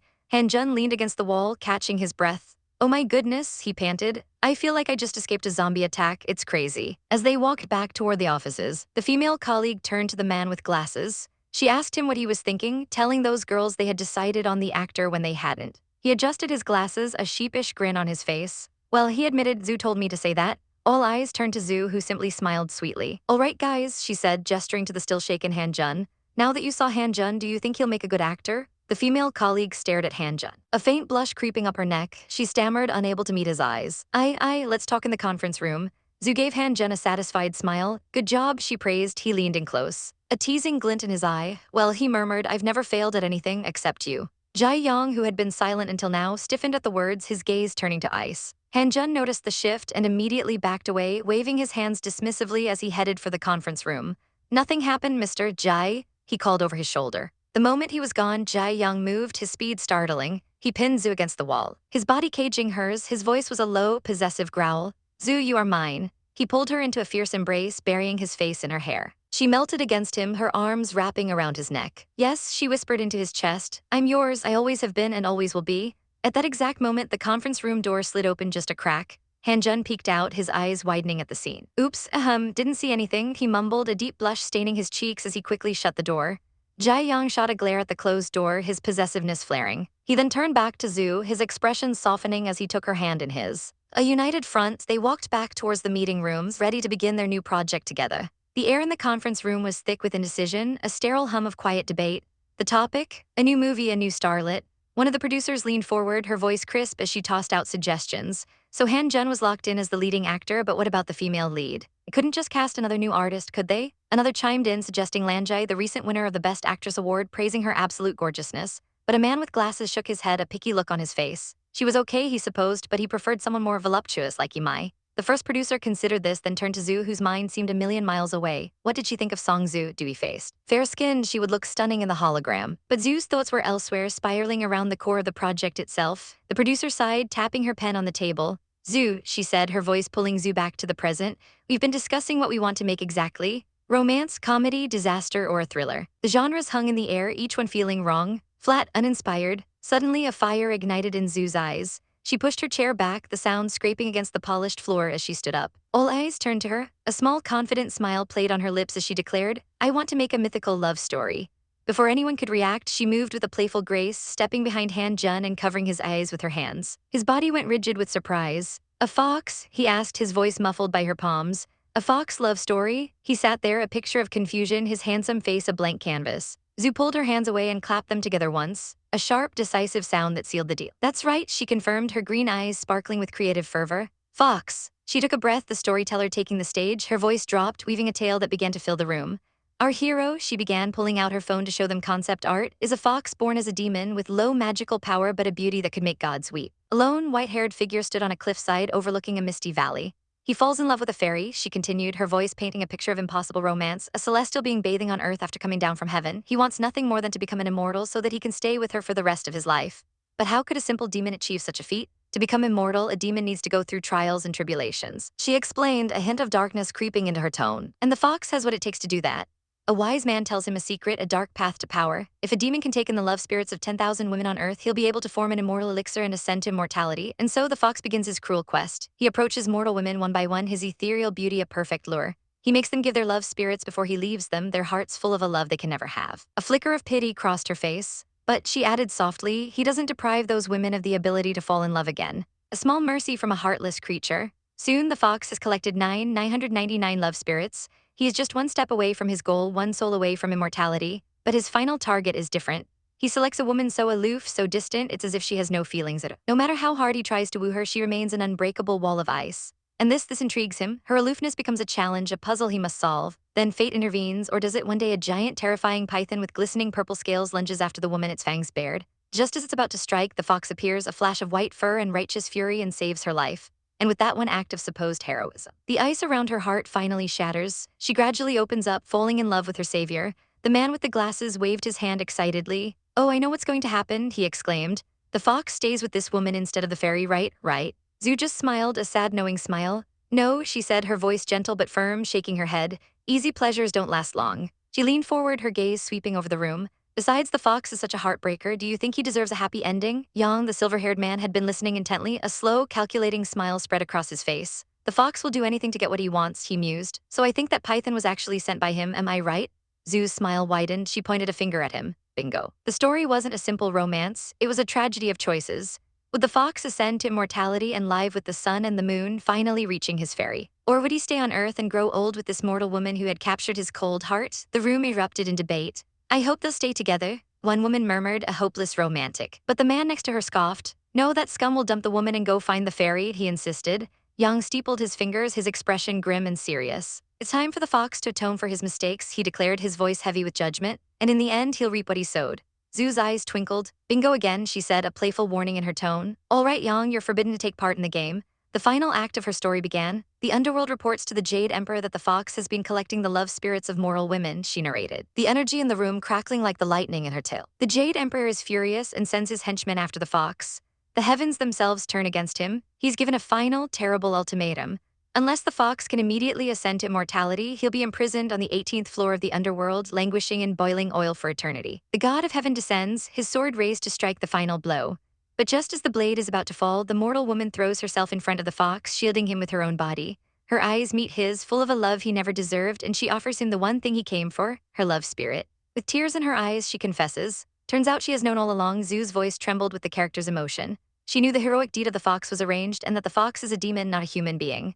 With her sacrifice, the final love spirit, the fox becomes an immortal. The fairy is finally within his reach, but he can't stop crying.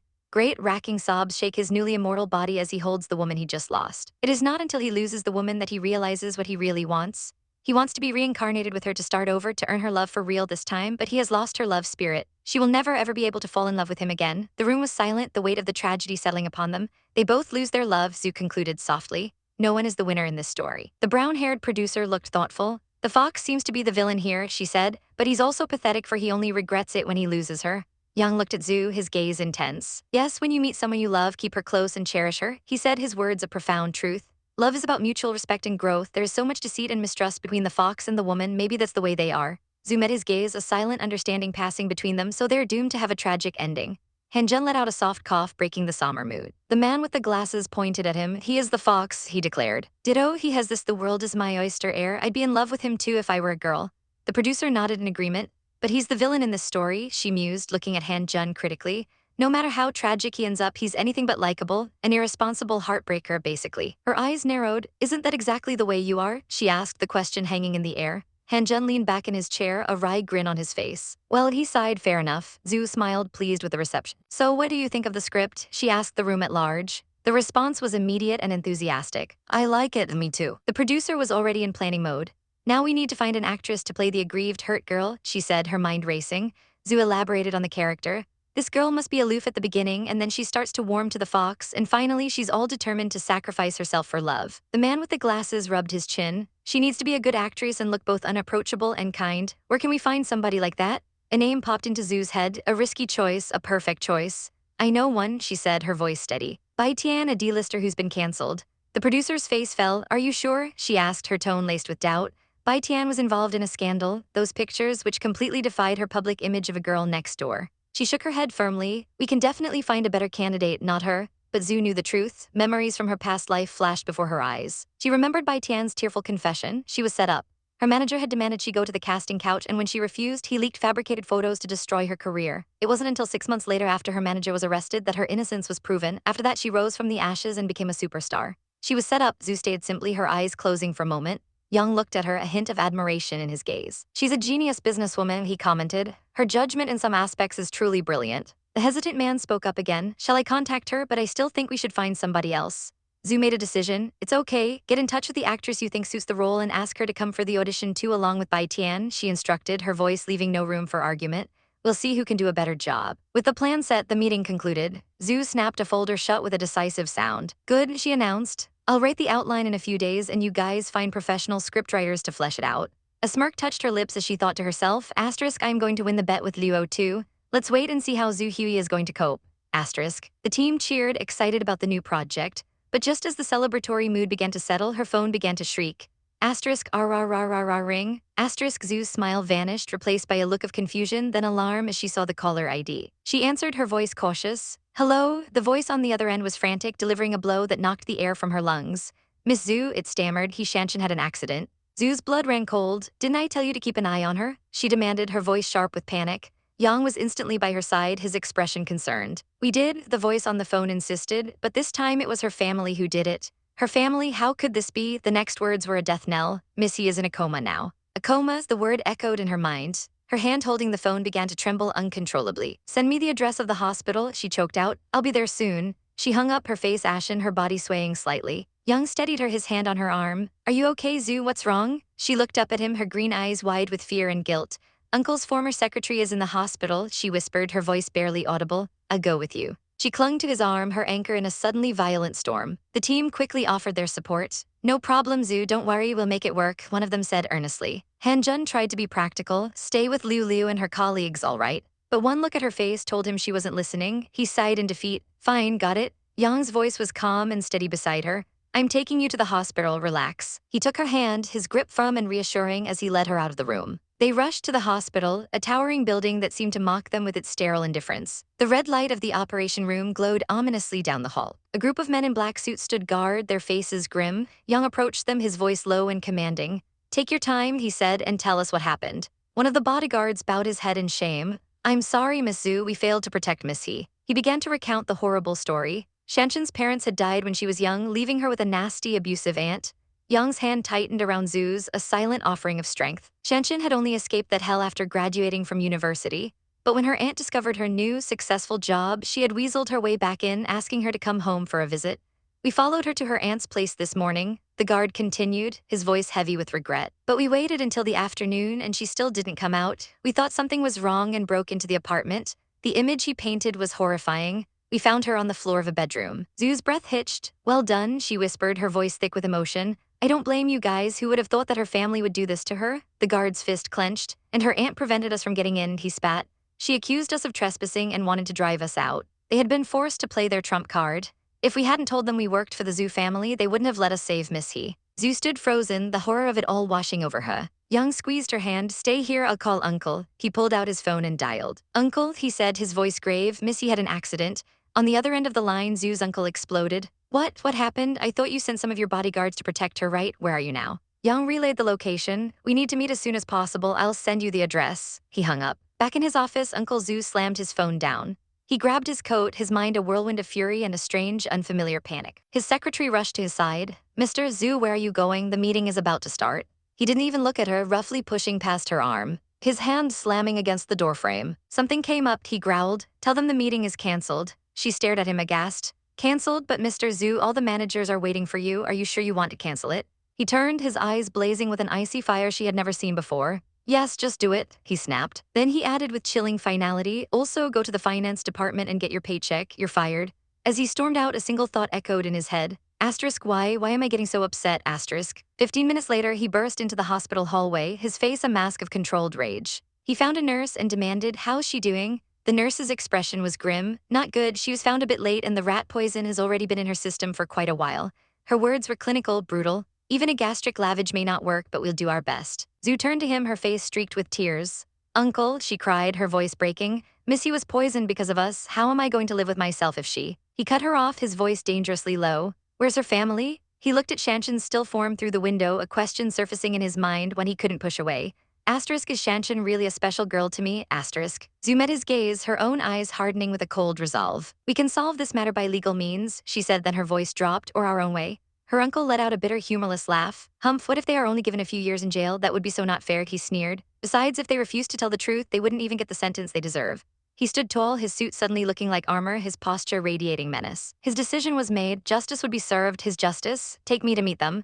The living room was suffocating, the air thick with greed and unspoken fear. The woman's face was a mask of strained concern, her words a venomous whisper. Didn't Zhu Liang tell us they'd pay $1 million as soon as Shanshan was dead? She hissed, her eyes darting nervously around the room. But this was never part of the plan. She hadn't counted on the powerful Zhu family getting involved. Her daughter, however, felt no such fear, only bitter regret. A greedy pout formed on her lips. Damn it, she whined, we should have asked them for more money. She waved a dismissive hand, convinced of their own cleverness. The Zhus won't make a big deal out of this. How could she be so naive, so arrogant? She leaned forward, a conspiratorial glint in her eyes. We'll just insist that the poison was put in there by mistake. What can they do? They can't hold us to account. But her father had heard enough. He slammed his hand down, his face contorted with rage. Shut up, it's all your fault, he roared, the cigarette trembling between his fingers. Shanshan has been nothing but nice to us. He rounded on his wife, his voice cracking with desperation. I told you it didn't make sense to kill her for the money, but you didn't listen to me, and now look, we're in deep *T. The mother leaped to her feet, her face a storm of fury. What do you mean she's been nice to us? She shrieked, pointing a trembling finger at him. Are you getting ideas about that little *TCH? I can't believe you're defending an outsider. The man's face hardened, his voice dropping to an icy growl. An outsider? Do you have the money from Shanshan's parents' insurance claims? Why are you so nasty to her? But his wife was beyond reason, her eyes blazed with a hateful fire. So what? She's a jinx. My brother and sister-in-law died because of her. She screamed, the old wound still festering. I was kind enough not to kick her out when she was little. Her daughter rushed to her side, patting her back in a show of false comfort. Mom, don't be upset, she cooed, her own voice laced with malice. She's such a jinx, now the Zoo family has killed her. But her words were cut short by an earth-shattering BAM. The front door flew open, kicked off its hinges. And there in the doorway, framed by the blinding light, stood a figure that made their blood run cold. Zunan, his face was a thundercloud of pure rage. The daughter's jaw dropped, a strangled gasp escaping her lips. Zunan, they all stared in stunned silence, their carefully constructed lies crumbling around them. Asterisk, no way, what's he doing here? Asterisk, the daughter screamed in her mind, panic clawing at her throat. Asterisk, didn't they say he transferred Shanshan to another company because he didn't like her? Asterisk. But the look in his eyes was anything but dislike. It was pure, unadulterated contempt. His gaze swept over them, a single thought echoing in his mind. Asterisk, these are her family, asterisk. The mother, ever the actress, promptly flopped onto the couch in a dramatic faint. While the father could only stare, frozen in shock, the daughter, seeing her chance, scrambled to her feet, her face a mask of practiced sorrow. Mr. Zhu, she cried, tears welling in her eyes. We've already talked to the bodyguards, we feel so sorry for Shanshan. She sniffled pathetically, but it was an accident. My parents had raised her since she was little, they're so attached to her, there's no way they would try to hurt her. But her performance was cut short by a cool, mocking voice. The red-haired woman beside Zunan stepped forward, a smirk playing on her lips. You don't admit it, do you? She said, her voice dangerously calm. Fine, we deal with unreasonable people in an unreasonable way. The mother shot up from the couch, her eyes wide with fear. What are you going to do? She shrieked, puffing out her chest. I'm telling you, just because you guys are rich doesn't mean you can do whatever you want. We'll call the police if you don't stop right now. The red-haired woman simply laughed, a chilling, humorless sound.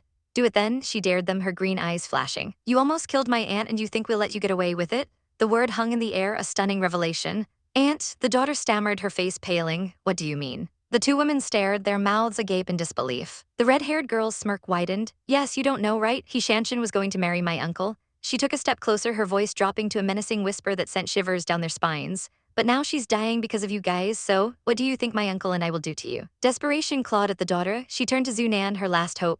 Mr. Zhu, please calm down. It's my fault that I didn't take care of Shanshan, she pleaded before her ambition and jealousy took over. But I'm prettier and more capable than her. Asterisk, Shanshan was going to marry Zunan. Asterisk, the thought was a dagger in her heart. Asterisk, why? This is not fair. Asterisk. Fueled by a delusional hope, she moved closer to him, her eyes wide and pleading. Are you? He asked, his voice deceptively soft. She leaned in, her voice a seductive whisper, I'll be a better wife. In a flash, his expression turned to one of utter disgust. Asterisk, snap. Asterisk, he grabbed her hand, his grip like steel. You think I'm an idiot, huh? How dare you? He snarled, his eyes burning with fury. He leaned down, his voice a low, terrifying growl. I know exactly how you've treated Shanshan all these years. With a violent shove, he sent her sprawling to the floor. He stood over them, a judge passing sentence. I want an arm and a leg of these two women. His gaze then shifted to the cowering man. As for this guy, just break his legs. The bodyguards moved in instantly, silencing their terrified screams with their hands. Zunan turned his back on the pathetic scene, his final words a chilling decree, don't let me see you again. He walked away without a single glance back. The sound of their muffled cries a symphony of justice. Outside, a piercing nuo echoed from the house. His phone buzzed, a message. Shanshan was out of danger, but she'd been transferred to the ICU. His niece looked at him, her teasing gone. Are you really going to marry her? She asked softly. He took a long drag from his cigarette, the smoke curling into the evening air. He had thought about her, about everything, and the answer was clear. Yes, he said, his voice firm. I made up my mind when I got your call. A genuine smile broke across her face. Grandpa will be very happy, she chirped. Now I suppose your pre-existing conditions will be fixed soon, right? His eyes narrowed. What do you know about that, you brat? She just grinned, unrepentant. Well, you snitched on me in front of Grandpa, so we're even now. He sighed, a rare hint of softness in his expression. All right, stop making fun of me, go home, I'll go to the hospital. He reached out, his hand gently caressing her cheek in a gesture of affection. As he turned, he locked eyes with the silent, silver-haired man who had accompanied them. In a swift movement, Zunan grabbed the man by his pristine white suit. Kid, you'd better watch out, he warned, his voice low and threatening. Otherwise, I'll make you pay. I don't care who your father is, you hear me? The young man didn't even flinch. Yes, he replied coolly. If I do anything that upsets Zhu, I will go to the street and ask for forgiveness. The tension between them was palpable, a silent battle of wills. I'm going to tell Grandpa right now, his niece declared, breaking the moment as she scampered off. 24 hours later, the sterile white walls of a hospital room surrounded him. He sat by her bedside, watching the gentle rise and fall of her chest. Slowly, her eyelashes fluttered, her eyes beginning to open. A wave of relief washed over him, so powerful it almost brought him to his knees. Asterisk, if this is a dream, asterisk, he thought, his heart aching with a fragile hope, asterisk, please never wake me up. Asterisk. Her own thoughts were a hazy, unbelievable fog. Asterisk, how could Zunan possibly like somebody like me? Asterisk. Geez, she murmured, her voice raspy. His head snapped up. Shanshan, he breathed, leaning closer, his voice filled with concern. How are you? He took her hand, his touch warm and real. Her eyes focused on his face, the reality of the situation sinking in. Asterisk, so this is not a dream. Asterisk. He squeezed her hand gently. Do you remember what happened? Her gaze fell to their intertwined fingers as memory returned in a painful rush. Was there something wrong with that glass of water? She asked, her voice trembling slightly. He held her hand tighter. His expression grim. Yes, he confirmed. And those people have paid the price. A dark satisfaction flickered in his eyes before he let out a small, dismissive snort. She looked up at him, her own eyes filled with confusion. So, you're here because you feel sorry for me, Mr. Zhu? He held her gaze, a small enigmatic smile touching his lips as he held her hand. I don't feel sorry for others easily. Her voice was hoarse, raw from the ordeal. So what are you doing here, Mr. Zhu? Her heart began to thump a frantic rhythm against her ribs. As he gently caressed her cheek, to make it up to you, he murmured, his thumb tracing the line of her jaw. You got into this mess because of what happened last time, right? She was bewildered, but you just said you didn't feel sorry for me. He leaned closer, his voice dropping to an intimate whisper. SHHH, secretary he breathed, the formal title sounding like a term of endearment on his lips.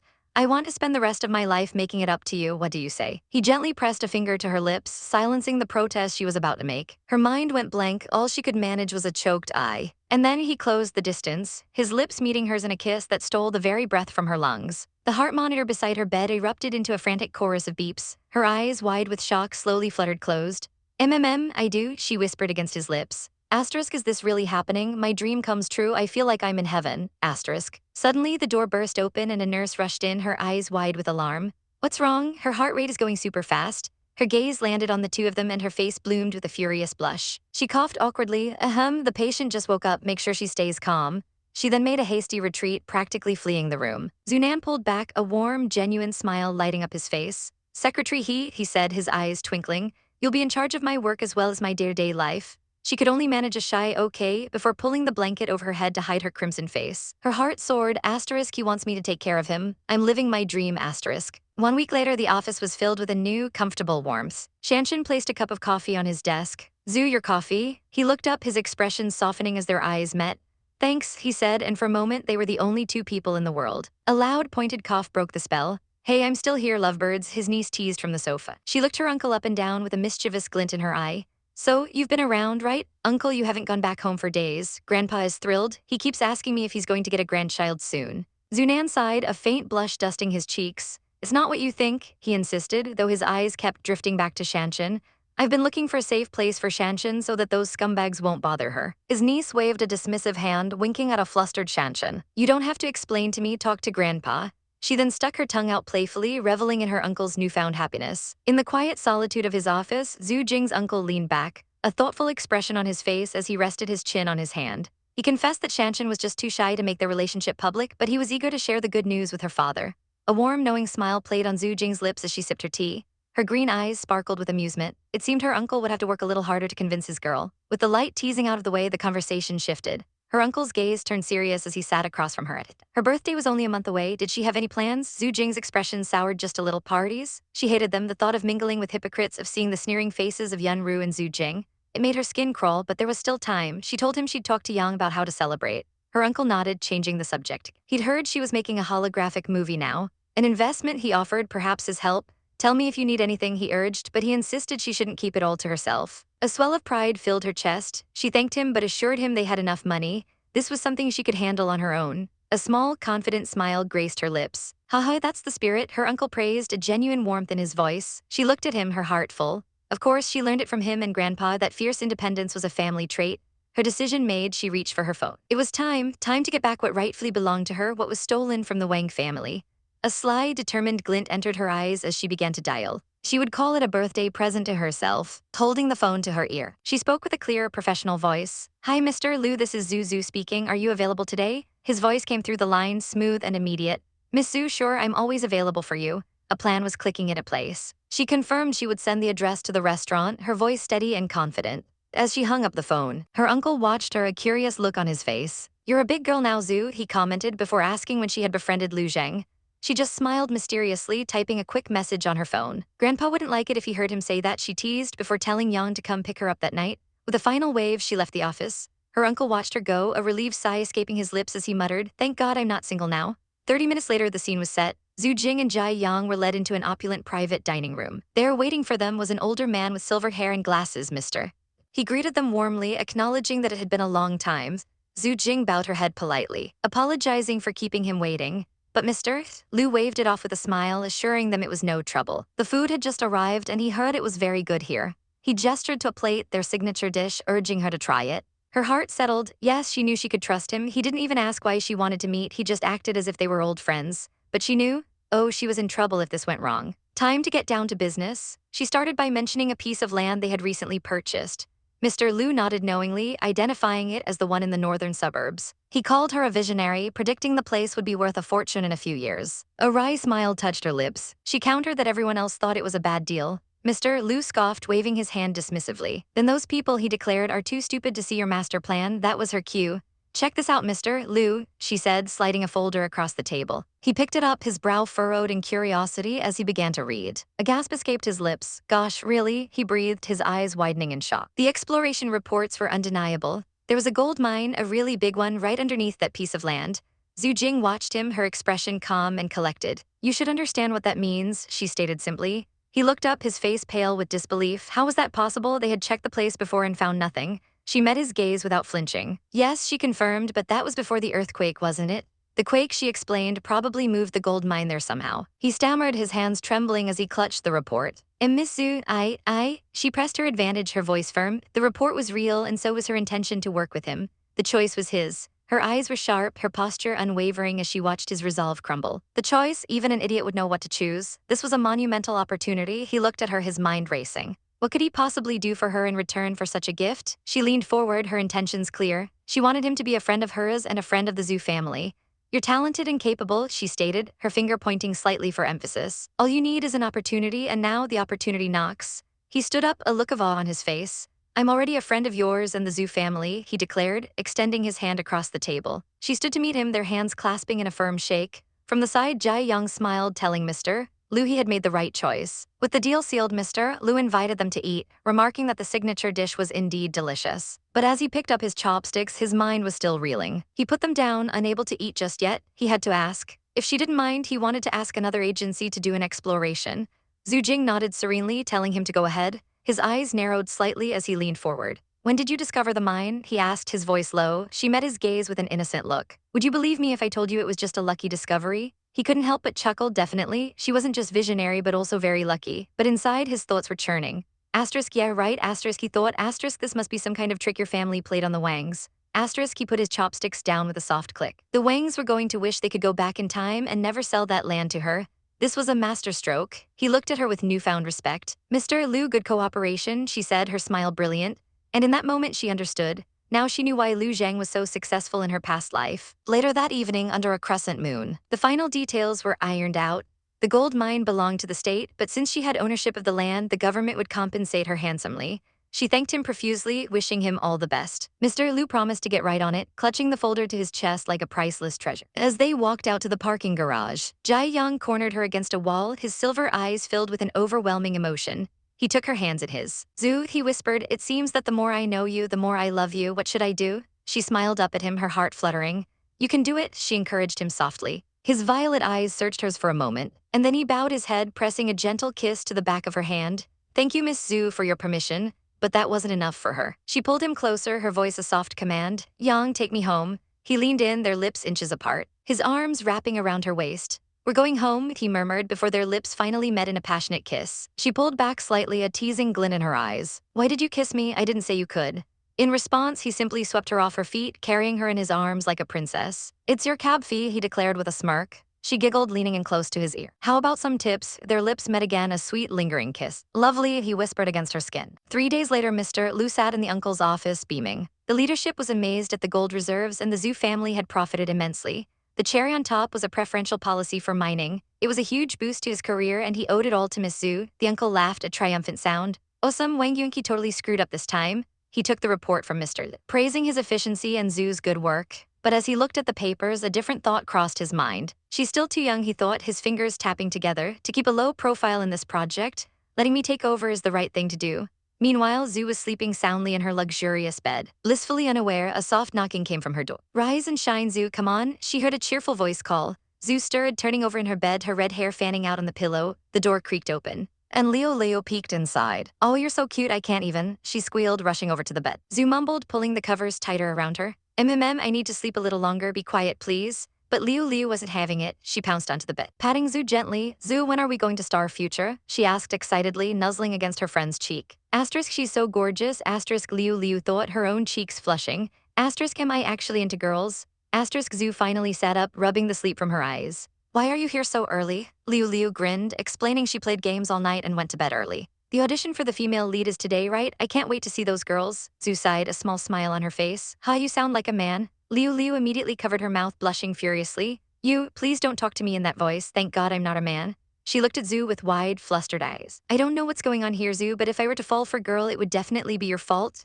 Zhu had heard enough. "Knock it off," she said, a hint of laughter in her voice. "Now get out, I need to get changed." Liu's face fell into a pout. "Can I stay?" she asked hopefully. "No," Zhu replied, giving her a light shove. As Liu trudged to the edge of the bed, she muttered under her breath, "Now I wish I were a man." 15 minutes later, both girls were dressed in adorable matching outfits and heading downstairs. At the breakfast table, Liu was still thinking about the movie. "Zhu, I think Liu had a good point. You should be the female lead," she suggested earnestly. But Grandpa Zhu overheard and immediately shut it down. "No way, he didn't want those little bastards to fantasize about his precious granddaughter." The uncle chimed in with a laugh, agreeing that once they fell in love with Zhu, they wouldn't even look at other girls. "Those bachelors need to settle down," Grandpa declared. "We don't want to add to the problems of the world." The conversation then turned to Liu. The uncle mentioned that Zhu had told him she was doing well in the game. Liu beamed with pride. "Yup, there are now tens of thousands of us and I'm the chief," she announced. The uncle, ever practical, asked if the money was good. Liu admitted she wasn't good with numbers, but she'd found someone to help her manage the gang. They could earn at least 100,000 a day, and even more when there were special events like gang fights. The family looked on, amazed at the strange and profitable new world the girls were conquering. A confident murmur escaped the director's lips as she laid out her master plan. The wealthy gamers, the ones who could afford the latest pods and headsets, were their prime targets. They were already accustomed to paying a premium for an unparalleled immersive experience. Her companion's eyes lit up with understanding. Of course, Yang nodded from his seat, a small smile touching his lips. She was brilliant. A hit game would guarantee the movie adaptation would also be a massive success. King, ever the loyalist, clenched her fists in excitement. It was going to be legendary. She declared she would personally rally her entire gang to watch it. A warm smile spread across Zhu's face as she graciously thanked her chief. Just then, a gentle, aged voice cut through the strategic talk. Her grandfather, his silver hair catching the light, turned to Zhu. He recalled a young man named Gu who used to be by her side constantly. "Where is he now?" he asked, a hint of concern in his tone. King's cheerful demeanor flickered for a moment. "Gulin," she let out a soft sigh. Who could say what he was up to these days? "He was skipping classes," she explained, taking even more time off than Zhu herself. Her voice dropped, admitting that even she rarely saw him anymore. He hadn't even shown up when she asked. A shadow passed over Zhu's features, her gaze falling to the floor. She tried to brush it off, murmuring that Lin was probably just swamped with work these days. But her grandfather's worried expression remained. He leaned forward, his voice a comforting bah. "Remember, Zhu," he said softly, "if you ever need anything, I'm never far away." The genuine warmth in his words was enough to dispel her momentary sadness. A brilliant, heartfelt smile bloomed on her face as she looked up at him, her voice bright as she thanked her grandpa. Later, they strolled through the sun-drenched courtyard of a magnificent estate. The grand architecture a testament to their family's power. Zhu had her arm looped through Yang's, a comfortable intimacy settling between them. As they walked, Yang's voice was a low, possessive rumble near her ear. He didn't like it when she called that other boy Lin. A flicker of surprise, then a soft understanding crossed her face. She leaned into his side, her reply a sweet, reassuring promise. "Okay," she murmured, "you're the only one I call by the nickname Yang." A smug, deeply satisfied smile graced his handsome face. "Yes," he confirmed, his violet eyes gleaming with triumph, "I'm the only one." From behind them, King made a gagging noise. "Enough with the public display of affection, you two," she groaned. Yang simply smirked, announcing it was time to leave. Liu was waiting for them. 40 minutes later, the scene had shifted dramatically to a vast, empty auditorium. The rows of plush red seats were silent as their group entered, their footsteps echoing in the cavernous space. "Yo, Miss Director is here," a voice announced their arrival. As a handsome blonde man sidled up a little too close for comfort, King immediately shot up a hand, her expression sharp and forbidding. "Keep your distance," she ordered. Suddenly, the sharp click-clack of high heels on the polished floor drew every eye. A woman appeared and King's jaw practically hit the floor. "Imai. Holy crap, she's stunning," her mind spun. The woman was a goddess in a glittering blue dress, her figure impossibly voluptuous. "Are those real?" King gawked internally. "They're way too big," but the parade of beauties was far from over. King spotted another actress moving towards the stage. This one had long, flowing purple hair and an air of quiet dignity that was instantly captivating. "Ooh, this one is nice," King thought, "her eyes are beautiful." The backstage area was now a hive of activity, the air thick with nervous energy and ambition. Another pair of heels, this time pristine white stilettos, stepped into view. The king looked up and her breath hitched. A woman stood there radiating an aura of pure classical elegance. She was clad in a traditional green chengsam, the silk hugging her graceful curves, a single jade bracelet on her slender wrist. "Wow, so elegant," King whispered to her assistant in awe. "Who is she?" The assistant quickly scanned her clipboard. "Her name is Bai Tian," she replied, a lesser-known starlet. But her quiet arrival was shattered by a sharp, condescending voice. "I can't believe you actually came to the audition." Another actress, Lanjai, sneered at Bai Tian from across the room. Bai Tian's gaze remained steady as she asked if she had a problem with it. Lanjai let out a cruel, barking laugh. "A problem?" she mocked, her eyes dripping with malice. "Don't tell me those crazy photos aren't yours. If I were you, I'd stay home and never show my face again." The assistants nearby immediately began to whisper. Nude photos, the gossip spread like wildfire. One whispered that the photos were unbelievable, they'd made her blush. The other leaned in closer, eagerly asking if she still had them and to send them. But Bai Tian wasn't crumbling. She stood her ground, her voice trembling but firm as she faced her tormentor. "Lanja, you know full well why those photos were leaked," she challenged. "Do you prefer that I tell everybody what really happened?" She took a deep breath, lifting her chin in defiance. "Yes, those are my nude photos, but I didn't do anything wrong. I am a decent woman." Lanjai just scoffed, a dismissive humph, escaping her lips, and then the sound cracked through the tense silence. Slap. Lanjai's hand had connected violently with Bai Tian's cheek, leaving a bright, angry red mark. Bai Tian stumbled back, her eyes wide with shock and the sting of pain. "Who are you to talk?" Lanjai shrieked, her face a mask of pure rage. "Piss me off and I'll kick you out of showbiz forever." Tears welled in Bai Tian's eyes. "What do you want from me?" she cried, her voice cracking. She confessed that she had stumbled upon a secret about Lanjai and her partner by accident and had kept it to herself. But ever since that day, Lanjai had been relentlessly setting her up. "Just leave me alone," she pleaded, her voice breaking. But Lanjai was a predator closing in on her prey. "Listen up," she hissed, getting right in Bai Tian's face. "As long as I'm still around, you'll never get a job. Now get out of here." That was it. King moved, stepping between them like a protective shield. "Excuse me," she said, her voice dangerously calm. "We're having an audition here. Please stop arguing." Lanjai whirled on her, snarling that she worked for Star Future and needed to mind her own business. This was between her and Bai Tian. But as Lanjai reached out to shove the trembling actress again, the King's hand shot out, grabbing Lanjai's wrist in a grip of steel. "Enough," King commanded. "Give her a break, will you?" Lanjai was stunned, then utterly enraged. "Do you know who I am? How dare you, you piece of sh*t?" She screamed, struggling against the unyielding hold. The King just gave her a look of utter disdain. "Are you crazy? Who do you think you are?" She shot back. Lanjai's eyes widened in disbelief. She tried to wrench her arm free, but King was immovable. "You probably know my brother," King said coolly. "King." Her next words landed like poison-tipped darts. "Just because you had a one-night stand with him doesn't mean you can boss my people around." She then turned to Bai Tian, her voice softening with reassurance. "She's got your back." The public humiliation was too much. Lanjai finally ripped her arm away, stalking off with one last venomous threat spat over her shoulder. "Just you wait." With the drama over, King's focus returned to the shaken actress. "I'll take Miss Bai to the audition," she announced, then ordered an assistant to bring some ice. She gently encouraged Bai Tian, telling her she needed to learn to speak up for herself and teach that moron a lesson. A flicker of profound gratitude shone in Bai Tian's eyes as she softly thanked Miss. When they approached the director's table, Zhu looked up with a teasing glint in her eye. "In trouble again?" she asked King with a smirk. King threw her hands up in exasperation, quickly explaining that she didn't start it, that an actress named Lanjai had gotten physical. She turned to Bai Tian, apologizing profusely for not stepping in sooner. As King recounted the whole sordid story, how Lanjai slept her way to the top and tried to force Bai Tian to do the same, and how she conspired with Bai Tian's manager to ruin her, Zhu's expression grew serious and calculating. Bai Tian, however, shook her head, insisting that they shouldn't be sorry as the fight was between her and Lanjai. An assistant brought over a cold compress, and Bai Tian gently pressed it to her throbbing cheek. Just then, Zhu held out a small, ornate bottle that seemed to glow from within. "Here," she said with a kind smile, "this will help with the swelling." Bai Tian took the bottle, her heart swelling with gratitude. She's from the Zhu family, she thought. What a sweet girl. Sitting beside Yang, Zhu leaned in and whispered her bold prediction. "I bet Bai Tian will get the role." A determined fire lit up her eyes. This girl, she thought, is going to be a superstar. Yang turned to her, asking if she'd made her decision. Before she could answer, a flirty voice interrupted. It was the blonde actor Han Jun waving from the wings. Zhu sighed internally. This guy is so flirty, she thought. I told him to read the script at home. He's going to be a distraction. The man with glasses sitting nearby looked equally annoyed by the interruption. Han Jun sauntered over, a teasing smirk plastered on his face. "What, are you jealous?" he asked Zhu. Instead of taking the bait, Zhu leaned in close and whispered something in his ear. His eyes widened slightly. "Are you sure?" he asked, intrigued. She just nodded, telling him to go and get his makeup done. As he walked away, King's curiosity got the better of her. Zu, what did you tell Mr. Foxy to do? She asked. A cunning, mischievous smile played on Zu's lips. I told him to play with the candidates for the audition, she replied. King's eyes lit up. Sounds exciting. She reviewed her list, announcing that the next candidates were Yimai, Lanjai, Songzu, and Bai Tian. Zu gave her final, cryptic instructions. Tell Han Jun to play with them, that'll help us make the decision. King then delivered a piece of news. Lanjai has already left, she said with a shrug. She probably doesn't want to work with a small company like ours. The man with glasses sputtered indignantly. Who the hell does she think she is? Star Future is definitely not a small company. Yang, however, remained unfazed, a knowing look on his face. Star Future is going to be an industry leader, he thought. He turned to King, remarking that Zu clearly had her own reasons for favoring Bai Tian over Lanjai. King looked baffled. How did he know they were at odds? Zu couldn't help but smile to a delicate fan swished open, its painted branches a stark contrast to the modern hall. A man with a charming, almost predatory smile stepped in front of Yimai, his voice smooth as silk. Excuse me, he began, I've lost my way, could you?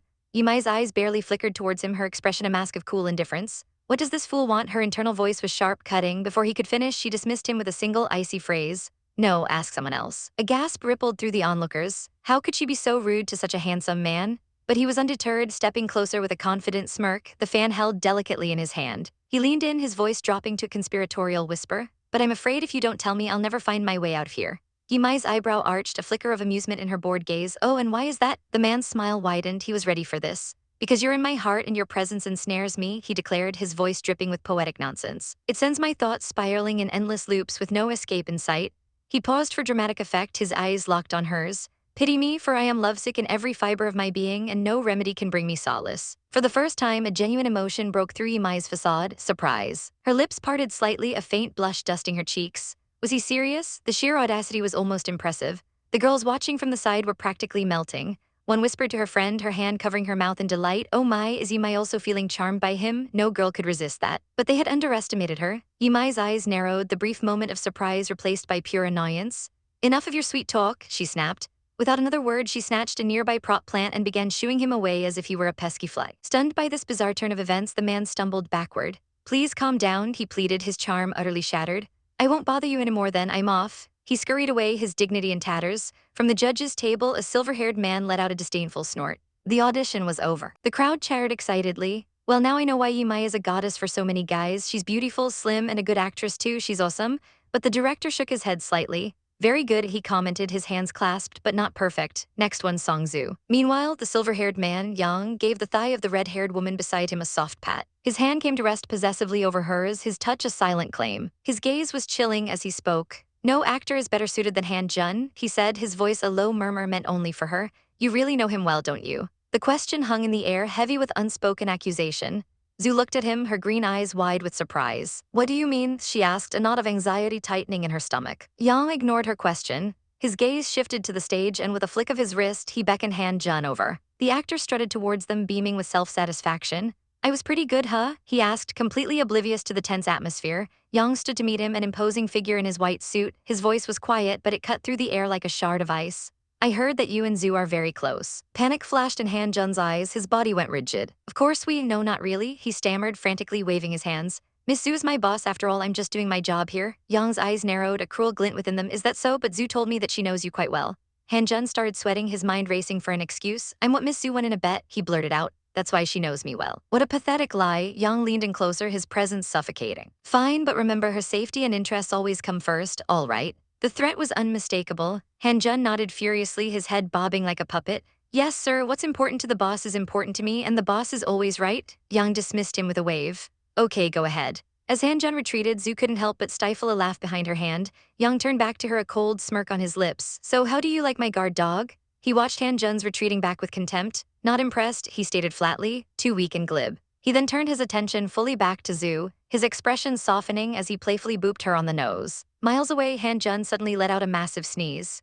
Achoo, is someone bad-mouthing me? He wondered, rubbing his nose. Back at the judge's table, Zu caught Yang's finger and brought it to her lips for a delicate kiss. Then what should we do? She asked, her eyes sparkling with mischief. A rare, genuine warmth filled Yang's gaze. It'd be safer if I protected you, he said softly, pulling her into a gentle, protective embrace. He held her close, his chin resting on her head. Asterisk, I know she's just teasing me, asterisk, he thought, a wave of affection washing over him, asterisk, but I don't mind playing along, I really care about this girl. Asterisk Zu snuggled against his chest, her heart thumping a steady rhythm against his ribs. Ba-dum, ba-dum. I know, she whispered. You're the best, Yang. The stage lights dimmed once more, signaling the start of Song Zu's audition. A single spotlight illuminated the stage where she sat on the floor, looking vulnerable, while Han Jun stood over her. He knelt beside her, his voice tender. What do you think the clouds in the sky look like? He didn't wait for an answer, his eyes gazing at her face with adoration. No idea, maybe, as soft and tender as your lovely face. He gently pulled her into his arms, holding her close. What's on your mind? He whispered. Her head rested against his shoulder, her eyes wide and full of unshed tears. He tilted her chin up, his gaze intense. I'm wondering if all the fairies in heaven are as cute as you. She tried to push him away, her voice barely a whisper. Stop it. But her resistance was weak, a token gesture. He captured her hand, his fingers lacing through hers as he brought it to his lips. Then he cupped her cheek, his touch gentle, reverent. The scene ended and they walked off stage together. Song Zu lingered for a moment, her fingers tracing the spot on her cheek where he had touched her, a dreamy, faraway look in her eyes. The performance had been utterly convincing. That lucky bastard Han Jun, one of the crew members muttered. He and Song Zu were so intimate. Another girl gasped, her hand flying to her mouth. Song Zu was exactly like a young girl in love. She really nailed it, her final glance had everything: shyness, longing, infatuation. As Song Zu walked off, her path was blocked by Bai Tian. A smug, condescending smile played on Bai Tian's lips. Looks like I'll be getting the role, she said, her voice dripping with false sweetness. Song Zu simply met her gaze, unbothered. If you say so, she replied with a shrug before continuing on her way. The director spoke up, his tone serious. Bai Tian's audition involves a lot of emotional struggles, that must be difficult. Another judge chimed in, exactly. In this scene, the heroine takes the sword for the fox, so she needs to be in a state of despair while dying.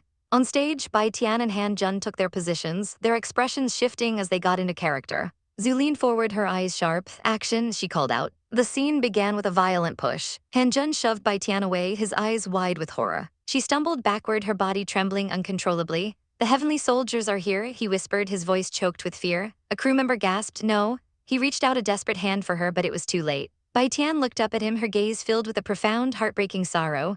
Fox, I know you're a fox, she breathed, the words barely audible. When you said you loved me, you just wanted my love spirit, didn't you? No, he cried, rushing to her side and gathering her in his arms. I really meant it, please, don't die. A faint, tragic smile touched her lips. Silly, how can you become immortal if I don't die? She pressed a glowing orb into his palm. This is my love spirit, keep it. Tears streamed down his face. I don't want to be immortal, he sobbed. I just want you to stay alive. He clutched her tighter, but she was already fading, her body limp in his arms. Don't be silly, she whispered, her last reserves of strength failing. When you become an immortal, take me to heaven to see if the legendary fairy Qiang Yao really is as gorgeous as people say.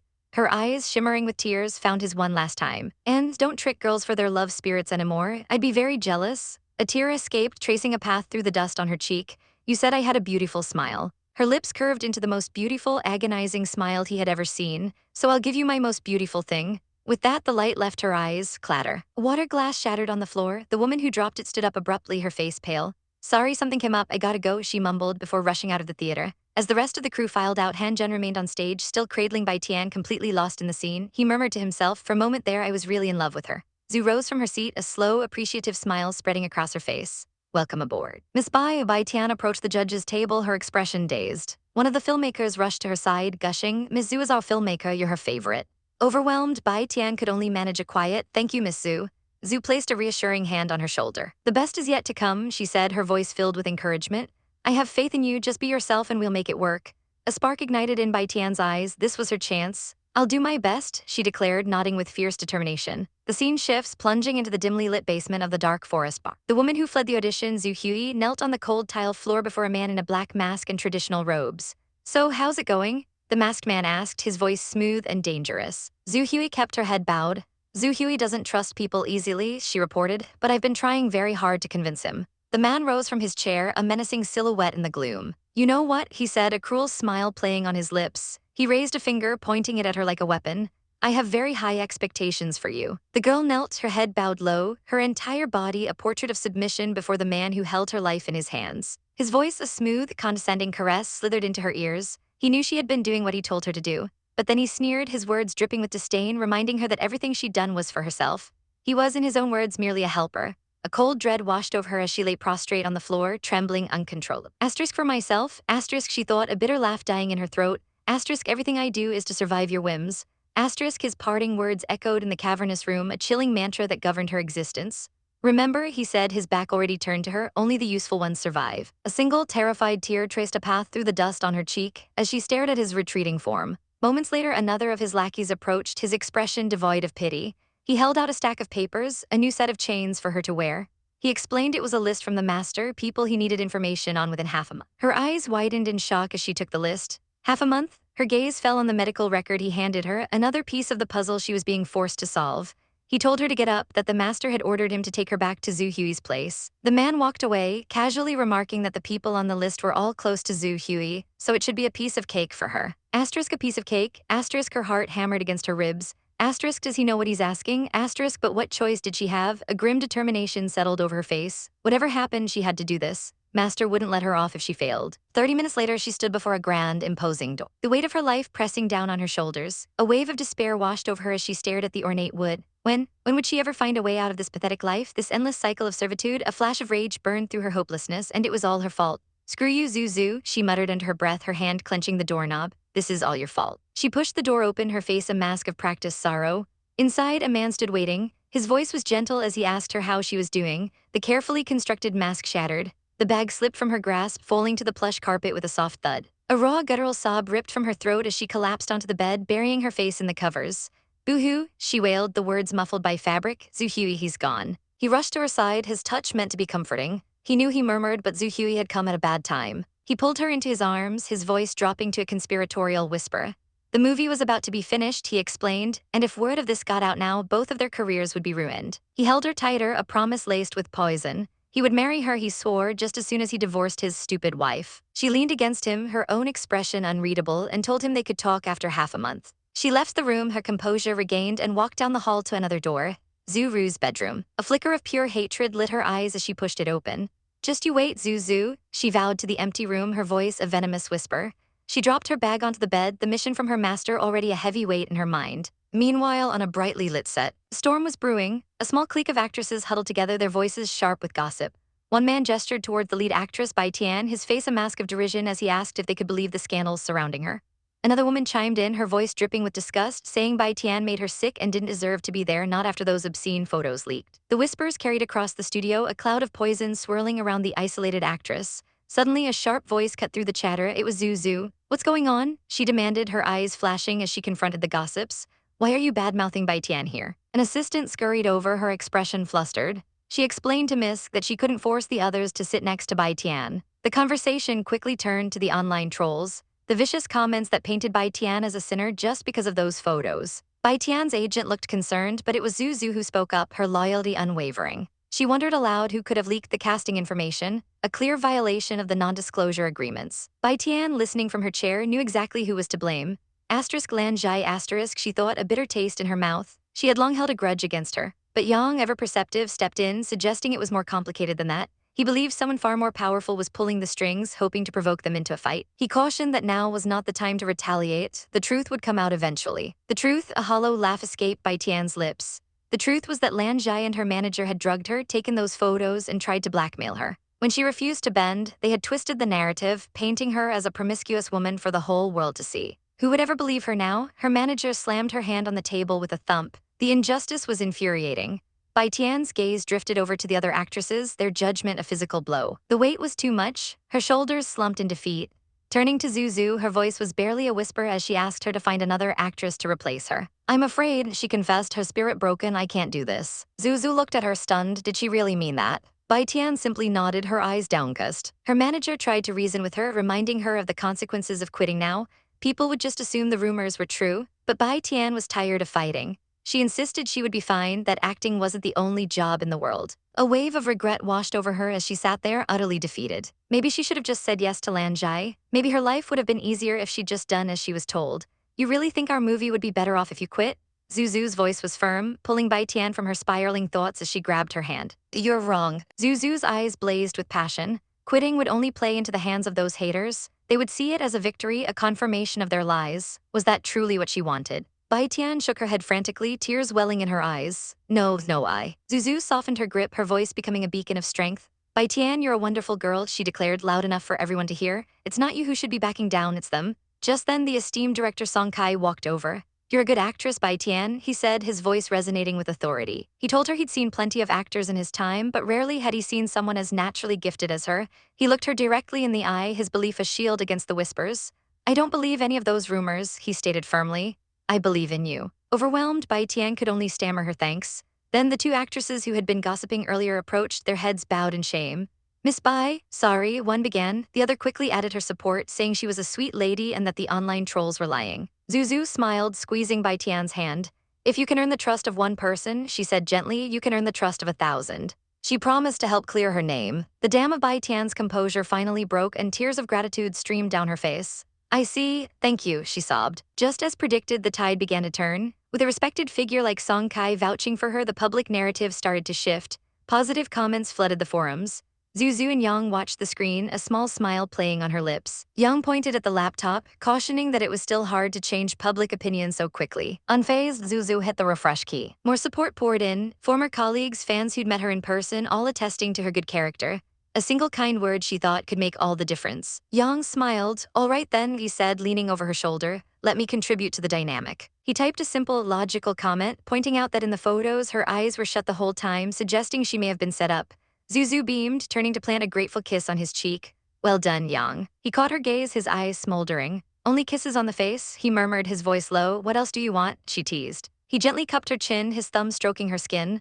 "I want more, Zu," he whispered, his voice thick with desire. "You're mine always." And then he closed the distance, their lips meeting in a passionate, all-consuming kiss. Far away in the cold sterility of a public restroom, Lanjai was practically screaming into her phone. "Where are the people you hired?" she shrieked, her voice echoing off the tile. "The comments are all defending Bai Tian's name, do something." The person on the other end, Song Zhu, sounded nervous. She told Lanjai not to be ridiculous. They were supposed to be working together to ruin her career, but now that Song Kai himself had spoken up, she didn't want to get into any hot water. "Are you changing your mind?" Lanjai hissed, her knuckles white as she gripped her phone.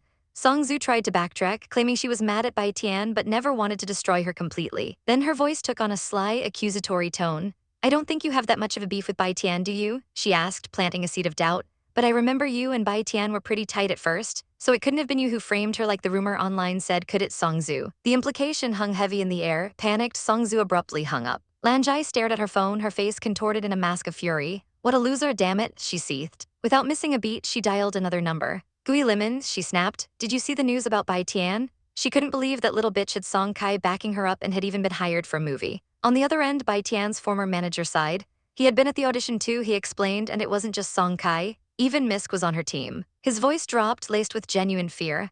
"I'm telling you," he warned, "if Bai Tian gains the upper hand here, we'll be in some serious trouble." The phone felt cold and heavy in her hand, a conduit for the poison dripping into her ear. Her voice was a strained whisper laced with panic. She didn't need to be told the obvious, she hissed into the receiver. The real problem, the one that was tightening a noose around their necks, was what to do next. They couldn't afford to get on the wrong side of Gui Lemon, not now, not ever. And as if that wasn't a death sentence already, the voice on the other end delivered the killing blow.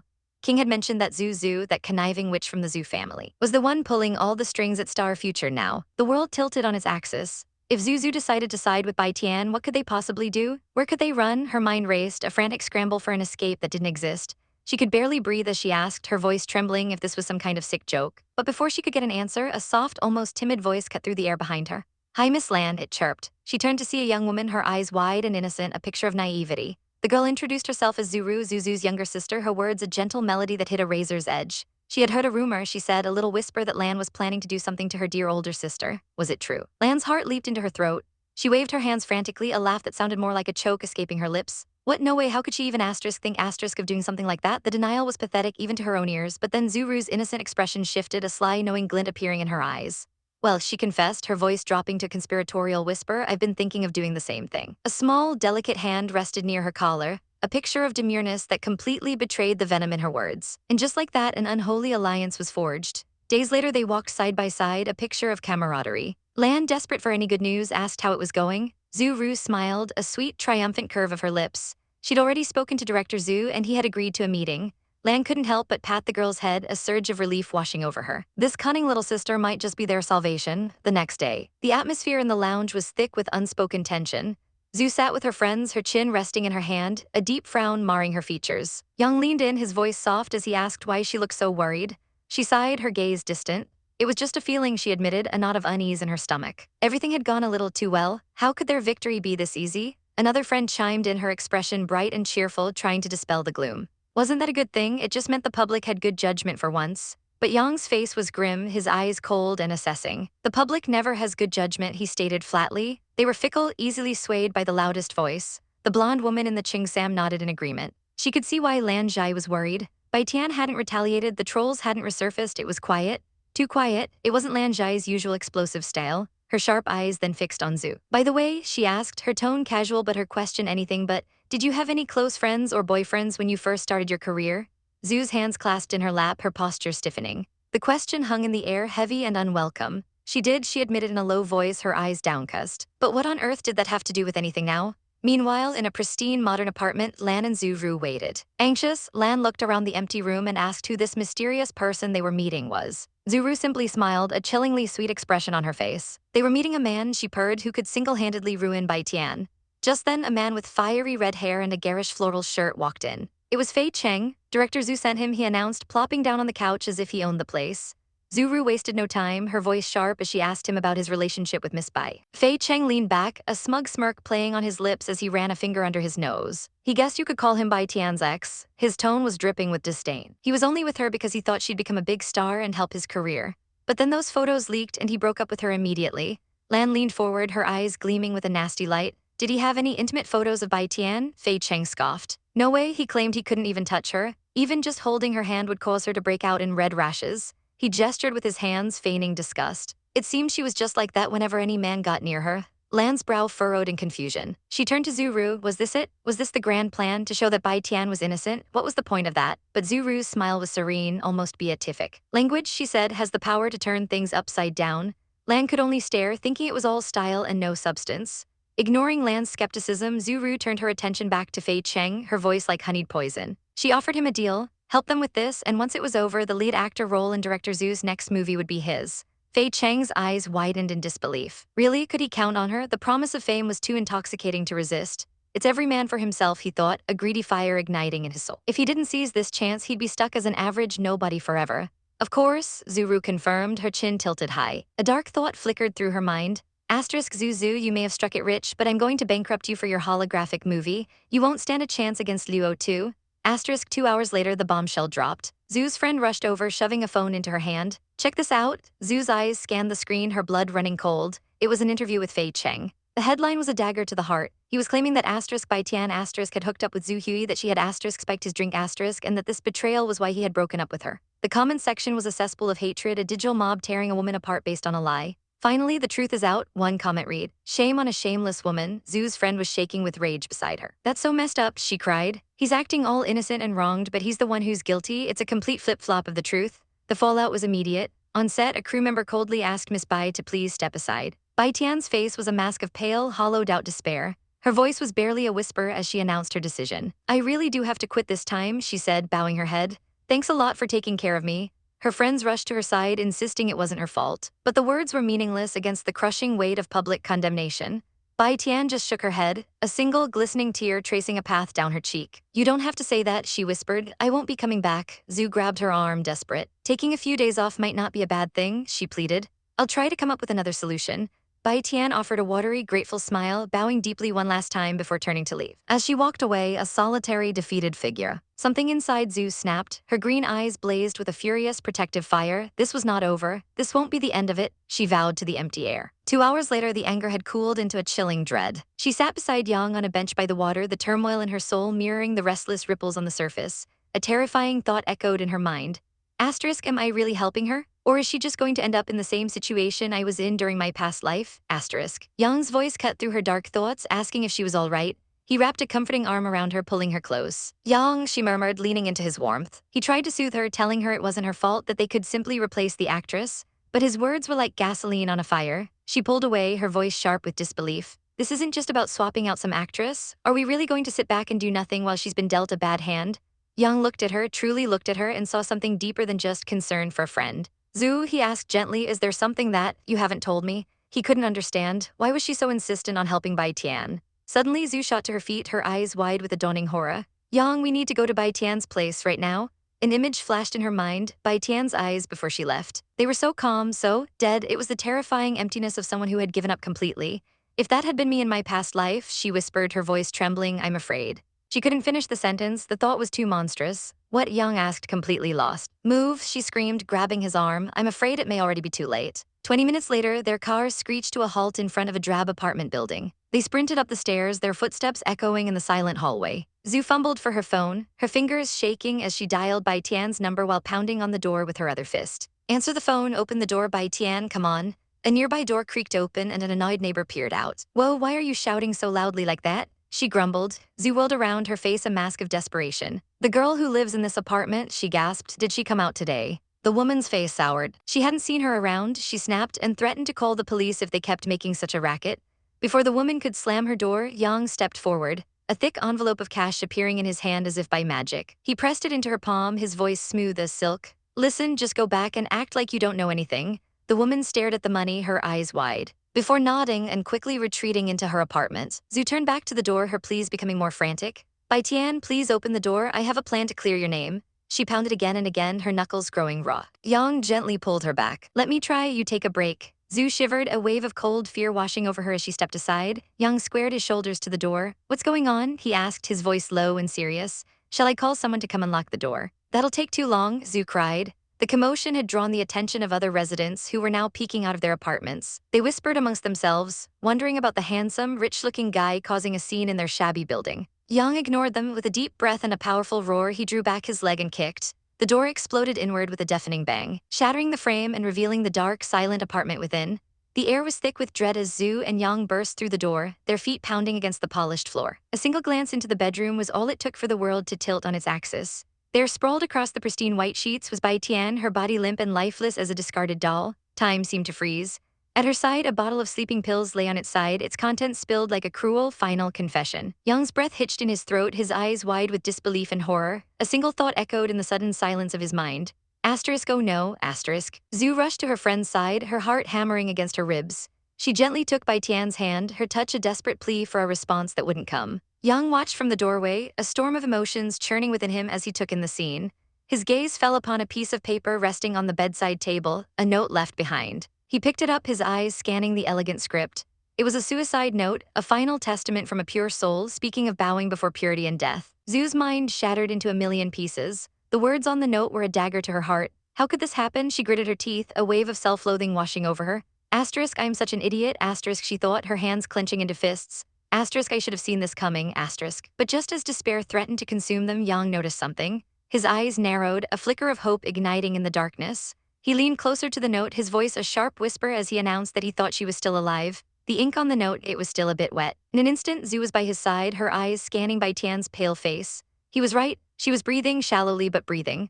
Without a second thought, Zhu scooped her friend into her arms, her voice urgent and commanding as she told Yang they had to get to the nearest hospital, asterisk, now asterisk. She practically flew out of the room, her movements a blur of red hair and white fabric. As they rushed through the building, whispers followed them like ghosts. People stopped and stared, their curiosity morbid. They asked if it was the actress getting all the heat lately, wondering aloud if she had killed herself. One woman even commented on how young and pretty she was, questioning why she would do such a thing. But Zhu didn't hear them. Her focus was a laser beam of fury. Her feet barely touched the ground, her white heels clicking a rhythm of grim determination. Asterisk, this isn't a suicide. Asterisk, she seethed internally, her green eyes burning with an unholy light. Asterisk, it's a homicide.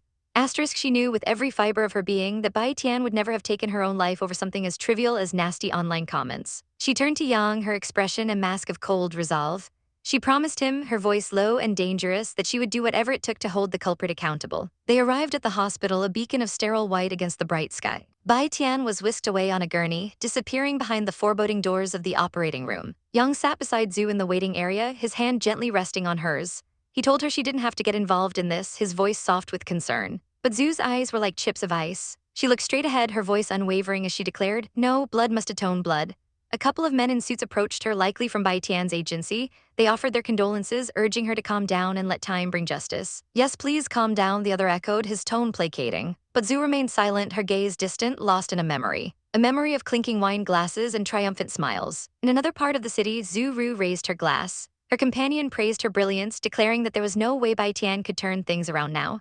Zhu Ru smiled, a cruel, satisfied smirk playing on her lips. She mused that her dear sister was going to lose a lot of money. Her friend pointed out that Zuzu could just replace Bai Tian. But Zhu Ru just laughed, a dismissive, airy sound. She called her sister foolish and far too kind to do something so pragmatic. She spoke of the people surrounding her sister, Yi and Gulin, and their questionable backgrounds. She sneered that Zuzu had always stood by them and wouldn't abandon Bai Tian this time either. But with all the online hate, who would watch the movie if they didn't replace her? Her friend agreed, adding that her stupid sister was going to end up being dragged down to hell by another fool. Zuru's smile was a predatory thing, her eyes gleaming with malice. Her friend then changed the subject, marveling at how Zuru managed to get director Zhu Hui to admit his feelings, noting he'd never been so nice to anyone before. Zuru simply replied that the director was likely trying to escape his unhappy marriage. She leaned in conspiratorially, adding that he was definitely going to get a divorce this time. After all, he and his wife had been separated for over 10 years without any kids, and director Zhu had always wanted children. Her friend sighed dramatically, saying it was too bad. Zuru just smirked, raising her glass. Well done, Zuru, her friend toasted. A strange thought crossed the friend's mind. She felt that this girl had some kind of hold over her and that she needed to watch her back. They clinked their glasses together, a toast to their wicked success. Zuru smiled sweetly, saying she enjoyed working with her friend and was excited about the future. But her inner thoughts were far darker. Lanjai might have a pretty face, but she's dumb. I'll definitely have more chances to use her again in the future. She thinks she can avoid me, that's not happening, Back in the sterile white hallway of the hospital, Zhu was drowning in guilt. I killed Bai Tian, she whispered, the words tearing from her throat, raw and broken. She bit her lip so hard it threatened to bleed, a desperate attempt to ground herself in the physical pain. Young gently stopped her, his voice a soothing balm on her frayed nerves. Don't hurt yourself, Zhu, he murmured. She looked up at him, her eyes shimmering with unshed tears. She confessed that if she hadn't offered Bai Tian the role, she wouldn't be where she was now. She deserved to have her reputation restored, but that was impossible if she was. Yang's expression was firm, his gaze unwavering. He told her it wasn't her fault, that those people wouldn't let Bai Tian off so easily. Their priority now, he insisted, was to seek revenge. He gently cupped her face, his thumb stroking her cheek. He told her she was right, that her life was in danger and she needed to get it together to help her friend take revenge. Zhu's eyes hardened, the grief momentarily replaced by a cold, burning determination. She agreed, acknowledging that she needed a lot of information to make this work. And I will help you, he promised, his voice a vow. Zhu, I'm here for you and I always will be. He pulled her into a comforting embrace, holding her tightly as if to shield her from the world. The next day at a lavish estate, Zuru was playing the part of a fragile victim. Director Zhu held her, asking how she was feeling and telling her not to overdo it while filming.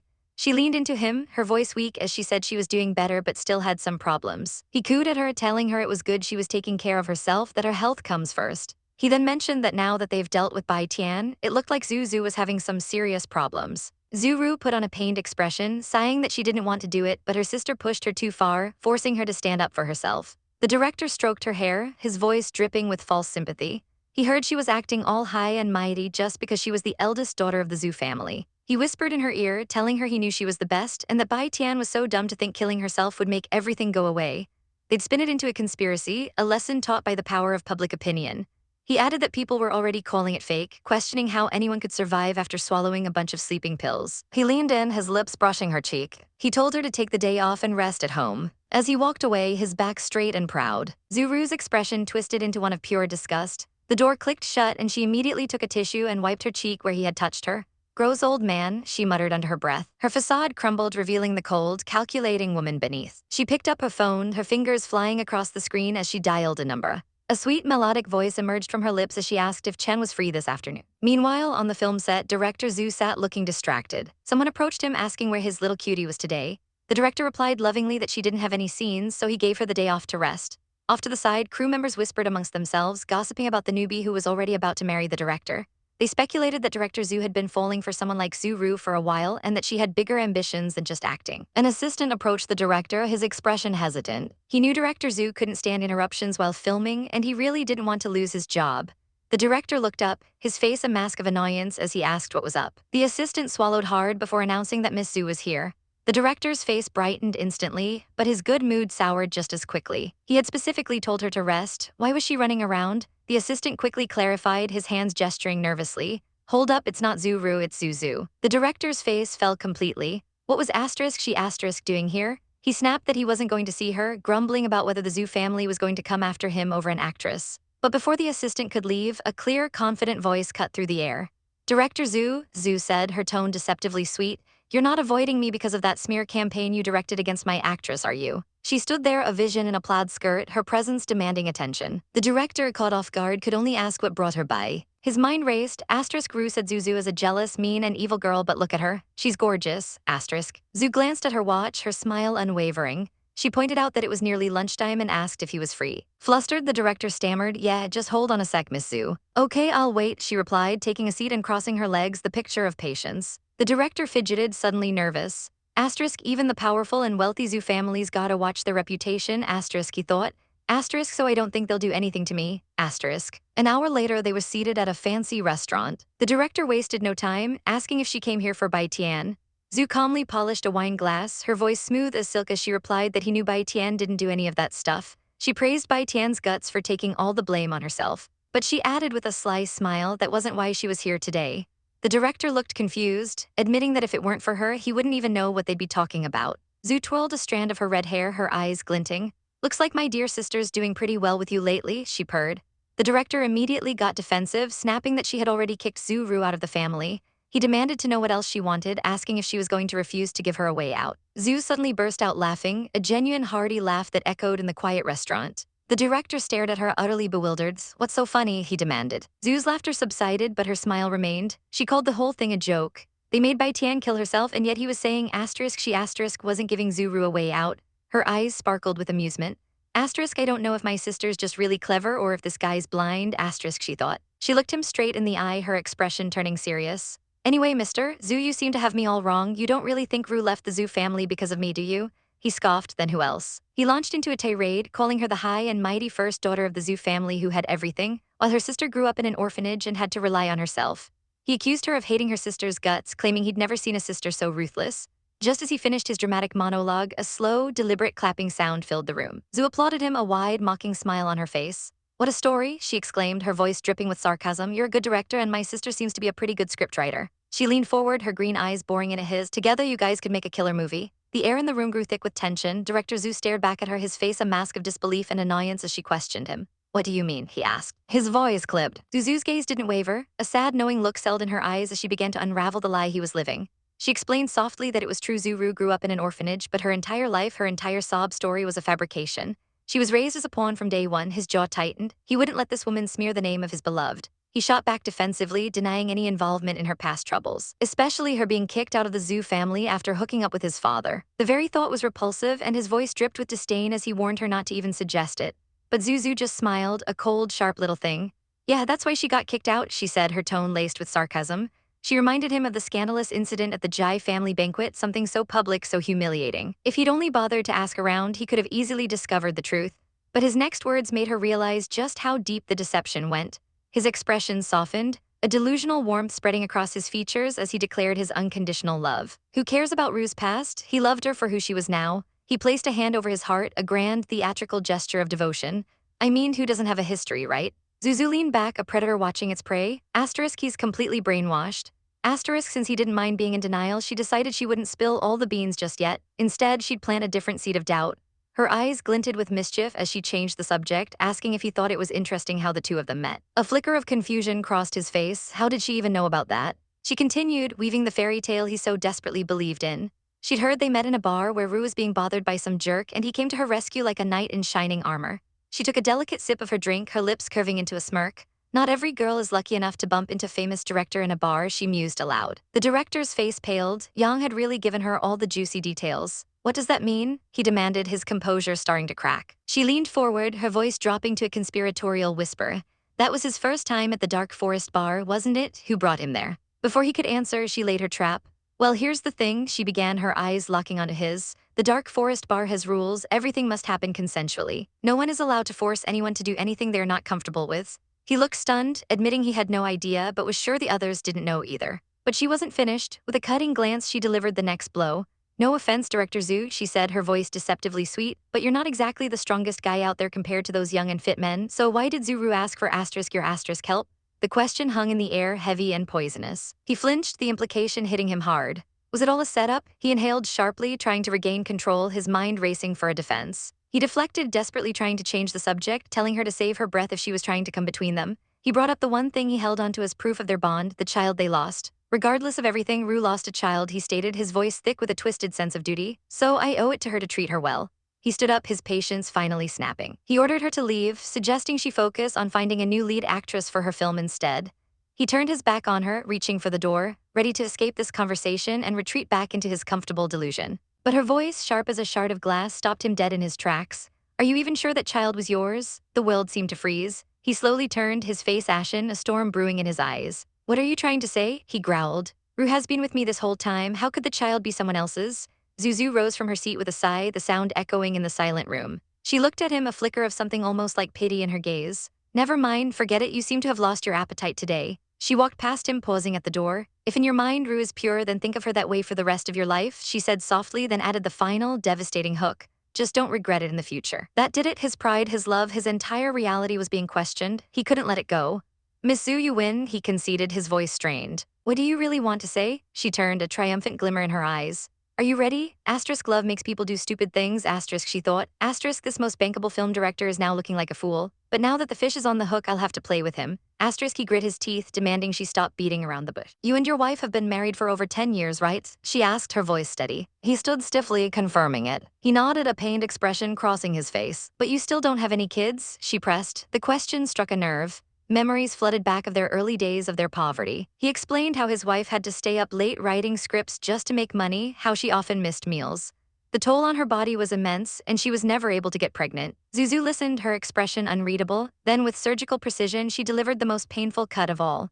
Director Zhu, I suggest you look into the fertility issue, she said, her green eyes piercing his, to see if it's a problem with you or your wife. Asterisk maybe Zhu Hui deserves to be with Zhu Ru after all, asterisk she thought with a flash of contempt. Asterisk a sleazy man with a cheap woman, they're a perfect match and save others the trouble. Asterisk his face contorted in a snarl of rage. What are you getting at? He seethed, a flashback to 10 hours earlier at 3:00 a.m. Mr. Jai sat in his office, his face tired but determined. He asked for any findings on Zhu Hui. His subordinate confirmed his suspicions. After digging into his data, the infertility without a doubt lies with him. Great, Mr. Jai said coolly. Send me the final report and you're good to go. The man bowed and left, leaving Mr. Jai alone in the sterile office. His phone buzzed, displaying the report, Zhu Hui's file. A text followed, Zhu, wait for me tomorrow, I'll join you. Back in the present, Zuzu's words echoed Zhu's worst fears. It's a good thing that you and your wife got divorced, she said, her voice devoid of emotion. She still has a chance to become a mother. She paused, letting the weight of her next words sink in, but you never will. Snap, the sound of his fist slamming onto the table reverberated through the room. Oh, that can't be, he roared, his face a grotesque mask of denial and horror. I refuse to believe it, I'm completely healthy. His mind was a chaotic storm. If there's something wrong with me, how did Zuru get pregnant? Zuzu's lips curled into a faint smile. Yeah, I'm curious too, she replied calmly. Why don't we find her now and see where she is? That was it. He needed answers. He needed the truth, no matter how ugly. I'm going to find her. He snarled, his eyes wild with desperation. Take me to her. He lunged forward, grabbing her arms, his grip like iron. Bang, the door flew open with tremendous force. And in walked Mr. Jai, his expression glacial. He moved with swift, cold fury, shoving Zhu Hui with contemptuous ease. The director stumbled back, losing his balance and collapsing onto the floor in a heap. Mr. Jai immediately turned to Zuzu, his icy demeanor melting away as he gently cupped her face. Are you okay, Zhu? I told you to wait for me, he murmured, his voice laced with concern. She smiled up at him, her heart swelling with relief and something more. She reached up, tidying his collar. Don't worry, I'm fine, she whispered. With your help, how could I fail? He gave a small, almost imperceptible smile, the sight of her safe and sound calming the storm within him. On the floor, Zhu scrambled to his feet, his bravado gone, replaced by pure terror. He waved his hands frantically, trying to placate the powerful man before him. Mr. Jai, I'm a decent person, why would I ever hurt her? He pleaded, but they paid him no mind. Anyway, Zuzu said, her voice ringing with finality as she turned towards the door, Mr. Jai by her side. Let's go see your lovely girl. They walked out, leaving him to follow like a condemned man on his way to the gallows. The scene shifted to a luxurious poolside cabana. There, nestled in another man's arms, was Zuru. Han, do you miss me? She cooed, her fingers tracing his jawline. She was sitting on his lap, her body pressed close to his. His hand moved to her neck, pulling her closer. Of course, the man Ling Chen whispered, a playful glint in his eye. I want to eat you up. She leaned her head against his chest, sighing contentedly. Ling Chen, I can't wait to see you either. He chuckled, a low, intimate sound. Heh, if Zhu Hui heard that, the poor guy would be heartbroken. Her expression soured for a moment. I'm only pretending with him, she confessed, her voice a breathy whisper. What I really want is to marry you as soon as possible. He stroked her hair, a knowing look on his face. Yes, I know what you're thinking. She pouted, explaining how her grandmother thought she could do so much for the family by staying in showbiz, which meant she couldn't leave Zhu Hui just yet. Fine, he murmured. I'll do anything for you, Ling Chen. Her inner thoughts were a bitter tangle of resentment. It was so annoying. Everyone treated her like a pawn, but she had to admit she was starting to think Zhu Hui was the only one who truly loved her, just not in the way she wanted. They would be together sooner or later, she thought, pushing the unpleasant thoughts away. Now, Ling Chen purred, his lips nearing hers. Let me take a bite out of you first. Just as they were about to kiss, a cold voice cut through the air from the entrance of the cabana. Director Zhu, it seems your girl's been with another man besides you lately, Zuzu observed, her tone dripping with mock sympathy. Isn't that interesting? The assistant standing nearby smirked. They were in deep trouble now. This entire clubhouse belonged to Mr. Jai. Zhu Hui stood frozen, his eyes wide, his face turning a deathly pale. The blood drained from his face as he stared at the scene before him. Zuru, he choked out, his voice cracking. Zuzu's voice was a relentless whisper in his ear. You went out of your way to divorce your wife just to be with her and even took the blame for her leaking by Tian's pics, she reminded him cruelly. Think about it, she pressed. Was it worth it? His gaze was fixed on the two lovers, on Ling Chen's hand possessively wrapped around Zuru's waist. Asterisk nu, asterisk his mind screamed. All this talk about pure love, shyness, first times, and pregnancy, it was all just bullshit asterisk T. The couple startled broke apart. What's that sound? Ling Chen asked, looking around. Zuru clung to him, whispering that he paid for the whole clubhouse, that nobody else was there. Come on, babe, don't stop, she urged, trying to pull him back in for a kiss. But another loud bang echoed through the space, and they fell apart in shock. Who's there? Ling Chen shouted, jumping to his feet. And there he was, Director Zhu, standing like a ghost at the edge of the light, his face a twisted canvas of agony and betrayal. He looked at the two of them, disheveled and guilty. Zuru gasped, clutching a sheet to her chest, her eyes wide with panic. Huey, what are you doing here? She stammered. He took a shaky step forward, then another, before sinking to his knees, his voice a guttural roar of pure pain and fury. What am I doing here? If I hadn't come, I wouldn't have known what a total bitch you are. I can explain, she cried, her voice trembling. It's all just a big misunderstanding, it's not what you think. But as she looked past him, she saw them. Zuzu and Mr. Jai standing there in the doorway, watching her world crumble around her. A booming, unhinged laugh echoed through the poolside villa. Zhu Hui threw his head back, his arms wide as if welcoming the absurdity of it all. Ha ha ha ha, looking back now, he sneered, his voice dripping with contempt. I was a complete idiot, you weren't you? His eyes, once filled with what she thought was affection, now held a cruel, knowing glint. He accused her, his voice low and dangerous, and you played it off all innocently and pitiful in front of me like the whole world was out to get you. He leaned in, his face a mask of disgust. I must have been blind not to see through your act. Zuru trembled, her world tilting on its axis. She clutched at the doctor's robe, her voice a desperate whisper. Huey, please stop, I'm so scared right now. Her eyes, wide and swimming with tears, pleaded with him. We've been together for months. You really think I've been faking this whole time? He wasn't listening, he couldn't be, she tried again, her voice cracking. I had no choice, there's a reason behind everything. He scoffed, the sound sharp and dismissive. He mocked her words, repeating them back to her with venom, the story about the abortion. It was all for the sake of the child, was it? Was he truly this heartless? A memory surfaced, a desperate last resort. She looked up at him, a fragile, hopeful smile on her lips. She reminded him of their dreams, of the child he would have had. He would have been born in a few months, she whispered. He would have learned to call you daddy. He would have looked just like you. You always said you wanted a kid, she pleaded. We promised we'd have one together, remember? But her words were met with another cascade of mocking laughter, louder and more cutting than before. And then in a flash of movement, his hand shot out. Bam, a violent shove sent her crashing to the cold, hard floor. He loomed over her, his face a storm of rage. Get out of here, he roared, his voice shaking the room. I never want to see you again. He turned his back on her, a final, brutal dismissal. As his footsteps faded, she was left sobbing on the ground. The doctor, Ling Chen, looked down at her, his expression cold and bored. Come on, he's gone, he said flatly. Quit with the dramatics. Her head snapped up, tears streaming down her face as she crawled towards him, grabbing his pant leg. Ling Chen, she cried, everything I did to marry you, and even you're gonna hate me now. He looked down at her with utter disdain, a cruel smirk playing on his lips. I'm marrying a woman who's useful to me, he stated, his voice like ice. And now even Zhu Hui's given up on you. What do you have? His words were a final, devastating blow. In another place, a gentle hand rested on a shoulder. A concerned voice asked, Zhu, are you feeling better? Zuzu looked up, her green eyes filled with gratitude as she gazed at Yang. Thank God for you, Yang, she breathed. He pulled her into a warm, protective embrace, whispering assurances into her hair. It's not over yet, I'm sure Zhu Hui will make the right choice. He held her tighter, his voice firm. You really scared me that day, don't do that again, and don't worry, as long as you want revenge, I'll never let anyone who hurts you get off easy. She melted into his chest, her voice muffled as she promised him she wouldn't. The next day, the world was abuzz. The click of cameras filled the air as reporters swarmed, all asking the same question. What was Director Zhu's big press conference about? Inside a private dressing room, the atmosphere was strangely calm. Zhu Hui stood before Zuru, his expression unreadable as he asked, Huey, have you really forgiven me? Her heart hammered in her chest. Asterisk, I finally went back to him last night. Asterisk, she thought, her mind reeling. Asterisk, only to be met with a smile on his face. Could it be? Is he really going to let bygones be bygones? Asterisk. He reached out, his voice impossibly gentle as he spoke. Of course, Ru, how could I hold a grudge against you? He pulled her into an embrace, his words a soothing balm on her fractured nerves. You were pregnant with my child after all. I gotta forgive you if you messed up, right? He cupped her cheek, his thumb stroking her skin. It was an accident, really. Zuzu was the one stirring up trouble in the middle of it all. Huey, believe me when I say I'll never do it again. She looked into his eyes, her own wide with desperate hope. I need to prove my worth to marry into the Ling family. He smiled, a slow, reassuring smile that didn't quite reach his eyes. I believe you, Ru, he gestured to the room. All right, this press conference is all about you, so let's get you dolled up and ready to shine, leading lady. He stroked her hair, his voice dropping to a conspiratorial whisper. You're the best, Huey, and when we're married, I'll give you a son. He pulled away, his tone shifting back to business. Get your makeup on quick, the press conference is about to start. I gotta go. He gave her a final wave and walked out the door. The moment the door clicked shut, his smile vanished, replaced by a mask of pure contempt. Asterisk HMPH, give me a son, huh? Asterisk, he thought bitterly. Asterisk, I went for tests and I suffer from this rare azoospermia thing, so I'm never gonna be able to have a son. Asterisk, the truth was a cold, hard stone in his gut. Meanwhile, Zuru gazed at her reflection, a triumphant smirk on her face. Asterisk, looks like that fool Zhu Hui is really smitten with me. Asterisk, she preened. Asterisk, after today, I'm gonna be a star in my own right and make a name for myself.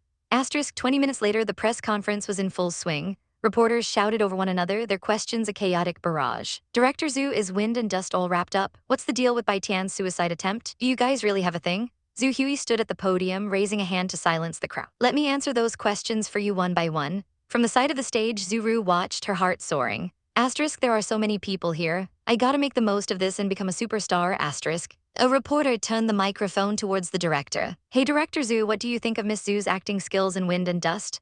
Zhu Hui paused, a thoughtful expression on his face. I gotta say, he began, his voice resonating through the room, despite her young age, Miss Zhu's acting skills are superb. They've even shocked me a lot. A murmur went through the crowd. Wow, Zuru is really capable then, one man whispered to another. Yeah, it's pretty surprising to hear such a compliment from Director Zhu. In the audience, Man Lanlin watched with narrowed eyes, her expression unimpressed. Zuru caught her gaze and shot her a smug, victorious glance. Man Lanlin's lips curled in disgust as she silently mouthed the word bitch. Another reporter piped up. So Director Zhu, is this press conference because Wind and Dust is wrapped up? Zhu Hui's smile faded. Nope, he said, his voice turning cold. This press conference is all about Zuru. He looked directly at her, his eyes like chips of ice. Because of her recent misdemeanor, I can't accept someone like her in my film. The words hung in the air, a death sentence. Zuru's face went white, her smug expression shattering into a million pieces of disbelief. The entire room fell silent, then the final nail in her coffin. So the lead role will now go to the actress I originally had in mind, Man Lanlin. Zuru could only whisper his name, her voice trembling. Huey, the room exploded into chaos. Does that mean you're changing the lead actress? What did Zuru do exactly?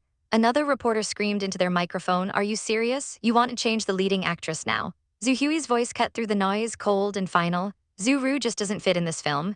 The color drained completely from her face as she went pale. But he wasn't finished, and I also need to apologize to Miss Bai Tian for lying because of Zuru. He confessed it all. He explained how he had partnered with another director, how he was naive enough to trust Zuru, who had only befriended Bai Tian to get revenge. The press was stunned. Weren't they close friends? A reporter asked, confused. He placed a hand over his heart, his face a picture of remorse. I heard Miss Bai Tian tried to off herself over this whole thing, and it's weighing heavy on my conscience. I can't stay quiet any longer. I gotta tell the truth and make things right with Miss Bai for my screw-up. An assistant rushed to his side, whispering urgently. Hey, Director Zhu, the boss wants you downstairs pronto. But Zhu Hui shook his head, his resolve firm. I know what I'm doing and I'm ready to own up to it. The questions became more pointed. Is this true? What's the deal with those nude pics of Bai Tian's? Was she set up?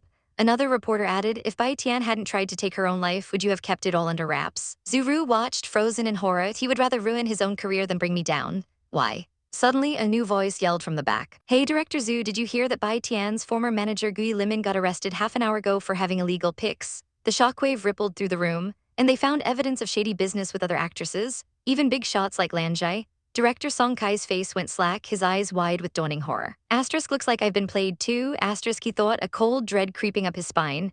Asterisk, Zuzu's tactics are on a whole other level than Zuru's. Asterisk. The directors tried to slip away, their staff shouting, sorry, step aside, we don't know anything about it. As they ran from the frenzied press, the reporters, like sharks smelling blood, immediately swarmed Man Lanlin. Miss Man, how was Zuru on set? Was she just out for revenge on the director? Man Lanlin smiled sweetly, her eyes glinting with malice. Zuru was always AWOL and loved to throw her weight around even before she made it big. She shrugged delicately. I think Director Zhu just couldn't take it anymore and switched up her role. Half an hour later, the news had spread like wildfire. In a quiet classroom, students whispered amongst themselves. Zhu, you think Zhu Hui lost it or he's finally grown a conscience? One girl asked. Her friend sighed in relief. Thank goodness Bai Tian has been cleared of any wrongdoing, it would have been messed up otherwise. From her desk, Zuzu listened, a serene expression on her face. Conscience, does Zhu Hui even know what that is? She mused before adding, let's just say that justice may be slow, but it always comes through in the end. She glanced down at her phone. A text from Yang. I'll make sure this case gets handled right, he had written. She had replied, how can I ever thank you enough? Asterisk reporting Gui Lemon was the right move. Asterisk she thought with satisfaction. Asterisk with Yang's help we can dig deep into those shady people. Asterisk a new message popped up from Yang. As long as you're happy, that's what counts. A small, triumphant smile touched her lips. Her friend noticed her expression. Zu, what's so funny? She playfully patted Zuzu's head. All right, let's focus on what the teacher's saying. Far away, a memory replayed in a fractured mind. The vicious words of strangers echoed in the dark. Bitch, slut, you dirty slut, she'll do anything for fame. They surrounded her, a chorus of hate. Why don't you just go to hell and die, you disgusting woman? But then a single voice cut through the noise. A hand reached for her in the darkness. Bai Tian, the voice swore, I believe you're innocent and I swear I'll clear your name. The voice was a beacon of hope. You're the best actress out there and you're gonna get the respect you deserve. Trust me, Bai Tian, the voice faded. Eyes open. The sterile white of a hospital room came into focus. Bai Tian lay in bed, her voice a dry rasp. Wait, who saved me? A nurse with a kind face smiled down at her. Miss Bai, you're finally awake. Miss Zhu saved you. The nurse explained how Zuzu had rushed her to the hospital, even injuring her own hand in the process. Bai Tian looked down at the crisp sheets, a wave of shame washing over her. Seems like I'm just causing trouble for everyone. The nurse's eyes twinkled. By the way, did you hear the news? Zhu Hui had a press conference and admitted that he lied. Bai Tian's head shot up. What? The nurse nodded enthusiastically. It's true, it was a chaos at the press conference, but unfortunately phones aren't allowed at work. If only I could show you the video. A fragile hope bloomed in Bai Tian's chest. Could it be? Is luck finally on my side now? The nurse shook her head gently. No, this is not luck, but Miss Zhu. A soft knock sounded at the door. It opened to reveal a young woman with warm brown hair. Hey Tian, it's been so long. I've been trying to find you since I heard what happened. Bai Tian stared in surprise. Michelle, what are you doing here? Michelle rushed to her bedside, her face etched with concern. I taught her a lot when we worked together, but she just vanished after Lange set me up. Your voice sounds terrible. Why did you do that? I lost your number because I changed my phone. Bai Tian's gaze fell. Sorry, my phone broke when I threw it down the stairs before trying to kill myself, so. Before Michelle could respond, the nurse stepped forward, her expression professional but firm. Excuse me, miss, but our patient is still in recovery and it's not appropriate to visit her right now. Please leave for now. The woman with fiery red hair leaned in close, a small piece of paper held between her delicate fingers. Her voice was a smooth whisper as she pressed it into Tian's hand, a promise of future contact. Hey, here's my number, she said with a knowing smile. Don't forget to hit me up, Tian. With a final glance, she turned and walked away, her figure receding down the sterile hallway. The moment the door clicked shut, Tian's expression hardened. This piece of paper, this supposed lifeline, it felt like poison in her hand. Without a second thought, she strode over to the small trash can and dropped it in. The paper fluttered down, a tiny white flag of surrender she refused to wave. Asterisk, I won't be seeing you again. Asterisk, she thought, a wall of ice forming around her heart. But peace was a luxury she couldn't afford. An hour later, a clamor erupted outside her door. A group of men in slick suits, their faces plastered with greedy, insincere smiles, crowded the entrance. One of them stepped forward, his voice dripping with false concern. He cooed about how he'd rushed over the second he'd heard, begging her to remember the good old days, how well they used to work together. He wanted to pick up right where they left off. Vultures, they were all vultures, circling what they thought was a fresh kill. Tian's stomach churned. She couldn't face them. She couldn't bear their predatory gazes. Her eyes darted to the nurse, a silent, desperate plea. She whispered, asking her to do a solid, to just tell those people to back off, that she didn't want to see them. The nurse, bless her heart, understood immediately.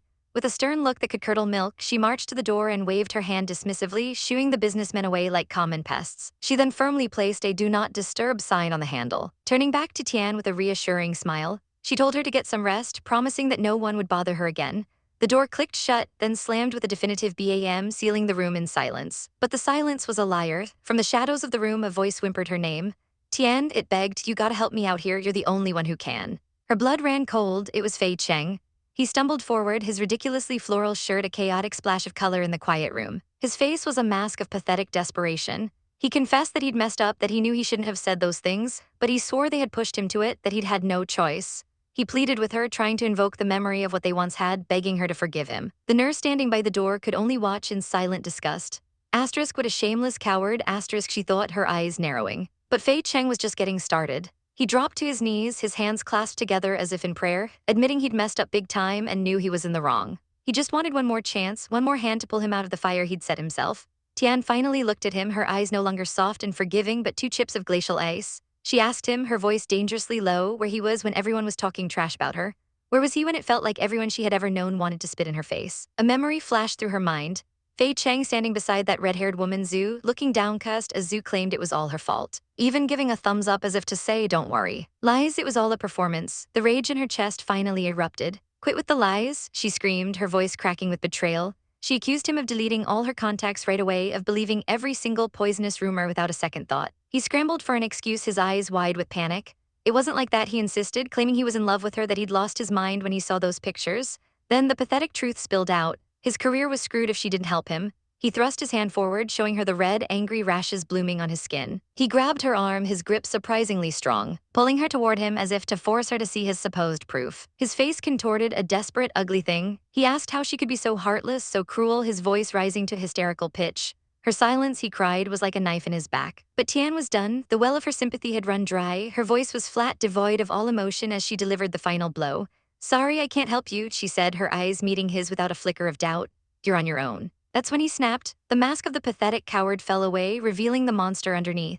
His fingers tightened around her throat, his voice a venomous hiss. If he was going down, he snarled, then they were going down together. He threatened to leak everything to the press, to shatter the angelic image she'd so carefully built. But just as the world began to gray at the edges, a flash of white appeared at the door. A sharp clack echoed through the room as a swift, powerful kick knocked Fei Cheng's hand away. It was Zhu, and with her was a man with silver hair and an aura of cold authority. Zhu rushed to Tian's side, her voice laced with genuine concern as she asked if she was okay. She then gestured to the man who had just saved her, introducing him as Jai Yang, her boyfriend. Tian could only nod, her voice a hoarse whisper as she thanked them both, relief washing over her in a dizzying way. Zhu and Jai Yang turned their attention to the whimpering heap that was Fei Cheng. "What should we do with him?" Zhu asked, her tone casual. Jai Yang's gaze was like a winter storm as he repeated the question to Tian. "What do you want to do with him?" Fei Cheng began to blubber, protesting his innocence, screaming that they couldn't lay a hand on him. Jai Yang simply tilted his head, a cruel smirk playing on his lips. "What's the point?" he mused aloud, his voice dangerously soft, "of someone like him living in this world?" Zhu's agreement was swift and chilling, exactly. Without another word, Jai Yang grabbed the terrified man by his garish collar and began to drag him from the room.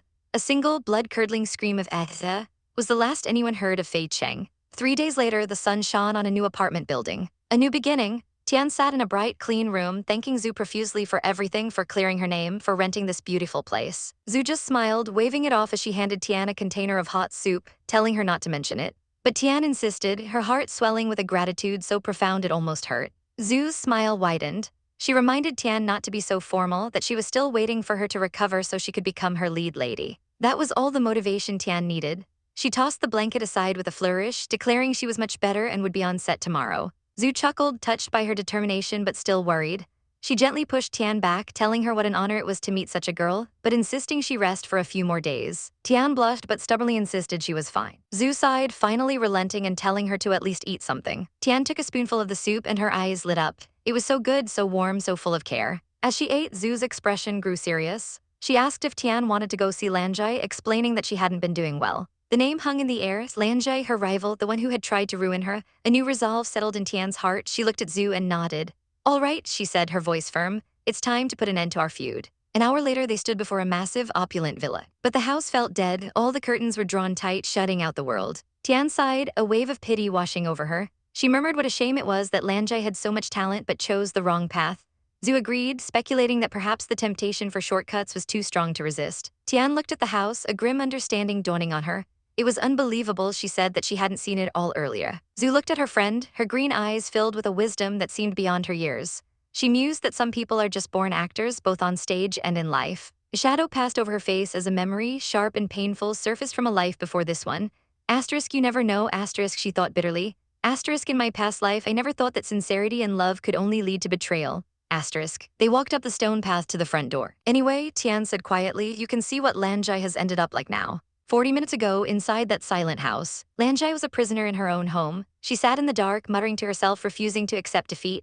"No," she whispered to the empty room, "things can turn around, they won't ignore me." She was a good actress, wasn't she? Her thoughts turned venomous, cursing Gui Limon for being so sloppy, for dragging her into this mess. Her phone rang, a shrill sound in the crushing silence. She snatched it up, her voice desperate as she begged Mr. Live for new play, an event, anything. She'd even work for free. But the voice on the other end was like stone. He told her to cut it out, to sign the papers. She was fired. Panic seized her. "Fired?" she shrieked. "You can't do this to me. I've made a fortune for the company." Mr. Lai just laughed, a cold, cruel sound.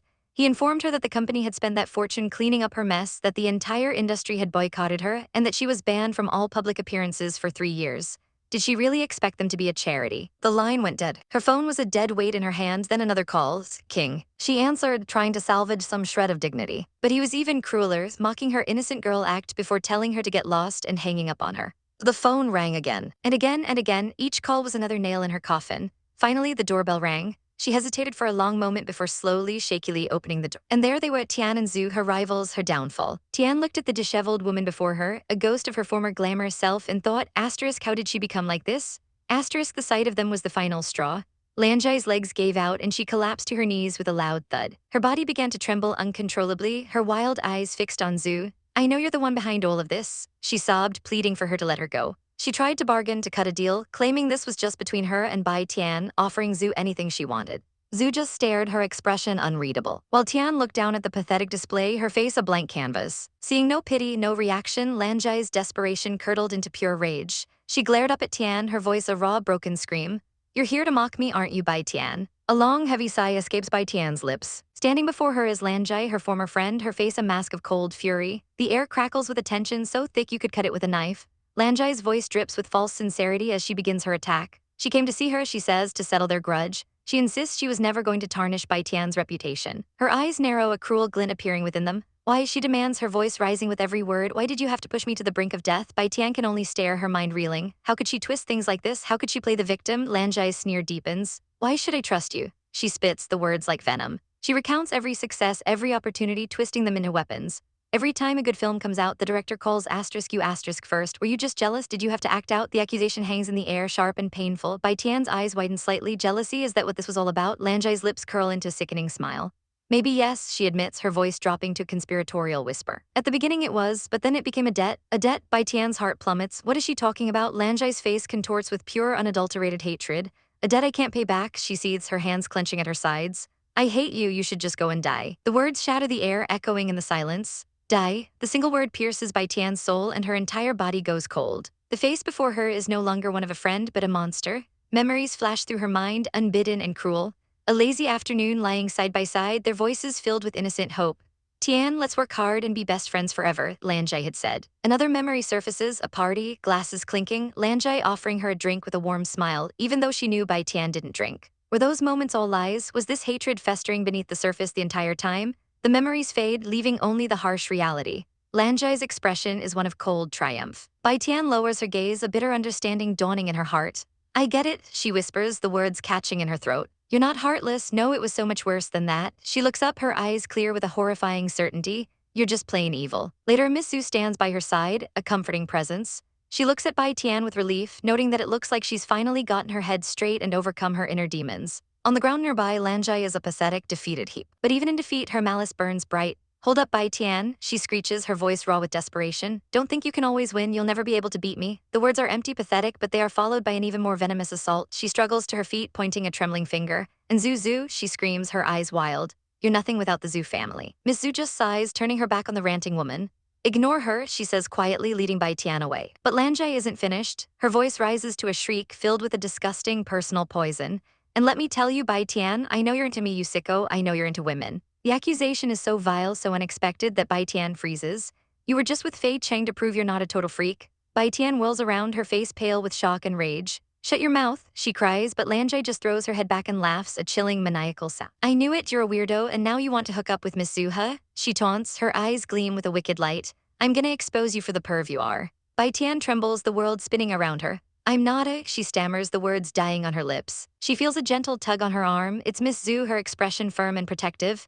Ignore her, she says softly. No one's gonna believe her anyways. She guides Bai Tian towards a waiting car, shielding her from the poison Lanjai continues to spew. Inside the car, Bai Tian stares out the window, her mind replaying the horrible words over and over again. Miss Zhu tries to reassure her, her voice gentle. Don't worry, I'm not gonna believe a word she says. But the damage is done. Bai Tian slumps in her seat, utterly defeated. Asterisk, what was I even thinking? Asterisk, she wonders, a wave of despair washing over her. Why did I ever think someone like that could be my friend? 3 days later. The ugliness of that confrontation feels like a distant memory.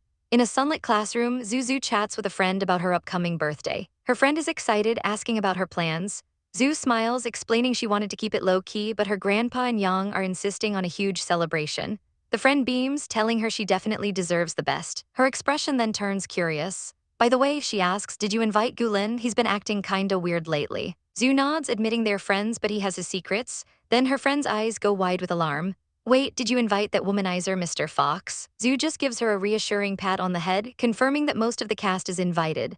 The friend puffs out her cheeks in annoyance, clearly not a fan of Mr. Fox. That playboy, she mutters. He didn't even lift a finger when Tian was in trouble. What kind of man does that? She advises Zhu to just ignore him when she sees him. Zhu, meanwhile, seems lost in thought about something else entirely. Is it just me, she muses, or do Qi and Han Jun seem to be at odds but they're secretly into each other? Suddenly, their conversation is interrupted by a clumsy shuffling sound from the hallway.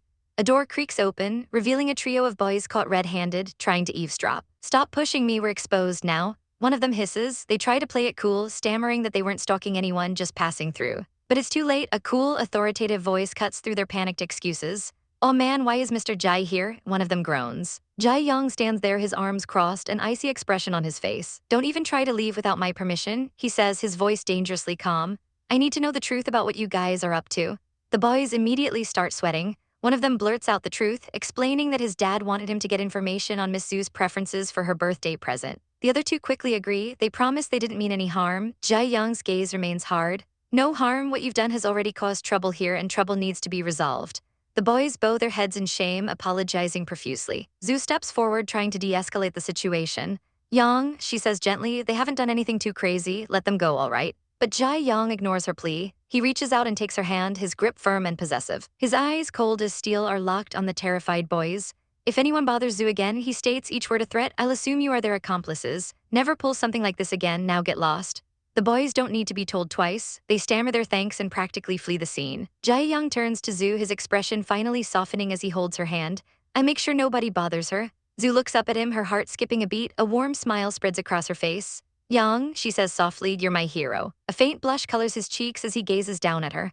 I'm just doing my job, he replies, his voice a low murmur for my Zhu. 1 week later, the Zhu mansion is a hive of activity. It's the day of Zuzu's party and the air is filled with excitement. In her room, a stylist fusses over her, gushing with compliments. Miss Zhu, your hair looks amazing and your skin is so flawless. I feel like I can't make you any more beautiful. Zhu, dressed in an elegant light blue cheongsam, just smiles sweetly, a hint of shyness in her eyes. The stylist continues to praise her, saying she's so perfect it almost puts her out of a job. A soft knock echoes through the room. It's her uncle. Go ahead, Mr. Zhu, the stylist calls out. The door opens and her uncle walks in, stopping dead in his tracks. His eyes widen as he takes in the sight of his niece, completely transformed. While he thinks, his heart swelling with pride.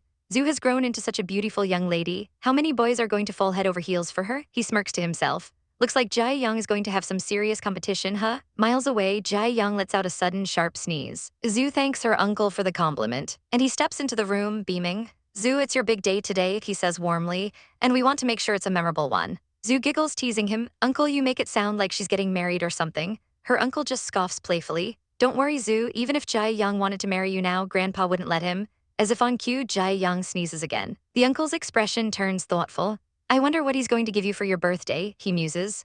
I heard someone auctioned a piece of blood jade for her, so I suppose Jai Yang has to come up with something equally impressive. A few minutes later, Zhu kneels before her grandfather in his study. He looks at her with eyes full of love and a touch of melancholy. Zhu, you're all grown up, he sighs. She offers him a reassuring smile. Grandpa, rest assured, I already know what to do with my life. He reaches out, his voice thick with emotion. I know you're kind and intelligent and won't be easily fooled by others, he says softly. But to me, you'll always be my little girl. As your grandfather, I can't help but want to protect you from the storms of life. Just then, her uncle pokes his head in, a mischievous grin on his face. Come on, Dad, don't cry, he teases, or I'll make sure to capture it on camera. Grandpa shoots him a mock glare. You really enjoy teasing me, huh? The uncle winks. Did you really call Zhu to your study just to get all sentimental on us? Ignoring his son's antics, Grandpa produces a small, intricately carved wooden box. He holds it out to Zhu. Zhu, keep this, her eyes widen in curiosity. Your grandma left this, he explains, his voice softening at the memory. He opens the box to reveal a magnificent jade pendant, its green depths seeming to glow from within. It was meant to be given to the daughter-in-law of the Zhu family. Zhu looks at the precious heirloom hesitant. Grandpa, why don't you keep it? It's from Grandma. He shakes his head, his gaze tender as he gently caresses the cool stone. She'd be thrilled to see how stunning you look now, he says, his voice filled with love. Come on, let me help you put it on. As he fastens the clasp around her neck, he looks at her, a profound wish in his eyes. I can't wait to see you get married, you brat. I promise to give Missy a heirloom, all right? He turns to his son, his expression serious. Remember your word? Her uncle just smiles, a warm, knowing look on his face. Having finished his sentimental duty, Grandpa's mood shifts entirely. Noisy, he grumbles, playfully kicking his son. Now go entertain the guests, get out of here. The lavish garden party was in full swing, fairy lights twinkling like captured stars against the twilight sky. But a chill was about to descend upon the celebration. An older man, his face a mask of stern disapproval, cornered one of the hosts. His voice was low but carried the weight of thunder as he demanded to know where Zuzu was. How could she act like a diva at such a young age with so many important people waiting for her? Nearby whispers scurried through the crowd like mice. Isn't that the Wang family? What are they doing here? One guest murmured to another. Zuzu invited him no way, he's just here to stir up trouble. The other guests nodded, their eyes wide with scandal. The Wangs are notorious for holding grudges. How could they possibly let Zuzu off so easily after what happened? The host, Mr. Zhu, straightened his suit, his gaze locking onto the uninvited guest. His voice was laced with ice as he greeted Mr. Wang, pointing out the obvious. If he recalled correctly, the Zhu family didn't send him an invitation. But Mr. Wang merely chuckled, a smug, oily sound. He held up a crisp white envelope, the name Mr. Lai clearly written on it. He declared that his wife and Miss Zhu were the best of friends, so how could they possibly miss her birthday celebration? With a firm hand, he pushed his nervous-looking wife forward, a pawn in his game. Mr. Zhu's jaw tightened, a muscle twitching in his cheek. He sneered, informing them that he was sorry, but there were no extra seats available for him and his wife. Mr. Wang's eyes glinted with malicious glee. He scanned the tables, his gaze landing on a man innocently enjoying his drink. Without a shred of shame, he pointed and commanded the poor man to give up his seat. The man, intimidated, quickly scurried away. Mr. Wang turned back to Mr. Zhu, a triumphant smirk twisting his lips. He spread his hands wide, his voice dripping with mockery as he asked, "Now I have a seat, see." Mr. Zhu's face was a storm cloud of fury. The humiliation was a bitter pill to swallow in front of his esteemed guests. Through gritted teeth, he forced out the words, conceding that if Mr. Wang insisted, they could always make room for 2 more guests. Elsewhere, the party continued, oblivious to the brewing tension. An announcer's voice boomed, listing the extravagant gifts from powerful families. The Zhang family brought priceless porcelain vases from the Qing dynasty. The Lai family was celebrating with a 1,000-year-old blood jade. But not everyone was impressed. A woman in a shimmering gold dress sighed dramatically, complaining to her companion that she wasn't feeling the party at all. If it wasn't for her, she wouldn't have even come. Her companion leaned in close, his voice a low murmur as he asked what kind of party she would like.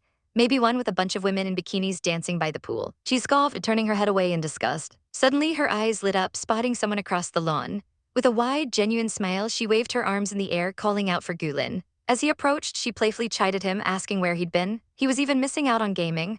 Gulin just smiled, explaining he had some personal stuff to deal with, but he heard she'd been killing it at gaming lately. Her companion's interest was piqued. He confirmed that the dragon-slaying continent game was incredibly profitable, its virtual currency tied to real money. He bragged that he was earning at least a few million every single day. The woman beamed, exclaiming that she had to tell her mom and dad about that. But the mood soured instantly. Her companion's friendly demeanor vanished, replaced by a cold, hard stare directed at Gulin. A silent warning flashed in his eyes. He congratulated Gulin, then his voice turned sharp as he asked how the holographic film project he and Zhu were working on was progressing. Gulin, unfazed, replied that it was going pretty smoothly. They had cleared all the hurdles around Tian and had about 2 weeks of shooting left. He added that post-production would take a while, but they were using the best tech available. Just then, another young woman approached, a warm smile on her face. "Hey, miss, fancy seeing you here," she greeted. The woman in gold, Tian, took her hand warmly, exclaiming that she was here too. Misk laughed, saying of course she couldn't miss Zhu's birthday, especially since most of the cast was here. But then Tian paused, her head tilting as she looked around the garden. A flicker of confusion crossed her face as she wondered aloud, "Isn't someone missing?" Misk looked puzzled, asking who she meant. The man standing beside Tian leaned in, his back to the others as he whispered that boy should have been here for this big day. His voice dropped even lower, a hint of disdain creeping in as he added that he must have something more important going on. The scene violently shattered. Miles away on a quiet road, a car erupted in a massive, fiery explosion. Inside the mangled vehicle, a boy with striking silver hair was slumped over the steering wheel, unconscious. A shadow fell over him, a hand, steady and ruthless, raised a gleaming knife. The cold steel hovered just inches from his face. In that terrifying instant, the boy's violet eyes snapped open, the reflection of the blade glinting in their depths. Back at the party, the cheerful music swelled. An old man, Zuzu's grandfather, stood on a small stage, his voice filled with pride. He thanked the guests for coming, declaring that his granddaughter Zuzu was their pride and joy. He announced that without further ado, he was presenting his lovely granddaughter. All eyes turned as a pair of delicate light blue heels stepped into view. And then there she was, Zuzu, her fiery red hair cascaded down her back, a stunning contrast to the elegant pale blue kipao she wore. The crowd gasped. "Wow, isn't she a beaut?" one man whispered. "It's the first time I've seen her. What a smart and unique charisma." She stood beside her uncle and grandfather, a serene smile gracing her lips as she thanked everyone for joining them. The 3 of them stood together, a picture of familial power. From their table, Tian nudged Miss, clearing her throat pointedly. "Ahem, Tian," she whispered, her eyes fixed on a figure across the lawn. She leaned in closer, a knowing smirk on her face. If Gulin starts falling for Xiao Zhu, he's in for a wild ride. Miss couldn't help but agree, admitting that Zhu was looking extra stunning today. As if summoned by their words, Gulin pushed back his chair and rose to his feet. He strode purposefully across the grass, his eyes locked on the birthday girl. "Gulin," Zuzu said, surprised. He smiled, wishing her a happy birthday and presenting her with a small velvet box. He opened it, revealing a breathtaking necklace, a massive blue gem shimmering at its center. A wave of shocked murmurs rippled through the guests. "The heart of eternity, holy crap, it's the heart of eternity," someone exclaimed. "Where did he even get the cash for that? Did he find his mom?" Another whispered in disbelief. The whispers continued, someone else adding that his mom was from one of the top 10 major families, but still. Zuzu's eyes widened, the sheer value of the gift overwhelming her. She shook her head, her voice soft but firm as she said, "Sorry, I can't accept something this expensive." Gulin's smile faltered. He made a move to close the box, his tone becoming petulant as he threatened that if she didn't want it, he might as well throw it away. Before he could, a hand shot out, snatching the box from him. It was Zuzu's uncle. He gave Gulin a tight, forced smile and said he would keep the gift for Zu. He then grabbed Gulin's hand in a grip that was far from friendly, a silent power struggle passing between the two men. Zuzu watched, her heart heavy. Asterisk, I don't want to give him false hope. Asterisk, she thought, her gaze filled with conflict. Asterisk, I don't like feeling like I owe someone something. Asterisk, Gulin eventually retreated, taking a seat at his table. Tian immediately piped up, telling him they had a present for Zuzu too. At that moment, Mr. Wang and his wife made their way forward. Tian eyed the plain, dark box in the wife's hands with open contempt. She scoffed, her voice dripping with sarcasm as she remarked that the packaging looked so dull and gloomy. "It's a birthday party, not a funeral," she sneered.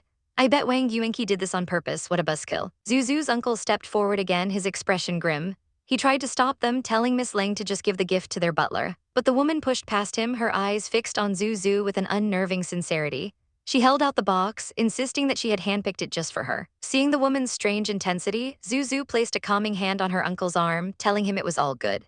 Her uncle took the box, but as his fingers lifted the lid, his eyes widened in horror. Nestled on a bed of red satin was a weapon, a cold, sharp, gleaming dagger. A guest cried out in shock, "A dagger? That's a weapon, and you got that for Zu's birthday?" The uncle stood frozen, his face pale. Mr. Wang watched, a smug, cruel smile playing on his lips as he asked if Zu liked the gift. But Zuzu was completely unfazed. She calmly took the dagger, her fingers wrapping around the hilt. She held the blade to her lips and blew gently. A clear, crisp sound rang through the stunned silence. A slow, dangerous smile spread across her face. "I love it," she purred, her green eyes sparkling. She admired the weapon, noting that while she didn't know what the Wang family was trying to pull, the dagger looked valuable. It was simple yet sharp.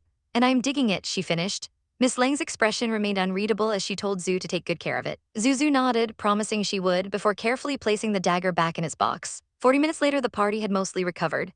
Zuzu stood with her uncle, a glass of wine in her hand. He frowned, commenting that there was still no sign of that Jai Yang kid. He declared that if Jai Yang really loved her, he better not treat the shining star of their family like this. A shadow passed over Zuzu's face. Asterisk, I hope I'm just overthinking things. Asterisk, she thought, a knot of anxiety tightening in her stomach. Asterisk, according to my past life, Jai Yang's accident didn't happen today. Asterisk. Asterisk, but with my rebirth, anything's possible. Asterisk, her dark thoughts were interrupted by a maid approaching her. The maid bowed, informing her that his lordship wanted to see her in his study. Her uncle scoffed, guessing that her grandfather probably wanted to know why Jai Yang was a no-show. He told her not to get her panties in a twist about it, adding with a dismissive wave that the boy wasn't worth the trouble anyway. Zuzu followed the maid down a quiet, ornate hallway. She looked at the young woman's back, a flicker of unease stirring within her. She remarked that she didn't think she'd seen this maid before. The maid turned slightly, her face impassive as she explained that she was just helping out with the birthday bash tonight. "Ah, got it," Zuzu replied, though her suspicion didn't fade. The maid stopped before a heavy wooden door and stepped aside. Zuzu took a deep breath and pushed it open. Stepping into the study, sitting behind the large desk, casually reading a document, was a man she knew all too well, Mr. Luo. He looked up, his face hidden behind a familiar orange mask. A slight smile touched his lips as he wished her a happy birthday.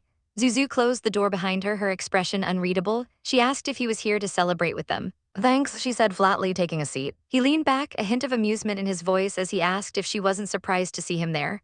She met his gaze without flinching. Her voice was calm, almost conversational, as she stated that since he was able to get in here, she guessed he could take them all out anytime he wanted. A small knowing smile touched her lips. "But you're too ambitious for that," she continued, her tone laced with a subtle challenge. "And our Zu family is just a small fry to you." Mr. Luo's amusement faded, replaced by a cold warning. "Remember, a wise person doesn't live long, Miss Su." She waved a dismissive hand. "I'm not that clever, you can relax," she said coolly. "Now, Mr. Luo, are you here for our little bet we made last time?" He picked up a small, ornate box from the desk, tapping it with his finger. He informed her that the 3 favors he owed her were keeping him up at night, so he was there to deliver the first one. Zuzu's eyes narrowed. "I'm the one who's owed 3 favors, she shot back, her voice sharp. "Shouldn't I get to call the shots on when you deliver them?" He simply fondled the box, ignoring her protest. "Listen," he said, his tone condescending. "There's a major, and you seem to be ignoring it. I'm only here for your own good." She'd had enough. Thanks, but you can leave now, mister. Luo, she said, her voice dropping to a frosty chill. He stood up abruptly, his hands slamming down on the desk. He leaned across the polished wood, his masked face just inches from hers. His voice was a low, dangerous growl. Miss Zhu, you better think twice about brushing me off like that. The threat hung heavy in the silent room, a promise of consequences she couldn't yet fathom. The air in the room was thick with unspoken threats as Liu too turned to leave. A cold distance separated them, a chasm of deals made in shadows. Zhu watched him go, her posture rigid, her heart a cold stone in her chest. She forced a polite, empty phrase from her lips, her voice barely a whisper as she told Mr. Liu she'd catch him later. But he paused at the door, turning back with a smile that didn't reach his eyes. A chilling smirk played on his lips as he leaned in, his voice a low hiss of warning, hoping she wouldn't regret her decision. Regret, her gaze hardened, emerald eyes flashing with a defiant fire. She stared right through him, her voice ringing with absolute certainty as she uttered a single word. Never. He chuckled, a dry, rattling sound. He offered his help should she ever need it, a poisoned olive branch. But as he turned his back to her, his true thoughts echoed in the silence of his mind. Asterisk, I'm not helping a dead person. Asterisk, the door slammed shut behind him, the sound like a gunshot in the quiet room. Alone at last, the facade crumbled. A deep worry etched itself onto her face. Her mind raced, a single terrifying question repeating itself over and over. Did something happen to Yang? The thought was a spike of ice in her gut. Later, the clinking of glasses and the low hum of conversation at the party did nothing to soothe her frayed nerves. Her uncle approached, his eyes sharp and questioning as he asked what deal the old man had made in his room, what secrets he didn't want anyone to hear. She waved it off, a forced smile on her lips, claiming it was probably just a misunderstanding. The exhaustion was a heavy cloak on her shoulders. She told her uncle she was tired and would go crash in the bedroom for a bit, needing to escape the prying eyes. As she walked away, she could hear them laughing behind her, raising their glasses in a toast. Someone commented that the punk Jai Yang must have ticked her off again. She ignored them, her shadow stretching long under the paper lanterns, her heart a leaden weight in her chest. She found refuge in a quiet bedroom, surrounded by brightly wrapped gifts. Birthday presents, how could she even think about celebrating? Her eyes scanned the packages on the desk, one in particular catching her eye. She picked up a small flat case, her fingers tracing its smooth surface. But her mind wasn't on the gift, it was consumed by annoying anxiety. Seriously, how come she still hadn't heard from Yang? Was he okay? As if in answer, a horrifying vision flashed through her mind. Splatters of crimson. The sickening crunch of metal as two cars collided in a cloud of smoke. And there, lying broken on the pavement, was Yang, his white suit stained with blood, a discarded bloody knife lying just inches from his hand. He was in a critical situation, fighting for his life, and she didn't even know. She shook her head, trying to clear the terrible images, and sat down at the desk to write. But as she glanced down at the reflective surface of the case in her hand, her blood ran cold. A distorted reflection stared back at her, the dark silhouette of a person standing behind her, a blade glinting in their hand. Shuang, what's up? A voice sneered from the doorway, or should I say Mrs. Wang? Shuang stood there, her face a mask of fury. Shut up, she spat, her voice trembling with rage. Zuzu, you did that on purpose, didn't you? Zhu was bewildered. What was she talking about? She asked her what she meant, genuinely confused by the sudden attack. But Shuang was already screaming, her eyes wild with accusation. You know what I'm talking about, that land in the north? You knew there was a gold mine there and you set me up. Her voice cracked as she confessed her terror, admitting that jerk Wang Yuanqi would beat her to pulp if he ever found out he'd lost that land. Zhu calmly placed the case back on the table, her expression unreadable. She coolly reminded Shuang that the land used to belong to her husband, so how was she supposed to know what was underneath it? You're full of it, Shuang shrieked, lunging forward. You had to know. And in that moment, something inside Zhu snapped. The polite mask shattered, her eyes went cold as she looked at the hysterical woman before her. Fine, she said, her voice dropping to a dangerous whisper. I knew, so what? She shot her hand out, grabbing Shuang's wrist in an iron grip. Shuang gasped, stunned into silence. Zhu shoved her hand away, a look of utter contempt on her face. I'm done playing games, she declared, her voice dripping with ice. Yes, I did everything on purpose. The confession hung in the air, heavy and damning. Their meeting was no coincidence. She had orchestrated it all just so she could buy that land from Wang Yuanqi through her. Why? Shuang screamed, her face contorting in disbelief and pain. Because you're always trying to bring me down, Shuang. Because you hate me for being a The truth came pouring out, a torrent of resentment. She reminded Shuang of how she'd had the driver come get her, how with her mother's encouragement, she'd schemed and dreamed of getting adopted into the wealthy Zhu family. Finally, Shuang's own bitter truth erupted from her lips. Yes, I'm jealous of you, she cried, clutching her chest. It's not fair that you were born into a rich family and get to inherit everything even though you're such a loser. Her eyes burned with a lifetime of envy. Why fight back? You should have just been a good little dog and given me everything you had. Zhu looked down at her, no pity in her eyes. You're just reaping what you sowed, she said coldly. Shuang, this is all on you, not me. A strange, unhinged laugh escaped Shuang's lips as she fell to her knees, clapping slowly. Ha ha ha, you're right, she giggled, a terrifying light dancing in her eyes. You brought this on yourself. Her hand snaked out, reaching for one of the gift boxes on the desk. With a swift movement, she pulled out a gleaming dagger. So what if you're the first daughter of the Zhu family? She sneered, her face twisted into a grotesque smile. Who cares? She brandished the weapon, her voice rising to a fever pitch. Zuzu, I hate you and I want you dead. Zhu remained unnervingly calm. Are you gonna kill me? She asked, her voice steady. Shuang's smile widened, a truly terrifying sight. Kill you? No, Zuzu, she whispered, leaning in close. I'm gonna ruin you. And then, in a horrifying twist, she plunged the dagger deep into her own stomach. Blood blossomed on her shirt as she let out a piercing scream. Help. She stumbled towards the door, clutching the wound. Zuzu's trying to kill me, somebody help. Zhu stood frozen in shock, the scene unfolding before her like a nightmare. It was a trap, a perfectly executed, insane trap. Shuang collapsed just outside the doorway, her body trembling as she looked back at Zhu with feigned terror. Zuzu, how could you do this to me? She whimpered, twisting the knife quite literally. The Zhu family's daughter is a murderer. Zhu could only stare, her mind reeling. Shuang, she breathed, I underestimated you. But Shuang wasn't done. She let out a weak, mocking laugh. What do you want? She taunted. Think Jai Yang's gonna protect you. Zhu's eyes widened in fear. Ha, keep dreaming, he can't even protect himself right now. The words hit Zhu like a physical blow. What did she mean? Shuang's voice was a venomous whisper, revealing a dark secret.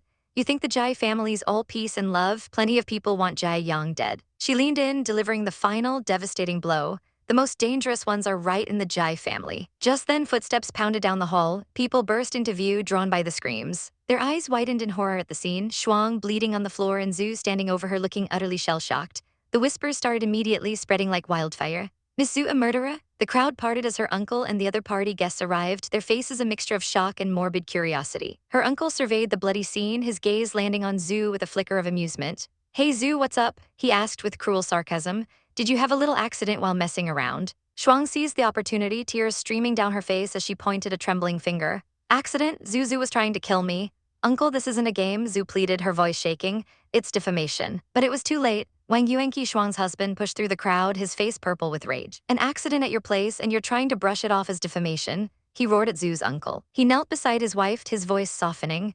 Shuang might not be as loaded as you, but I treat her like a queen. Why would she set you up? Old man Wang chimed in, feigning reason. Mr. Wang Zhu is kind-hearted and generous. There's gotta be more to this. But his son cut him off. More? Come on, we all saw what went down. My wife's the one lying on the floor. Shuang sobbed. Zhu, I put in hard work to get you that gift. Even if you don't like me, why did you? The mayor was now involved, his face grim. This is attempted murder, someone muttered gravely. Mrs. Wang might not be alive later. The mayor tried to de-escalate, suggesting it was a mix-up, that Miss Zhu had plenty of other ways to harm Shuang if she'd wanted to. But Zhu, finding her voice, turned the question back on him with startling intensity. If I wanted to hurt her, I could have picked a more secluded spot. And how the heck would you find out?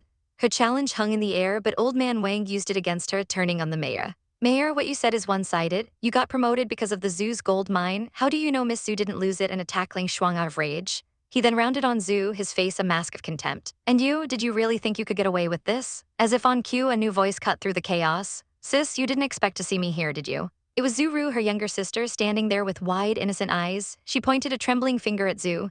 I saw you stab Mrs. Wang with my own eyes, she whispered, her voice filled with fake horror. Why would you do that? The ultimate betrayal, Zhu felt the world tilt on its axis. You saw it, she choked out. Seriously. Old man Wang immediately put a protective arm around Zhu Ru, urging her to tell the truth for the sake of justice. The girl clutched a small gift box, tears welling in her eyes as she began her performance. Sis, why did you threaten me? You always hated me. But it's your birthday, so I went upstairs to give you a gift and I saw you with Mrs. Wang. The crowd gasped. A man looked at Zhu with pure disgust. I can't believe you do something like that. You've gone too far. Zhu stood there trembling as the walls closed in. Her uncle tried to shout them down, telling them not to jump to conclusions. But it was useless. Old man Wang was already kneeling by Shuang, promising her justice. Shuang played the part of the meek victim perfectly, murmuring about how she was a nobody compared to the great Miss Zhu. The crowd rallied around her demanding justice. An official-looking man stepped forward, his face grim. Miss Zhu, you need to come with me. This was it, she was being arrested, but then pong. The sharp crack of a cane hitting the marble floor silenced the room. Grandpa Zhu stood in the doorway, his eyes blazing with fury. What do you mean treating my granddaughter like a suspect? He thundered. The official stammered, explaining she was the prime suspect and needed to cooperate. Old man Wang looked on, a triumphant smirk on his face, watching Zhu's world crumble. But just as the official reached for her, a hand gently rested on her waist, stopping him. All eyes turned to the doorway. Old man Wang's smug expression froze, then morphed into one of utter disbelief and terror. Standing there, flanked by his men, looking completely unharmed, was Jai Yang, the man he had paid to have killed. How's that even possible? The old man's mind screamed. How is he still alive? The Jai family and I hired 2 killers and they didn't even manage to kill him? The hunter had just become the hunted. The chaos of the party faded into a dull roar as a single familiar voice murmured her name. Yang, she whispered, turning to find him stumbling toward her, his pristine white suit marred by a growing crimson stain on his arm. He clutched the wound, his face a mask of pain as he gasped her name. Zhu.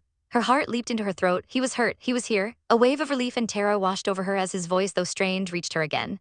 Zu, I'm here. In an instant, she was at his side, her hands finding his arm, trying to steady his trembling frame. The concern in her eyes was a mirror of the turmoil in her soul. How did this happen? Who did this to him? The mayor's sharp eyes noticed immediately, his voice cutting through the whispers.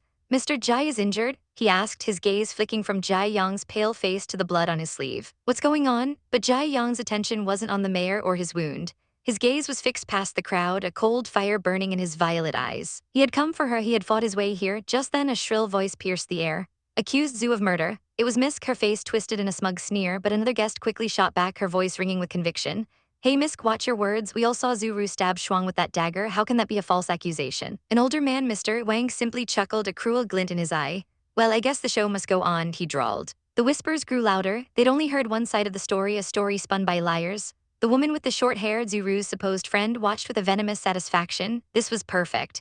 Zuru had always hated her sister, always plotted against her. This was the culmination of a long-festering conspiracy. But none of that mattered to Zu right now. All she could see was the man leaning on her for support. Where'd you get hurt, Yang? She asked, her voice trembling slightly. He tried to wave it off, a weak I'm good, escaping his lips before he pulled her into a gentle embrace, his face ghostly pale. Lucky I got here in time, he whispered against her hair. Her father's voice boomed, please treat Yang first. But Jai Yang shook his head, pushing away the offered help. No, he began, his eyes locking with hers, filled with a fierce, unwavering protectiveness. He took her hand, his fingers lacing through hers in a silent promise. Relax and trust me, he murmured, his voice a low, soothing balm on her frayed nerves. The mayor nodded, his expression serious. Okay, cool, I trust you, he said, as an aide began to gently tend to Jai Yang's bleeding arm. The guests stared in disbelief. Was this truly the Jai Yang they all knew? The ruthless, brutal head of the Jai family, now standing so vulnerable, so devoted. Finding her strength in his presence, Zu turned to face her accuser. Her voice was steady, her gaze sharp as she asked, you really saw me stab her? Zuru didn't flinch. Yeah, I saw it all go down, she spat. They stood face to face, the air crackling with tension. Zu's next question was quiet, but it landed like a thunderclap. Did I use my left or right hand? Without a second of hesitation, Zuru snapped back, your right hand? Her eyes blazed with fury. Zuzu, don't count on always being lucky, she snarled. Zu remained unnervingly calm. Think about it, rude, she warned softly. Lying under oath is a criminal offense. You've already done enough foolish things, don't push it. Their own father stepped in then, his voice dripping with disappointment as he sided with his other daughter. What are you doing here, Miss Zu? He demanded. Abusing your power to take down your sister. Zuru's chin lifted defiantly. I'm sure it was the right hand, sis. I won't lie no matter how hard you push me. Her hand clenched into a tight fist at her side. Zu simply gave a slow, deliberate nod. Her gaze shifted, finding the mayor in the crowd. Mayor, she called out, her voice ringing with authority. If I'm proven innocent today, what's the deal with these false accusations and those who made them? The mayor's expression was unreadable as he considered her words. After a moment, he responded firmly, rest assured, Miss Zu, if it turns out you were framed, those guys won't get away with it.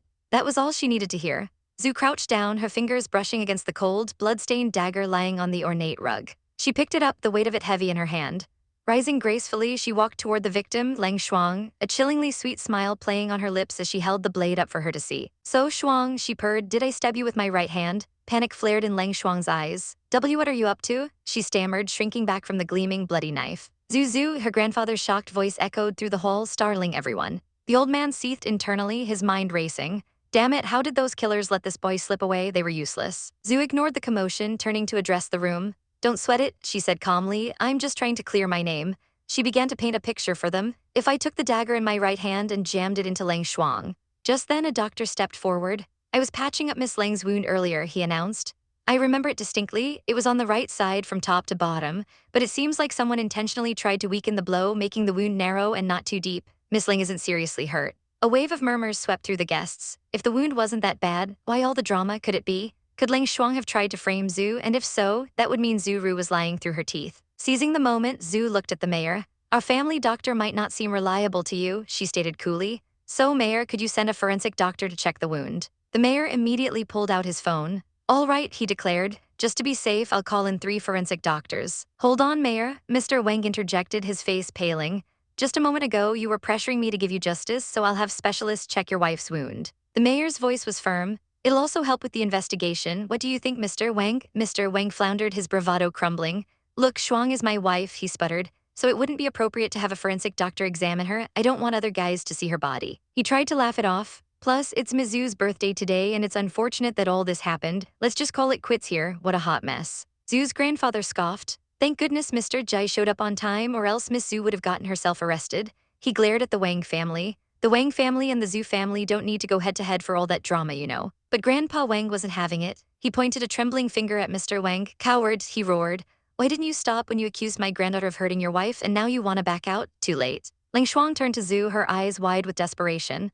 Zhu, this whole thing is just a big misunderstanding, she pleaded. You can't really push me to the edge, right? I can't let strangers see my body seriously. Zhu looked down at her, a thoughtful expression on her face. Since you're so concerned, Mr. Wang, she began slowly. A flicker of hope ignited in Lang Shuang's eyes. I knew you cared about me, Zhu, she whispered, a relieved smile spreading across her face. But Zhu's smile was sharp, predatory. Then, Mayor, she continued, her voice dripping with sweet venom, bring in a female doctor to check Shuang's wound. That way you won't have to worry, Mr. Wang. Mr. Wang froze, utterly defeated. Oh, what a brilliant idea, pure genius. He thought, his mind reeling from her cunning move. The matter was settled. As the doctors were summoned, the party moved outside, though the tension remained thick in the air. The mayor approached Jai Yang, a newfound respect in his eyes.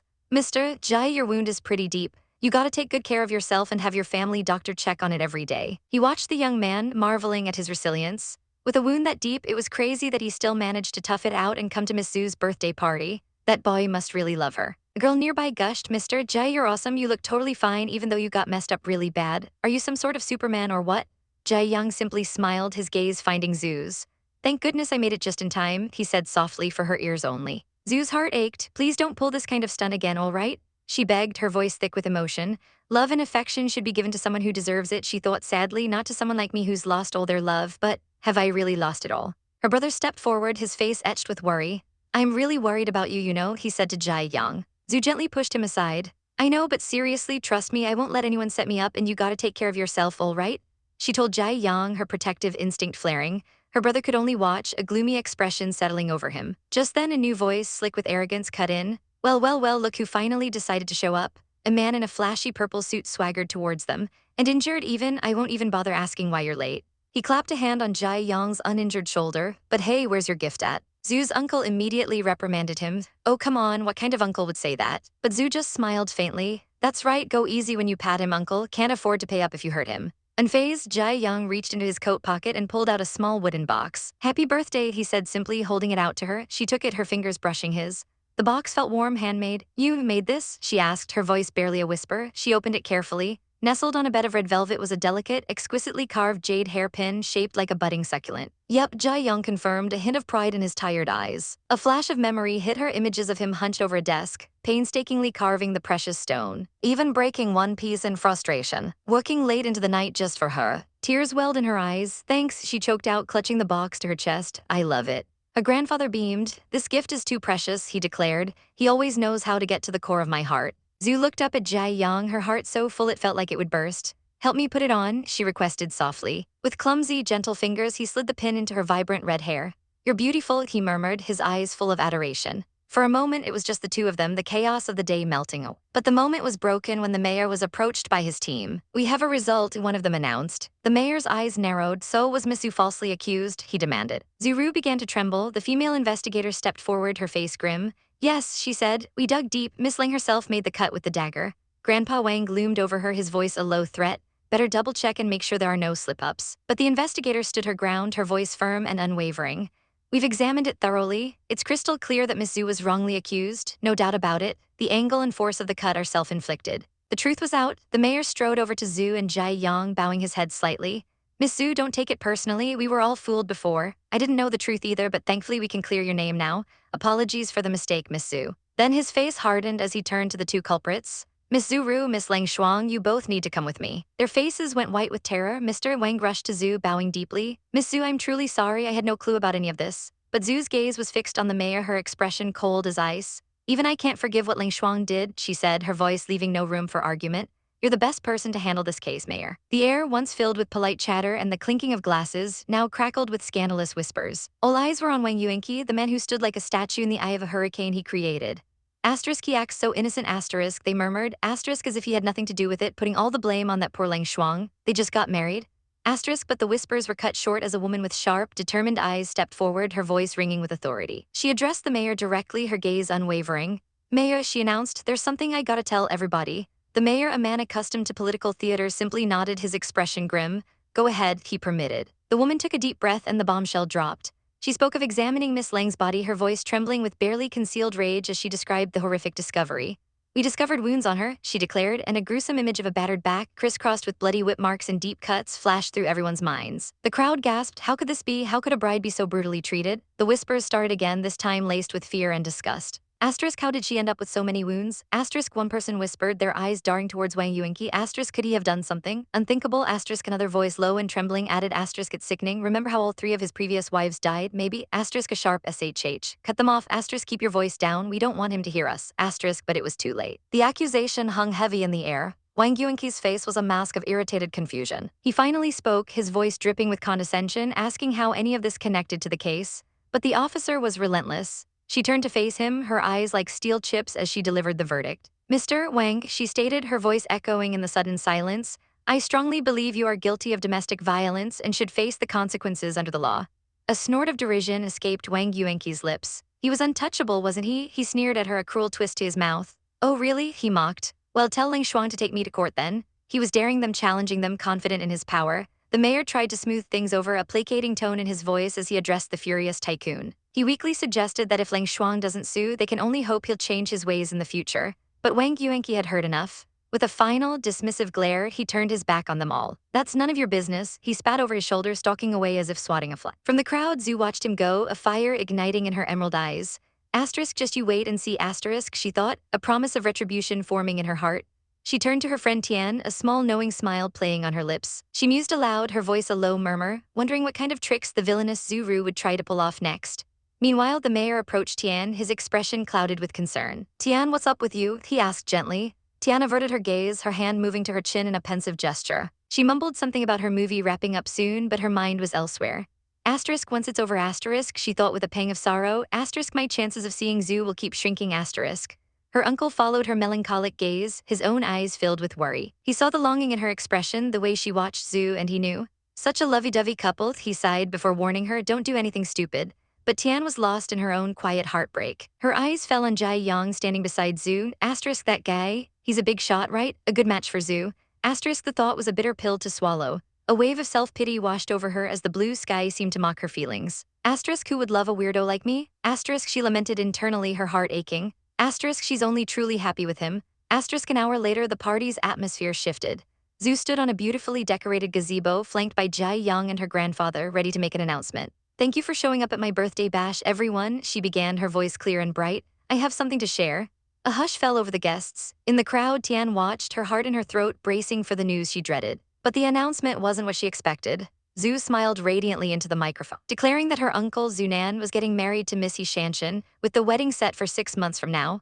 Her uncle, looking slightly dazed but happy, quickly confirmed her words. And the family stood together, accepting the warm congratulations from the crowd. 15 minutes later, Zhu's friend pulled her aside, her face etched with worry. She clutched Zhu's arm, her voice urgent. Zhu, it's too risky out there. This time it was Ling Xuan, and I'm so scared that next time someone will try to frame you. But Zhu just smiled, a comforting, confident expression on her face. Take it easy, she soothed. I'll make sure those nasty folks stay away. Her friend's shoulders slumped. Sometimes I hate myself for being so useless in helping you, she mumbled, her gaze fixed on the ground.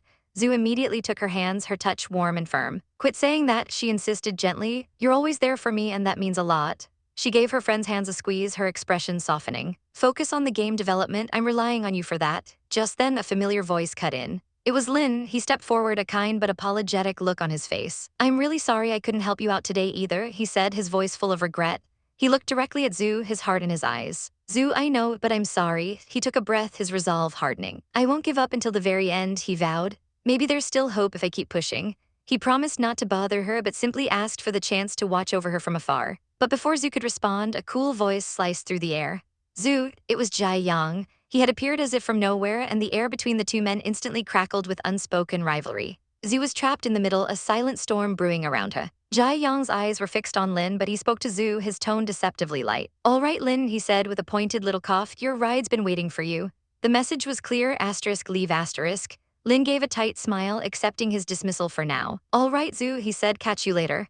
As he walked away, Zhu turned to Jai Yang, a mischievous glint in her eye. Asterisk, is he feeling jealous? Asterisk, she wondered, barely suppressing a giggle. She couldn't help it. Seeing the normally stoic, distant Jai Yang getting flustered was just too amusing. Jai Yang's expression was stern as he faced her. You swore you wouldn't call him Lin anymore, he reminded her. Zhu reached up, her fingers playfully brushing against his cheek. I won't promise, she teased. So Yang, you really jealous? His reply was a stiff nope, but Zhu wasn't buying it. No, your ears are all rosy, she chirped, delighted. He turned his head away, a faint blush creeping up his neck. You are mistaken, he muttered, trying to regain his composure. She leaned in closer, her voice a playful whisper. Really? Your face is totally flushed too? His composure shattered. Come on, he grumbled, his voice suddenly scratchy. Zhu beamed, her green eyes sparkling. You're a real character, Yang. Not many guys blush, you know. He murmured her name, his voice low and husky. And in one fluid motion, he pulled her against him, his arm wrapping securely around her waist.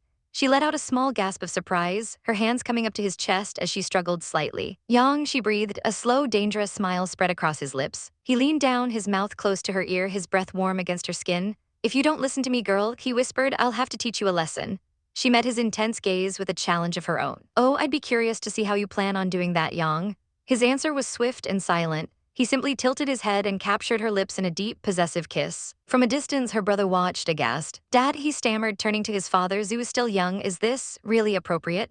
But the old man just shot him an annoyed look. So you want to go and spill the beans to that boy? He grumbled, hinting at a secret his son wasn't privy to.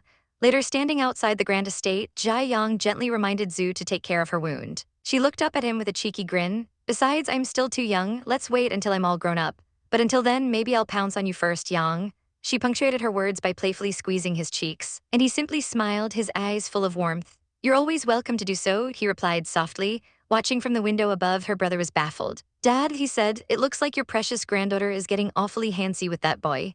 The grandfather slapped a hand to his forehead, groaning. You're mistaken, he sighed. Down below, the playful mood shifted. Jai Yang's expression grew serious as he asked her, what do you think about what went down today? I bet your family has a mole, right? Zhu's smile faded, replaced by a thoughtful, concerned look as she listened intently, the weight of his words settling over her. The night was far from over.